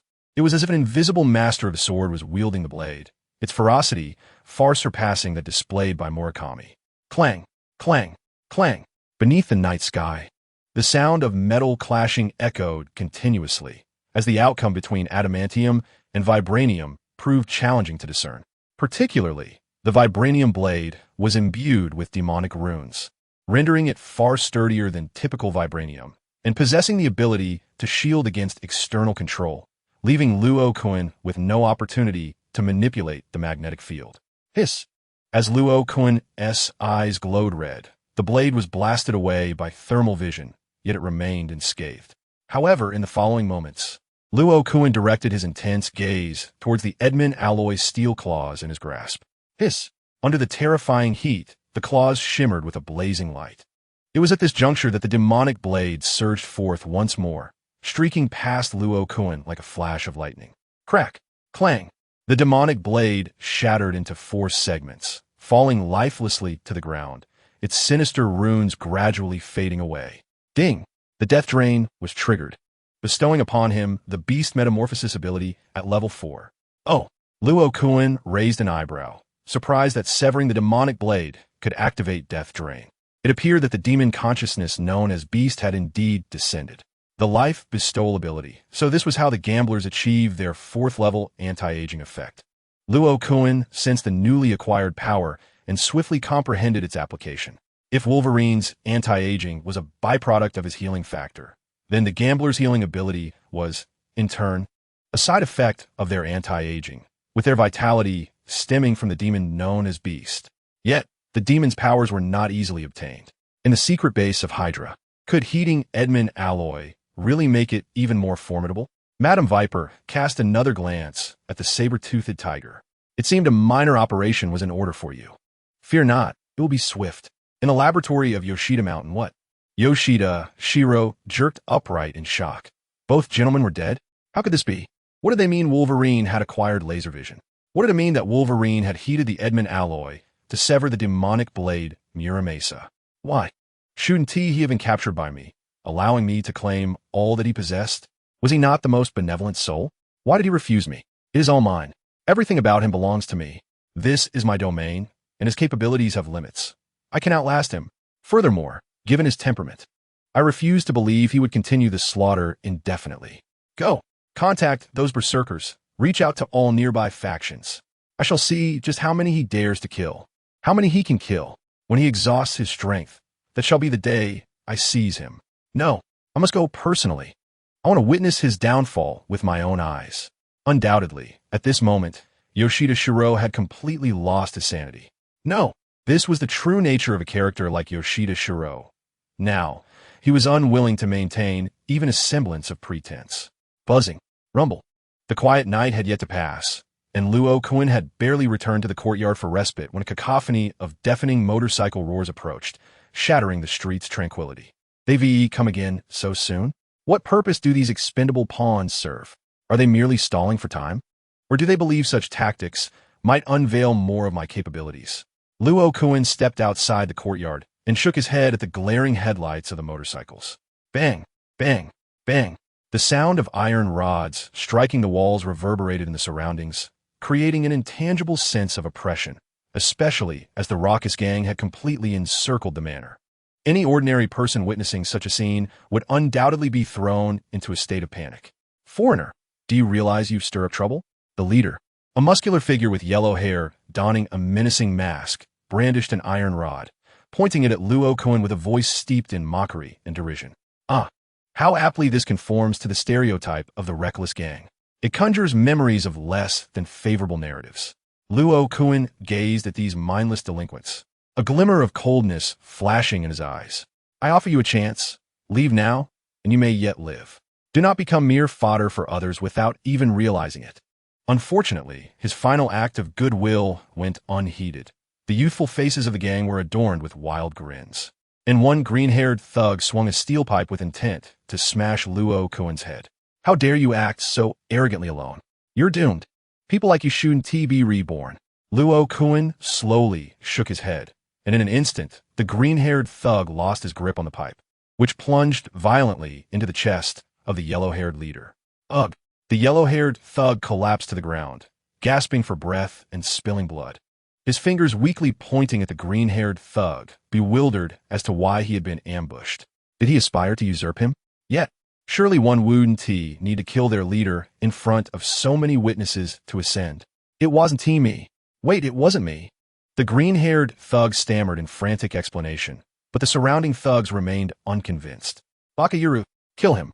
Avenge our leader. Eager to prove themselves, a brash thug struck the green-haired one with a knife without awaiting counsel.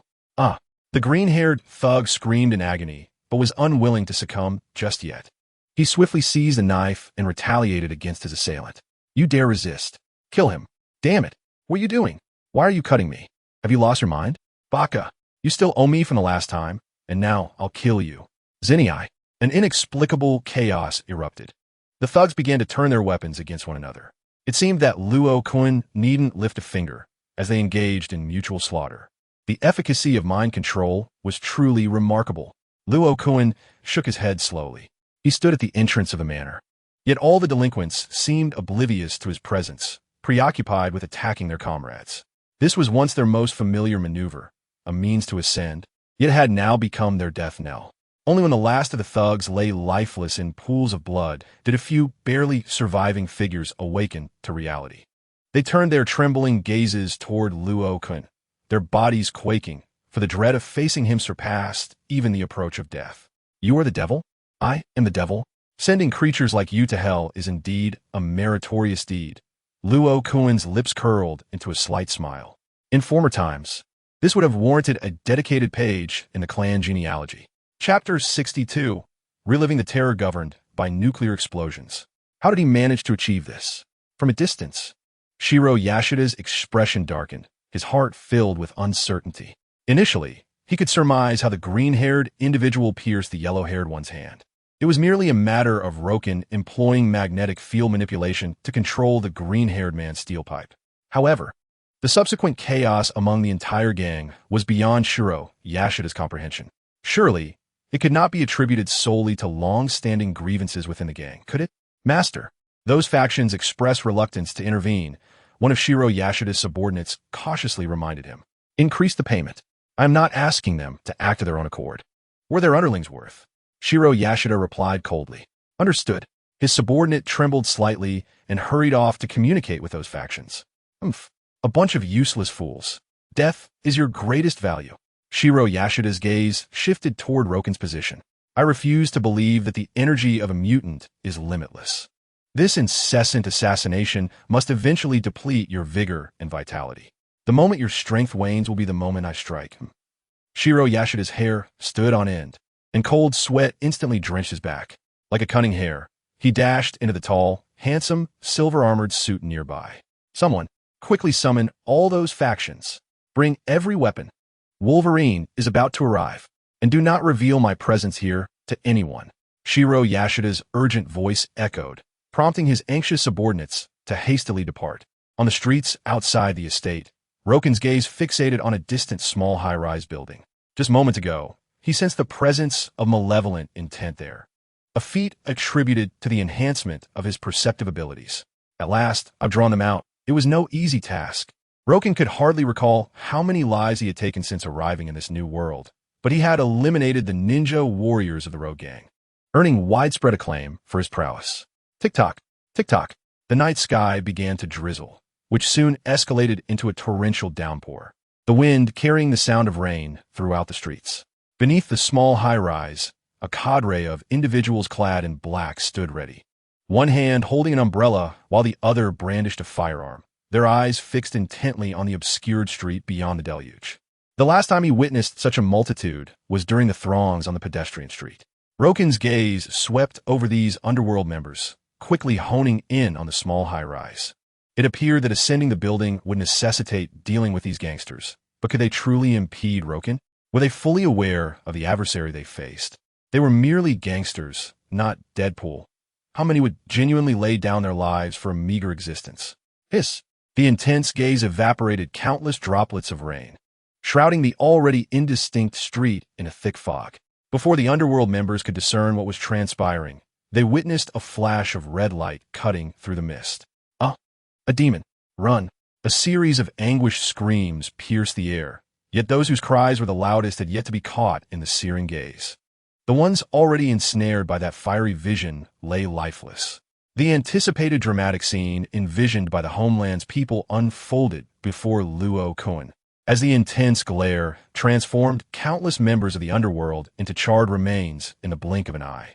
Moreover, the devastation wrought by that fiery gaze extended beyond the mere bodies and convictions of these gangsters. An entire small high-rise crumbled alongside them. Clang! Amidst the cacophony of screams, Luo Kun distinctly heard the sound of a heavy object crashing down. Whoosh! Whoosh! Whoosh! Before he could investigate the fallen object, Luo Kun sensed metallic projectiles hurtling towards him. It was only when these missiles drew near that he heard their ominous hum. Buzz! Luo Kun's demeanor shifted to one of gravity. He had not anticipated that amidst such chaos in the realm of darkness, missiles would rain down upon him here in this quieter setting. Although they appeared to be mere handheld missiles, their destructive power was not to be underestimated. Even if they could not obliterate Luo Kun, they could certainly shred his attire and leave him disheveled. Buzz! With a forceful exertion of his telekinetic power and magnetic control, Luo Kun redirected the missiles. Manipulating such a multitude of projectiles with only 4th-level magnetic control proved challenging. Yet Luo Kun's 4th-level telekinesis provided him with the necessary aid. Simultaneously wielding both abilities imposed no additional strain upon him. Boom! The redirected missiles exploded in succession, shaking the very earth beneath him. The commotion far surpassing the earlier disturbance caused by Luo Kun's fiery gaze. Since they had unleashed missiles, he would not hold back. A cold glint flickered in his eyes as he fixed his gaze upon the source of the attack. But first, he needed to extract that beast. How did Wolverine arrive here? Has he discovered me? Impossible. He must have merely detected Silver Samurai. Perhaps this is my chance. within the confines of Silver Samurai. Saito Shiro felt a jolt of surprise upon noticing Luo Kun's approach, but he swiftly regained his composure. Silver Samurai had been equipped with anti-magnetic devices, rendering him uncontrollable. Once Luo Kun let down his guard, he would strike.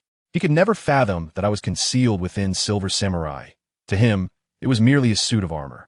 I have come so far, and you still pretend to be dead?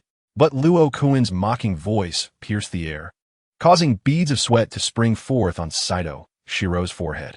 What does it matter if you had discovered me? You gained your fame through Adamantium, yet you cannot harm Adamantium. With a fierce shout, Saito Shiro seized control of Silver Samurai, swinging his blade towards Luo Kun. Waiting for the moment Luo Kun revealed his adamantium claws to ignite Silver Samurai's katana, intending to sever Luo Kun's claws in an instant. Buzz! Yet in the next moment, both Silver Samurai and the katana came to an abrupt halt. Yasuda Shiro trembled uncontrollably as he realized that no matter how he attempted to manipulate the Silver Warrior, he could not move an inch. How could this be? I have implemented an anti-magnetic device. Why can you still control the Silver Warrior? His voice was filled with disbelief, and he felt himself on the brink of collapse. A beast is just a beast. It begins to bark, mocked Rokon. Humph. Wolverine, even if you can control the Silver Warrior, what can you do against me? Yasuda gritted his teeth, desperately trying to manipulate the Silver Warrior while feigning bravado.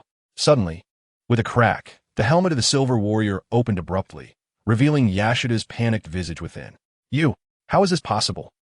Just as Yasuda exclaimed, he felt himself forcefully yanked from the Silver Warrior, his limbs fracturing and bleeding, eliciting a painful scream.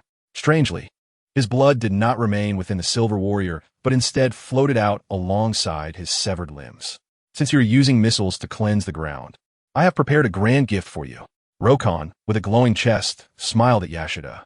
Do you remember that nuclear explosion you narrowly survived? It is time for you to relive the terror of being dominated by a nuclear blast. Boom! A blinding light erupted from Rokon's chest, and a mushroom cloud rose once more over this land of sin. Chapter 63. Modified Saber-Tooth Tiger, Luck Ability. Under the terrifying shockwave of energy, everything around shattered into ruins.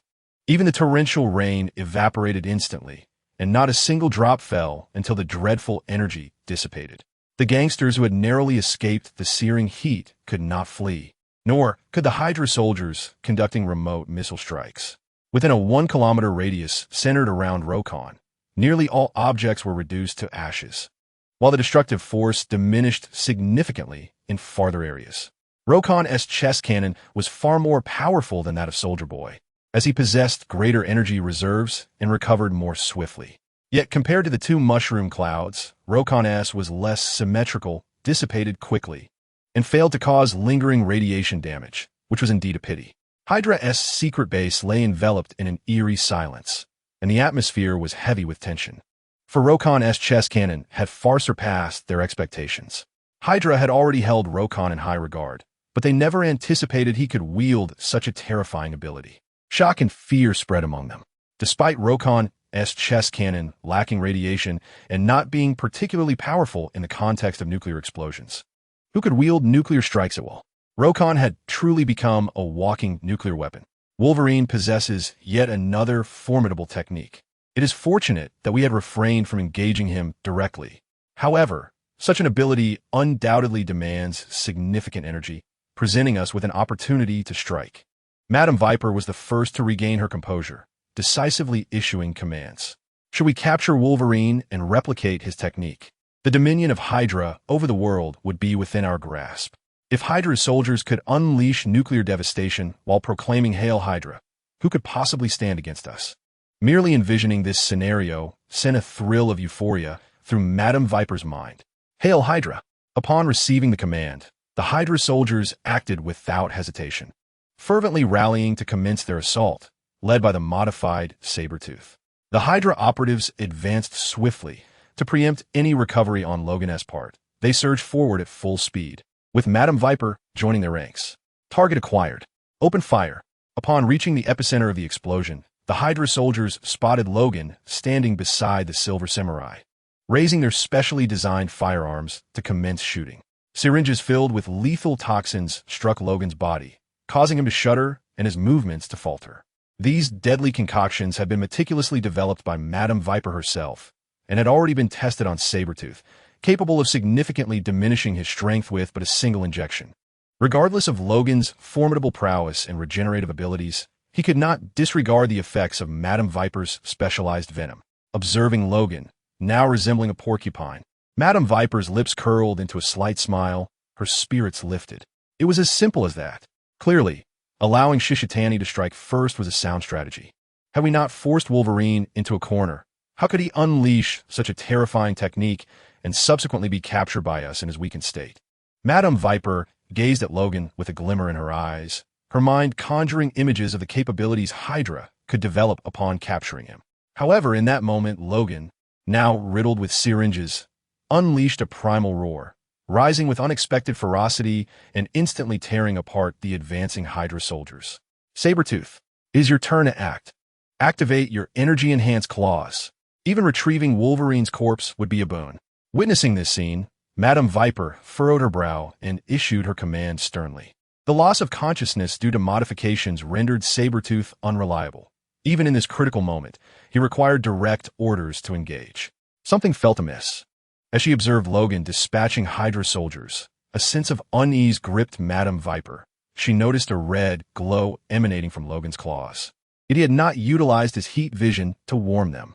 Moreover, why did the bodies of the Hydra soldiers appear to have been torn apart by 5 claws rather than punctured by 3? In a moment of disorientation, a mysterious power within the Viper Lady stirred, and the scene before her began to transform. The entity wreaking havoc was no longer the figure she had previously observed, Luo Kun, but rather a saber-toothed tiger she had modified and controlled. Strangely, as her consciousness began to return, the Viper Lady's first thought was why the saber-toothed tiger could still move despite having been pierced by so many needles of poison. Had her toxin failed? No. She was still under its influence. As the enigmatic power within her surged once more, the Viper Lady's awareness fully awakened, allowing her to narrowly evade the tiger's lethal claws. Saber-toothed tiger. Hatred, fury, control, immortality. Dodging the tiger's attack, the Viper Lady unleashed a spray of liquid towards it, simultaneously uttering a series of inexplicable incantations. To Luo Kun's astonishment, the saber-toothed tiger broke free from the illusion he had crafted. More precisely, its brain began to function in a peculiar manner, shielding it from Luo Kun's psychic influence. Was the Hydra's brainwashing effect truly that potent? Or did the brain's intrinsic operations prove more effective than external stimuli?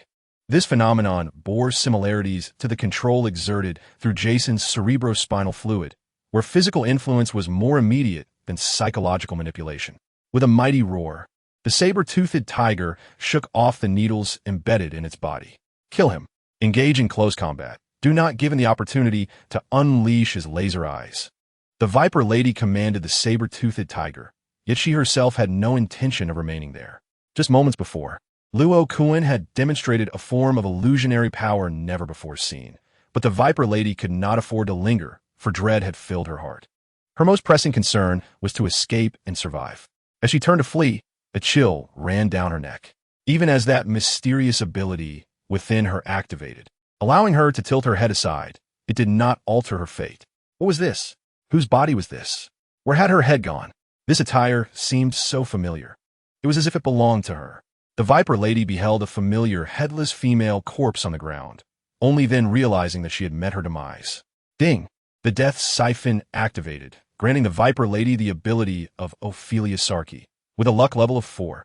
Luck? Luo Kun was taken aback. It was no wonder the Viper Lady, lacking psychic abilities, had managed to awaken so swiftly. In fact, just before her neck was severed, she had managed to tilt her head aside, not due to Luo Kun's speed, but rather through a fortunate evasion. Roar! It was only after Luo Kun had slain the Viper Lady that the saber-toothed tiger arrived, significantly delayed, its speed a stark contrast to Luo Kun's. Chapter 64. Level 7 Regeneration. Beastly swine, it seems you're worse off than Wolverine, Luo Kun remarked, gazing at the approaching saber-toothed tiger. At this moment, the visage of the saber-toothed tiger starkly contrasts with the memory Wolverine once held, for this saber-toothed tiger has been transformed into a pure combat machine. Its arms are equipped with an energy charging device, designed specifically to elevate the temperature of its adamantium claws. Coupled with the internal anti-magnetic apparatus and various modifications to its brain, the current incarnation of the saber-toothed tiger has morphed into a semi-mechanical being devoid of self-awareness. Roar. In response to Logan's somewhat sympathetic gaze, the saber-toothed tiger can only emit a growl. However, before the echo of its roar has faded, Logan's form has already vanished from its sight. Much like when Logan felled Madam Viper, his speed, now reaching level 4, although not comparable to Quicksilver, allows him to masquerade as a speedster. Swish! The saber-toothed tiger merely feels a sharp pain in its neck before its head crashes heavily onto the ground. Behind the headless carcass stands Logan, brandishing a crimson claw. He has never claimed that he could only heat his adamantium claws through his heat vision. As if its head had fallen, the saber-toothed tiger's intelligence seems to awaken slightly, yet it finds itself unable to articulate words, its life rapidly ebbing away. The saber-toothed tiger possesses various abilities that surpass Wolverine's, yet its regenerative capacity and willpower fall short. Thus, the gaze the saber-toothed tiger casts upon Logan is profoundly complex, imbued with a sense of relief intertwined with resentment, gratitude mingled with bitterness. Even a pie chart could not delineate the intricacies of the saber-toothed tiger's expression. Yet Logan comprehends it well. The saber-toothed tiger is thankful to Logan for liberating it from its puppet-like existence, yet harbors resentment for being slain so mercilessly. Regardless of the complexity of the saber-toothed tiger's emotions, its life is inexorably drawing to a close. Ding! The death absorption is triggered, granting Logan the saber-toothed tiger's victor ability, Beast Physique Level 5, integrating similar capabilities. The saber-toothed tiger's powers essentially mirror Wolverine's, save for the differing methods of claw growth, rendering the retention of its formidable claws unnecessary. Regenerative ability elevated to level 7. Aging deceleration also raised to level 7. Perceptual capacity, strength, speed, and defense receive minor enhancements. The ability to elevate regenerative power and aging deceleration to level 7 is not solely the saber-toothed tiger's merit. Previous contributions from Frost and Murakami, the gambler, also played a role. Yet, I cannot leave you here to be discovered and studied later. That would be a troublesome affair. After glancing at the panel, Logan directs his attention to the saber-toothed tiger's remains, utilizing magnetic field manipulation upon body. Thud! Thud! The scene becomes somewhat gruesome as the adamantium embedded in the saber-toothed tiger is forcibly extracted. Subsequently, Logan employs his heat vision to ensure the saber-toothed tiger's complete transcendence.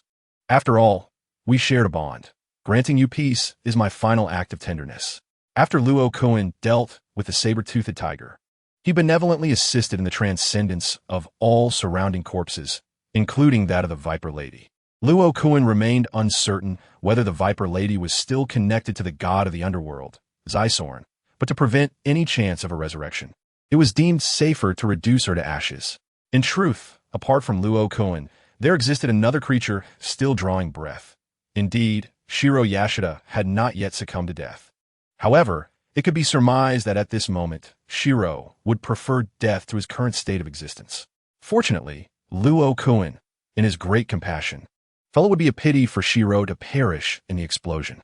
Thus, he employed the gift of life, endowing Shiro with a modicum of regenerative ability, causing his body to oscillate between destruction and recovery.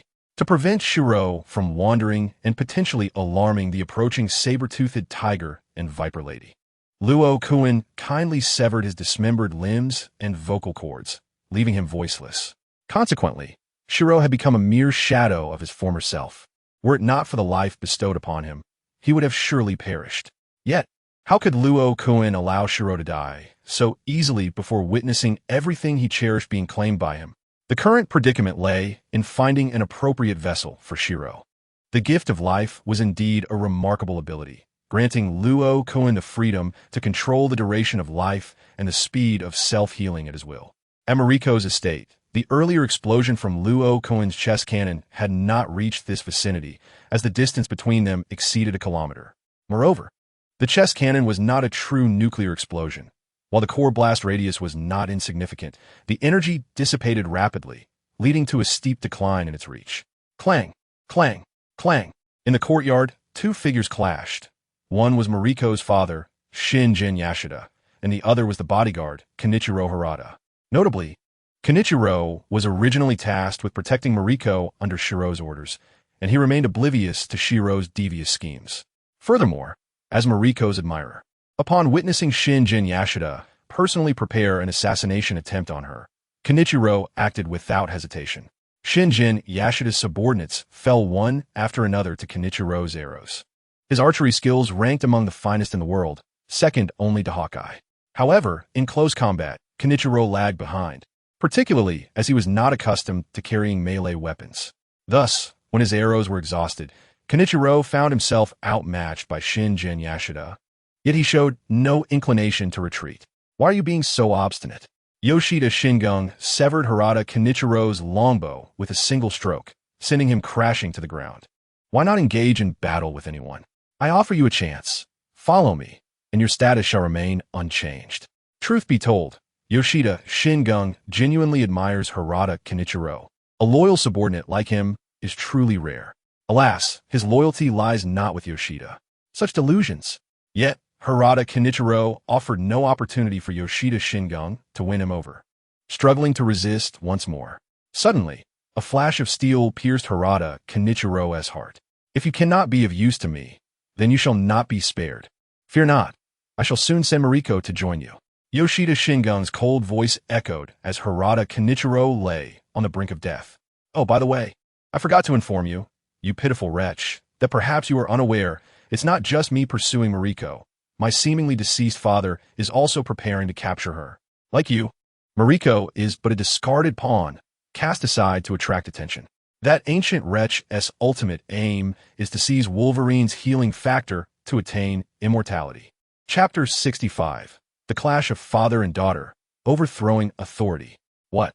Harada Kenichiro paid little heed to Yoshida Shingung's later words, yet he understood that Mariko was now in peril. Should he perish, there would be no one left to safeguard her. As a fragile woman, how could she survive amidst such ravenous wolves? Wolverine? Harada Kenichiro held deep skepticism towards this unfamiliar foreigner and doubted anyone, aside from himself, could protect Mariko adequately. Despite having his heart pierced, Harada Kenichiro summoned an unexpected strength, gripping the blade lodged in his body with fierce determination. Even at this juncture, you engage in such a futile endeavor? What a pitiful existence. Even if you manage to delay me for a few seconds, what difference does it make? Yoshida Shingung regarded the dying Harada Kenichiro, who still sought to fulfill his duty, with a flicker of disdain. However, his expression abruptly shifted. His arms surged with strength as he drew his sword to strike behind him. Swish! Thud! Yoshida Shingung's sword severed Harada Kenichiro's hand, but failed to strike the intended target behind him. Instead, it was Yoshida himself who found a blade piercing his heart. The very man Yoshida had just scorned delivered the most perfect counterstrike, that fleeting moment costing Yoshida his chance at survival. You ungrateful daughter, you dare to slay your father? Turning to face the sword embedded in his chest, Yoshida Shingung trembled, incredulous as he confronted Mariko. My dear father sought to kill me. Am I not entitled to resist? Mariko replied with a faint smile, withdrawing the sword and challenging Yoshida Shingung.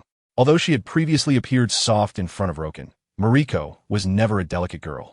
Her swordsmanship was equally proficient, and she was indeed capable of being ruthless. As she was jolted awake by the terrifying explosion unleashed by Roken, she complied with his orders and did not leave the basement. It was not until she overheard two familiar voices discussing a conspiracy against herself and Roken that a chilling glint flickered in her eyes.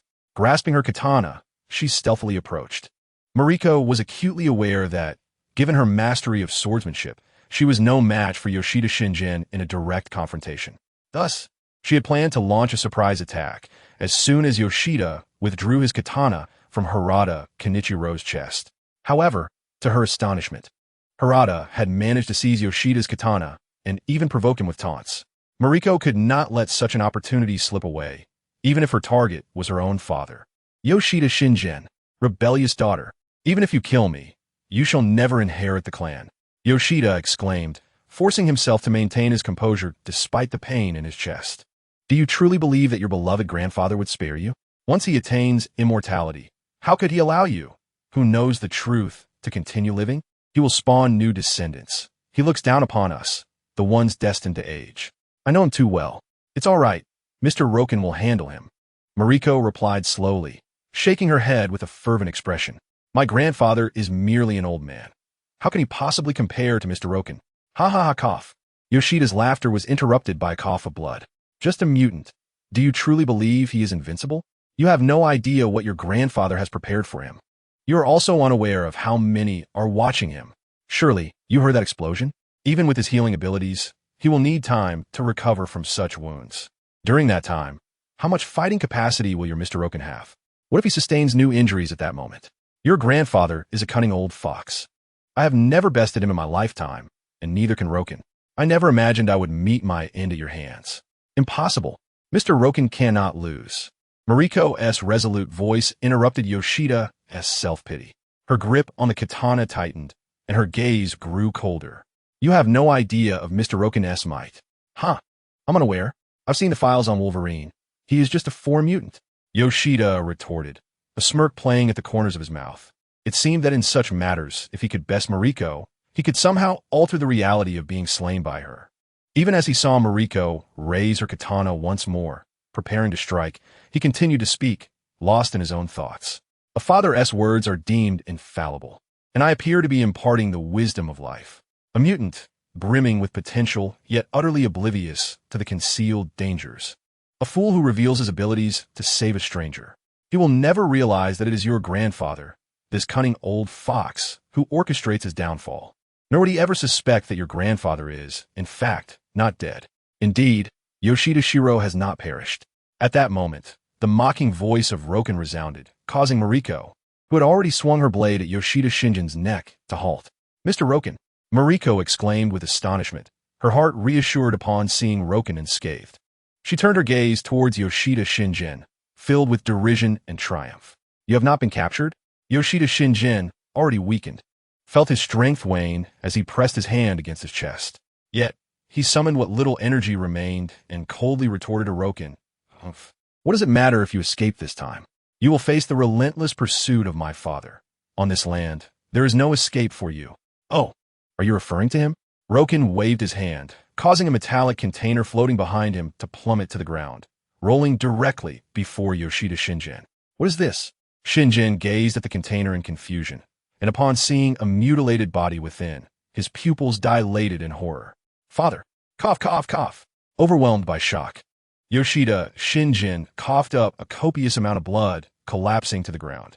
While he begrudgingly accepted the notion of Yoshida Shiro achieving ultimate victory, he could not fathom the idea of Mariko and Roken triumphing. Just as Mariko believed in Roken's victory, Yoshida Shinjin, despite his inability to resist under the oppressive weight of his father, still held profound admiration for him. In Shinjin's eyes, Yoshida Shiro was destined for ultimate success, poised to elevate the Yoshida conglomerate to greater heights. However, what could it possibly mean for Roken and Mariko to emerge victorious? Given Mariko's current stance towards Roken, would the Yoshida conglomerate truly remain under the control of the Yoshida family? Chapter 66. What's wrong with blowing up a toilet? No, this cannot be. The Yoshida conglomerate must not fall into the hands of an outsider. Suddenly invigorated, Yoshida Shinjin, who had been sprawled on the ground, became agitated. Yet the more he stirred, the more blood he lost, soon saturating the ground beneath him, staining the metallic container beside him crimson. Yoshida Shinjin breathed his last, infused with a deep sense of resentment, dying before his father and daughter. Inside the metallic container, Yoshida Shiro witnessed this heart-wrenching scene, his eyes filled with anguish and regret. Yashida Shiro harbors little affection for Yashida Shinjin. However, the words recently uttered by Shinjin resonate profoundly with his own sentiments. He is utterly unwilling to witness the Yashida group fall into the hands of the outsider, Roken, especially after enduring such torment at his hands, transforming what was once gratitude into enmity. Even when Roken was still a benefactor, Shiro sought to manipulate him rather than express gratitude. Now that Roken is his adversary, Shiro's animosity is so intense that he wishes to devour him whole, making it inconceivable for him to allow Roken to possess what he holds dear. Yet, Despite the tumult of resentment within, Shiro finds himself utterly incapacitated, unable to utter a single sound, trapped within a tightly sealed iron vessel. His eyes can see, his ears can hear, but words elude him. This predicament serves as the most profound torment for Shiro. A swift death would be a merciful release. He turns his gaze towards Mariko, hoping for a modicum of solace and hope from her. How long can he sustain this state? However, Mariko merely casts a scornful glance at Shiro before gently addressing Roken. As long as I do not sever the thread of life bestowed upon him, he can remain in this condition indefinitely, Roken replies. Might this not be too lenient? Mariko furrows her brows, her words surprising even Roken, let alone Shiro. He originally schemed to attain immortality, and now you generously grant him the opportunity for eternal life. Does this not fulfill his desires? Do you not resent me for reducing him to this wretched state? Roken inquires earnestly. He is not my grandfather. My grandfather has passed away, and I witnessed his departure with my own eyes. Mariko replies with a sense of conviction. The one trapped in this iron canister is an adversary who plotted our assassination. Allowing an enemy to live is indeed excessively lenient. Even in his silence, Shiro's expressions shift dramatically. Were it not for the life tethered to him, the turmoil on his face might have driven him to the brink of demise. Fear not. With your words, his existence gains even greater significance. Roken chuckles. Since you have granted him life, does that imply he cannot perish regardless of how we confront him? Mariko inquires, her curiosity piqued. Not quite. Should his injuries be too grave, he remains at risk of death, though he can generally withstand typical methods. Roken clarifies with a shake of his head. However, this merely ensures his survival. Regeneration of limbs is impossible. At least I shall not bestow upon him such extensive vitality. Does this not suggest a formidable means of preserving life? Mariko's eyes brighten with anticipation as she gazes at Roken. Perhaps it is presumptuous, but Mr. Roken, could you grant me this fragment of life? You are aware that my current situation is rather perilous. Even in death, my desire to seize complete control of the Yoshida group will undoubtedly invite numerous complications. Mr. Roken, you cannot perpetually shield me. A burden, can you? If I bestow upon you vitality, it also implies that I can retract this gift at any moment, leading to your inevitable demise. Roken furrowed his brow in caution. Yet, does this not serve to bind me more closely to you, Mr. Roken? With a radiant smile illuminating her face, Mariko replied with sparkling eyes. Moreover, immortality. How many yearn for such a gift? I wonder if I have the privilege to earn your favor, Mr. Roken. I would gladly offer the entirety of the Yoshida group. Perhaps this could provide you with a modicum of assistance. Mariko's gaze was so intensely fervent that it rendered Roken somewhat uncomfortable, as if she were beholding a deity. Nevertheless, it is the allure of mutual benefit that forms the most robust connection.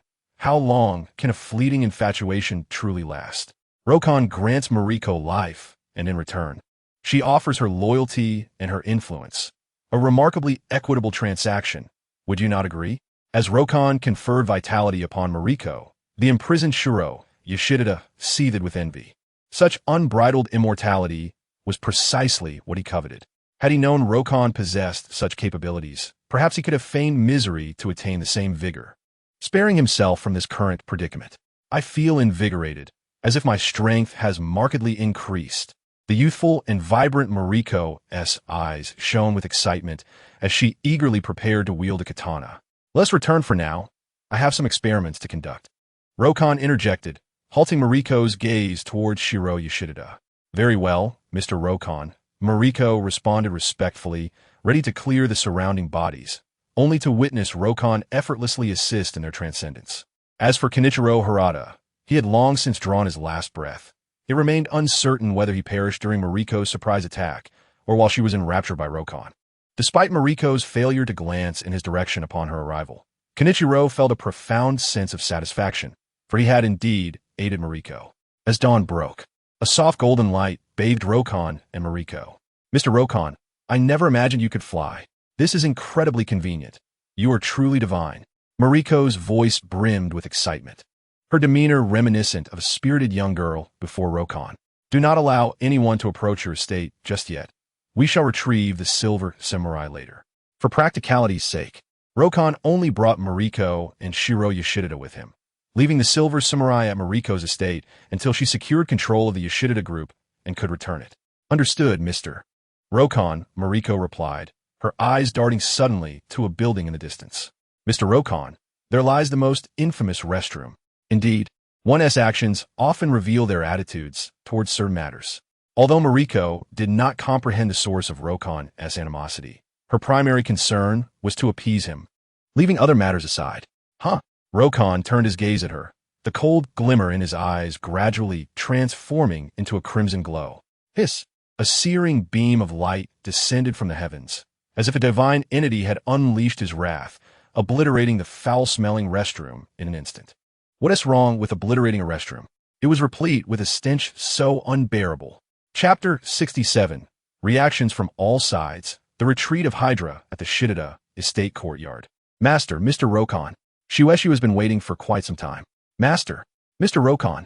Behind Shueshu stood a cadre of robustly clad individuals in black, their fervent expressions fixed upon Rokon and Mariko.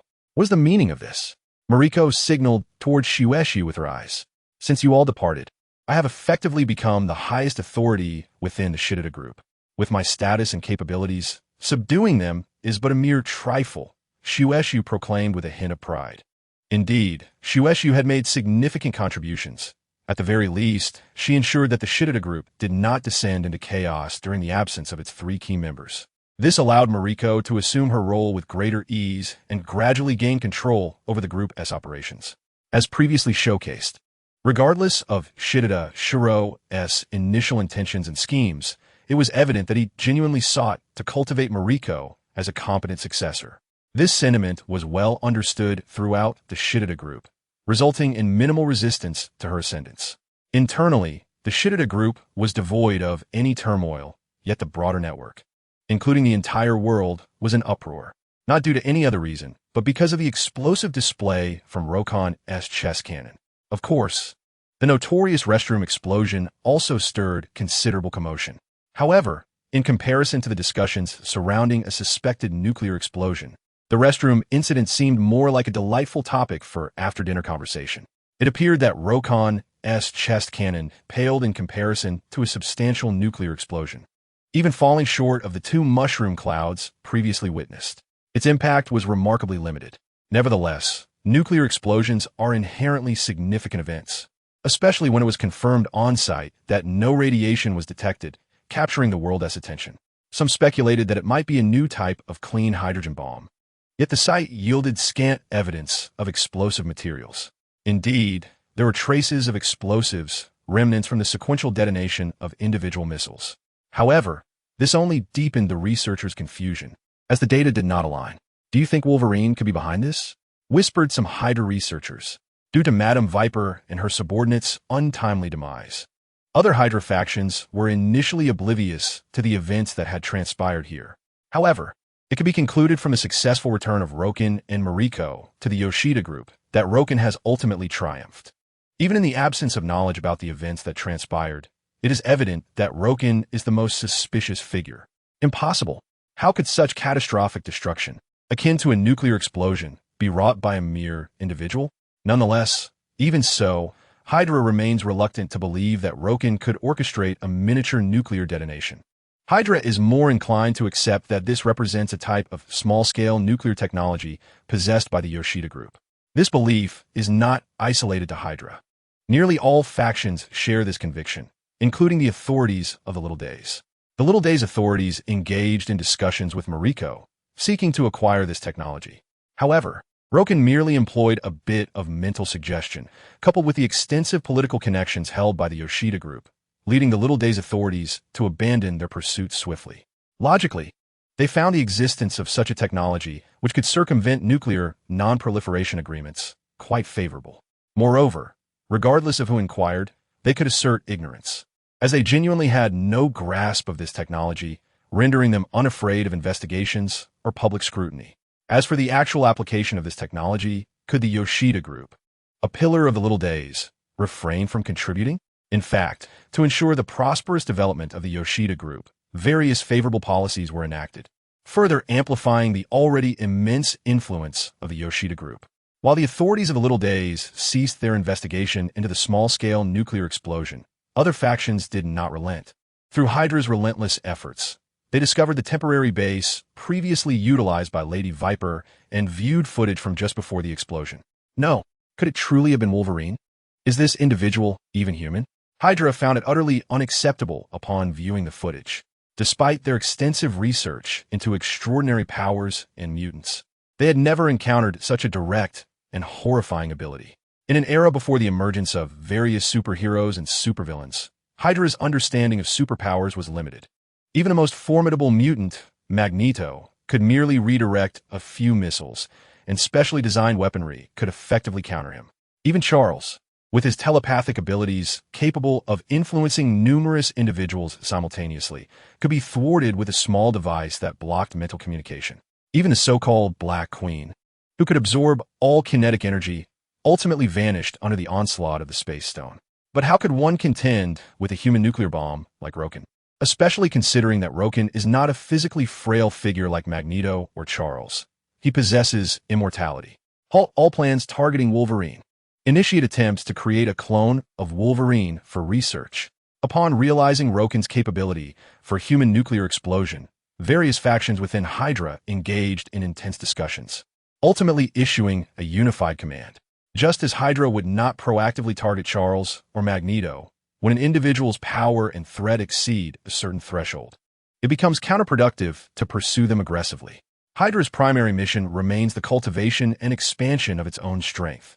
Having already incurred significant losses with Loki, the wisest choice is to mitigate further damage, especially in a situation where there is no clear strategy to confront Loki. Continuing to engage poses too great a risk. Unbeknownst to Loki, who is currently engrossed in research concerning vibranium and adamantium, Hydra has shown such rapid retreat. Upon discovering the excessive availability of both vibranium and adamantium, Loki seeks to enhance the adamantium within his own body. While adamantium is indeed superior to vibranium, cutting through vibranium is no simple task. One either requires an overwhelming advantage in strength, or like Loki, the ability to heat adamantium to break the molecular bonds of vibranium, surpassing its energy absorption threshold. This indicates that the disparity between adamantium and vibranium is not as vast as it seems. Vibranium capable of withstanding thermal impacts is at least rated at level 6 by the system. Coupled with Loki's self-healing abilities and deceleration of aging, which have reached level 7, the originally superior adamantium skeleton must now evolve. The only material stronger than the adamantium within Loki is the miraculous primordial adamantium, a singular creation that can only manifest in a universe where both vibranium and adamantium coexist. To facilitate his research, Loki returns to the Akali Lake base, bringing with him the liquid adamantium previously concealed by Jean Grey to Shurji Tion's laboratory, and instructing Mariko to procure a substantial quantity of vibranium for experimentation. A cadre of researchers attempts various combinations of vibranium, iron, adamantium, and diverse meteorite components. Naturally, Loki's approach to research diverges significantly from that of the scientists. If not for Shurji Tion Group's possession of the technology to forge adamantium, this experiment alone would require exorbitant funding. Fortunately, while the Shurji Tion Group may lack in other areas, it certainly has an abundance of wealth. Loki's research method is notably more straightforward. He simply amalgamates various metallic liquids and shakes them vigorously, attempting to conjure the ultimate product. The primordial adamantium itself is a miracle that cannot be replicated. More critically, the extraterrestrial metallic elements within the primordial adamantium have long been depleted, making it impossible to recreate the original substance. Yet, is it not merely a miracle? With sufficient attempts, a miracle is bound to manifest, even if the final product is not the primordial adamantium. Perhaps Loki was once inadequate, but now he possesses the fortuitous ability bestowed by Madame Viper. It is worth a try. The fortuitous ability of level 4 does not possess the formidable prowess that Luo Kun had envisioned. Neither he nor the researchers have yielded any results in a short span of time. The task proves to be exceedingly challenging. Not only is the creation of an entirely new Edelman alloy arduous, but the modification of the existing alloy within one's body is equally formidable. Within the confines of the independent laboratory, as Luo Kun gazes at the various liquid metals swirling within their containers, his mind is awash with contemplation. After the initial attempts yielded no results, Luo Kun has shifted his approach, adeptly employing magnetic manipulation to further control and attempt to fuse these liquid metals. However, much like the level 4 luck ability, the effectiveness of his magnetic control leaves much to be desired. Yet, there's a silver lining. Through his relentless practice during this period, Luo Kun's magnetic manipulation has grown increasingly potent, ultimately reaching level 5. This marks the first time Luo Kun has achieved a breakthrough in skill points through his own efforts. It serves as a testament that the path to strength is not solely reliant on the siphoning of life through death, though the pace of self-improvement is undeniably sluggish. Furthermore, with the enhancement of his magnetic field control, Luo Kun has encountered a new dilemma. Extracting the Edelman alloy from his body proves to be exceedingly difficult. The agony he experiences is even more harrowing than the moment when the alloy was initially infused into him, prompting him to abandon the endeavor almost instantly. He recalls that after Wade acquired his abilities, there was a villain capable of nullifying pain. Wasn't T there? Luo Kun's memory retrieval activates. Ajax? Francis? Yes. That's the one. He promptly initiates contact with Jackhammer, realizing he lacks Wade's contact information. What has become of Wade? Missing? It has been months without a trace of him. Luo Kun had initially feared he might miss out on the storyline involving Ajax, especially since he has been researching the Edelman alloy for quite some time. However, it now appears that Wade may not have completed his transformation, or perhaps he is simply in hiding. Shues Su, arrange for a flight. I need to return to the States. Luo Kun commands through the communication device. Mr. Luo, is there anything I can assist you with? His assistant, Shues Su, bounces in, tilting her head in inquiry. I need to return for a while due to certain matters. I will return soon. As there has been little progress here, Luo Kun gestures dismissively, indicating he does not intend to take Shues Su along. Although her inclusion in the Deadpool narrative wouldn't be out of place, it is better for her to remain here, assisting Zhenli Zi. Understood, Mr. Luo. Shues Su pouts with disappointment, but quickly departs to make arrangements. At the airport, as they watch Luo Kun board his private jet, Zhenli Zi and Shues Su patiently wait. It is only after the aircraft has taken off and vanished into the sky that Zhenli Zi speaks. What is it that Mr. Luo is dealing with? I am uncertain. Su Su slowly shook her head and murmured that there seemed to be no progress in the research on Edelman alloy, which was why Mr. Rokon could no longer remain. Those researchers have made no advancements at all? Mariko's eyes flashed with a cold glint. Indeed, Su Su replied, lowering her head. You must give them a stern warning. They have access to the world's most elite resources and rewards, Mariko stated icily. If they provide no assistance to Mr. Rokon, then they are devoid of any value. I understand. Head of the family, Su Su replied respectfully. And what of you? How goes your progress? Mariko's expression softened slightly as she inquired gently. Mr. Rokon seems to have little interest in me. He often remarks that I am too adorable. Is it that he does not appreciate my style? Su Su's voice carried a hint of distress. Fear not, for we have ample time. After all, we have been granted a lifespan beyond the imagination of ordinary beings.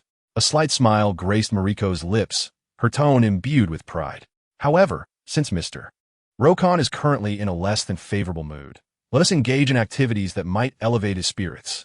Su Su, do you recall that you mentioned your grandfather ultimately became mired in a filthy existence, trapped in a state of unending life? Indeed, months ago, I beheld the vision of his death in such a manner. Su Su nodded in agreement. So when he feigned death, I initially thought my abilities were faltering. It is indeed time for him to return to where he rightfully belongs, Mariko affirmed with a nod. The experiments conducted on him during this period have only drained Mr. Rokon's strength. In the secret laboratory of Shiro Yashida, the iron vessel containing Shiro Yashida was placed here. Over the past months, Mariko had subjected Shiro Yashida to various experiments. This was not merely to torment him, but to ascertain the specific effects bestowed upon him by Mr. Rokon's life. After all, Mariko could not use herself as a subject for research, thus she had to endure some hardship through Shiro Yashida, bearing the blame herself. Upon seeing Mariko enter, Shiro Yashida's pupils dilated sharply, and he dared not meet her gaze. Each time she visited, she devised a new experimental method, forcing Shiro Yashida to experience vastly different forms of suffering. Mr. Rokon has departed, Mariko said softly, a slight smile playing at the corners of her mouth as she looked at Shiro Yashida. His eyes brightened suddenly, a glimmer of hope igniting within him as he gazed at Mariko, eager to hear the words he longed for. You do not think I was merely acting with Mr. Rokon, do you? Now that he has left, you should feel a bit relieved, no? Do not be foolish. Yet, Mariko had been waiting for Shiro Yashida's reaction, and she spoke with a hint of mockery. Shiro Yashida's expression stiffened, his eyes fixed intently on Mariko, as if questioning her motives for subjecting him to such torment. Mr. Luo Kun will be pleased by this, Mariko replied with a smile, lifting the iron container. Grandfather, you have taught me exceedingly well. You must understand that this is the most appropriate choice for me. Now, I shall guide you to your abode for the remainder of your life. You see, have you not fulfilled your original wish of attaining immortality? It is merely that you must reside in this cesspool for eternity. Consider a boon, allowing you to be well fed and satisfied each day.